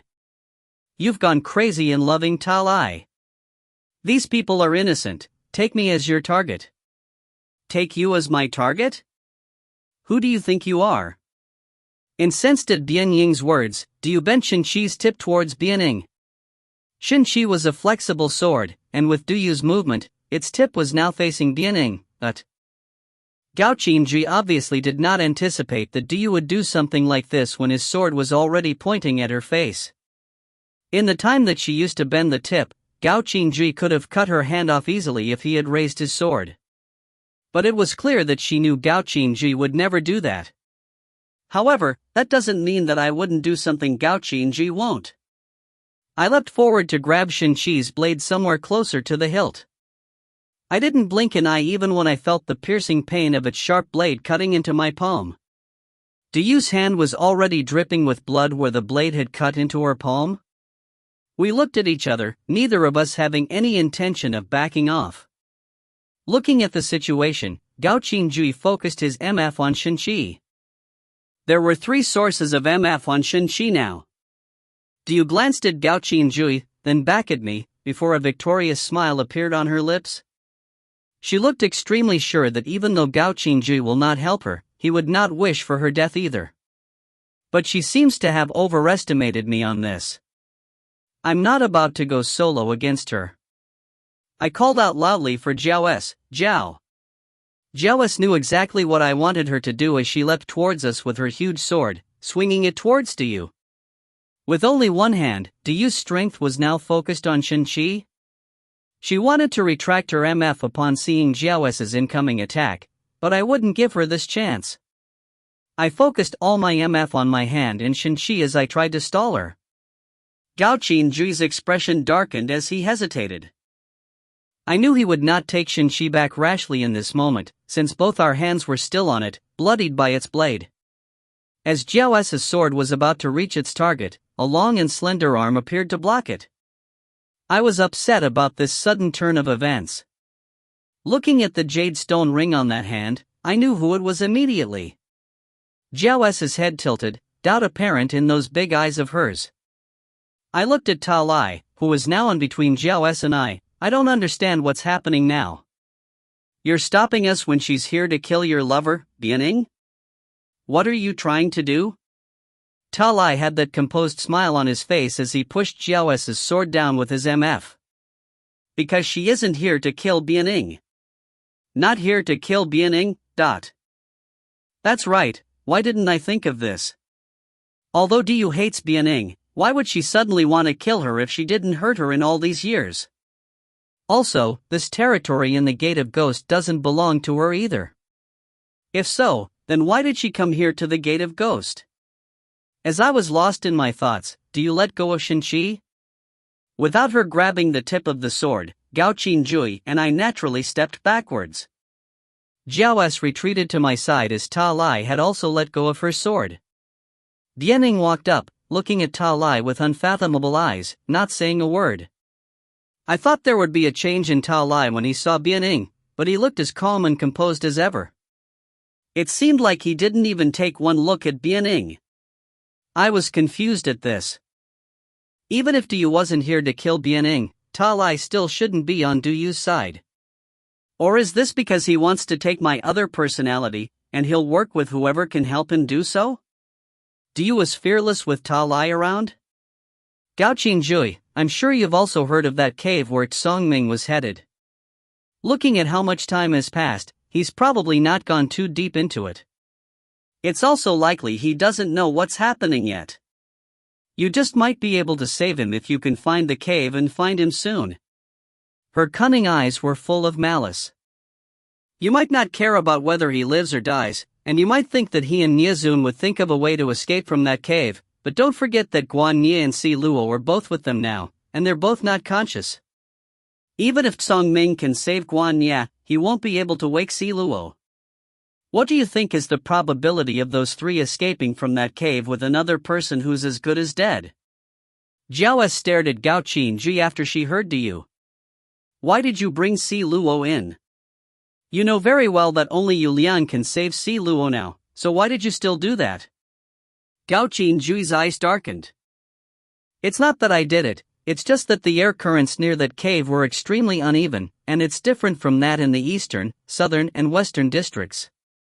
I wasn't able to control the air vortex that carried Si Luo well enough, and when I let Si Luo out, they just suddenly got sucked into that cave. Diyu smirked. Of course you'd think that was sudden. It was all planned by me. You haven't forgotten that you were never able to win me, right? Gao Qingjui did not respond. I felt a little indignant at this. When did Gao Qingjui become like this? Where did that arrogance go? Why was he such a coward in front of Diyu? I stared at Gao Qingjui angrily, but he simply looked into the distance as if he was in deep thought. Why is he daydreaming at such a moment? Do you gain confidence as she saw Gao Qingjui's expression? Well, you just might be able to save them if you go look for them now and stop them from going further into that cave. Jiao interrupted Diyu. If you're talking so much even after planning all this perfectly, I'm guessing you probably didn't expect for Gao Qingju to be able to escape and return here. You're doing all this to divert his attention, right? You're not here for Bianing, you're here for Ocean. If you find any errors, ads pop up, ads redirect, broken links, non-standard content, etc., please let us know. Report chapter so we can fix it as soon as possible. Chapter 175. Volume 3. 175 Gaoqin falls into a trap. Do you raised her brows with interest? Quite intelligent, but you didn't get everything right. It's not that I didn't expect Gao Qingji to be able to escape from the trap, and I did anticipate that he'll help you out, so everything is still going according to plan. She looked at me with a smirk. I did all this because I wanted you to see for yourself how Gao Qingji would make his decision.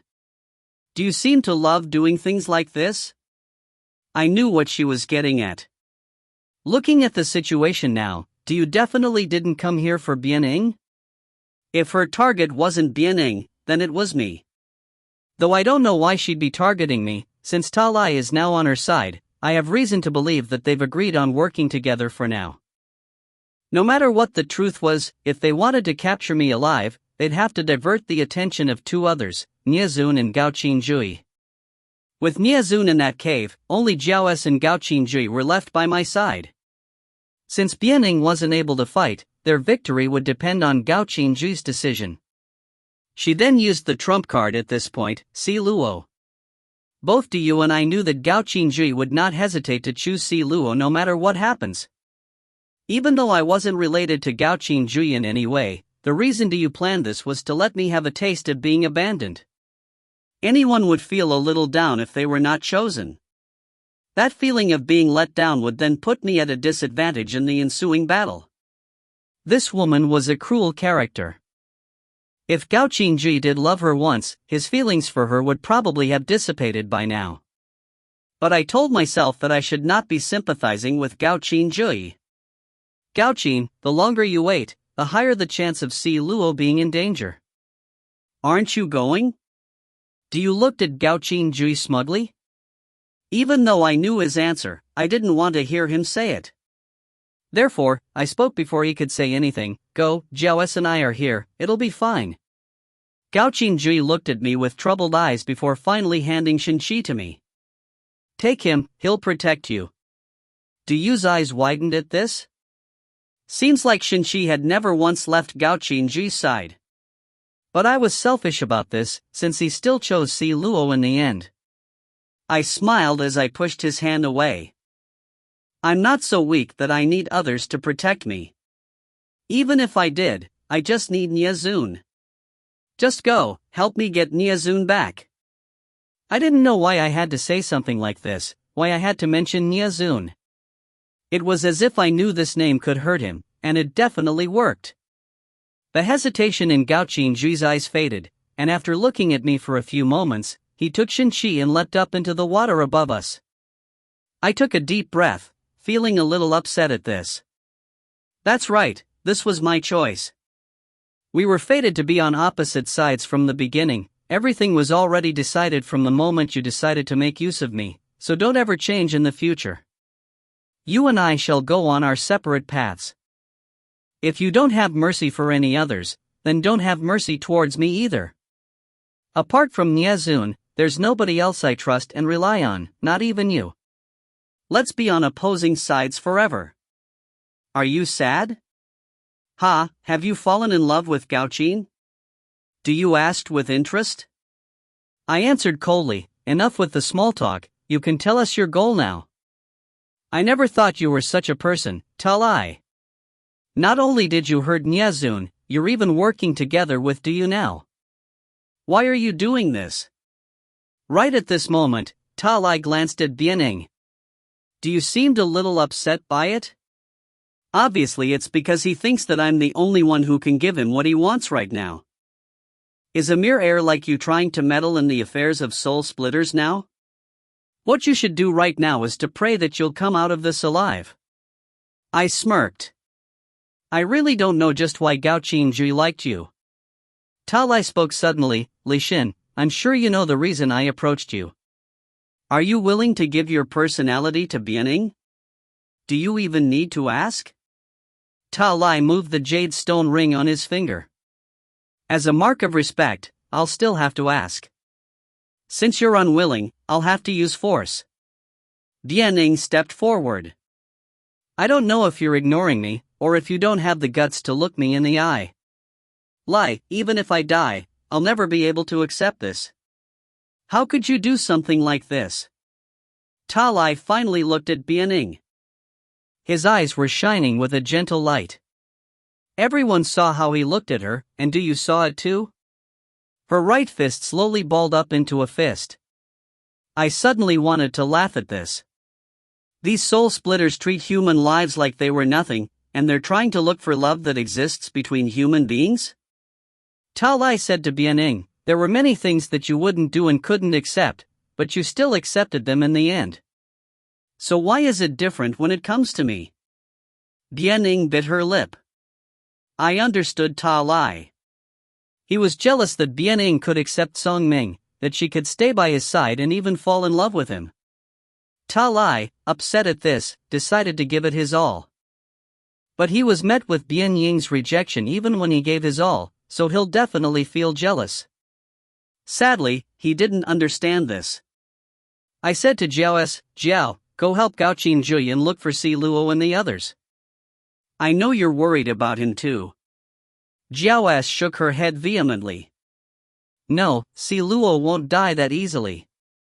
Since Gao Qinjui is on his way, there's no reason for me to be there too. I'll stay with you here. I sighed inwardly as I saw her resolute gaze.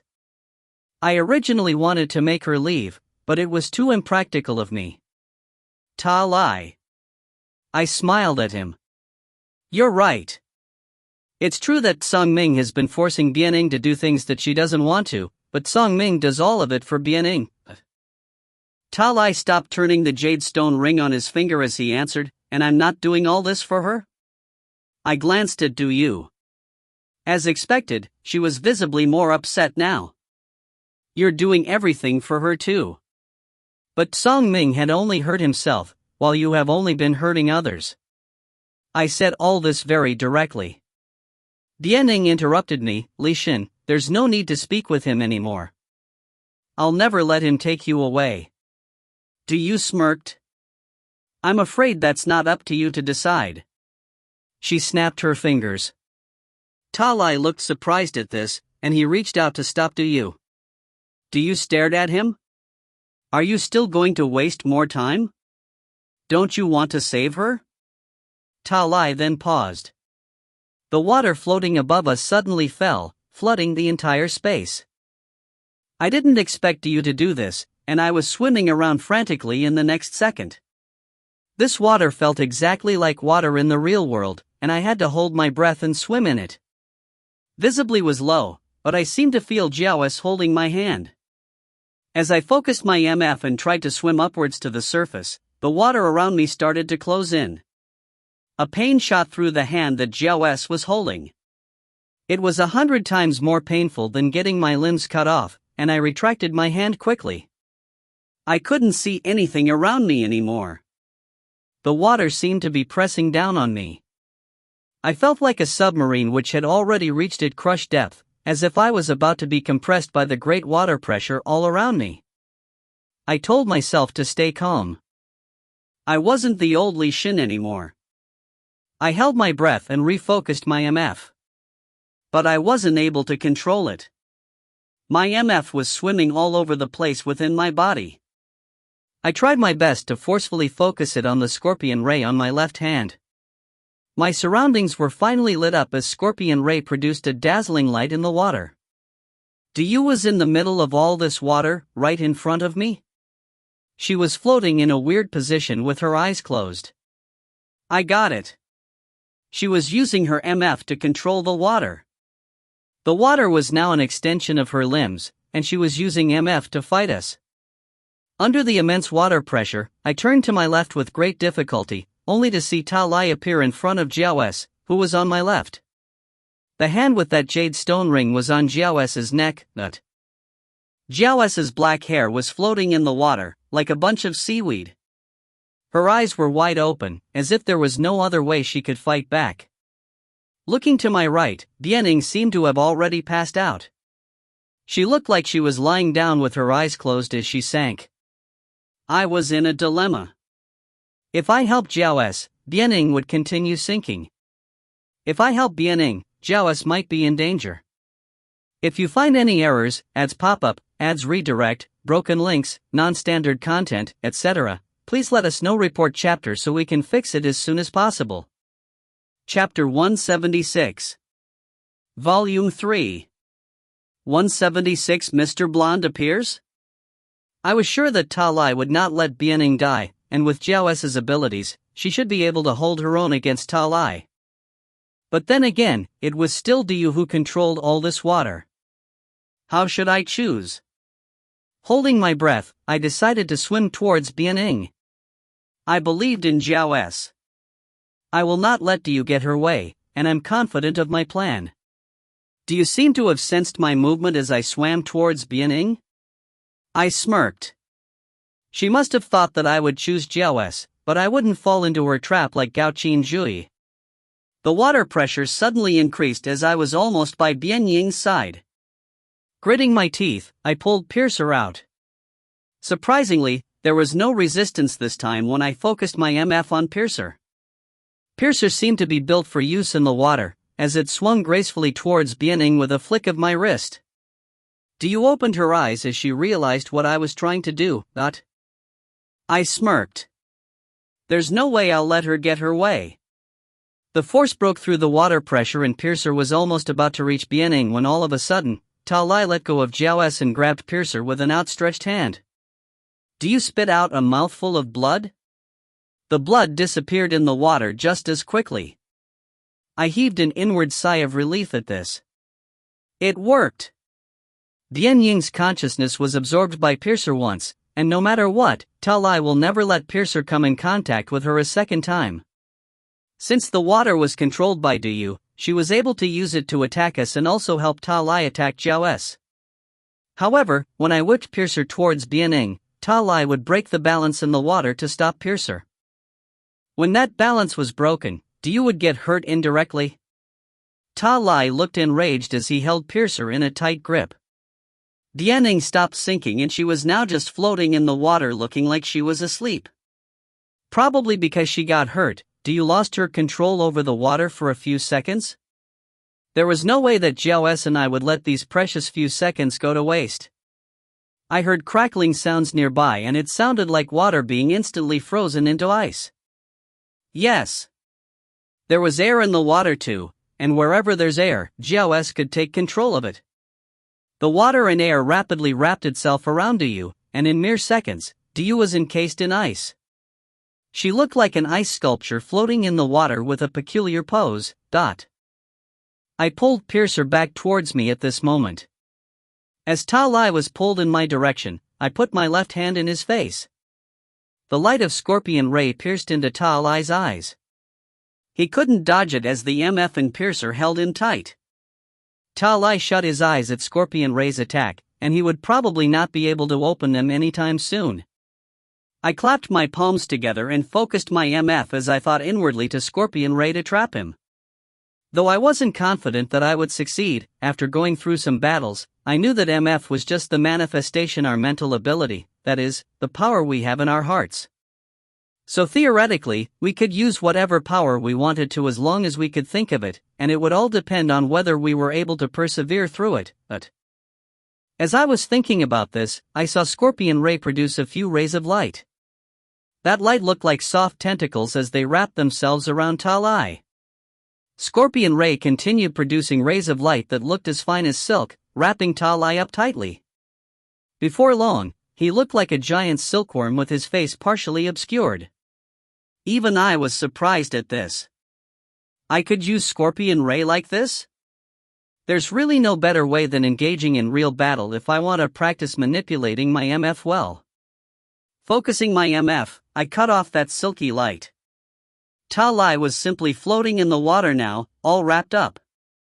At this moment, Diyu, Ta Lai and Bianing were all floating in the water, none of them moving. As I was about to celebrate, I saw Jiao S's worried look. What's she worried about? As I asked myself this question, I heard a cracking sound from the frozen Diyu.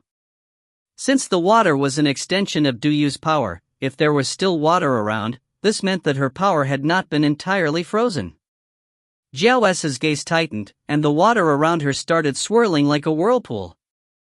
She looked at me and pointed somewhere above her head. I understood her immediately, and I swam upwards as quickly as I could. She wanted to freeze the entire body of water. Only then could she freeze to use power. Focusing my MF on my limbs, I leapt out of the water like a lively fish. PCH. I spat out a mouthful of water as I broke through the surface. Looking around, it was still the same forest and river. I felt the water under my feet beginning to freeze. I whipped Piercer against the water below me, using its force to leap out of the water. Water continued dripping down my dress as I reached the riverbank. The river was now entirely frozen, and its entire surface was ice.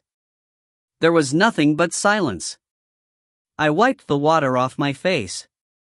What do I do now? Jiao seemed to have frozen everyone, including herself, under the water. What should I do next? My mind was in a flurry, and I didn't even realize there was somebody behind me. I felt pain as the needle was inserted into my shoulder, and before passing out, all I could see was a yellow figure as I turned around. This felt different from fainting in the real world. In the split zone, the consciousness enters another space as we pass out, as if we were entering a dream. That space might be found deep within our souls, where it was possible to recall lost memories, or it might be a space controlled by somebody else, just like Old Man Fan's spatial transference technique. Or, it could also be an illusion technique that affects the consciousness, creating an imaginary space as a result. Darkness slowly overcame me. It seemed as if I was falling into an endless abyss, and all I could hear was the wind blowing past my ears as I continued to drop. I could not move, and there was nothing I could do to resist. I tried to open my eyes, but I wasn't even in control of my body. After what seemed like a long fall, I felt a sudden cold wind. I shut my eyes almost immediately after I pried them open, blinded by a bright light. I had to open and shut my eyes several times before I could finally see the surroundings clearly. I sat up, shocked at what I saw. I took another look at my surroundings again. This is the Great Hall. Why was I back here in the Great Hall? Surprised? You're back here again. A familiar voice sounded from behind me. I haven't heard this voice in a long time. I was absolutely stunned. The Great Hall was empty as usual, and its stone floor felt cold under my palms. Why don't you turn around if you can recognize my voice, Ushin? Like a puppet moving at its master's command, I turned back slowly. Looking up, I saw a face that could only belong to someone of mixed heritage. Those shining, blue-green eyes dazzled lazily like sapphire under sunlight, and that head of bright golden hair looked just like a golden nugget in the middle of this great hall. The figure was dressed simply in white. BLO. Mr. Blonde, I said with trembling lips. This was too shocking. Looking at how stumped I was, he laughed mischievously and bent down to meet my eyes. This isn't the first time you've seen me. Do you have to be this surprised? Of course I'm surprised. You've been missing for so long. Though I had many questions, I was at a loss for words. Mr. Blonde smoothed my hair, as if he already anticipated such a reaction from me. You're not actually in the Great Hall now. Since you passed out, I had the opportunity to take your consciousness here while it was at its weakest. We don't have much time, and forgive me for not being able to answer all of your questions right now. There's something more important you have to know. He grabbed my shoulders, turning me around entirely. Look. My back was against him now. I saw the screen that was always in the Great Hall as I looked in the direction he indicated. The screen was originally empty and gray, but it lit up slowly as I looked at it, as if a movie was about to start. A scene then started playing on screen, and it got clearer as it continued playing. My eyes widened slowly as I watched. I felt Mr. Blonde's lips close to my ear. This is the current situation in the eastern, western and southern districts. These aren't illusions. Still against the stone floor, my hands started shivering. No, it can't be.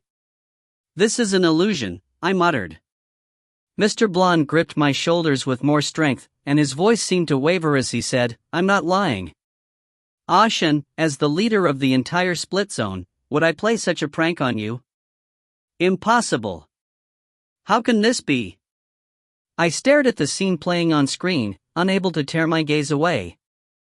Mr. Blonde sighed. I know. This is close to impossible. But, this is the truth. If you find any errors, ads pop up, ads redirect, broken links, non-standard content, etc., please let us know. Report chapter so we can fix it as soon as possible. Chapter 177. Volume 3. 177. You are the key. There were 3 separate scenes playing on screen, showing the situation in the Eastern, Western and Southern District respectively. The Southern District was a pile of rubble as monsters continued to prowl and look for ordinary residents to swallow or tear apart. The entire S-clan in the Eastern District was battling a huge group of monsters, but it was obvious that they were grossly outnumbered. As for the Western District, Jiepa and the floor managers were in the midst of battle. Cho Yu and the Yuan siblings never left Jiepa's side, protecting him during the fight. Ta Lai and Muli were also in the Western District helping us out, but everyone looked exhausted. There was no way they could win if it was a long-drawn battle. The last time I felt such fear and horror was when I saw the Western District turn into a pile of rubble. This time, I sat rooted to the ground as I took everything in. I couldn't believe what I saw. A massacre was occurring in all 3 districts, and these places were supposed to be under the command of me, Jiao S and Si Luo.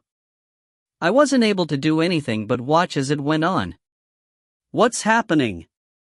With everything that had happened thus far, I thought I would be able to stay calm no matter what happened. But this was too horrific to bear. Mr. Blonde gripped my shoulders, preventing me from turning around. I heard him say, "This is the truth, neither of us can stop it now." Diyu's 3rd experiment has succeeded in changing many heirs, and among those mutant heirs, some of them are able to cause permanent damage to the consciousness, and cause permanent wounds that will never heal. Impossible. I screamed. My nails scraped against the stone floor so hard that blood seeped out as they broke. There's nothing that's impossible. Diyu is only helping that person destroy the Eastern, Western and Southern districts? In order to save you, Laurel brought with her that spatial transference snake to swallow you up, bringing you to the Northern District, the only safe haven left now. All the others will die today. Mr. Blonde lifted a slender finger as he pointed at the people on screen. No! I screamed till my voice was hoarse. Balling my hands up into fists, I stood up and turned to look at Mr. Blonde. Tell me how to go back, I want to go back, Mr. Blonde was still crouched on the ground, and he looked at the floor as he said, "What's the use of going back? Are you able to save them with your abilities? This plan has been in place for a long time, even before you arrived here in the split zone.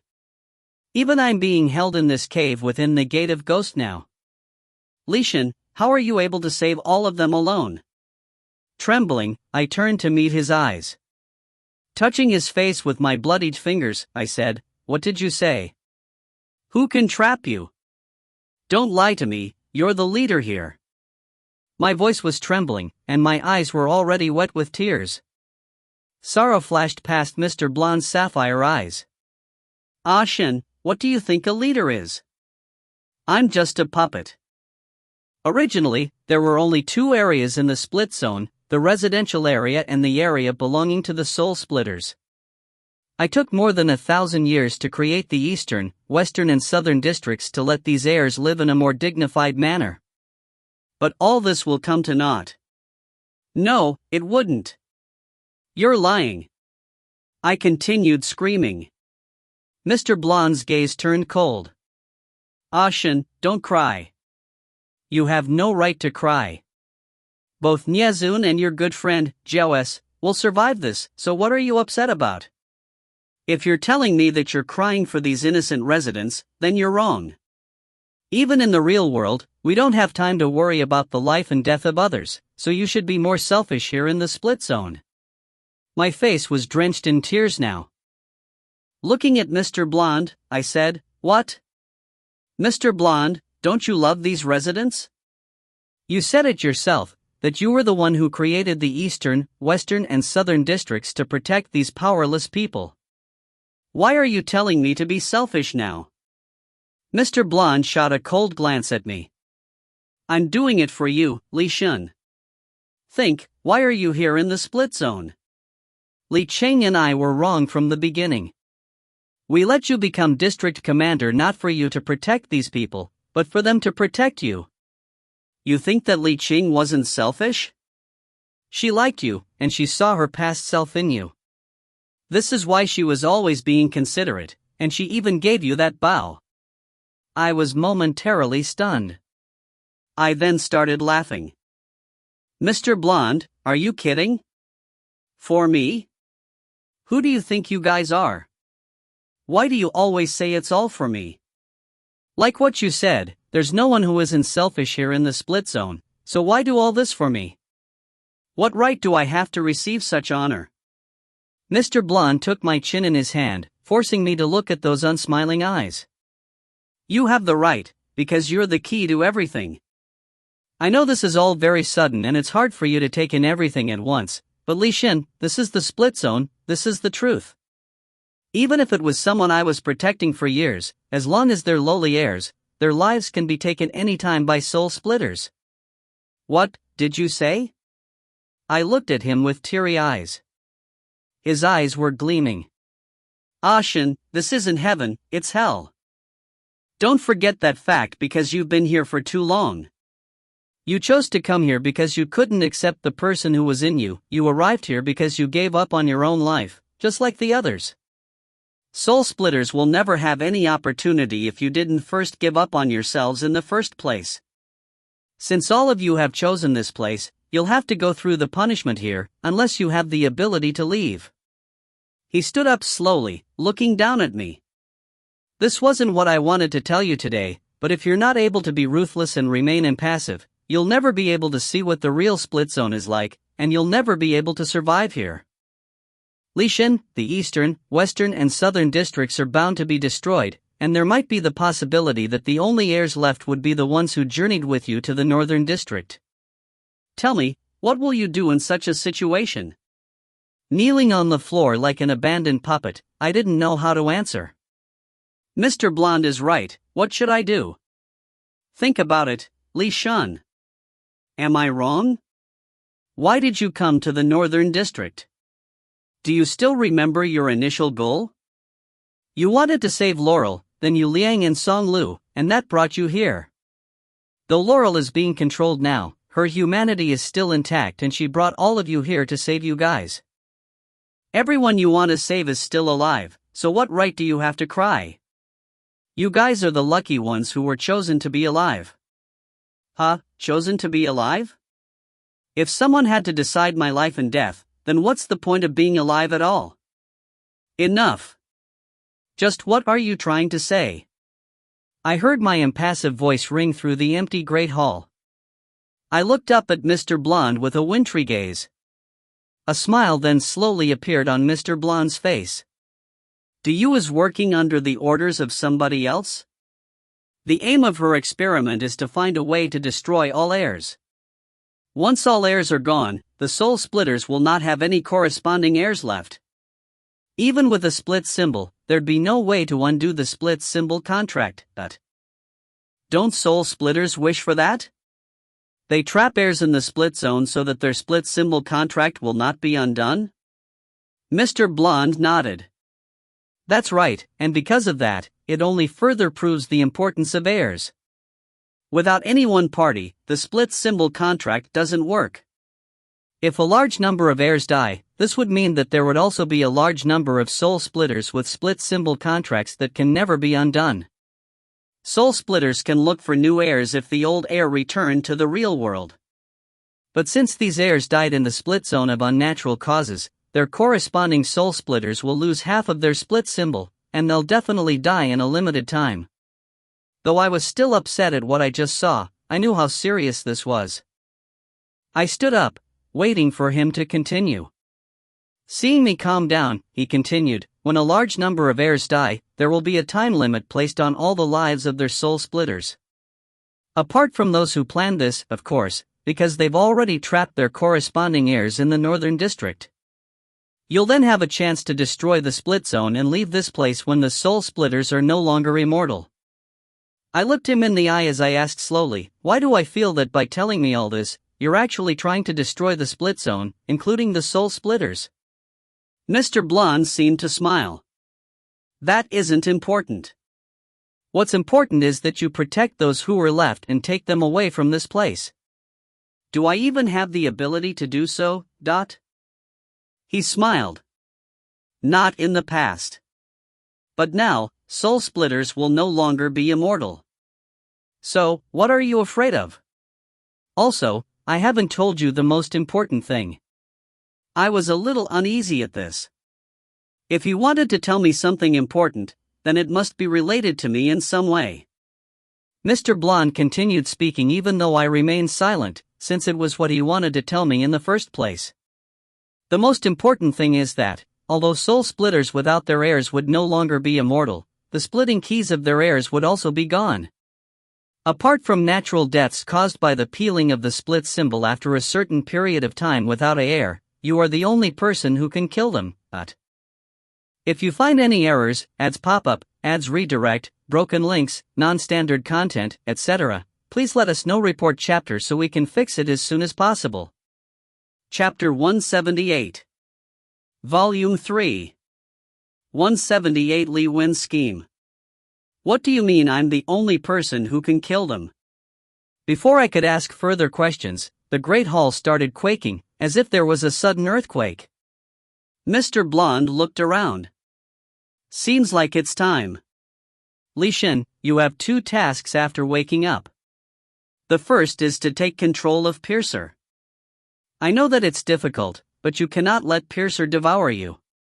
The second is to save Si Luo, he cannot die. The Great Hall started collapsing before Mr. Blonde could finish. Don't go, I haven't finished with all my questions, Where are you? How do I save you? Who trapped you? Is Li Qing still alive? Where is she? How do I go back to the Western District? What should I do? Why does it have to be me? Why am I the only one who can kill soul splitters? How do I kill them? And also, why do I have to kill soul splitters? I don't want to kill anyone. Wait. I reached out a desperate hand in an attempt to grab hold of Mr. Blonde, who was now being buried deep within the collapsing Great Hall. With a gleam in his eyes, he pushed me backwards. Once again, I fell into an endless abyss of darkness. There was nothing but the sound of the wind blowing past my ears. Ah! I woke up screaming. You're awake. I looked towards the source of this gentle voice. There were traces of green moss all over the walls in this place. It seemed to be some sort of cave. I was lying on a bed of grass. The voice came from somewhere near the entrance of the cave. It was extremely bright outside, and I could not recognize the figure walking in. Focusing my MF on my vision, I took a clearer look at the figure. She was in a pale yellow chiffon dress. Her hair framed her rosy cheeks, and her eyes were filled with emotion. Li Wan, I muttered. Hearing me call her name, she walked towards me with a beautiful smile. Ah Shen. Her smile was gentle and her pace steady, as if we were still close friends who spent all day together. Sadly, my head is clearer than ever now that I've woken up. As I recalled what happened, I realized it was Li Wan who attacked me by that riverbank, and she brought me here while I was unconscious. I turned cold. Are you a soul splitter from the Gate of Ghost too? Why did you bring me here? I was already sitting up as Li Wan sat down beside me. She was fiddling with the ends of that chiffon dress. Me? I'm not someone from the Gate of Ghost. I come from the Gate of Exit. I'm sure you know that the Gate of Exit is just beside the Gate of Ghost, on its right. Gate of Exit? I suddenly remembered, Heaven, Ghost. If Si Luo and Gao Qinjui were from the Gate of Heaven previously, then are the soul splitters their kind? But, why did they leave the Gate of Heaven? Was it because of Do You and Ta Lai? The Gate of Ghost obviously sounded like it was populated with villains. The Gate of Exit. Why did I not wonder about its name before? T/N, the Chinese character used for exit here is Li, the same character as the Li in Li Mundut. Don't tell me. I looked at her. Are you the ruler of the soul splitters in the Gate of Exit? Li Wen laughed in response. Ah Shin, you think too highly of me. I am. She looked at the chiffon dress in her hand. I'm just a loyal dog. Loyal dog? I couldn't believe this was something Li Wen would say, much less use to describe herself. For whatever reason it was, I knew that I didn't want her pouring her heart out to me right now, and I didn't want to hear her talk about what happened. I didn't want to pity her because of what she might tell me, nor was I in the mood to forgive anyone right now. The Western District was destroyed right in front of my eyes. Why should I sympathize with these people who abandoned the Western District, these people who abandoned me? I changed the subject abruptly. Where's Song Lu? Li Wen stopped fiddling with her dress. Seems like Song Lu is the only one you care about. Of course, since you were the closest to her when we still had fun together in the past. I smirked. I was the closest to her? Li Wen, have you forgotten that it was actually you and Yu Ji who spent the most time with me? Among the two of you, you were the closest to me. But in the end? The both of you. My heart hurt at that thought.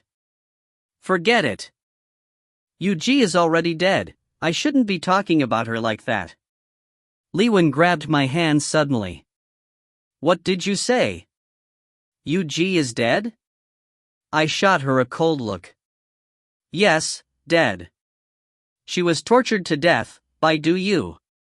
Are you happy now? Li Wen, you guys are really cruel. Soul splitters are really cruel. I said that last phrase with gritted teeth. Grief flashed past Li Wen's eyes, but she regained her composure just as quickly. The smile which momentarily disappeared had reappeared on her face. This is the split zone, Ah Shin.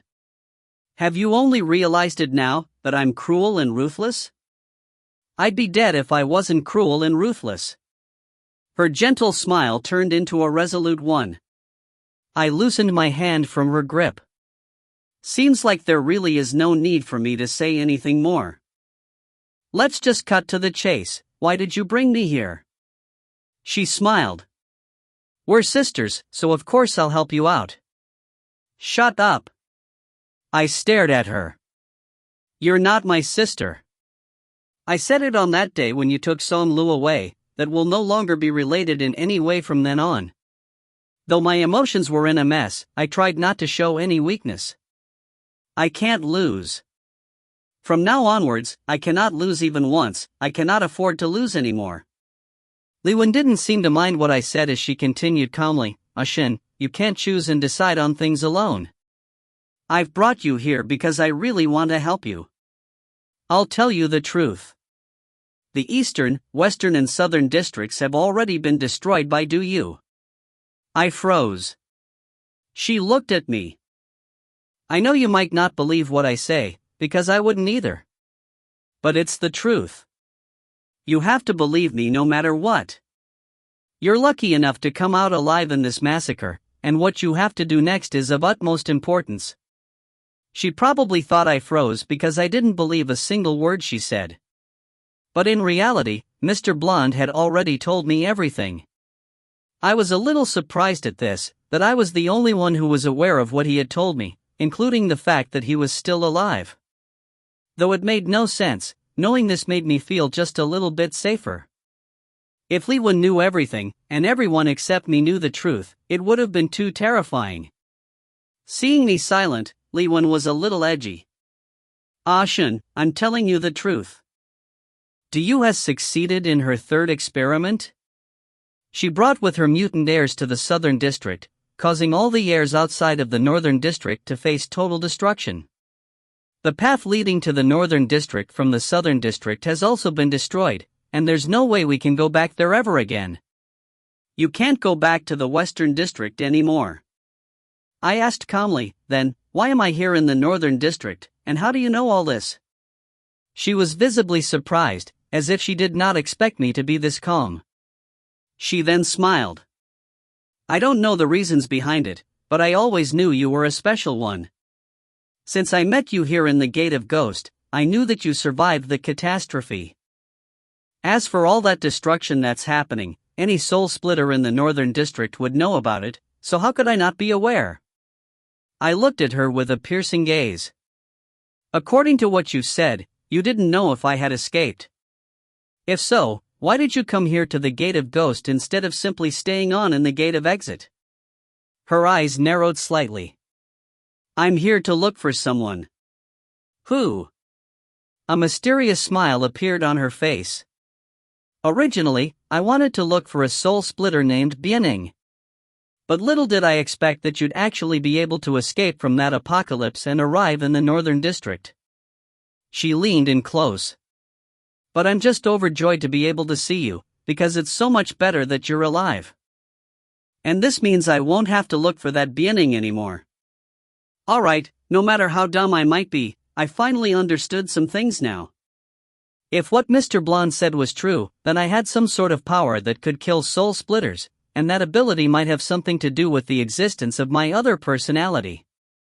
Because of this, Liwen wanted to look for someone like me, that is, Bianing. But since she met me, there's no need for her to look for Bianing anymore, because I can be her weapon. Seems like the world of soul splitters would still be chaotic without the existence of heirs. Are the three factions of soul splitters actually going to engage in war? But no matter what their goal is, I had no interest in being a pawn. Want to make use of me? Dream on. I've made a decision. I'll leave with Song Lu right after I save her. Thinking about this, I suddenly thought of something else. Yu Liang? Yu Liang is still in the Western District? How do I save Si Luo like this? No, I didn't see Yu Liang on the screen previously. Who took him away? I tried to calm myself down. I had some bargaining power now that I'm a weapon that soul splitters can make use of. What do you need me to do? I asked finally. Liwen seemed pleased as she said cheerily, I never get tired when I talk to you, Ashen. This is what I like about you.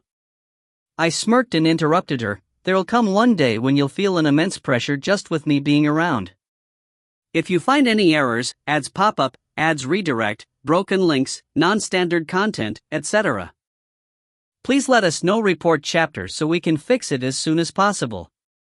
Chapter 179. Volume 3. 179 Meditation and Cultivation. Liwen did not argue in the face of my callous response. Well, that joyous mood would hardly be dented even if her pet scratched her a little, since that pet would be able to win a battle for her. What I want you to do is simple.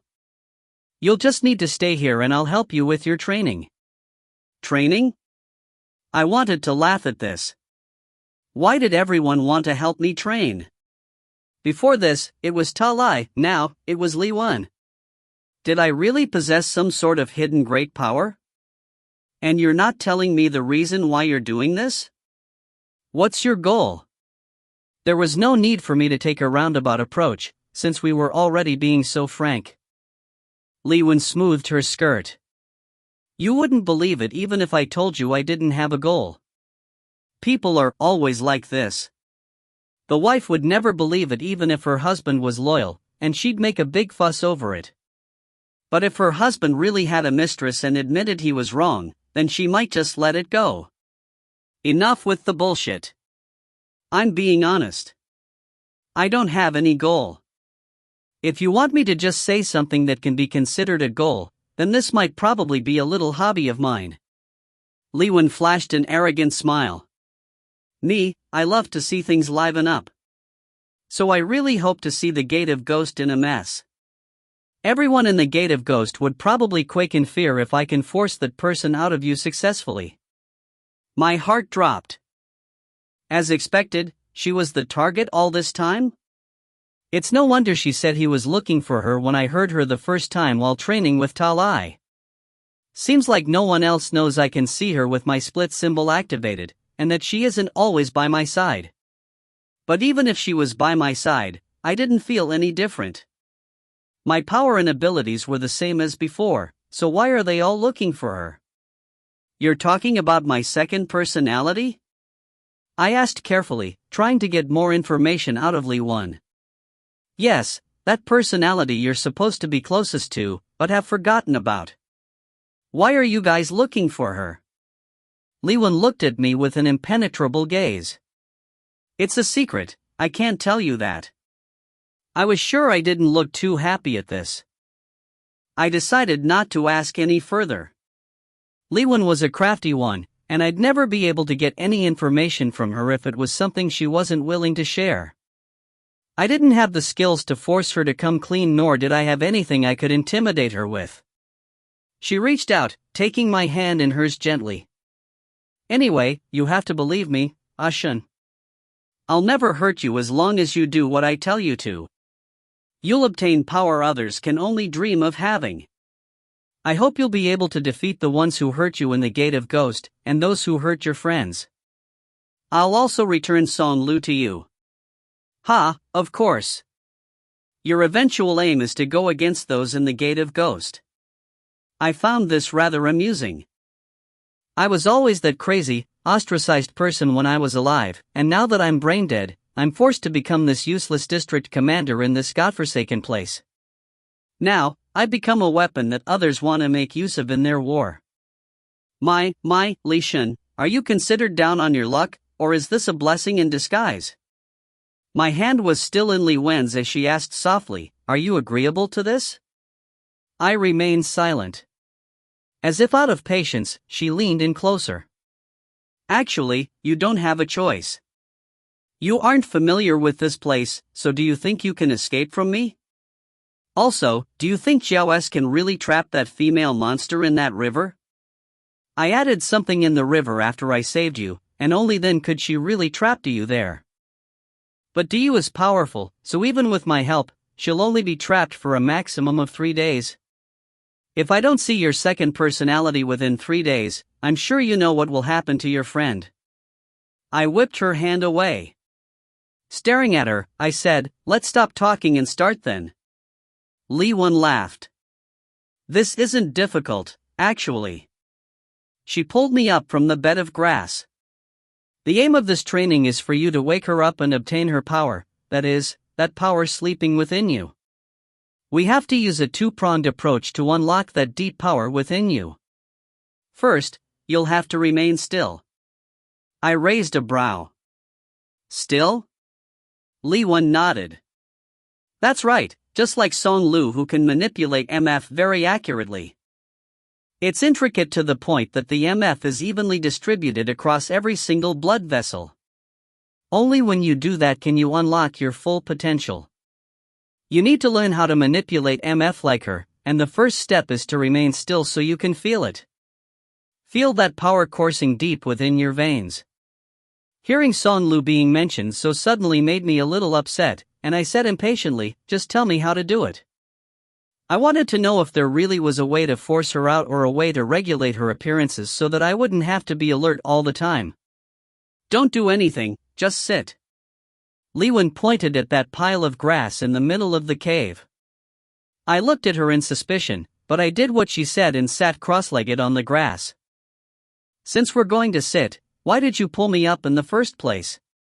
Li Wen looked down at me. That's right, sit straight like this. Close your eyes, but don't fall asleep. 3 days. You'll just have to sit on the first day. There are 60 hours in a day in the Northern District, and the sun is out only in the day. Just sit here for 60 hours, and within this time, no matter what I say, what you hear or what you see, you cannot do anything but open and close your eyes. You'll fail if you move, and we'll have to do it again tomorrow. There are only 2 things we're practicing, and we have 3 days. If you're unable to return to the river before Du escapes, your friend will probably be subjected to some horrible torture, but I knew that this wasn't difficult, but it wasn't an easy task either. It was close to impossible for anyone in the real world to sit still and not fall asleep for 60 hours, and even though we could use MF in the split zone, this was still no easy feat, but I'll not give up since I've already agreed to her training. Alright, shall we begin? Li Wen smiled. Right, sit straight from now on, you cannot move after that. Remember that Jiao S's life is in your hands. I shot her a cold look before shutting my eyes. I began to think about what she would do to make me move. Would she stab me with numerous tiny needles? She probably wouldn't. She should know that such pain is nothing to me. Sit here, I'm leaving for a short while. Don't worry, no one will come here, but I'll definitely know if you move. She seemed to be walking towards the entrance. My eyes remained shut. After she left, I thought about what happened in the past few days. Yu Liang crossed my mind. All this seemed to have started from when Yu Liang attacked us as we were heading for the southern district, and it was the reason why we were in a rush to head for the northern district. There's no way someone intelligent and level-headed like Yu Liang would act rashly, so it's not true that he was looking for me because he hated me. According to Gao Qinju's analysis, we all agreed that it was because Yu Liang wanted to force us to hurry to the northern district to save Song Lu. I agreed with that too. However, there seemed to be other reasons. Yu Liang's hands were mutated, so that means he was one of the experimental subjects in experiment number 3. If so, was he trying to warn us of something under the guise of taking revenge? Sacrificing one Yu Liang was nothing to do you, since he was just an experimental subject. So did Yu Liang come to me to warn me of something else? But why didn't he just say it? Or was he being watched? Yu Liang never feared death, so why did he choose to freeze himself? There was something else going on here. Apart from getting us to save Song Lu, Yu Liang might have wanted to tell me something about the mutations. Wait, mutations? Yes. I got it. Yu Liang froze himself because he anticipated that I'd send him back to Jiepa. There might be something on him that could give us a clue about the experiments. I'm guessing that he already knew this catastrophe would happen, and that's why he got injured by me on purpose. This way, he could send himself to Jiepa, and Jiepa can then get a better understanding of these mutant subjects and prevent the catastrophe. I guess being still can really help clear your head. I had no time to think about all this previously, but now that I have the opportunity to do so, I had a much clearer train of thought. Just like that time when we were training with Talai, I could think about the cause and effect of everything right now. That must have been Yu Liang's aim all along. However, I was still pretty upset.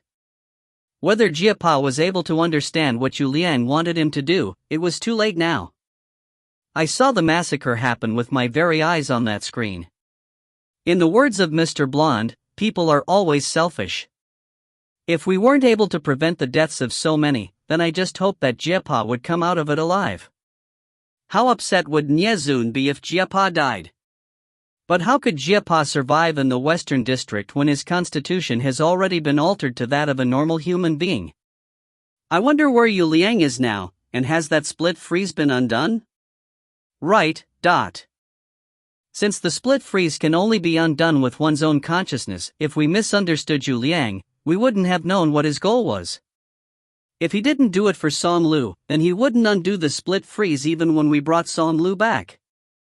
If you find any errors, ads pop-up, ads redirect, broken links, non-standard content, etc., please let us know. Report chapter so we can fix it as soon as possible. Chapter 180. Volume 3. 180 Astute Manipulation. I didn't see Yu Liang on that screen in the Great Hall. I wanted to take a deep breath to calm myself, but I wasn't supposed to move. I wonder if Jiepa and the rest are still alive. Niezun, Si Luo, and Guan Nia are with Song Ming, and Song Ming has been trapped in some cave. Everything seemed to be in a mess right now. Would I really be able to uncover the secrets of the split zone without Si Luo's help? If all heirs are killed, the soul splitters would be going to war very soon. And I'm an important tool in that war. What should I do then? Why did they need that person in me? She? Ha, seems like you bring me the worst luck. Because of you, I've become the target once again.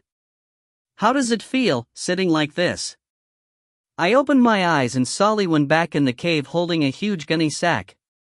Li Wen placed that heavy-looking sack in front of me. She caressed the sack and said, I'm going to let you enjoy something. Don't forget, you can't move and you can't talk. Sit there quietly if you want to save Jiao's. As she undid the sack, I saw a head pop out. My eyes grew wide. It was Yuan Shen. Crouched in the sack, Yuan Shen looked surprised to see me as well. His face and neck were covered in bruises, and his eyes no longer had the shine they had when I first met him. Why is he here? When I met Mr. Blonde previously, I saw Yuan Shen fighting alongside Jia Pa in the Western District, and there's no way he would be here in the Northern District. Why is he here now? And why is he covered in bruises? Does this mean that his constitution had been altered to that of a normal human being as well? I couldn't move an inch even when there were so many questions in my head. How could he be here? When Li Wen removed the gunny sack, I realized that Yuan Shen had lost both his arms. The bloody pits on his shoulders seemed to have dried up, but his arms had not regenerated. It's no wonder he looked so haggard. His constitution is probably that of a normal human being right now, and the pain of losing a limb would be unimaginable. Shen, I'm sure you're wondering why he's here, right? Stop bullshitting me. I felt uneasy. Would Li Wen torture Yuan Shen in front of me? I would definitely move to stop her in that case. Li Wen suddenly smiled just as my thoughts were running wild. In the span of a mere second, a slender rapier appeared in her hand and she cut Yuan Shen's head off before I could react. I was absolutely stunned as his head rolled towards me. She wouldn't have did it so quickly if her aim was to get me to move. At that speed, I wasn't able to react quickly enough even if I wanted to. I sat motionless, rooted to the spot as I took in Yuan Shen's death. There was no need for me to move either, since he's already dead. Li Wen was so quick that there weren't any bloodstains on her rapier. She cleaned her rapier gently with a corner of her pale yellow dress and said, You must be wondering why I killed him so quickly right in front of you. You're wrong if you think that I wanted to force you to move by making use of him. I know you'd stop me if I tortured him in front of you, so that game wouldn't be any fun. Furthermore, all I want is for your second personality to show herself and not for you to lose to me. First, let me tell you why Yuan Shen is here. I heard that the killings in the eastern, western and southern districts have ended. Damn, those who weren't supposed to die have all died, and there are a few missing ones. Coincidentally, these missing ones are all from the Western District. Jia Pa and his team seem to have mysteriously disappeared from the Western District. That's very interesting. Just how did they pull it off? Laurel wasn't there to bring them elsewhere, so there's no way they could have escaped from the Western District. I breathed an inward sigh of relief when I heard this. At least Jia Pa is still alive. Because of this, I wanted to look into what actually happened, and I was lucky enough to meet him on the way. Li Wen pointed at the severed head with her rapier. There's not many that I still recognize in the Western District after having left the place for so long, but I still remember this pair of siblings. There are not many who are skilled in using poison in the split zone, and his sister, Yuan Xian, is a real expert at it. I heard that she's naturally gifted. Shen, you know I hate it when I'm being kept in the dark about things, or when things are not under my control. I couldn't understand how Jia Pa and the rest can arrive in the Northern District, and it seems that everyone else is missing. I hate this. A mad gleam appeared in Li Wen's eyes. She looked like she was insane. She was absolutely crazy, but I didn't realize it until now. So I asked Yuan Shen about it. He had gotten separated from the rest, and he unluckily met me on the way. However, he didn't show me the least bit of respect. I was a resident of the Western District in the past too, so how could he treat me that way just because you're now the district commander? Because of that, I cut both his arms off. I gritted my teeth as I tried my best to remain still. Yuanshin is already dead, and nothing can undo it. I wanted to let him taste the pain of losing both arms, since wounds caused by my rapier would definitely hurt. But something more interesting happened. His arms did not regenerate. I guess he was injured by an experimental subject during that fight and his constitution altered. I haven't seen that kind of agony in a long time. Most people in the split zone are either able to regenerate or have an amazing threshold for pain, so I was really excited when I saw that expression on his face. I started kicking him around like a rubber ball, but he just wouldn't tell me how he arrived here. I closed my eyes slowly, not wanting to look at Liwen any longer. I never wanted to look at her ever again. Shen, I know that these people in the Western District were all trained personally by Li Qing. Since Li Qing has given you the role of district commander, no matter how horribly you perform, they'd still be loyal to you. On this, it's not only Yu Ji who is jealous of you, I'm jealous too. But I know I'd never be able to get any information even if I cut him open alive. I'm someone extraordinary, and I'll definitely get the information I want. This is why I brought him back here and killed him right in front of you. Liwen started laughing. Can you guess why I did this? How can I possibly understand the actions of a lunatic like you?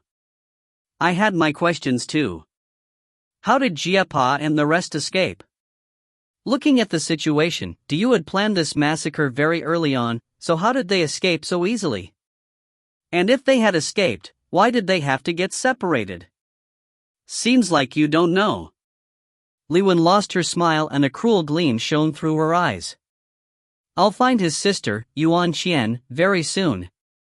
I'll tell Yuan Qian exactly how her brother died, but I'll tell her that you had the chance to stop it and you didn't.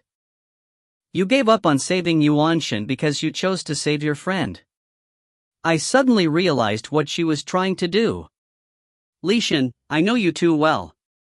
That unique kindness Li Qing and Mr. Blonde said they saw in you, that's simply a weaker kind of cruelty in my eyes. I've always looked down on you. You're always trying to take responsibility for everything, throwing your sympathy everywhere. Yes, we're all villains compared to you, the kind Li Shen. Since you're that kind, I know you'd blame yourself for Yuan Qian's death, even though you didn't have the chance to stop it at all. You'd be blaming yourself for his death, because that's just who you are. Aren't you such a person, someone who wants to take responsibility for every single thing? Take responsibility for Yuan Qian's death then, let his sister hate you, and let me watch as I emerge victorious. If you don't want me to make use of Yuan Qian, tell me everything I want to know. This way, there's no need for you to take responsibility for Yuan Qian's death. Liwen looked at me with a determined gaze. She knew I would never do that. Though I wasn't the one who caused Yuan Qian's death, I was still indirectly responsible for it. I still felt responsible for his death, and I found it perfectly understandable for Yuan Qian to hate me because of that. Liwen made a good move, because she knew me too well. She knew I didn't like to explain myself, and I definitely didn't like to explain myself to my friends. Even if Yuan Qian pointed a sword at my neck, I'd still remain silent because I blamed myself. Liwen also knew how close the Yuan siblings were to each other, and Yuan Qian will go insane if she hears the news. If I don't explain myself on this, Yuan Qian will resent me. To Liwen, anyone who hates me can become a useful tool to her. Furthermore, that's someone who's a genius in using poisons. If you find any errors, ads pop up, ads redirect, broken links, non-standard content, etc., please let us know. Report chapter so we can fix it as soon as possible. Chapter 181. Volume 3. 181 Face-Off. I remained silent. There was no need for me to say anything. Liwen flashed a brilliant smile. Shen, I'm sure someone as intelligent as you would have realized by now how well I know you. You should be regretting that you didn't choose to go on the same path with me. Ha, to you, I'm always abandoning others. Yuji blamed me for being district commander, you blame me too, for not choosing to go on the path you went on. But did any of you tell me this? Your monster didn't choose to go on the same path as you, but when have you ever told me you were going to walk on this path?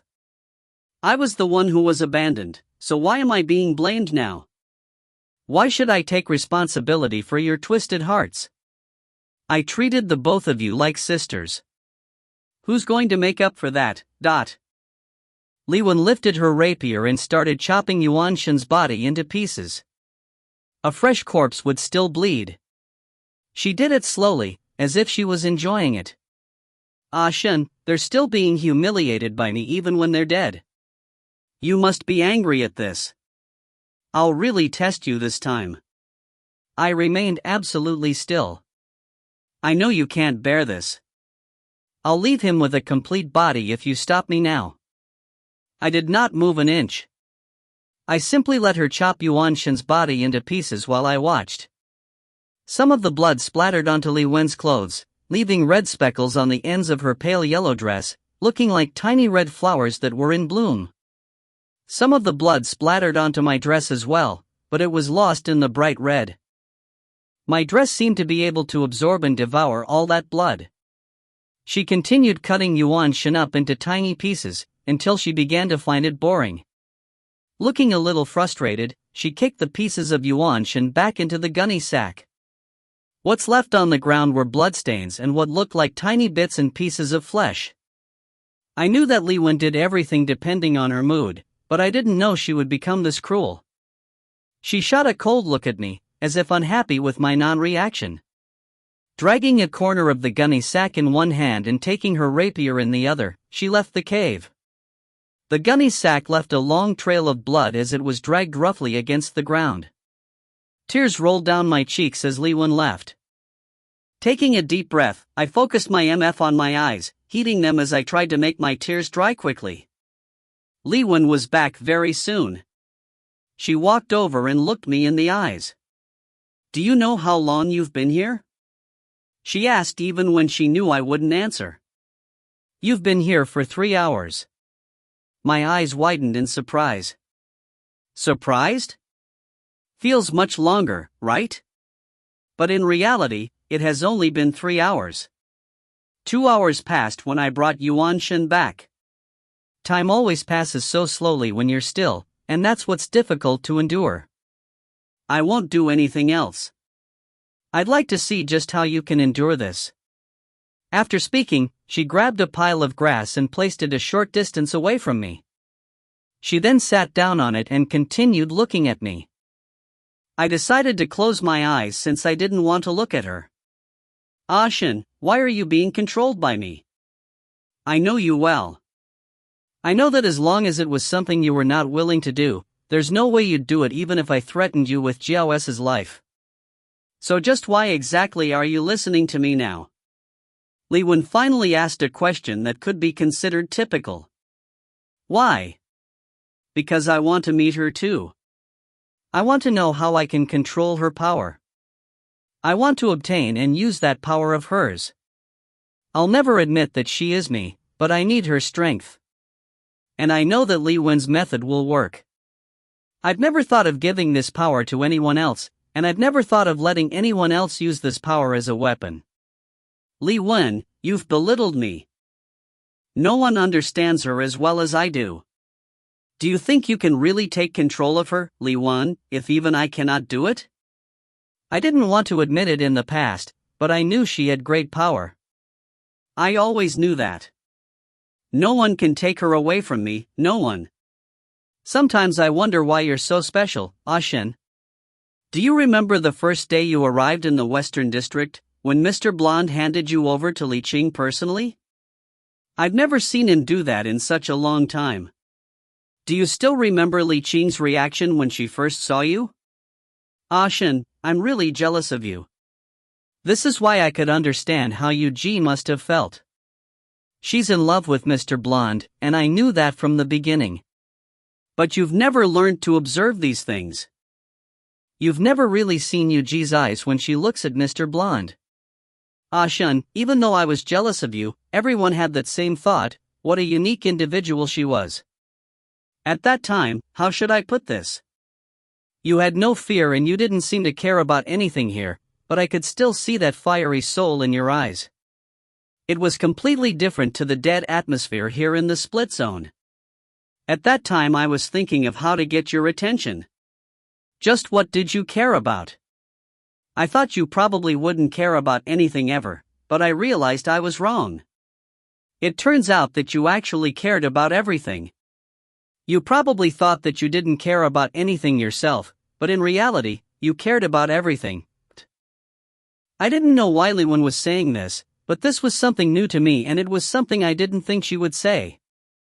I kept my eyes on her. She had on a poker face and I couldn't make out her mood. Nothing but her lips moved. With time, I realized that your MF was pretty high, just that you were lazy and didn't want to do or learn anything. But when you set your mind to something, that sudden perseverance really shocked me. I always thought I was the most extraordinary in Li Qing's eyes, since I was a fast learner with high MF. You still remember the value of my MF, right? It's 62. I thought inwardly to myself, why are you pretending to be some heir here? Have you forgotten that you're a soul splitter? Do you still remember that time when there was this heir who wanted to drag somebody else to hell with her? She was on the rooftop on the 30th floor. You had just received your bow and you've never used it, but you were able to pierce her hand with your arrow just when she was about to insert her splitting key into the split symbol of an innocent resident. You were so lost after that. You didn't know where that power came from. But I knew from then on, I knew that you had a far greater potential. I really hate that you exist. You made me look so dumb. If I could move, I would have heaved a sigh at this moment. Li Wen, you're wrong. I didn't hide my power. Maybe you're right, and I do believe I have some hidden power in me as well. But the truth is I'm not interested in all this. That laziness isn't faked. I just want to spend my life quietly and calmly, wherever I may be. You guys are jealous of me being unique, but do you know what are the words I hate to hear the most? Unique, special. I don't want to be that unique one. I've been the unique one for too long. I'm tired of being that unique one.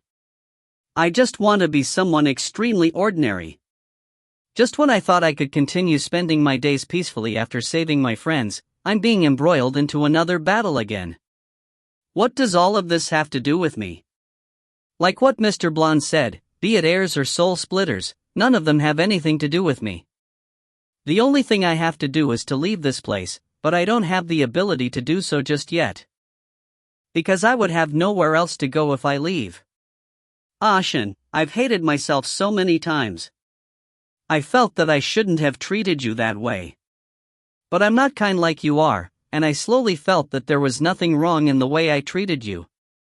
Remember that basilisk campus? I could have saved you that time, but I didn't. It's not that I wished for your death, I just wanted to see that you were weaker than me. You must think that I'm weird. I'm sharing my feelings with you when I was so bloodthirsty just seconds before. You know, you make people hate you like this. You make everyone close to you so weird. Mr. Blonde, Yu Ji, and Li Qing too. Li Qing said this to me once. She said we had to protect Ah Shen, because she was worth protecting. I found it funny. Why was it only you who was worth protecting? A funny feeling overcame me. I suddenly realized something. From when Li Wen started talking, no matter what she said, even when she was talking about how she was jealous of me, Li Qing was always mentioned. Maybe Jiao S had misunderstood her. Her relationship with Li Qing definitely isn't as simple as we thought it was. I observed Li Wen's expressions, trying to obtain as much information as I could. I had to stay calm in this war. I had to win. If you find any errors, ads pop up, ads redirect, broken links, non-standard content, etc., please let us know. Report chapter so we can fix it as soon as possible. Chapter 182. Volume 3. 182 My Weakness. Li Qing had always looked at you differently, but I just couldn't control myself and I found myself liking you. I began wishing that you were mine. But I couldn't catch you. You were always changing. This sounded more and more like a confession. Ah Shen, only when I cut Yuan Shen's corpse right in front of you did I realize that you've really changed. You've become stronger now. This really terrifies me. I understand why you didn't stop me from cutting him up. It's because you've decided to take responsibility for his death, and since you've decided to let Yuan Xian hate you for it, you'd rather add to that crime to be able to accept Yuan Xian's hatred for you even more realistically. You didn't know her anything before this, but you owe her something now. You also knew it was useless even if you had stopped me. It's the split zone. His body would dissipate into light soon after, and you don't want to do something that would practically be useless. That's right. Whether you've cut his head off or cut his body into pieces, the corpse will still dissipate into light eventually. Sadly, you've only gotten this part right. I didn't let you cut him into pieces so that I could face Yuan Shen more convincingly. It's not because I thought it was useless that I didn't save him either. I'll never tell you why I did it, so you can keep guessing. You'll never be able to catch up with me. I'm always changing, and you're always regressing. People who get jealous too easily will never improve. I looked at her with mocking eyes. I knew she'd be able to understand me. As expected, she was enraged by my gaze. She stood up. What do you have to be proud of? Who do you think you are to look at me like this? I finally saw an agitated Li Wen. She was ugly like this too. I used to think she was the most beautiful lady in the world, but I realize now that she would still turn ugly when provoked. No woman looks good when hysterical. That's the way of the world. I continued looking at her with that mocking gaze. That's right, Li Wen. You've already lost when you started talking. I know your aim is to rile me up. You wanted to rattle me with your words, and you wanted to enjoy that look of mine when I wasn't able to say or do anything in response. But you were wrong. Sometimes, the most powerful thing in this world is silence. When you tried to hurt me with your words, I'd win if I simply kept quiet. Why do people respect Bodhisattva? Because Bodhisattva doesn't speak. It's the same between married couples. It's the worst when one party decides to give the other the silent treatment, and that triggers anger very easily. You're now a clown triggered by anger, and you deserve to be mocked by me.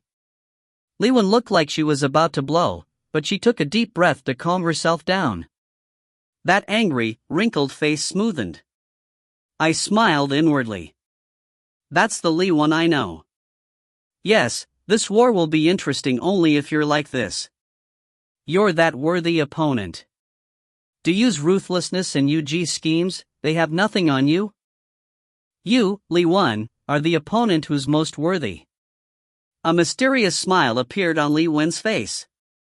She sat down slowly, holding her chin in one hand and an end of her pale yellow dress stained with Yuan Shen's blood in the other. I've underestimated you, Li Shen. Since I couldn't make you move, how about I just tell you some things that you want to know? Expectation flashed in her eyes. That really annoyed me. You want to know if Li Qing is still alive, right? My eyes opened wide. I expected her to look excited when she saw such a reaction from me, but her eyes seemed to darken for a moment. I'll tell you if you want to know. Li Qing is still alive, in the gate of exit. She was continuously fiddling with the blood-stained part of her dress. So as long as you do what I tell you to, wake the other person asleep within you and lend me your power, I can help you save Jiao S and return Song Lu to you. I can even take you to Li Qing. Even if I don't wish for you to see Li Qing ever again. I shut my eyes for a second, and reopened them again. That's okay. I just need to know you're alive, that's the most important. I don't have the guts to face you now anyway. The Western District was destroyed in a mere 2 years after I took charge. Apart from a few lucky ones, the rest are all dead. I don't dare face you like this. This is the first thing that you want to know. You might find the second thing even more interesting. Do you know why both you and Bianing arrived in the split zone even though you both suffer from double identity disorder? In reality, even Bianing doesn't know how she arrived here in the split zone. The only thing she's sure of is that she wasn't captured by Tal Ai. She should have already told you about the third kind of existence here. No need to look at me with that surprised face. I heard every part of your conversation because I was right by the riverbank. What I want to tell you is this. That day when Bianing said she didn't know, when she said she couldn't explain it to you. She seemed to have gotten hold of some sort of trump card at this point, and she continued with a smile. Gao Qingji actually knows everything about you, including the fact that you killed your beloved senior. He already knew this. The split zone and the real world are connected in some places, and Gao Qingji knew you from a long time ago. Possibly even before Gao Qi met you. You should have fallen in love with Gao Qingji instead of Gao Qi. That was her trump card. It was like a bomb that exploded right in my chest, shattering my heart into a million pieces. I had to ask. I had no idea what she was talking about. Li Wen seemed to have anticipated my actions and she continued before I could say anything. No need for you to ask questions. I wouldn't answer you even if you asked. I can only reveal this much regarding Gao Qingji. If you're fated to meet him in future, you can ask him about the rest yourself. As for you, there are only two things I'm not aware of. Li Wen turns serious. The first has to do with your second personality. Although I've thoroughly investigated you, I still don't know what that second personality is, what power she possesses, and under what circumstances would she appear. She's just like a ghost and no one can predict when she'll appear. That's pretty scary. This is why I'll have to force her out of you no matter what. I want to meet the real Li Xin. The real Li Xin. The real Li Xin is right in front of you. It's me. I don't care whether she really is me, and I don't care whether I'd be able to eventually accept her one day. All I know is that I'm the real me. No matter how powerful she is, she's still second place. I am Li Xin. The second thing I can't wrap my head around is about a person. My heart sank as I could already guess what she was going to say. Li Wen's eyes brightened as she said, that person is Nie Zun. My heart sank further. For some reason, I didn't want to think about him these few days. Ever since I arrived in the Northern District, I kept telling myself to stay calm, stay rational, and be strong. But these were all gone once Nie Zun was there. These qualities just disappeared into thin air. This was the truth even if I wanted to deny it. The truth was that he had become my weakness, my only weakness. Li Wen's eyes were shining. You know Li Xin, your eyes will always betray you. I finally understand it now. He's your weakness.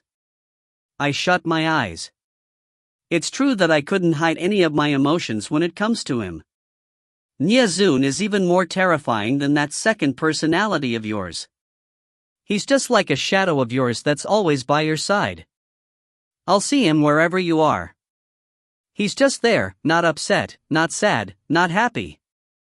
He's just standing behind you without any expectations, always looking at you with those eyes that were full of solitude. With the way he looks at you, I'd always feel that I could never be close to you. His power seems to be even more unpredictable. Those hands of his are terrifying. You know what's most terrifying? I don't know. I only know that I'm terrified every time someone uses Nie Zun to threaten me in any way. The scariest part is that I don't know where his split symbol is, and who his soul splitter is. In the split zone, I'm aware of where the split symbols are on most heirs and who their corresponding soul splitters are, but I know nothing about Nie Zun. Even Li Qing knows nothing about him. I'm aware of many things that others aren't privy to. Even if it was about the secret of Gao Qingji, I know many of his secrets. But for Nyezun, I know nothing at all. Li Wen leaned in closer. Why do you have so many people protecting you? I might have said something in jest in the past, something like they probably thought I was kind and cute. But right now, I didn't have the mood to joke around. If Nyezun wasn't mentioned, I could continue suppressing my worry for him. But now, I couldn't do it anymore. If you find any errors, ads pop up, ads redirect, broken links, non-standard content, etc., please let us know. Report chapter so we can fix it as soon as possible. Chapter 183. Volume 3. 183 Demon Cave in the Mountains. Even though Nyezun isn't beside you now, I'd still think of him when torturing you. He's just like this weird presence that seems to follow you around. Just how horrifying is that? This conversation is getting too long. I was beginning to tire and I didn't want to continue anymore. I finally spoke. You won't be able to force her out of me this way. You might be scaring her away like this. I'll admit that I did want to know more about whatever you told me about, but don't try to use that to force me to do anything. You could have chosen to keep quiet, since I would have found out about these things sooner or later. As for Nyezun, do you really think you can uncover his secrets even when I can't explain his existence? I made it clear that I was the main character here, especially on things that had to do with Nyezun. No need for you to worry, Li Wen. I don't know everything about Nyezun either, so who are you to try and find out more about him? Li Wen smiled as I spoke. Her smile looked stiff and it didn't look like it belonged to a victor. I didn't think that you'd actually speak because of him. No, you're wrong. I didn't speak because of him. I spoke because I didn't want to continue wasting time on this with you. Actually, you were right. But I would never admit that. Li Wen sighed. Fine. You're right too. I was thinking about the aim of this meditation just when you spoke earlier. Maybe my real aim was to actually talk to you about these things. No, I disagreed immediately. Meditation is effective. It helps train my endurance. I've also learned how to better control and manipulate my MF in the process of trying to balance all the MF in my body while keeping still. You'll have to thank me for this then. I smirked. You're thinking too much. Li Wen looked at me, and she finally said, continue sitting then. It has only been 5 hours. Is Li Wen muddled? Why continue sitting? I moved stiffly. I'll tell you the truth, this won't work. Ta Lai and Si Luo had both tried to force her out by reaching into my consciousness, and neither of them succeeded. I actually want to meet her as well, so why not we use my method? I'll work with you since we have the same goal. Doubt appeared in Li Wen's eyes. I scoffed. I know my obedience must be suspicious to you, but you should know me well. Since I want to meet her too, I'll work with you on this. I don't think you have the ability to control her, so I'm willing to bet on this. You've always been confident of your abilities, so you're not afraid now, are you? Li Wen thought for a moment. What do you plan to do? I stretched my neck. It's simple. Bring me to that cave they were talking about to look for Nyezun. Look for Nyezun? I nodded. Yes, you've witnessed it earlier, that Nyezun is my only weakness. So how about we find this weakness in order to force her out of me? You would know this right, considering how well your information network is. I activated my split symbol because I wanted to protect Nyezun. If you can bring me to Nyezun, you'd be able to use my weakness. You'd definitely be able to see her then. Li Wen frowned a little. But you have to know that if we look for Nyezun, I might attack him to force your second personality out.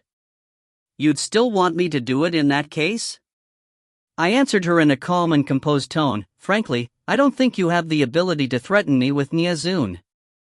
You said it yourself, that you can't see through Nyezun's abilities. So I think you wouldn't be able to make use of him even if we could find him. Li Wen found this funny. Then why should I agree with you if that's the case? I looked her in the eye.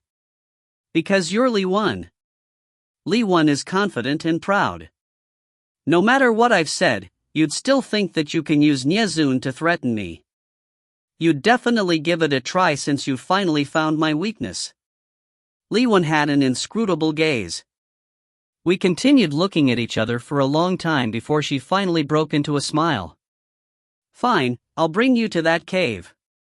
But I'll tell you this first. Even I don't dare to explore too deeply, and I don't know if they were able to survive in there. What I can do is to take you there. If we aren't able to find them before we reach the restricted area in the cave, I'm not following you in any further. At that point, I want you to return with me. My body was finally less rigid now. I stood up and adjusted my dress. Let's go then. A dense forest was right outside the cave. The trees and flowers were all identical to what we would see in the real world, and there were even clear springs to be seen here. As I walked, I began to wonder just what kind of a place the Northern District was. Li Wen did not talk much, probably because she had already spoke a lot earlier, and she no longer wanted to talk to me about anything else. Though there was sunlight on the ground, both Li Wen and I did not have any shadows. Imitations can never be the real deal. We'll see the entrance of the cave after we pass those trees up front, Li Wen said as she pointed in front of her. Why is everything so similar to the real world here? I asked. Everything here is an imitation of the real world. These were created by the soul splitters based on your world. Li Wen gave a mysterious smile. What? I frowned. Li Wen shrugged. I have no interest in revealing the secrets of soul splitters to you right now, but I just might do it one day when I'm in a better mood. Anyway, there's no need for you to be surprised if you see anything here that's similar to the real world. You just have to remember that everything in the Northern District is created through MF. Put simply, whatever you can think of can be manifested in the Northern District, since these things are all created through imagination. The only criterion is whether you have the MF to be able to create something. I remained silent. There was no use in asking further questions since no one wanted to reveal any secrets regarding the soul splitters. I'll take whatever comes my way. I was just a little unaccustomed to these realistic scenes, probably because I've stayed in the world of airs for too long. There, it's that cave. I looked in the direction in which Li Wen pointed. The dark entrance of the cave was at the foot of a mountain. From here, the cave looked like a normal one, and you couldn't tell that there was anything special about it. There were also no signs with words like Water Curtain Cave or Cave of Demons on it. T/N, Water Curtain Cave is the home of the Monkey King in the Chinese epic, Journey to the West. There was nothing but a giant mushroom in front of the cave. That giant mushroom was the height of about 2 human beings, but apart from that, it looked like any other ordinary mushroom. It was so huge the sunlight was completely blocked as we went under it, like an enormous umbrella. It was a colorful mushroom that looked extremely beautiful. But I know that beautiful things were usually poisonous. Li Wen and I passed the mushroom and entered the cave. Looking inside, it was pitch black. Let's go. It's right here. Though Li Wen was pointing at the entrance, she did not move. I knew she was waiting for me to make the first move. But I hesitated as well. I had an ominous feeling about this cave. There'd usually be the sound of wind blowing when we stood at the entrance of caves, but there was nothing but silence here. There was only darkness and silence. It was a terrifying silence. Taking a deep breath, I stepped into the cave.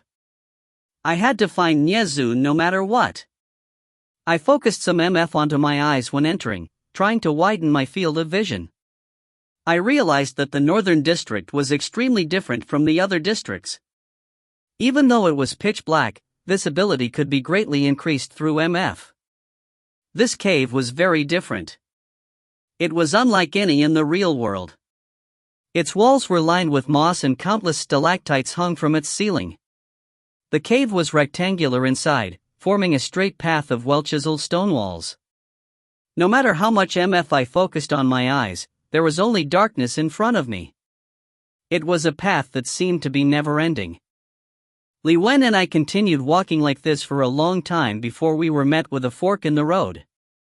The path was neatly divided into two by the fork. "Where should we go?" I asked. Li Wen shook her head.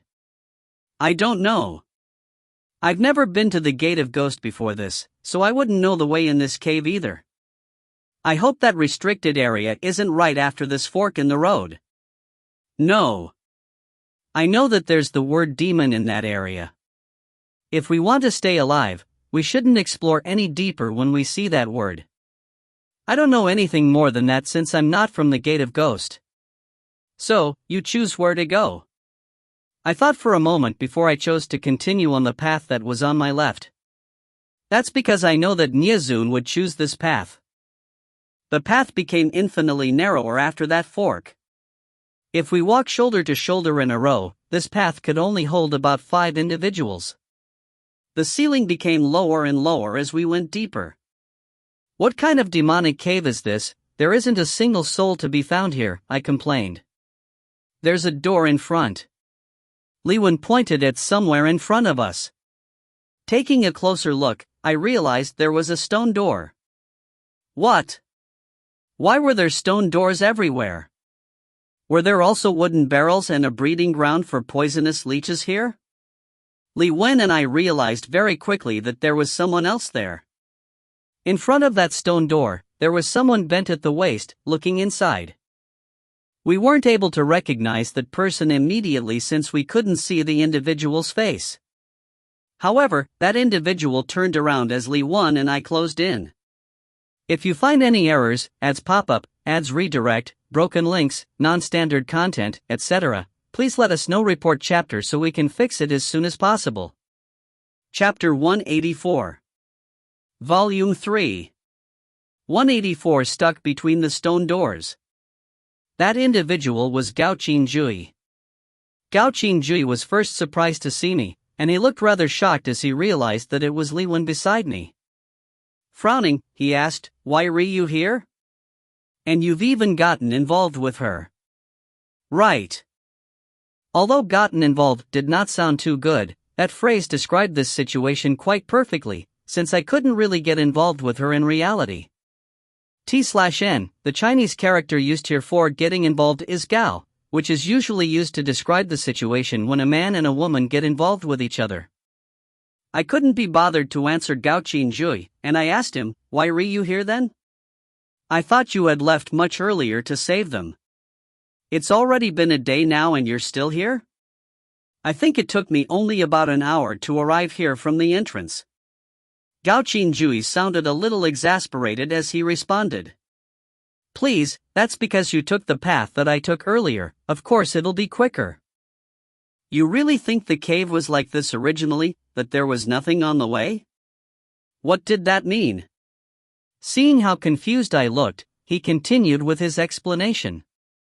This demonic cave is a restricted area in the Gate of Ghost, and it's called a restricted area because it has a preternatural structure that changes every few days. This is why everyone who has ever been here describes the place differently. What's amazing is that even those from the Gate of Ghost don't know anything about this demonic cave. What I've heard is that the cave had already existed even before the Gate of Ghost was created. Though everybody describes this place differently, the only common thing in their descriptions was that one shouldn't continue exploring the cave when you see the word demon, because all who continued never came out of the cave again. This is the legend of the demonic cave, and whatever path you took earlier was the exact same path I took. It probably didn't change since it's still within the day. When I entered, that path was full of monsters.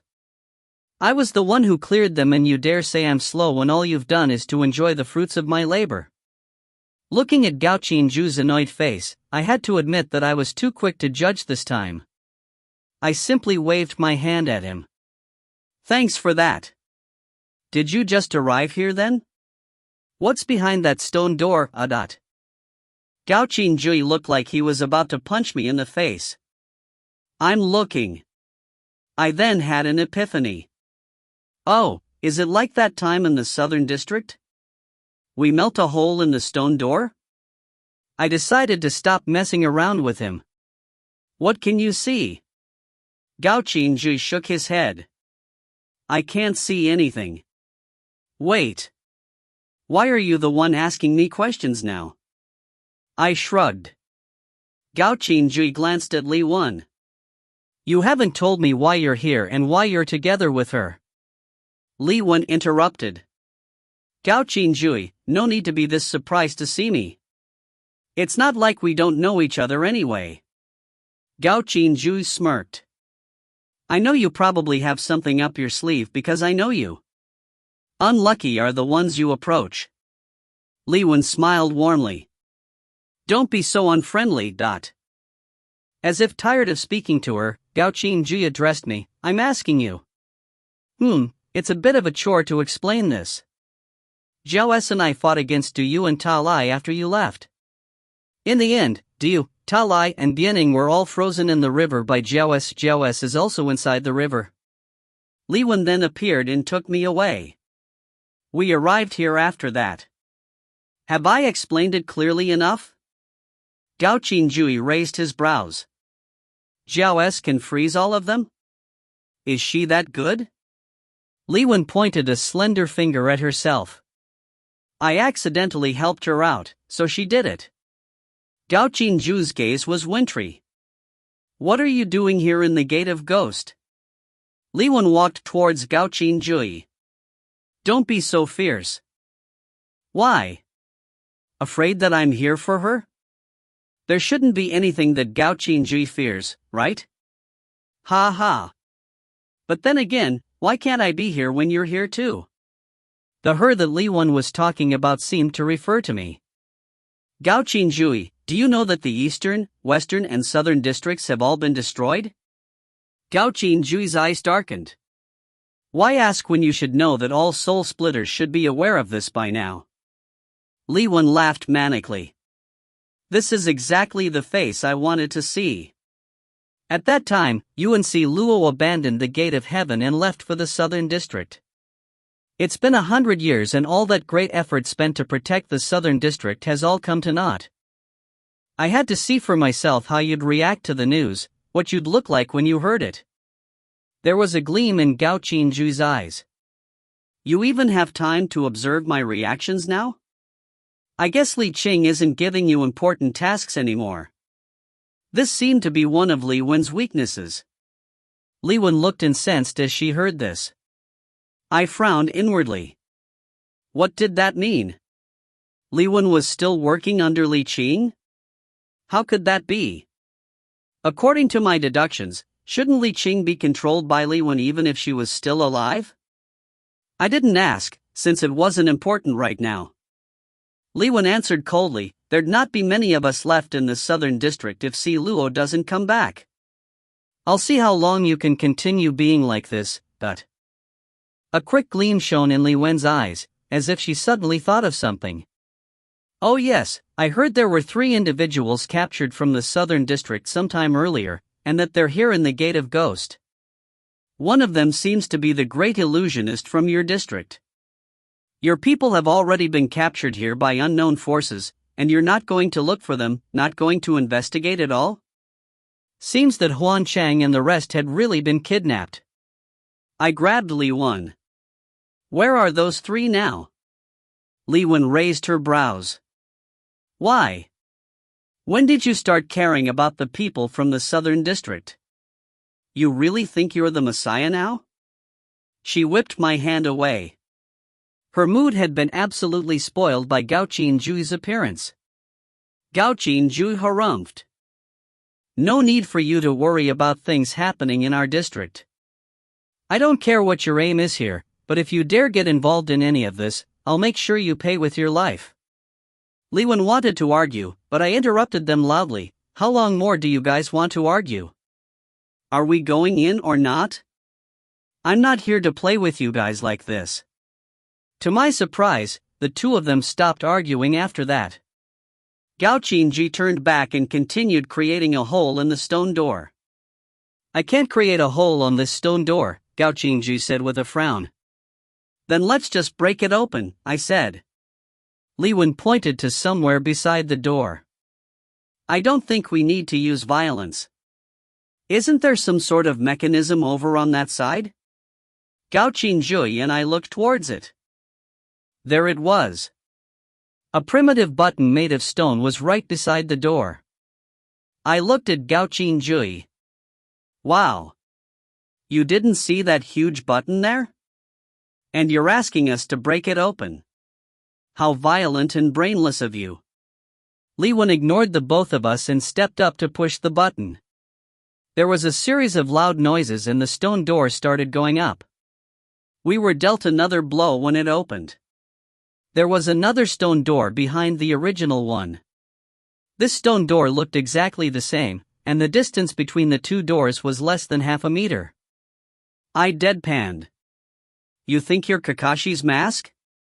T/N, Kakashi is a character in the Japanese animation series, Naruto. He always wears a mask that hides half of his face, and when it was finally taken off, another mask was revealed to be under the original mask. Gao Qingjui was obviously surprised by this as well. He approached the new stone door and tried to create a hole on that door. Hey, there can't be another stone door behind this one, I hope. I walked up behind him and slapped him gently on the shoulder. I heard a loud crash even before I finished speaking. Humans always have gut reactions to external stimuli, and I don't know why I didn't back away when I felt the stone door behind me coming down. Instead of backing away, I stepped forward and ended up sticking to Gao Qingjui's back. I automatically leaned in closer to Gao Qingjui when the stone door came down behind us so suddenly. The space between these doors was extremely small. Gao Qingjui was initially bent at the waist, but now, he was almost flat against the door in front of us while I leaned flat against his back. Hey, what do you think you're doing? Gao Qingjui said in an irritated manner with both arms lifted as if he was surrendering. I couldn't do anything but continue to lean flat against his back. I couldn't do anything. The stone door just came down behind us so suddenly. We're both stuck in this space now. What? We actually managed to get stuck in this tiny space between these doors here. I felt the cold stone door press against my back. It was so cold that I tried my best to lean into Gao Qingjui. I was almost sticking to him. You think I want this to happen? There's no choice since it's so tiny here. Gao Qingjui was speechless. I heard Li Wen's voice from behind the door. Hey, are the both of you okay? I wanted to roll my eyes. But the air here was suffocating, and I didn't have the extra energy for an eye roll. I answered as loudly as I could, yes, we're fine. Why didn't you tell us when the door was coming down? The door came down too quickly, I didn't have the time to say anything. I rolled my eyes this time. Break it open quickly then. Gao Qingjui said, hey, we'd get hurt if it breaks open. We're so close to it now. You're scared it'd hurt? I asked immediately. Nothing but silence followed as we heard the sound of sword against stone. I couldn't hear Li Wen no matter how hard I tried. Hey, Li Wen. You done? Li Wen's voice sounded from behind. This door. It can absorb MF. It absorbs any force used against it. If you find any errors, ads pop up, ads redirect, broken links, non-standard content, etc., please let us know. Report chapter so we can fix it as soon as possible. Chapter 185. Volume 3. 185 Glacial Ice. What the? Are you kidding me? You're saying that door cannot be opened anymore? I didn't know how to respond to Li Wen. All I could do was continue sticking to Gao Qingjui as I tried to regulate my breathing. I could feel Gao Qingjui's heartbeat against my chest. What now? I asked softly. Li Wen probably couldn't hear me at such a volume. Gao Qingjui's heartbeat seemed to quicken. Let's try to use our MF on both doors. I nodded as I concentrated MF on my back. However, as I attempted to use my MF against the door behind, I felt an opposite force which not only absorbed my MF, it also pushed me closer to Gao Qingjui. Gao Qingjui sounded a little perturbed when he said, "Wait." He tried moving. "Do you feel it?" The space between the doors seemed to get smaller and smaller the more we use MF against them. Yes, I felt it too. It was infinitely obvious to the both of us who were cramped in here, even though it became only a fraction smaller. "Come over here beside me and try again." Gao Qingjui gestured to his right.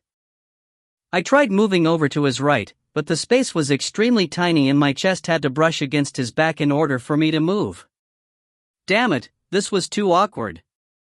"Well, don't be too embarrassed now, yours are pretty small." "Shut up," I said in annoyance. I felt Gao Qingjui's fierce heartbeat against my chest once again. Shutting my eyes, I squeezed over to the right. Finally, we had more space now. I moved around to celebrate this tiny freedom as I heaved a sigh of relief. I looked at Gao Qingjui, and I realized he was looking at me. I was a little embarrassed as I thought of what happened moments ago. "What are you looking at?" He kept his eyes on me. I realized that sometimes, you're actually. I raised a hand to stop him. "I know, I'm pretty cute sometimes." "Don't say things like that at times like these." Gao Qingjui smirked. "I wanted to say that I thought you were pretty dumb at times." "What's going on with the both of you?" We heard Li Wen from the other side of the stone door. I answered loudly, "We can't use MF against the door, it'll only make the space in between them smaller." "Then what do we do?" I rolled my eyes as I shouted, "How would I have any idea when even you two soul splitters don't know what to do?" Gao Qingjui turned around to face the first stone door. I did the same.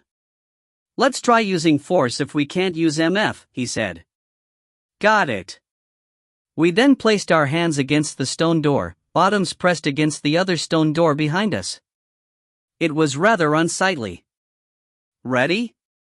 1, 2, 3, push, dot." I pushed as hard as I could. Gao Qingjui used so much strength that his face turned red, but the stone door did not budge at all. I was drenched in perspiration after a while. "Stop, stop, stop. This is too tiring. I don't think it works. Is there another button or switch inside?" Li Wen sounded a little impatient outside. "How about that button outside? Does it work?" Li Wen responded, "I've already tried it. It doesn't work anymore. I'm guessing that it only works once." There was nothing for Gao Qingjui and I to do but to look for possible switches in this space. There was no light in this space at all. It was pitch black and all I could see was Gao Qingjui even when I increased my visibility through MF. I wasn't able to see any of the walls here.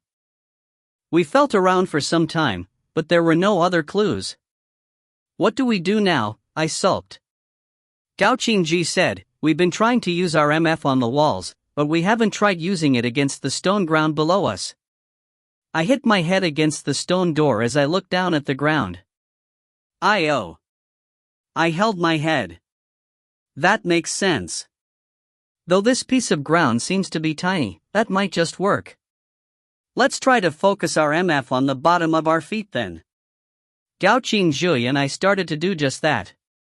Though the ground did not absorb our MF, it seemed to be useless as well. I sighed. The ground doesn't absorb MF, but if this really was the ground, it probably wouldn't have much of an effect either. The ground started quaking just as I said this. I looked at Gao Qingjui and subconsciously grabbed his left hand. I've fallen too many times. This time, I'd prepare a cushion for myself. The shaking lasted for 2 whole seconds before the ground below our feet disappeared and we started tumbling downwards. There was light now, but we were both still falling. I grabbed Gao Qingjui's hand tightly as cold wind blew past me. We seemed to be falling from quite a height. We just kept falling, to the point that both Gao Qingjui and I even attempted to stop ourselves in midair by using our MF. It did not work, but at least we did not crash into the water below us. We landed gently on an icy surface. What the hell? Where's this place? It's cold, I shivered as I looked around me. Both of us were in icy water. We seemed to be surrounded by glacial ice and the ice broke where we landed on it. Don't know. Let's get out of this place first. Don't you find it cold? Gao Qingji glanced at me as he tried to leap out of the water. I also activated my MF under my feet in an attempt to escape this icy river. However, we ended up just staring at each other. There was no way to use MF in this icy river. Every time I tried to use my MF, it felt like it was being sucked into the river. I said, "What's up with this demon cave and all these places?" Gao Qingji breathed out, trying to regulate his breath in this bitter cold. Let's try to use strength if we can't use MF. Both of us then started swimming towards the ice. I heard a crack as soon as my hand grasped a corner of the ice. The ice just shattered in my hand. Crack! I turned around, realizing that the ice cracked at Gao Qingji's side too. This ice, it's too weak, I shivered as I said. The water was so cold that I tried to use MF to quicken my blood circulation and heat myself up. But it was a futile effort every time I tried it, since my MF would immediately be absorbed by the water. Gao Qingji tried using one hand instead of two. Though the ice was not thin, it was extremely weak. It shattered with just a touch. Seems like we're fated to freeze to death here. Gao Qingji laughed. Don't say these things like it's nothing. Can soul splitters freeze to death too? I continued shivering. Gao Qingji shrugged. Probably not. But this is way too cold, and we can't use MF either. I'm guessing we'd probably end up frozen in here, like an ice sculpture. He sounded as if he was narrating an interesting story, and he even positioned himself like an ice sculpture as he spoke. What is wrong with this guy? It was getting colder and colder, as if the cold was spreading right into my bones. Even though Gao Qingji was not shivering like I was, his lips were already turning purple. Even then, he still looked beautiful. Gao Qingji. Say something, quick. It's so cold, my lips felt like they were already frozen. Gao Qingji suddenly swam towards me. He turned me around and hugged me from behind. Cold permeated the air. Is it still cold like this? He asked. I continued shivering. Of course it's cold. You think this is the Titanic, Gao Qingji hugged me harder, trying to warm me up with his body.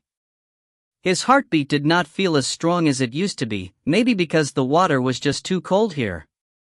I looked in front of me and saw nothing but glacial ice surrounding the icy water. This was a world made of ice. I wondered if there really was such a place in the real world. Gao Qingji. Do you find this place weird? How is it weird? Gao Qingji spoke softly. It sounded like he was feeling really cold as well. I licked my almost frozen lips. There's water below the ice, and logically speaking, shouldn't it be 0 degrees? But this doesn't feel like it's 0, it feels like it's sub-zero. This is the split zone, don't use your real-world logic here. Moreover, we're in the demon cave and the gate of ghost. It's known to be a mysterious place, so nothing is too weird here. If you find any errors, ads pop up, ads redirect, broken links, non-standard content, etc., please let us know. Report chapter so we can fix it as soon as possible. Chapter 186. Volume 3. 186 Demon. You think of something, I tried to move. Gao Qingji let me go suddenly. Since we can't use MF, let's try to move. At least we'll be able to warm ourselves up a little bit with some exercise. But we both knew this was not a long-term solution. I tried to grab hold of the ice around me. The ice still shattered upon the slightest touch. I then had an epiphany. I looked at Gao Qingji. Remember how we solved the problem when we were in between the stone doors? Gao Qingjui's eyes shone. You mean we swim towards the bottom of the river? I nodded. Though this has its risks, since we might end up frozen under the water, it beats just staying here and doing nothing. Gao Qingju stretched out a hand towards me, and I hung onto that tiny bit of warmth from his palm. Let's go together then. Seeing his resolute gaze, we dived into the water hand in hand. The water was extremely clear. We were swimming towards the bottom at an extremely slow pace, since we couldn't use our MF for now. I opened my eyes wide as I tried to take in everything that was in the water. It was so cold that my eyeballs felt like they were frozen as soon as I opened my eyes. Though the water was clear, we were not able to see far. No matter how much MF I focused on my eyes, visibility remained the same. We had been swimming for quite some time now, but there was nothing but white. As I looked up, I realized we were already quite a distance away from the surface. My body was so rigid that it felt like ice now. Without that tiny bit of warmth from Gao Qingjui's hand, I might even think that I was actually made of ice. As time passed, I began to wonder if I was still swimming. I was beginning to lose all feeling in my body. When it seemed like all was lost, a bright light appeared in front of us. Gao Qingju and I looked at each other, overjoyed at this. We swam towards the light with newfound motivation. The light got brighter and brighter as we neared it. As we were finally surrounded by that light, my eyes seemed to be pierced through by it. I shut my eyes in pain, letting go of Gao Qingjui's hand. The bitter cold disappeared in an instant. Heat overcame me. I snapped my eyes open. Looking around, Gao Qingju and I had already surfaced. Where is this place? We looked at each other, both lost. This seemed to be a secret room. It was very wide, like an underground palace. We were standing in a squarish vat of water.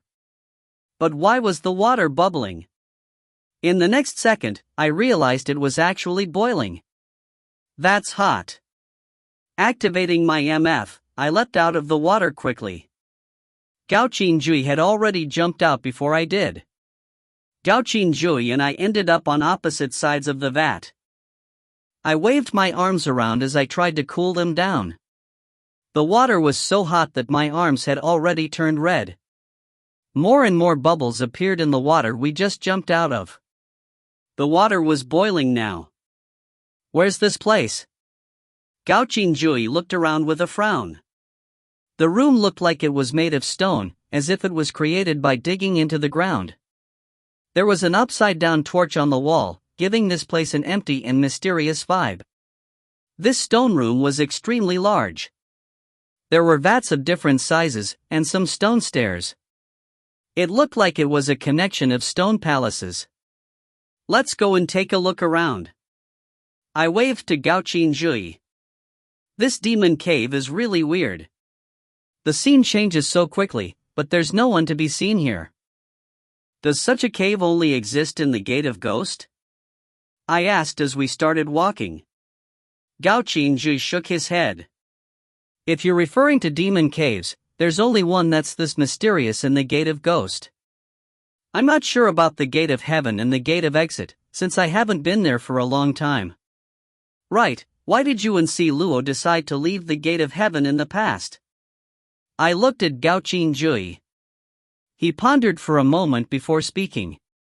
No particular reason. The world of soul splitters is a complicated one. It's more cutthroat than you think. Though I'm no saint myself, I'm sure you can see it too, that Si Luo is a rare breed. He's someone who has a sense of justice. He's an exception among the soul splitters. With this, I think I would have understood Gao Qingju even if he didn't explain any further. When someone is described as being the exception, it can mean only one of two things, that they are either adored or despised. Most soul splitters do not agree with Si Luo's views and his mindset, even when we were in the Gate of Heaven, where we tried to keep the peace as our way of life. Some things happened, and Si Luo left the Gate of Heaven. As for me, I left with him willingly. So, do you mean that most soul splitters in the gate of heaven can be considered kind? Are those in the gate of ghost evil then? But I don't find Satan Song Ming that bad of a person. How about the gate of exit? What are they like? Gao Qinjui looked into the distance. In conclusion, the gate of heaven is a representation of justice in the world of soul splitters. The gate of ghost is a representation of evil, and the gate of exit, they can be considered neutral. But you know, it's always difficult to separate good and evil so clearly. To the soul splitters in the gate of heaven, the ones in the gate of ghost are evil. But to the ones in the gate of ghost, the gate of heaven is evil. He heaved a sigh at this point. It's difficult to decide what's good and what's evil. This is just a fight between different factions. I became curious suddenly. Then how did you guys get separated into these factions? Gao Qinjui's eyes gleamed, but he did not respond. Seeing that he didn't want to continue, I didn't force him to answer either.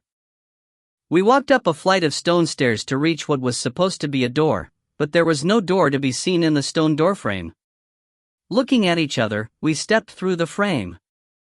We were met with another flight of steps going downwards, leading us to another stone room. The room was incredibly spacious, and it was brightly lit with numerous upside-down torches. A stone platform was right in the middle of the room. The platform looked like an altar, with a stone tablet on it. A person was embedded in that stone tablet. As I realized who it was, I ran over as quickly as I could, forgetting about Gao Qinjui. Niazun, I shouted as I activated my MF on both my eyes and my feet, trying to reach that stone tablet as quickly as I could while taking a clearer look to see if it really was Niazun. Sadly, I could always recognize Niazun easily and there was no way I could have seen wrong. The stone room was too huge. Only when I closed in did I realize the stone platform was an entire head taller than me. The stone tablet was right in the middle on top of the platform. The tablet was about 3 meters tall, and it had the width of about 2 persons standing shoulder to shoulder. Niazun was embedded in that tablet. He no longer had those ugly scars on his face, and he was still dressed in black. His gloves were gone and his eyes were shut, looking like he was in a restful sleep. There was a red mark in between his brows. Upon closer look, it resembled a flame. I felt uneasy about this platform. I tried to leap up onto it, but something weird happened at this moment. As I was about to touch the platform, it produced a light, and I seemed to have been bounced backwards by that light. The reflective force was very strong. Gao Qinji managed to catch me as I fell, and we both tumbled on the ground. The light then slowly dissipated. I shook my head. Impossible. What's happening? I wanted to try again, but I was stopped by Gao Qinjui. Don't be too hasty. Let's take a look at the stone platform first. I was afraid for Niazun as I wondered what that mark on his forehead meant. Though filled with worry, I still listened to Gao Qinjui. That light appeared once again as we touched the platform. Both Gao Qinjui and I were forced to retreat with its force. We looked at each other, and Gao Qinjui signaled for me to go over to the back to have a look. It was about a 5-meter walk to reach the back of the stone platform. The platform was a square, and it looked the same from both the front and the back. We looked up at the back of the tablet. It was a bluish gray, and we could not really tell what it was made of. A word was engraved in red on the back of that tablet. The word was huge and it was the height of a human being. The word was demon. If you find any errors, ads pop-up, ads redirect, broken links, non-standard content, etc., please let us know. Report chapter so we can fix it as soon as possible. Chapter 187. Volume 3. 187. Who are you? Demon. Gao Qinjui looked quite perturbed. I looked at Gao Qinjui blankly. I thought we shouldn't explore further when we see the word demon, but there doesn't seem to be anywhere else around here that we can explore, is there? Gao Qinjui lowered his head in thought. Maybe the word is here to warn us not to go too close to this platform. I was slightly agitated at this. Then how about Nyazun? Why is he there? What'll happen to him? Gao Qingjui shook his head. I don't know either. I really don't. I ignored him and walked back to the front of the platform. Gao Qingjui followed closely behind. What are you doing? Li Shun, we should think about this first. We don't have any idea what's going on here. Have you forgotten that stone door in the river? They all absorb MF. It's dangerous here. Can you please just calm down? Calm down? I can only do that if it doesn't involve Nyazun. I did not respond. I pulled my arm away when he grabbed it. Li Shen, Gao Qingjui shouted at me loudly. I stopped in my tracks, not turning around. Li Shen, do you like Nyazun? Gao Qingjui asked suddenly. I remained silent, continuing on my path after a couple of seconds. Li Shun. He called out again. I did not turn. Isn't Gao Qi the only one you love? Why did you betray him if he was the only one you loved? I shut my eyes. I turned around as I opened them, rushing towards Gao Qingjui as I did so. I looked straight into his eyes. When have I betrayed Gao Qi? How I wish I did betray him, since that's far better than killing him. He'd leave me forever if I killed him, so I'd rather everyone hate me for betraying him. Why do you keep asking me this? Yes, I love him, so what? I still ended up killing him in the end. My eyes were turning red. I caused his death. Why are all of you forcing me?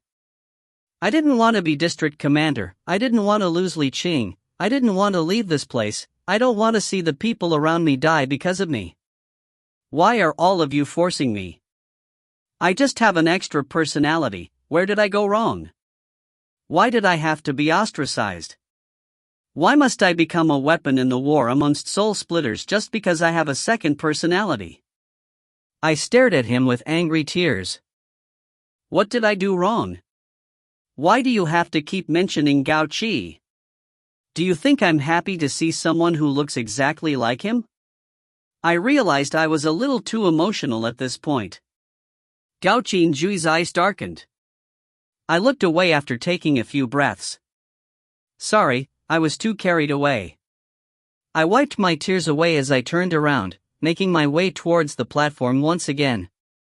Gao Qingjui, Nyazun had been by my side for 2 whole years. I've lost too many people, and I don't want to lose any more of them. I stopped. Yu Ji is dead, killed by Du Yu. Yuan Shen is also dead. You might not know him though.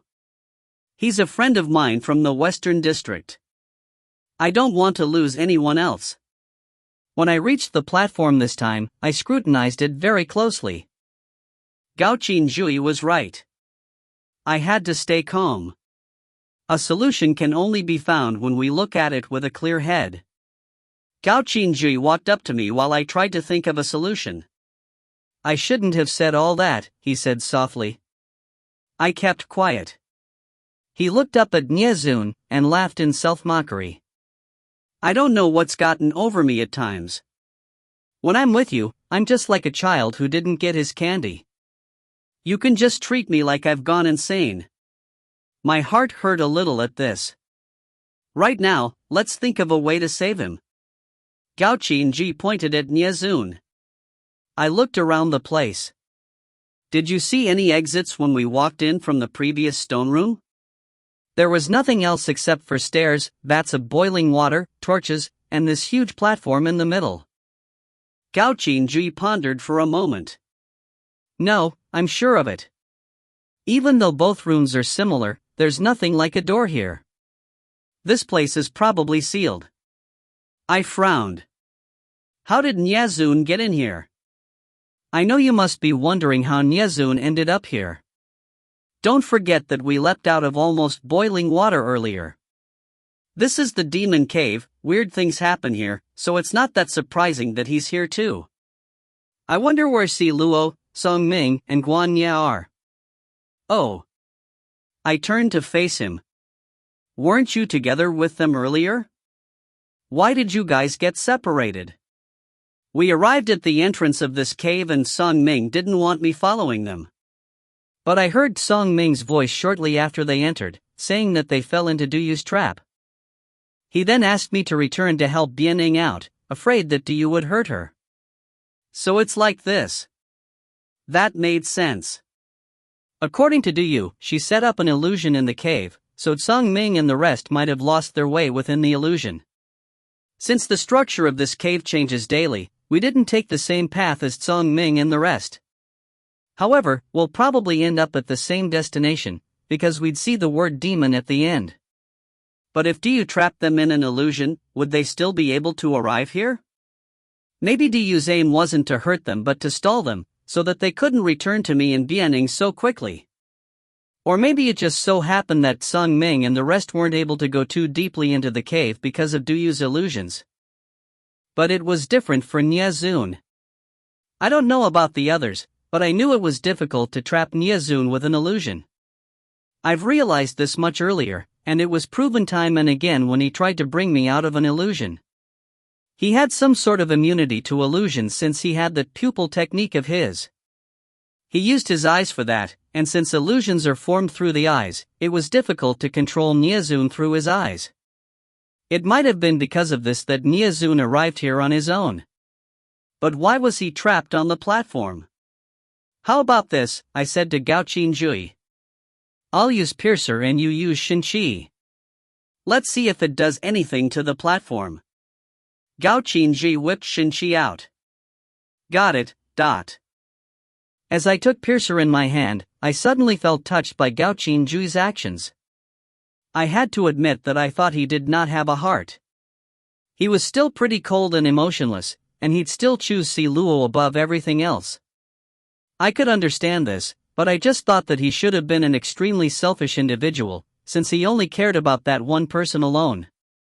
I'd think it normal if he did, but I realized he seemed a little different when it came to me. It was not gratitude, but I was still a little touched by what he did.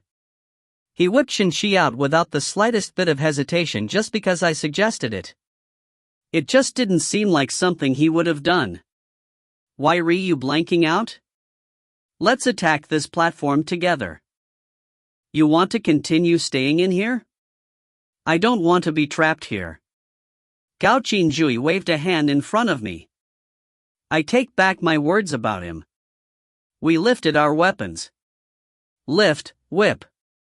Lift, slash. Two rays of blinding light raced towards the platform. The platform produced a dazzling light.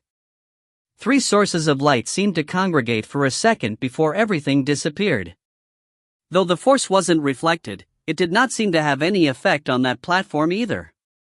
I was a little deflated at this. No change at all. Gao Qinji said seriously, that's funny. The force should have been reflected by the platform just like earlier.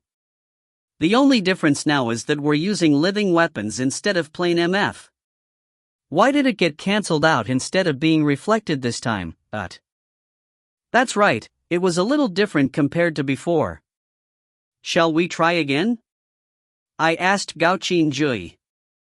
He thought for a bit before shaking his head. I'm trying to figure out why this happened. Have you noticed that the light produced by the platform was a little different this time? The light wasn't this bright earlier, and it didn't feel so alive. What do you mean by alive?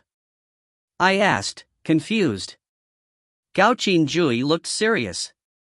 Before, it felt like it was some sort of reflective force, like the platform had a reflective screen. It did not have any attacking prowess, and it felt like a mere defense mechanism. But just now, it felt like more than just a defense mechanism at play. It felt like it was some kind of force belonging to a living person. Force belonging to a living person? Was there someone else here? I suddenly thought Gao Qinji made a lot of sense. I started looking around again. No one was in sight. As my eyes landed on Nyazun, I realized who this someone else was. Nyazun, asleep earlier, had his eyes open now. The mark resembling a flame in the middle of his brows was glowing bright red. If you find any errors, ads pop up, ads redirect, broken links, non-standard content, etc., please let us know. Report chapter so we can fix it as soon as possible. Chapter 188. Volume 3. 188 Nyazun turns into a demon? Nyazun.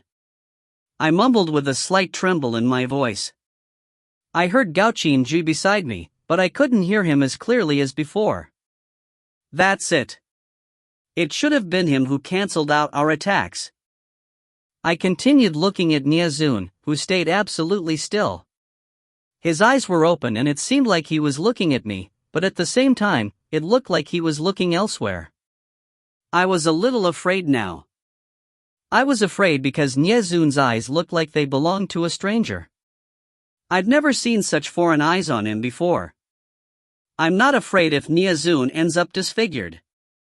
I'm not afraid if I see a demon in him, or if he just turns into one himself. But at this point, I feared that unfamiliar and alien gaze of his. A light emanated from the tablet behind him. He walked down unhurriedly as he was bathed in that light. The platform was huge. Step by step, he finally reached the end of it. His hair was a little longer now, and his wispy bangs seemed to flutter even in this sealed-up space. His eyes were a pure black and he was still in that black coat. The ends of his coat also seemed to be fluttering on its own. The starlight in his eyes was replaced by a cold and ruthless gleam. He looked down at Gaoqinji and I from the top of the platform. The mark in between his brows was so red it looked like blood would drip out of it any time. Gaoqinji shielded me with a hand in front. He spoke in a low tone, "Be careful. Nyazun seems a little different." I was angered by this and I called out loudly, "Nyazun." Eerie silence followed. Nyazun stood on the platform, hands relaxed by his sides as he looked at me with disdain. He finally spoke. "Do you wish to die?" My eyes widened. What's he talking about? I wanted to say something, but nothing came out when I opened my mouth. Gaoqinji then grabbed me, as if afraid I would act rashly. Nyazun glanced at the hand grabbing me, and looked at me again. "Who is the one who disturbed my sleep? Do you wish to die?" I felt myself shiver at this. My hands balled themselves up into fists. "Who are you?" There was no change in Nyazun. "I'm Nyazun." "Why? Do you know me?" I felt like collapsing to the ground. What's wrong with him? Can anyone tell me? Is he suffering from amnesia? How cliched is this? Seeing Gaoqinji and I silent, anger seemed to rise in him. He looked at us with a furious disdain as an air vortex formed behind him. The air vortex turned into a dragon made of wind which started flying around the platform, surrounding him as it ruffled his coat and hair. That vortex seemed to be ready to attack us any time. Seeing Nyazun do this, white fog surged in Gaoqinji's eyes immediately. Unexpectedly, nothing happened.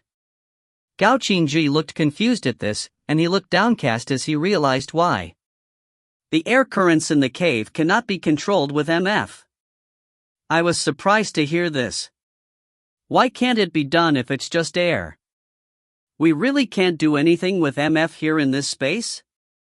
There was no extra time for me to think as Nyazun's air vortex raced towards Gaoqinji and I, producing an eerie echo in this space. Gaoqinji grabbed my hand tightly as he pulled me backwards. I could feel the force from the air vortex. It was much stronger than that of Gaoqinji's or Jiao's. Though we had already retreated to a distance of more than 10 meters away, it was still coming at us. I then made a decision. I focused my MF onto the hand Gaoqinji was holding. When the air vortex was closing in, I pushed Gaoqinji to the right. He did not expect me to do that as he looked at me in shock. However, there was no time for him to react. He was simply flung sideways by me. At the same time, I stepped forward to welcome the air vortex. Boom! It hit me point blank and I fell flat on my back. PCH, I lay sideways as I coughed out a mouthful of blood. The force was greater than I had imagined it to be. All my organs felt like they were shattered with just that blow. My body then began healing itself as I was still coughing up blood.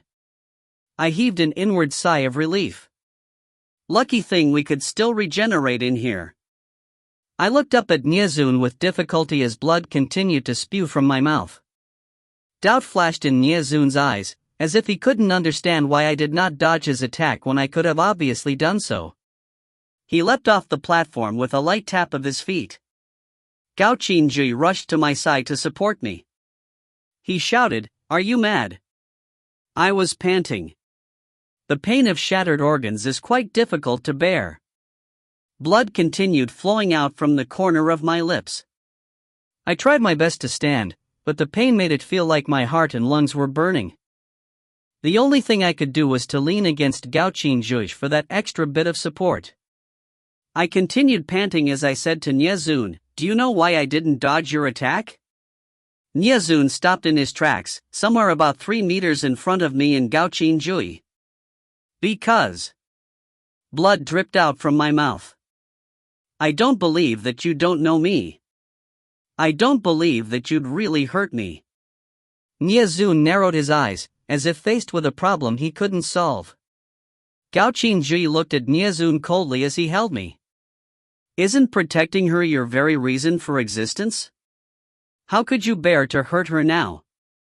With those narrowed eyes, Nyezun looked down at me. You mean to say that I know you? I wiped the blood from the corner of my lips.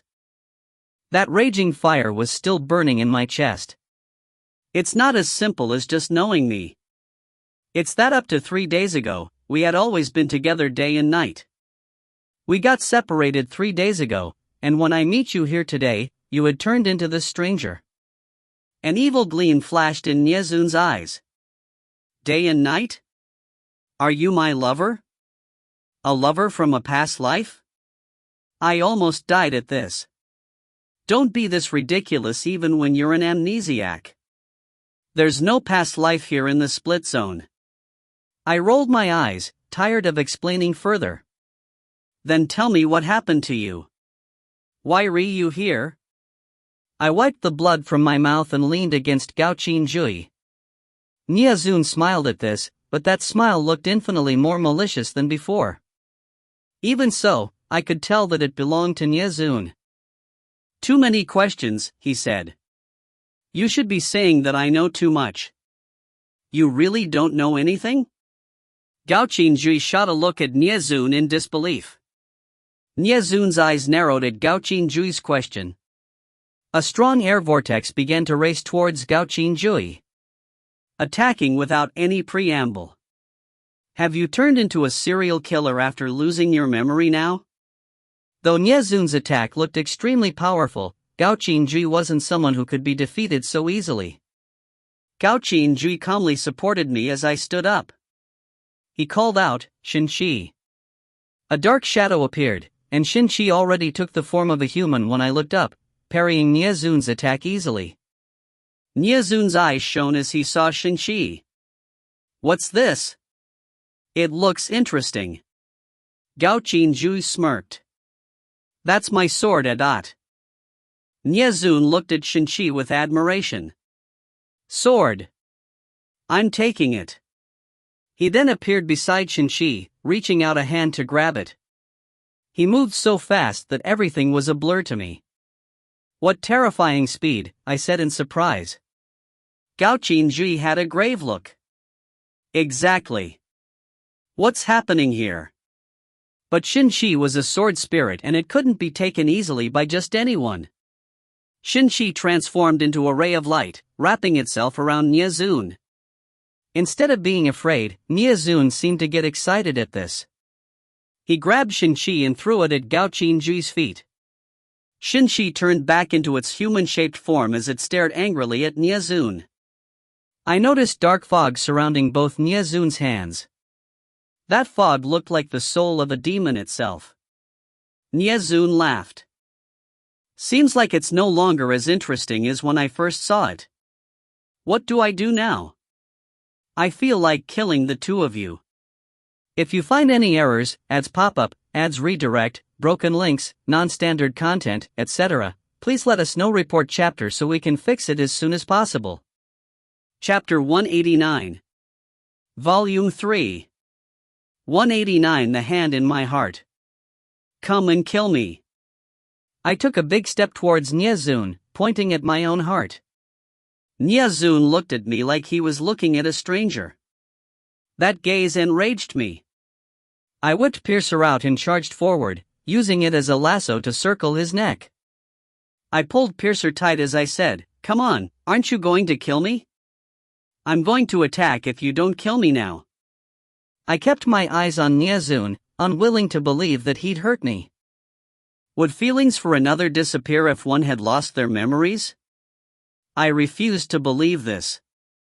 Confusion flashed in Niazun's eyes. Hope grew in me, but I realized I was wrong in the very next second.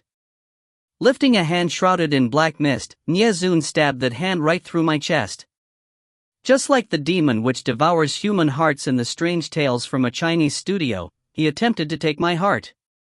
T/N, known as Liu Ziyi in Chinese, Strange Tales from a Chinese Studio is a collection of classical Chinese tales with a supernatural spin in most of them.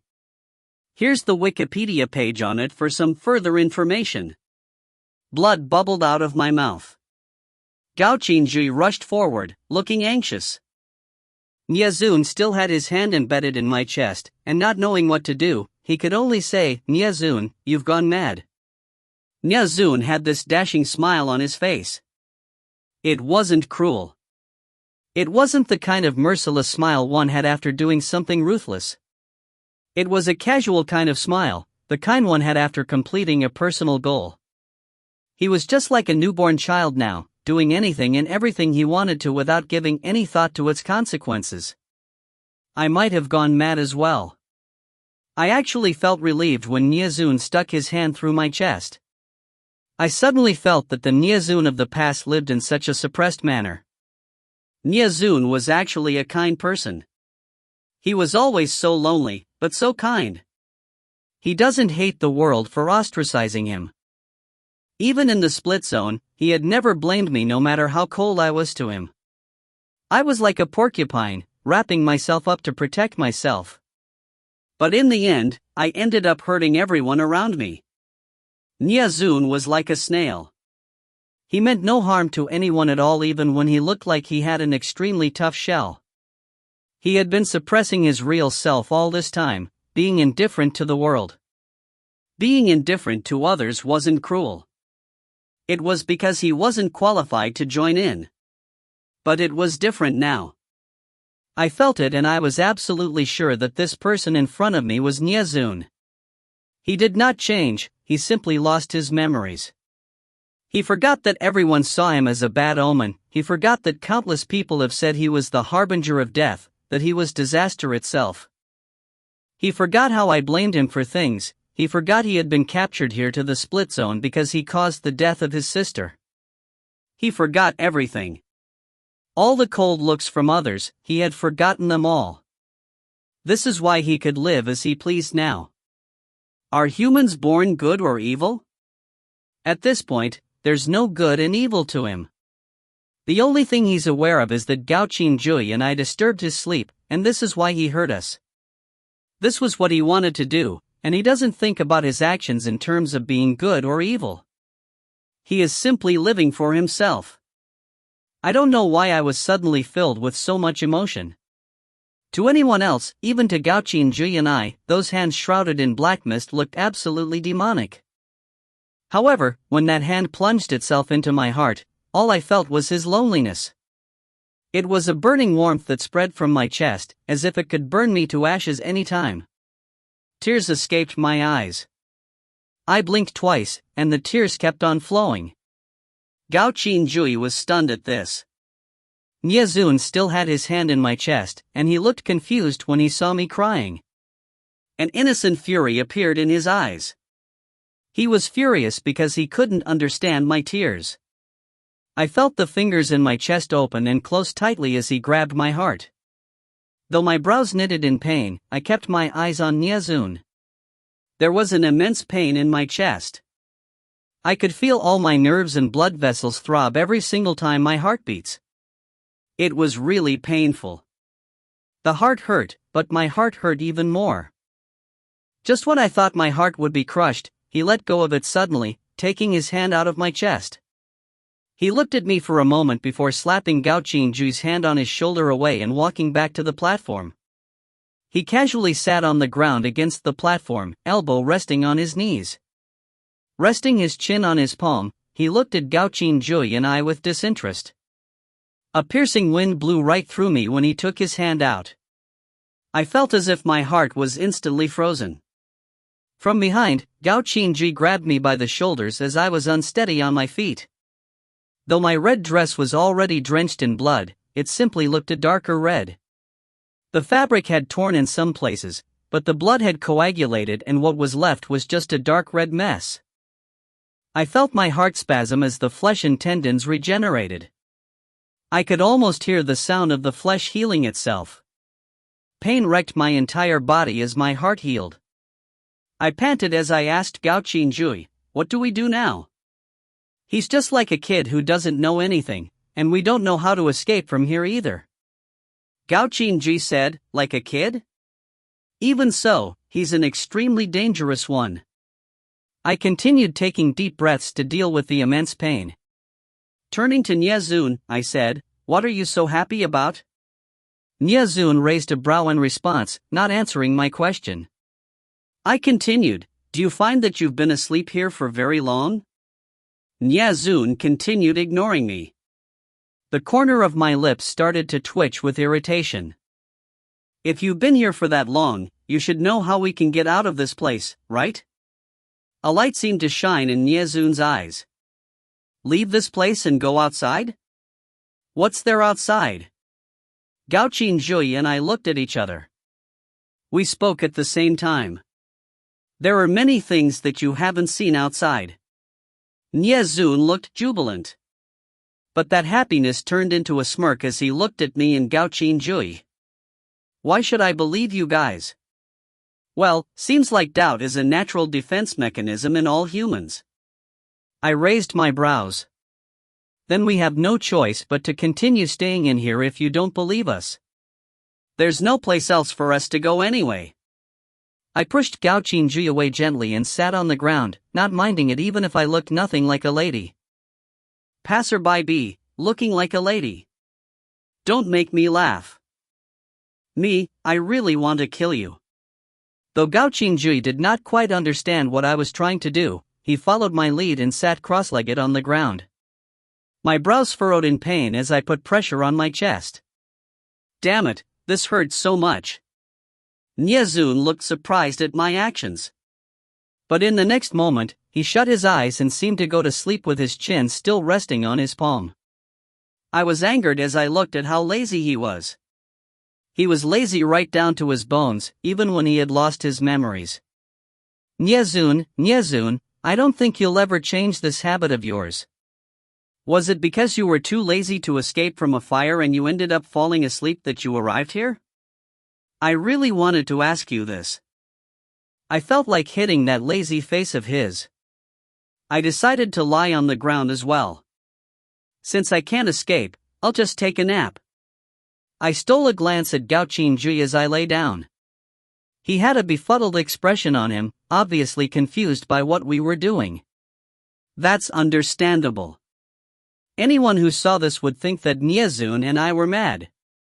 One almost had her heart ripped out just seconds before, while the other was the one who was about to rip the other person's heart out. But now, we're both falling asleep. This is the beautiful combination of identity disorder and an incomplete personality. I heard a familiar voice just when my thoughts were everywhere. Why are you here? It's boring here. My head snapped up. She was floating in midair, her face right in front of mine. Her red hair fell down gently, caressing my neck with a piercing cold. This was quite terrifying. I wasn't a scaredy cat, but think about it, if there was a floating face talking right in front of you in midair when you opened your eyes, how would you feel about that? And it was a face that looked exactly like yours. I cannot scream now. I've seen her too many times to be scared. And also, I knew I had to keep this a secret right now.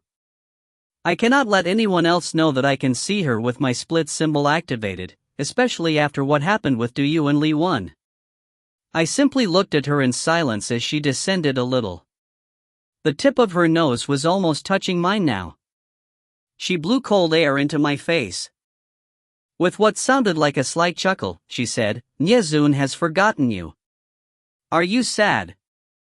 I turned to the side, not wanting to look her in the eye. I happened to meet Niezun's eyes as I turned. He seemed to be looking at me, but he seemed to be looking elsewhere at the same time. His gaze was inscrutable. I heard her again. "I can bring you out. Do you want to just tell them about my existence? Do you want my help? If you find any errors, ads pop up, ads redirect, broken links, non-standard content, etc., please let us know. Report chapter so we can fix it as soon as possible." Chapter 190. Volume 3. 190 Ice Sculpture Huancheng. Damn it, she's getting closer and closer to me. Niezun spoke just when I thought I could no longer bear it and would scream for her to go away. "Let's go and have a look outside." I realized she was gone after he spoke. The three of us stood up. "How do we get out?" I looked at Niezun with raised brows. Niezun simply shrugged. "I don't know. Let's just have a look." We started exploring the room again. We tried using MF, but every single object in this space absorbs MF, and there was no way else to pass. There was no exit in sight either. I wiped sweat off my face. We've been looking around for so long, but there's no exit in sight. "Hey, Niezun, do you really know where the exit is?" Niezun did not look the slightest bit perturbed. "I don't know." I was so annoyed at this. Gao Qingji said, "Since we arrived through here, do you think we can go back from here too?" He pointed at a vat of water beside us. My face wrinkled. "Bro, the water wasn't boiling when we just arrived. Look at that boiling water now." Gao Qingji shrugged. "We won't die from being scalded anyway." I smiled at him and pointed at the vat. "Good idea, great idea. You're right, we won't die from that. How about you jump in first?" Gao Qingji glanced at Niezun with a mischievous smile. "How about you go first? You're the strongest here, right?" Niezun looked at that boiling water and said, "It's too hot, I'm not going." A clean rejection. There's no way we can stay here forever and wait to turn into mummies. So, after about an hour or so of trying to figure out what to do, we eventually decided to jump into that boiling water. The pain of a burn and the pain from a cut are different, but the pain of being scalded was the hardest to bear. I don't think there's anything that can compare to jumping into boiling water. There was no way to describe this. The good thing was it didn't last long before we were back in the icy river. I was overjoyed as I immersed myself in that icy water after being scalded in boiling water. Even though we were in icy water now, the scalded skin still needed some time to heal. I was sure my tears and mucus would have flowed into the water. It was way too painful. As I was floating casually in the water, thinking about how we can reach the ice without shattering it, a ray of light appeared in front of us. It looked like we were nearing the water surface. We looked at one another before swimming towards it. I asked Gao Qingji immediately as we broke through the surface, "Why didn't we think of how to get out from here earlier? We can't reach the ice here." "That's right." Gao Qingji frowned. He touched the ice around us, and to my surprise, the ice did not shatter. Just when I wanted to try it for myself, I realized that Niezun was already out of the water and standing on the ice. Gao Qingjui stretched a hand towards me. What are you blanking out for? Don't you find it cold? He then pulled me out of the water with him. Gao Qingjui let me go as we reached the ice, looking slightly disgusted. I glanced at Niezun and found him staring at me. What are you looking at? I then happened to look at the icy surface, and I ended up scaring myself. My face, neck and skin were all wrinkled and broken. It was also extremely red. I looked just like a female ghost. That was the result of being scalded. I looked up angrily at the two of them with perfect-looking skin. How did you guys heal so quickly? Gao Qingjui shot me a look. Don't you know how to use MF to quicken the pace? I'm so annoyed. But I still did it anyway. Before long, my skin was as good as new. Where's this place? Niezun asked. This was the first thing he said after he decided to leave that enclosed room. I guess that's just how he is. He doesn't talk very much. I pointed my chin at all the ice surrounding us. You see it right, we're in a glacier, It's really cold here. Niezun looked around. Right. My Niezun has become a childish little kid now. Gao Qingjui was not amused as he looked at Niezun, as if deep in thought. Let's go towards the glacier, see if there are any paths over there. We dropped down here through the ground. Look above you, it's all blue sky. There's no way we can find an exit above. Gao Qingjui looked up at the sky. No sun again. I only realized when he said it that there was no sun here, only an azure sky. Let's go. Take a look in front. Gao Qingjui set off for that glacier. I followed closely behind. Niezun caught up only after he took in the sights around him. We walked in silence. There was no wind or snow here, but an unnatural cold permeated the air in this bizarre environment. The icy surface below us seemed to continue forever, as if it was a path leading us to a glacial hell. After walking for quite a distance, we realized that the glacier did not seem to be getting any closer. It seemed as if all our efforts had been wasted. We were still very far from the glacier.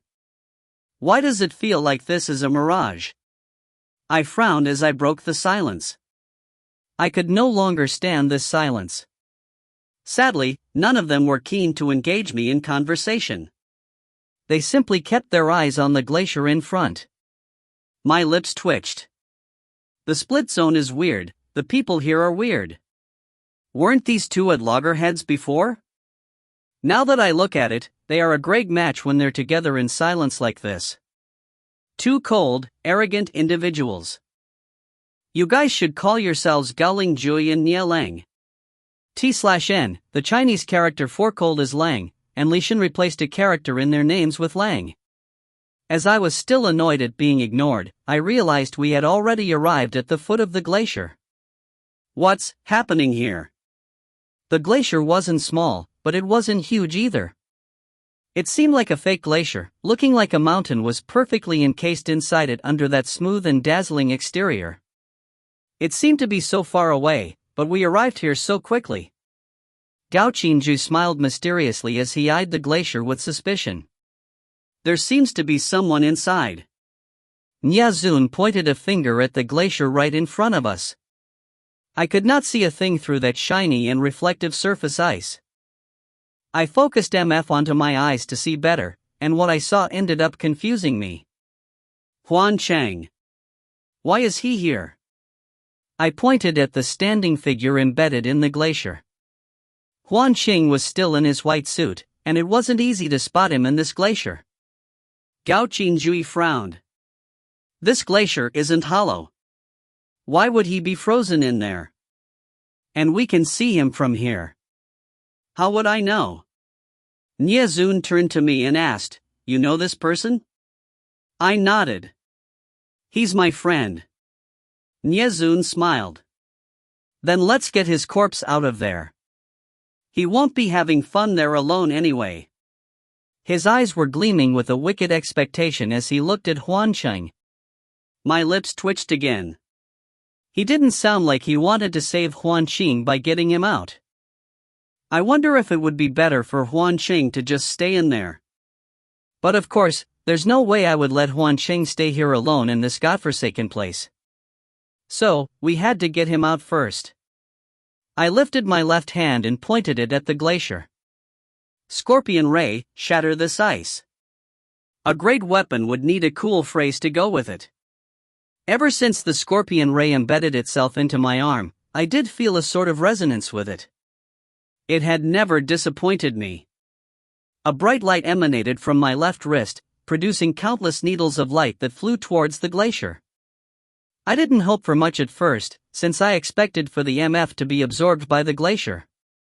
However, those needles actually pierced right into the glacier. The scene shattered like it was glass. This isn't a glacier, it was a mountain of mirrors. The icy surface that enclosed the mountain shattered into pieces upon Scorpion Ray's attack. Originally trapped in the ice, Huan Cheng's figure could now be clearly seen. If you find any errors, ads pop up, ads redirect, broken links, non-standard content, etc., please let us know. Report chapter so we can fix it as soon as possible. Chapter 191. Volume 3. 191. The trio trapped in ice. Huan Cheng's face could be seen clearly now. Bits of frost stuck to his eyelashes on milky white skin that looked like it belonged to a newborn baby. I rushed forward through the opening created by Scorpion Ray. Huan Cheng, wake up! I pushed Huan Cheng gently. His body was cold and rigid, and there was no reaction from him at all. Try using MF on him, advised Gao Qinjui, who was following closely behind me. I focused my MF on my left hand and placed it on Huan Cheng's chest in an attempt to wake him. I felt an opposite force on my palm, and I looked at Gao Qinjui with furrowed brows. This is weird. It feels as if he's resisting the MF from me, but it feels like he's absorbing it at the same time. And? I shook my head, unsure of how else I can explain this. Gao Qinjui took my hand away as he said, "Let me try." Something out of the ordinary happened as Gao Qinjui placed a hand on Huan Cheng. Huan Cheng's originally stiff body seemed to soften, and the ice that was on his face started to melt. As Huan Cheng's real skin was exposed, it seemed to start shriveling up. Gao Qinjui's eyes widened. His MF. What do you mean? Gao Qinjui did not answer. Instead, he started moving his hand over Huan Cheng's body. Huan Cheng's eyes then slowly opened. The skin on his face made him look as if he was a middle-aged man now. He seemed lost at first, but he recognized Gao Qinjui and I very quickly. "Ashen," he called out softly. I responded, "It's me, Huan Cheng. Why are you here? What happened?" Huan Cheng coughed. "Ashen, get out of here." He shut his eyes and passed out before he could finish the sentence. His face was now a dark red color. Gao Qinjui said, "His MF seems to be severely damaged. I'm guessing this might be caused by being trapped in this glacier. Let's get him out quickly." "Right." I nodded as the two of us carried Huan Cheng up. The glacier started quaking just as we were about to leave. There was a loud crash coming from under the ice below our feet. Niezun looked surprised at the sudden change of events. He looked around with his hands in his coat pockets. Boom! The sound was getting louder and louder. Something seemed to be raging under the ice as cracks began appearing in the glacier Huan Cheng was trapped in. Taking a hand out of his pocket, Niezun pointed to somewhere behind us. "Hey, you guys are going to be trapped inside if you don't move faster." Huan Cheng did not have a small frame, and he was frozen rigid. In his unconscious state, I found it rather strenuous even though both Gao Qinjui and I were carrying him. But the main reason for this was that Gao Qinjui was not even using any strength. After hearing Niezun, I called out, "Since you know that, come over and help us out quickly." Niazun shot me a smile that was full of malice. Fine, I guess I expected too much from him. Gaoqin Jui and I quickened our pace at his reminder. The cold seemed to be right on our tails now. We focused MF onto our feet and started running across the icy surface, but it felt like we were on a layer of oil. The scenario was like this. There was a glacier that would collapse at any moment. Right in front of the glacier were a male and female carrying a man dressed in white, trying to escape from the collapsing glacier. By their side was a man dressed in black, helping the male and female out while enjoying the sight of the collapsing glacier. Crash! Whoosh! The glacier had collapsed behind us. We almost fell from the force. Phew! This place is huge. I'm so tired after running even when I use MF, I said as I bent down, trying to catch my breath. Gaoqin Jui and Niezun looked at the collapsed glacier as if deep in thought. I found it funny that they could remain so calm at this. Gaoqin Ji glanced at Huan Chang, who now lay on the ground. I still don't get it. Why would he be here? I rolled my eyes. Niezun can lose his memory here, so what's there to wonder about? Niezun raised his brows. I lost my memory? I really knew you from before? I couldn't be bothered to explain further. Gaoqin Ji pointed at the rubble in front of us, which took up the space of an entire soccer field. Let's go over and take a look. We might be able to find some clues. What about Huan Chang? It's impossible for us to carry him around like this, right? I pointed at Huan Chang, who was on the ground. Gaoqin Jui tilted his chin towards Niezun. Let him stay here to keep an eye on him. Gaoqin Jui, I'm sure you're enemies with Huan Chang. You're letting this unpredictable fellow keep an eye on Huan Chang? Are you sure he wouldn't accidentally kill Huan Chang in the spur of a moment? I expected Niezun to protest, but he shrugged casually and made it seem like it was nothing. Sure. Go ahead.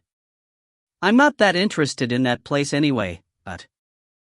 He then proceeded to pat down his coat to clear the bits of ice before sitting cross-legged on the ground, elbows resting on his knees. He looked at us lazily. Go ahead. Seeing that I didn't leave, he waved a lazy hand at me. Go on. Fine, I shall not argue with you now, since you're acting like a demented child after having lost your memory. I followed Gaoqin Jui to the glacial rubble after rolling my eyes at Niezun. With MF, I could move really fast if I was not carrying anyone. The cold wind blew past me as I ran. As we reached the icy rubble, I looked backwards at Niezun. He was but a tiny black dot in the distance. You go there, I'll be over here. Let's see if we can find any clues in this icy mess, Gaoqin Jui said as he pointed somewhere. You guys really love to point at things. The ice was extremely uneven and it was rather deep. I initially thought it was a mountain encased in ice, but this seemed to be made entirely of ice and snow. It was like searching for a needle in a haystack. I took Piercer out, concentrated my MF on it and whipped it against the ice. Crack! White smoke appeared as huge blocks of ice shattered. BRRR, it's cold here. Hey, Li Xin, I found someone here, Gaoqin Ji called out to me. Right, I'm coming over now. Taking a corner of my red dress in one hand and Piercer in the other, I ran quickly towards Gaoqin Jui. I tripped in my haste. Crash! I was tripped by something horizontal. Falling flat on my face, I got cut by an icicle that happened to be on the ground when I fell. I touched my face and saw blood on my hands as I struggled to get up. Damn! It's tiring just using MF in such cold conditions. I can't regenerate as quickly either. So much blood from this tiny icicle. Hey, what are you mumbling about there? How can you be this dumb and fall? Gaoqin Jui shouted. You could actually hear me mumbling. Did you use MF to enhance all your 5 senses? I adjusted my dress and just as I was about to pick Piercer up from the ground, I saw a leg in the ice. This was the leg that tripped me earlier. What are you doing there? Come over and help me get this person out. Gao Qinjui continued to call out. Looking at that leg in the ice, I answered, I've found someone here too. Don't be lazy and get that person out yourself. I picked up Piercer and used it to gently swipe away all the ice on that leg. The trapped individual was finally exposed after I cleaned up all that ice. I was stunned as I recognized who it was. I looked up and shouted towards Gao Qinjui, it's me Fu. Gao Qinjui seemed to be looking at the person he had just dug out. It's Ku Fei over here. So Huan Chang and the two of them actually arrived here after going missing in the southern district. But why did they just disappear from the southern district? Did they reach this glacier directly or were they brought here by somebody else? No, it wasn't quite possible for them to get caught since Huan Chang had a high MF. There are not many from the northern district who have the ability to trap the three of them here at the same time. So was this the Demon Cave's power, spatial transference? But why did it have to be the three of them? There was no time for me to think about this now. I squatted and started digging to get Mi Fu out of the ice. Her rosy cheeks were slowly exposed as I brushed the ice away. Her face looked like a flower in bloom. It looked like it had just received a shower in the rain, looking fresh and adorable. I picked her up and walked over to Gao Qinjui. If you find any errors, ads pop up, ads redirect, broken links, non-standard content, etc., please let us know. Report chapter so we can fix it as soon as possible. Chapter 192. Volume 3. 192. When it all comes to an end. Look, his skin is aging as well. I pointed at Ku Fei while Mi Fu was in my other arm. Gao Qinji pointed at Mi Fu as he said, but she still looks young. She originally looked like a child, and now she looks even younger. I frowned as I looked at Ku Fei's wrinkled face.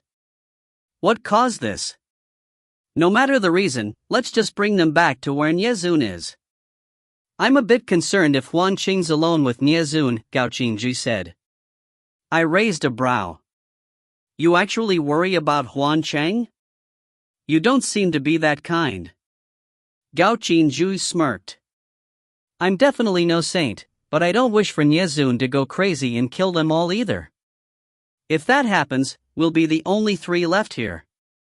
How boring would that be? I rolled my eyes at him. Ignoring him, I walked back towards Niezun with Mi Fu in my arms. My speed was cut down greatly when I had to carry someone else. I only caught up with Gao Qinjui when I focused MF on my feet. Huan Chang had woken up when we returned. He was sitting on the ground with a hand pressing against his chest. I placed Mi Fu beside him, and Gao Qinji placed Ku Fei on his other side. How are you feeling, Huan Chang? What happened here? I asked as I bent down to look at him. Huan Chang looked like he was in his 60s now. After coughing a bit, he spoke slowly, I don't know. I thought it was Mr. Blonde when that golden light appeared that day in the southern district, but we ended up being frozen in that glacier. The cold here can devour someone's heart and mind, and before long, I lost all feeling in my 5 senses. That's it? Huan Chang nodded with effort. Yes, that's it. I have no idea what happened, or who brought the three of us here. It was terrifying being under that ice. The cold was a piercing cold that shot right through your bones, and it felt as if that cold was picking at you bit by bit, that it was taking away my MF slowly. I thought I was going crazy as my MF slowly drained out of me, but there was nothing here in this glacier except for cold and silence, so how do I even go mad here? He then touched his face and heaved a sigh. I seem to have aged a lot. I felt upset about this, but I had to ask. Yes, you feel it too? Is this caused by draining of your MF or the draining of one's life force? Huan Chang pondered before speaking. It could be caused by both. I suspect that someone attempted to drain my MF and life force, but I can't figure out who had the ability to do such a thing here in the split zone. But why didn't she get older? She looks even younger now. Only you and Ku Fei had signs of aging after getting out of that glacier. I asked as I pointed at Mi Fu. Huan Qing glanced at Mi Fu. I don't know either. This is all too weird. And, I'm not praising myself here, but with my abilities, it's not that easy to take me somewhere and trap me. He was right. He shouldn't be underestimated as the top illusionist in the Southern District. If there was someone who could control him, I probably wouldn't be able to win that individual easily either. Right, what happened to you guys after that? Huan Qing asked with concern. How should I explain this to him? Should I say that 2 of my friends have died after you left? Should I say that I tried all ways and means to reach the Northern District, only to find out that I have the power to kill soul splitters and that I become an in-demand weapon in the war amongst soul splitters? Or should I say that the Eastern, Western and Southern districts have all turned into piles of rubble? I didn't know where to start.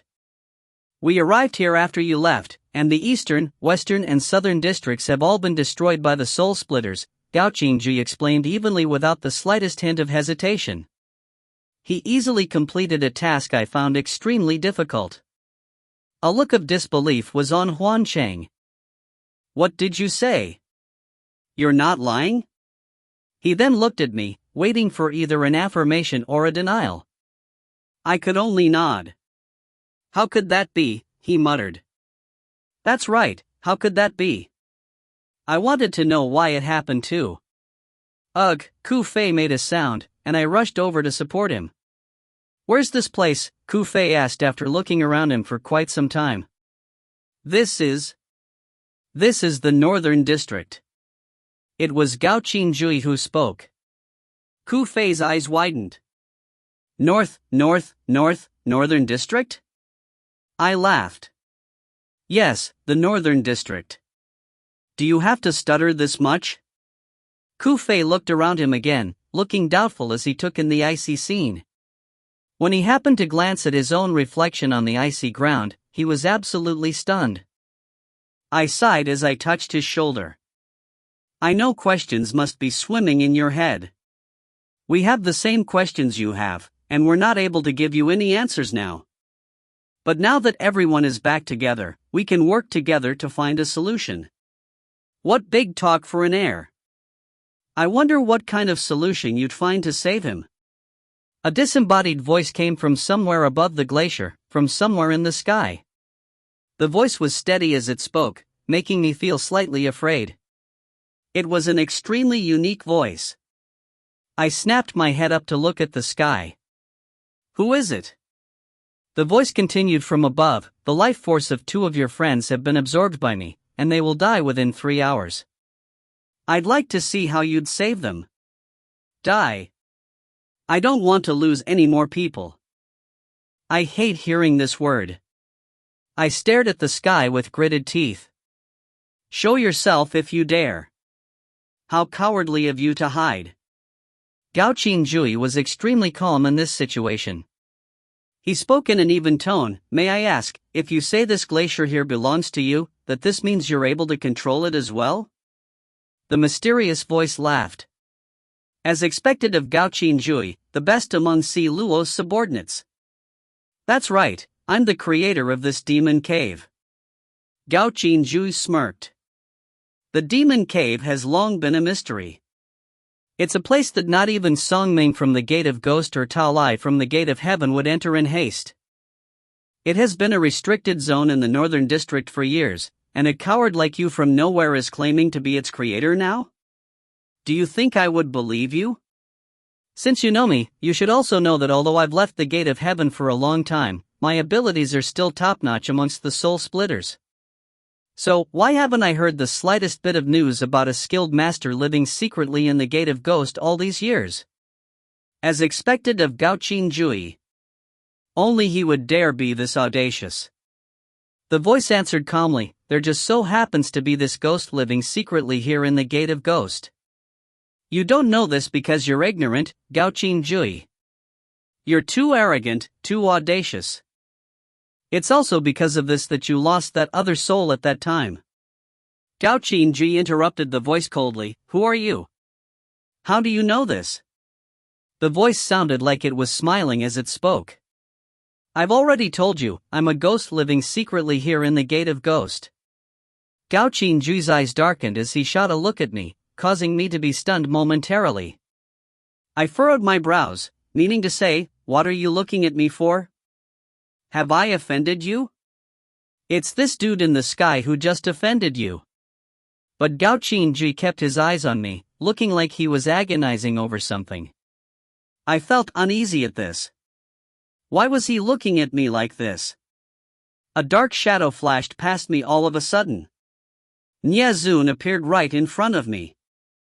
The mark resembling a flame on his forehead was burning a bright red. It seemed to be a bright fire that was sucking me in. His eyes were red as well. This was different. This gaze. It was unfamiliar and foreign. I muttered, not knowing what to say. Something's wrong here, but what was wrong? A hoarse voice boomed from above. Play with them for a while. Let me see if you're really loyal to me. I was dazed. Who was he speaking to? I looked at Gao Qingju, but he looked as confused as I was at this. However, he realized quickly what was happening as an anxious fog rose in his eyes. Ah Shen, get away from him quickly. He rushed towards me. But he spoke a little too late as Nie Zun already had my neck in his right hand. Nie Zun's eyes were open wide, a bloodthirsty gleam shining through them. A dark pressure emanated from his left hand, as if it could devour my soul anytime. Darkness started seeping into my vision. I thought to myself, damn it, he's turning demon again. If you find any errors, ads pop up, ads redirect, broken links, non-standard content, etc., please let us know. Report chapter so we can fix it as soon as possible. Chapter 193.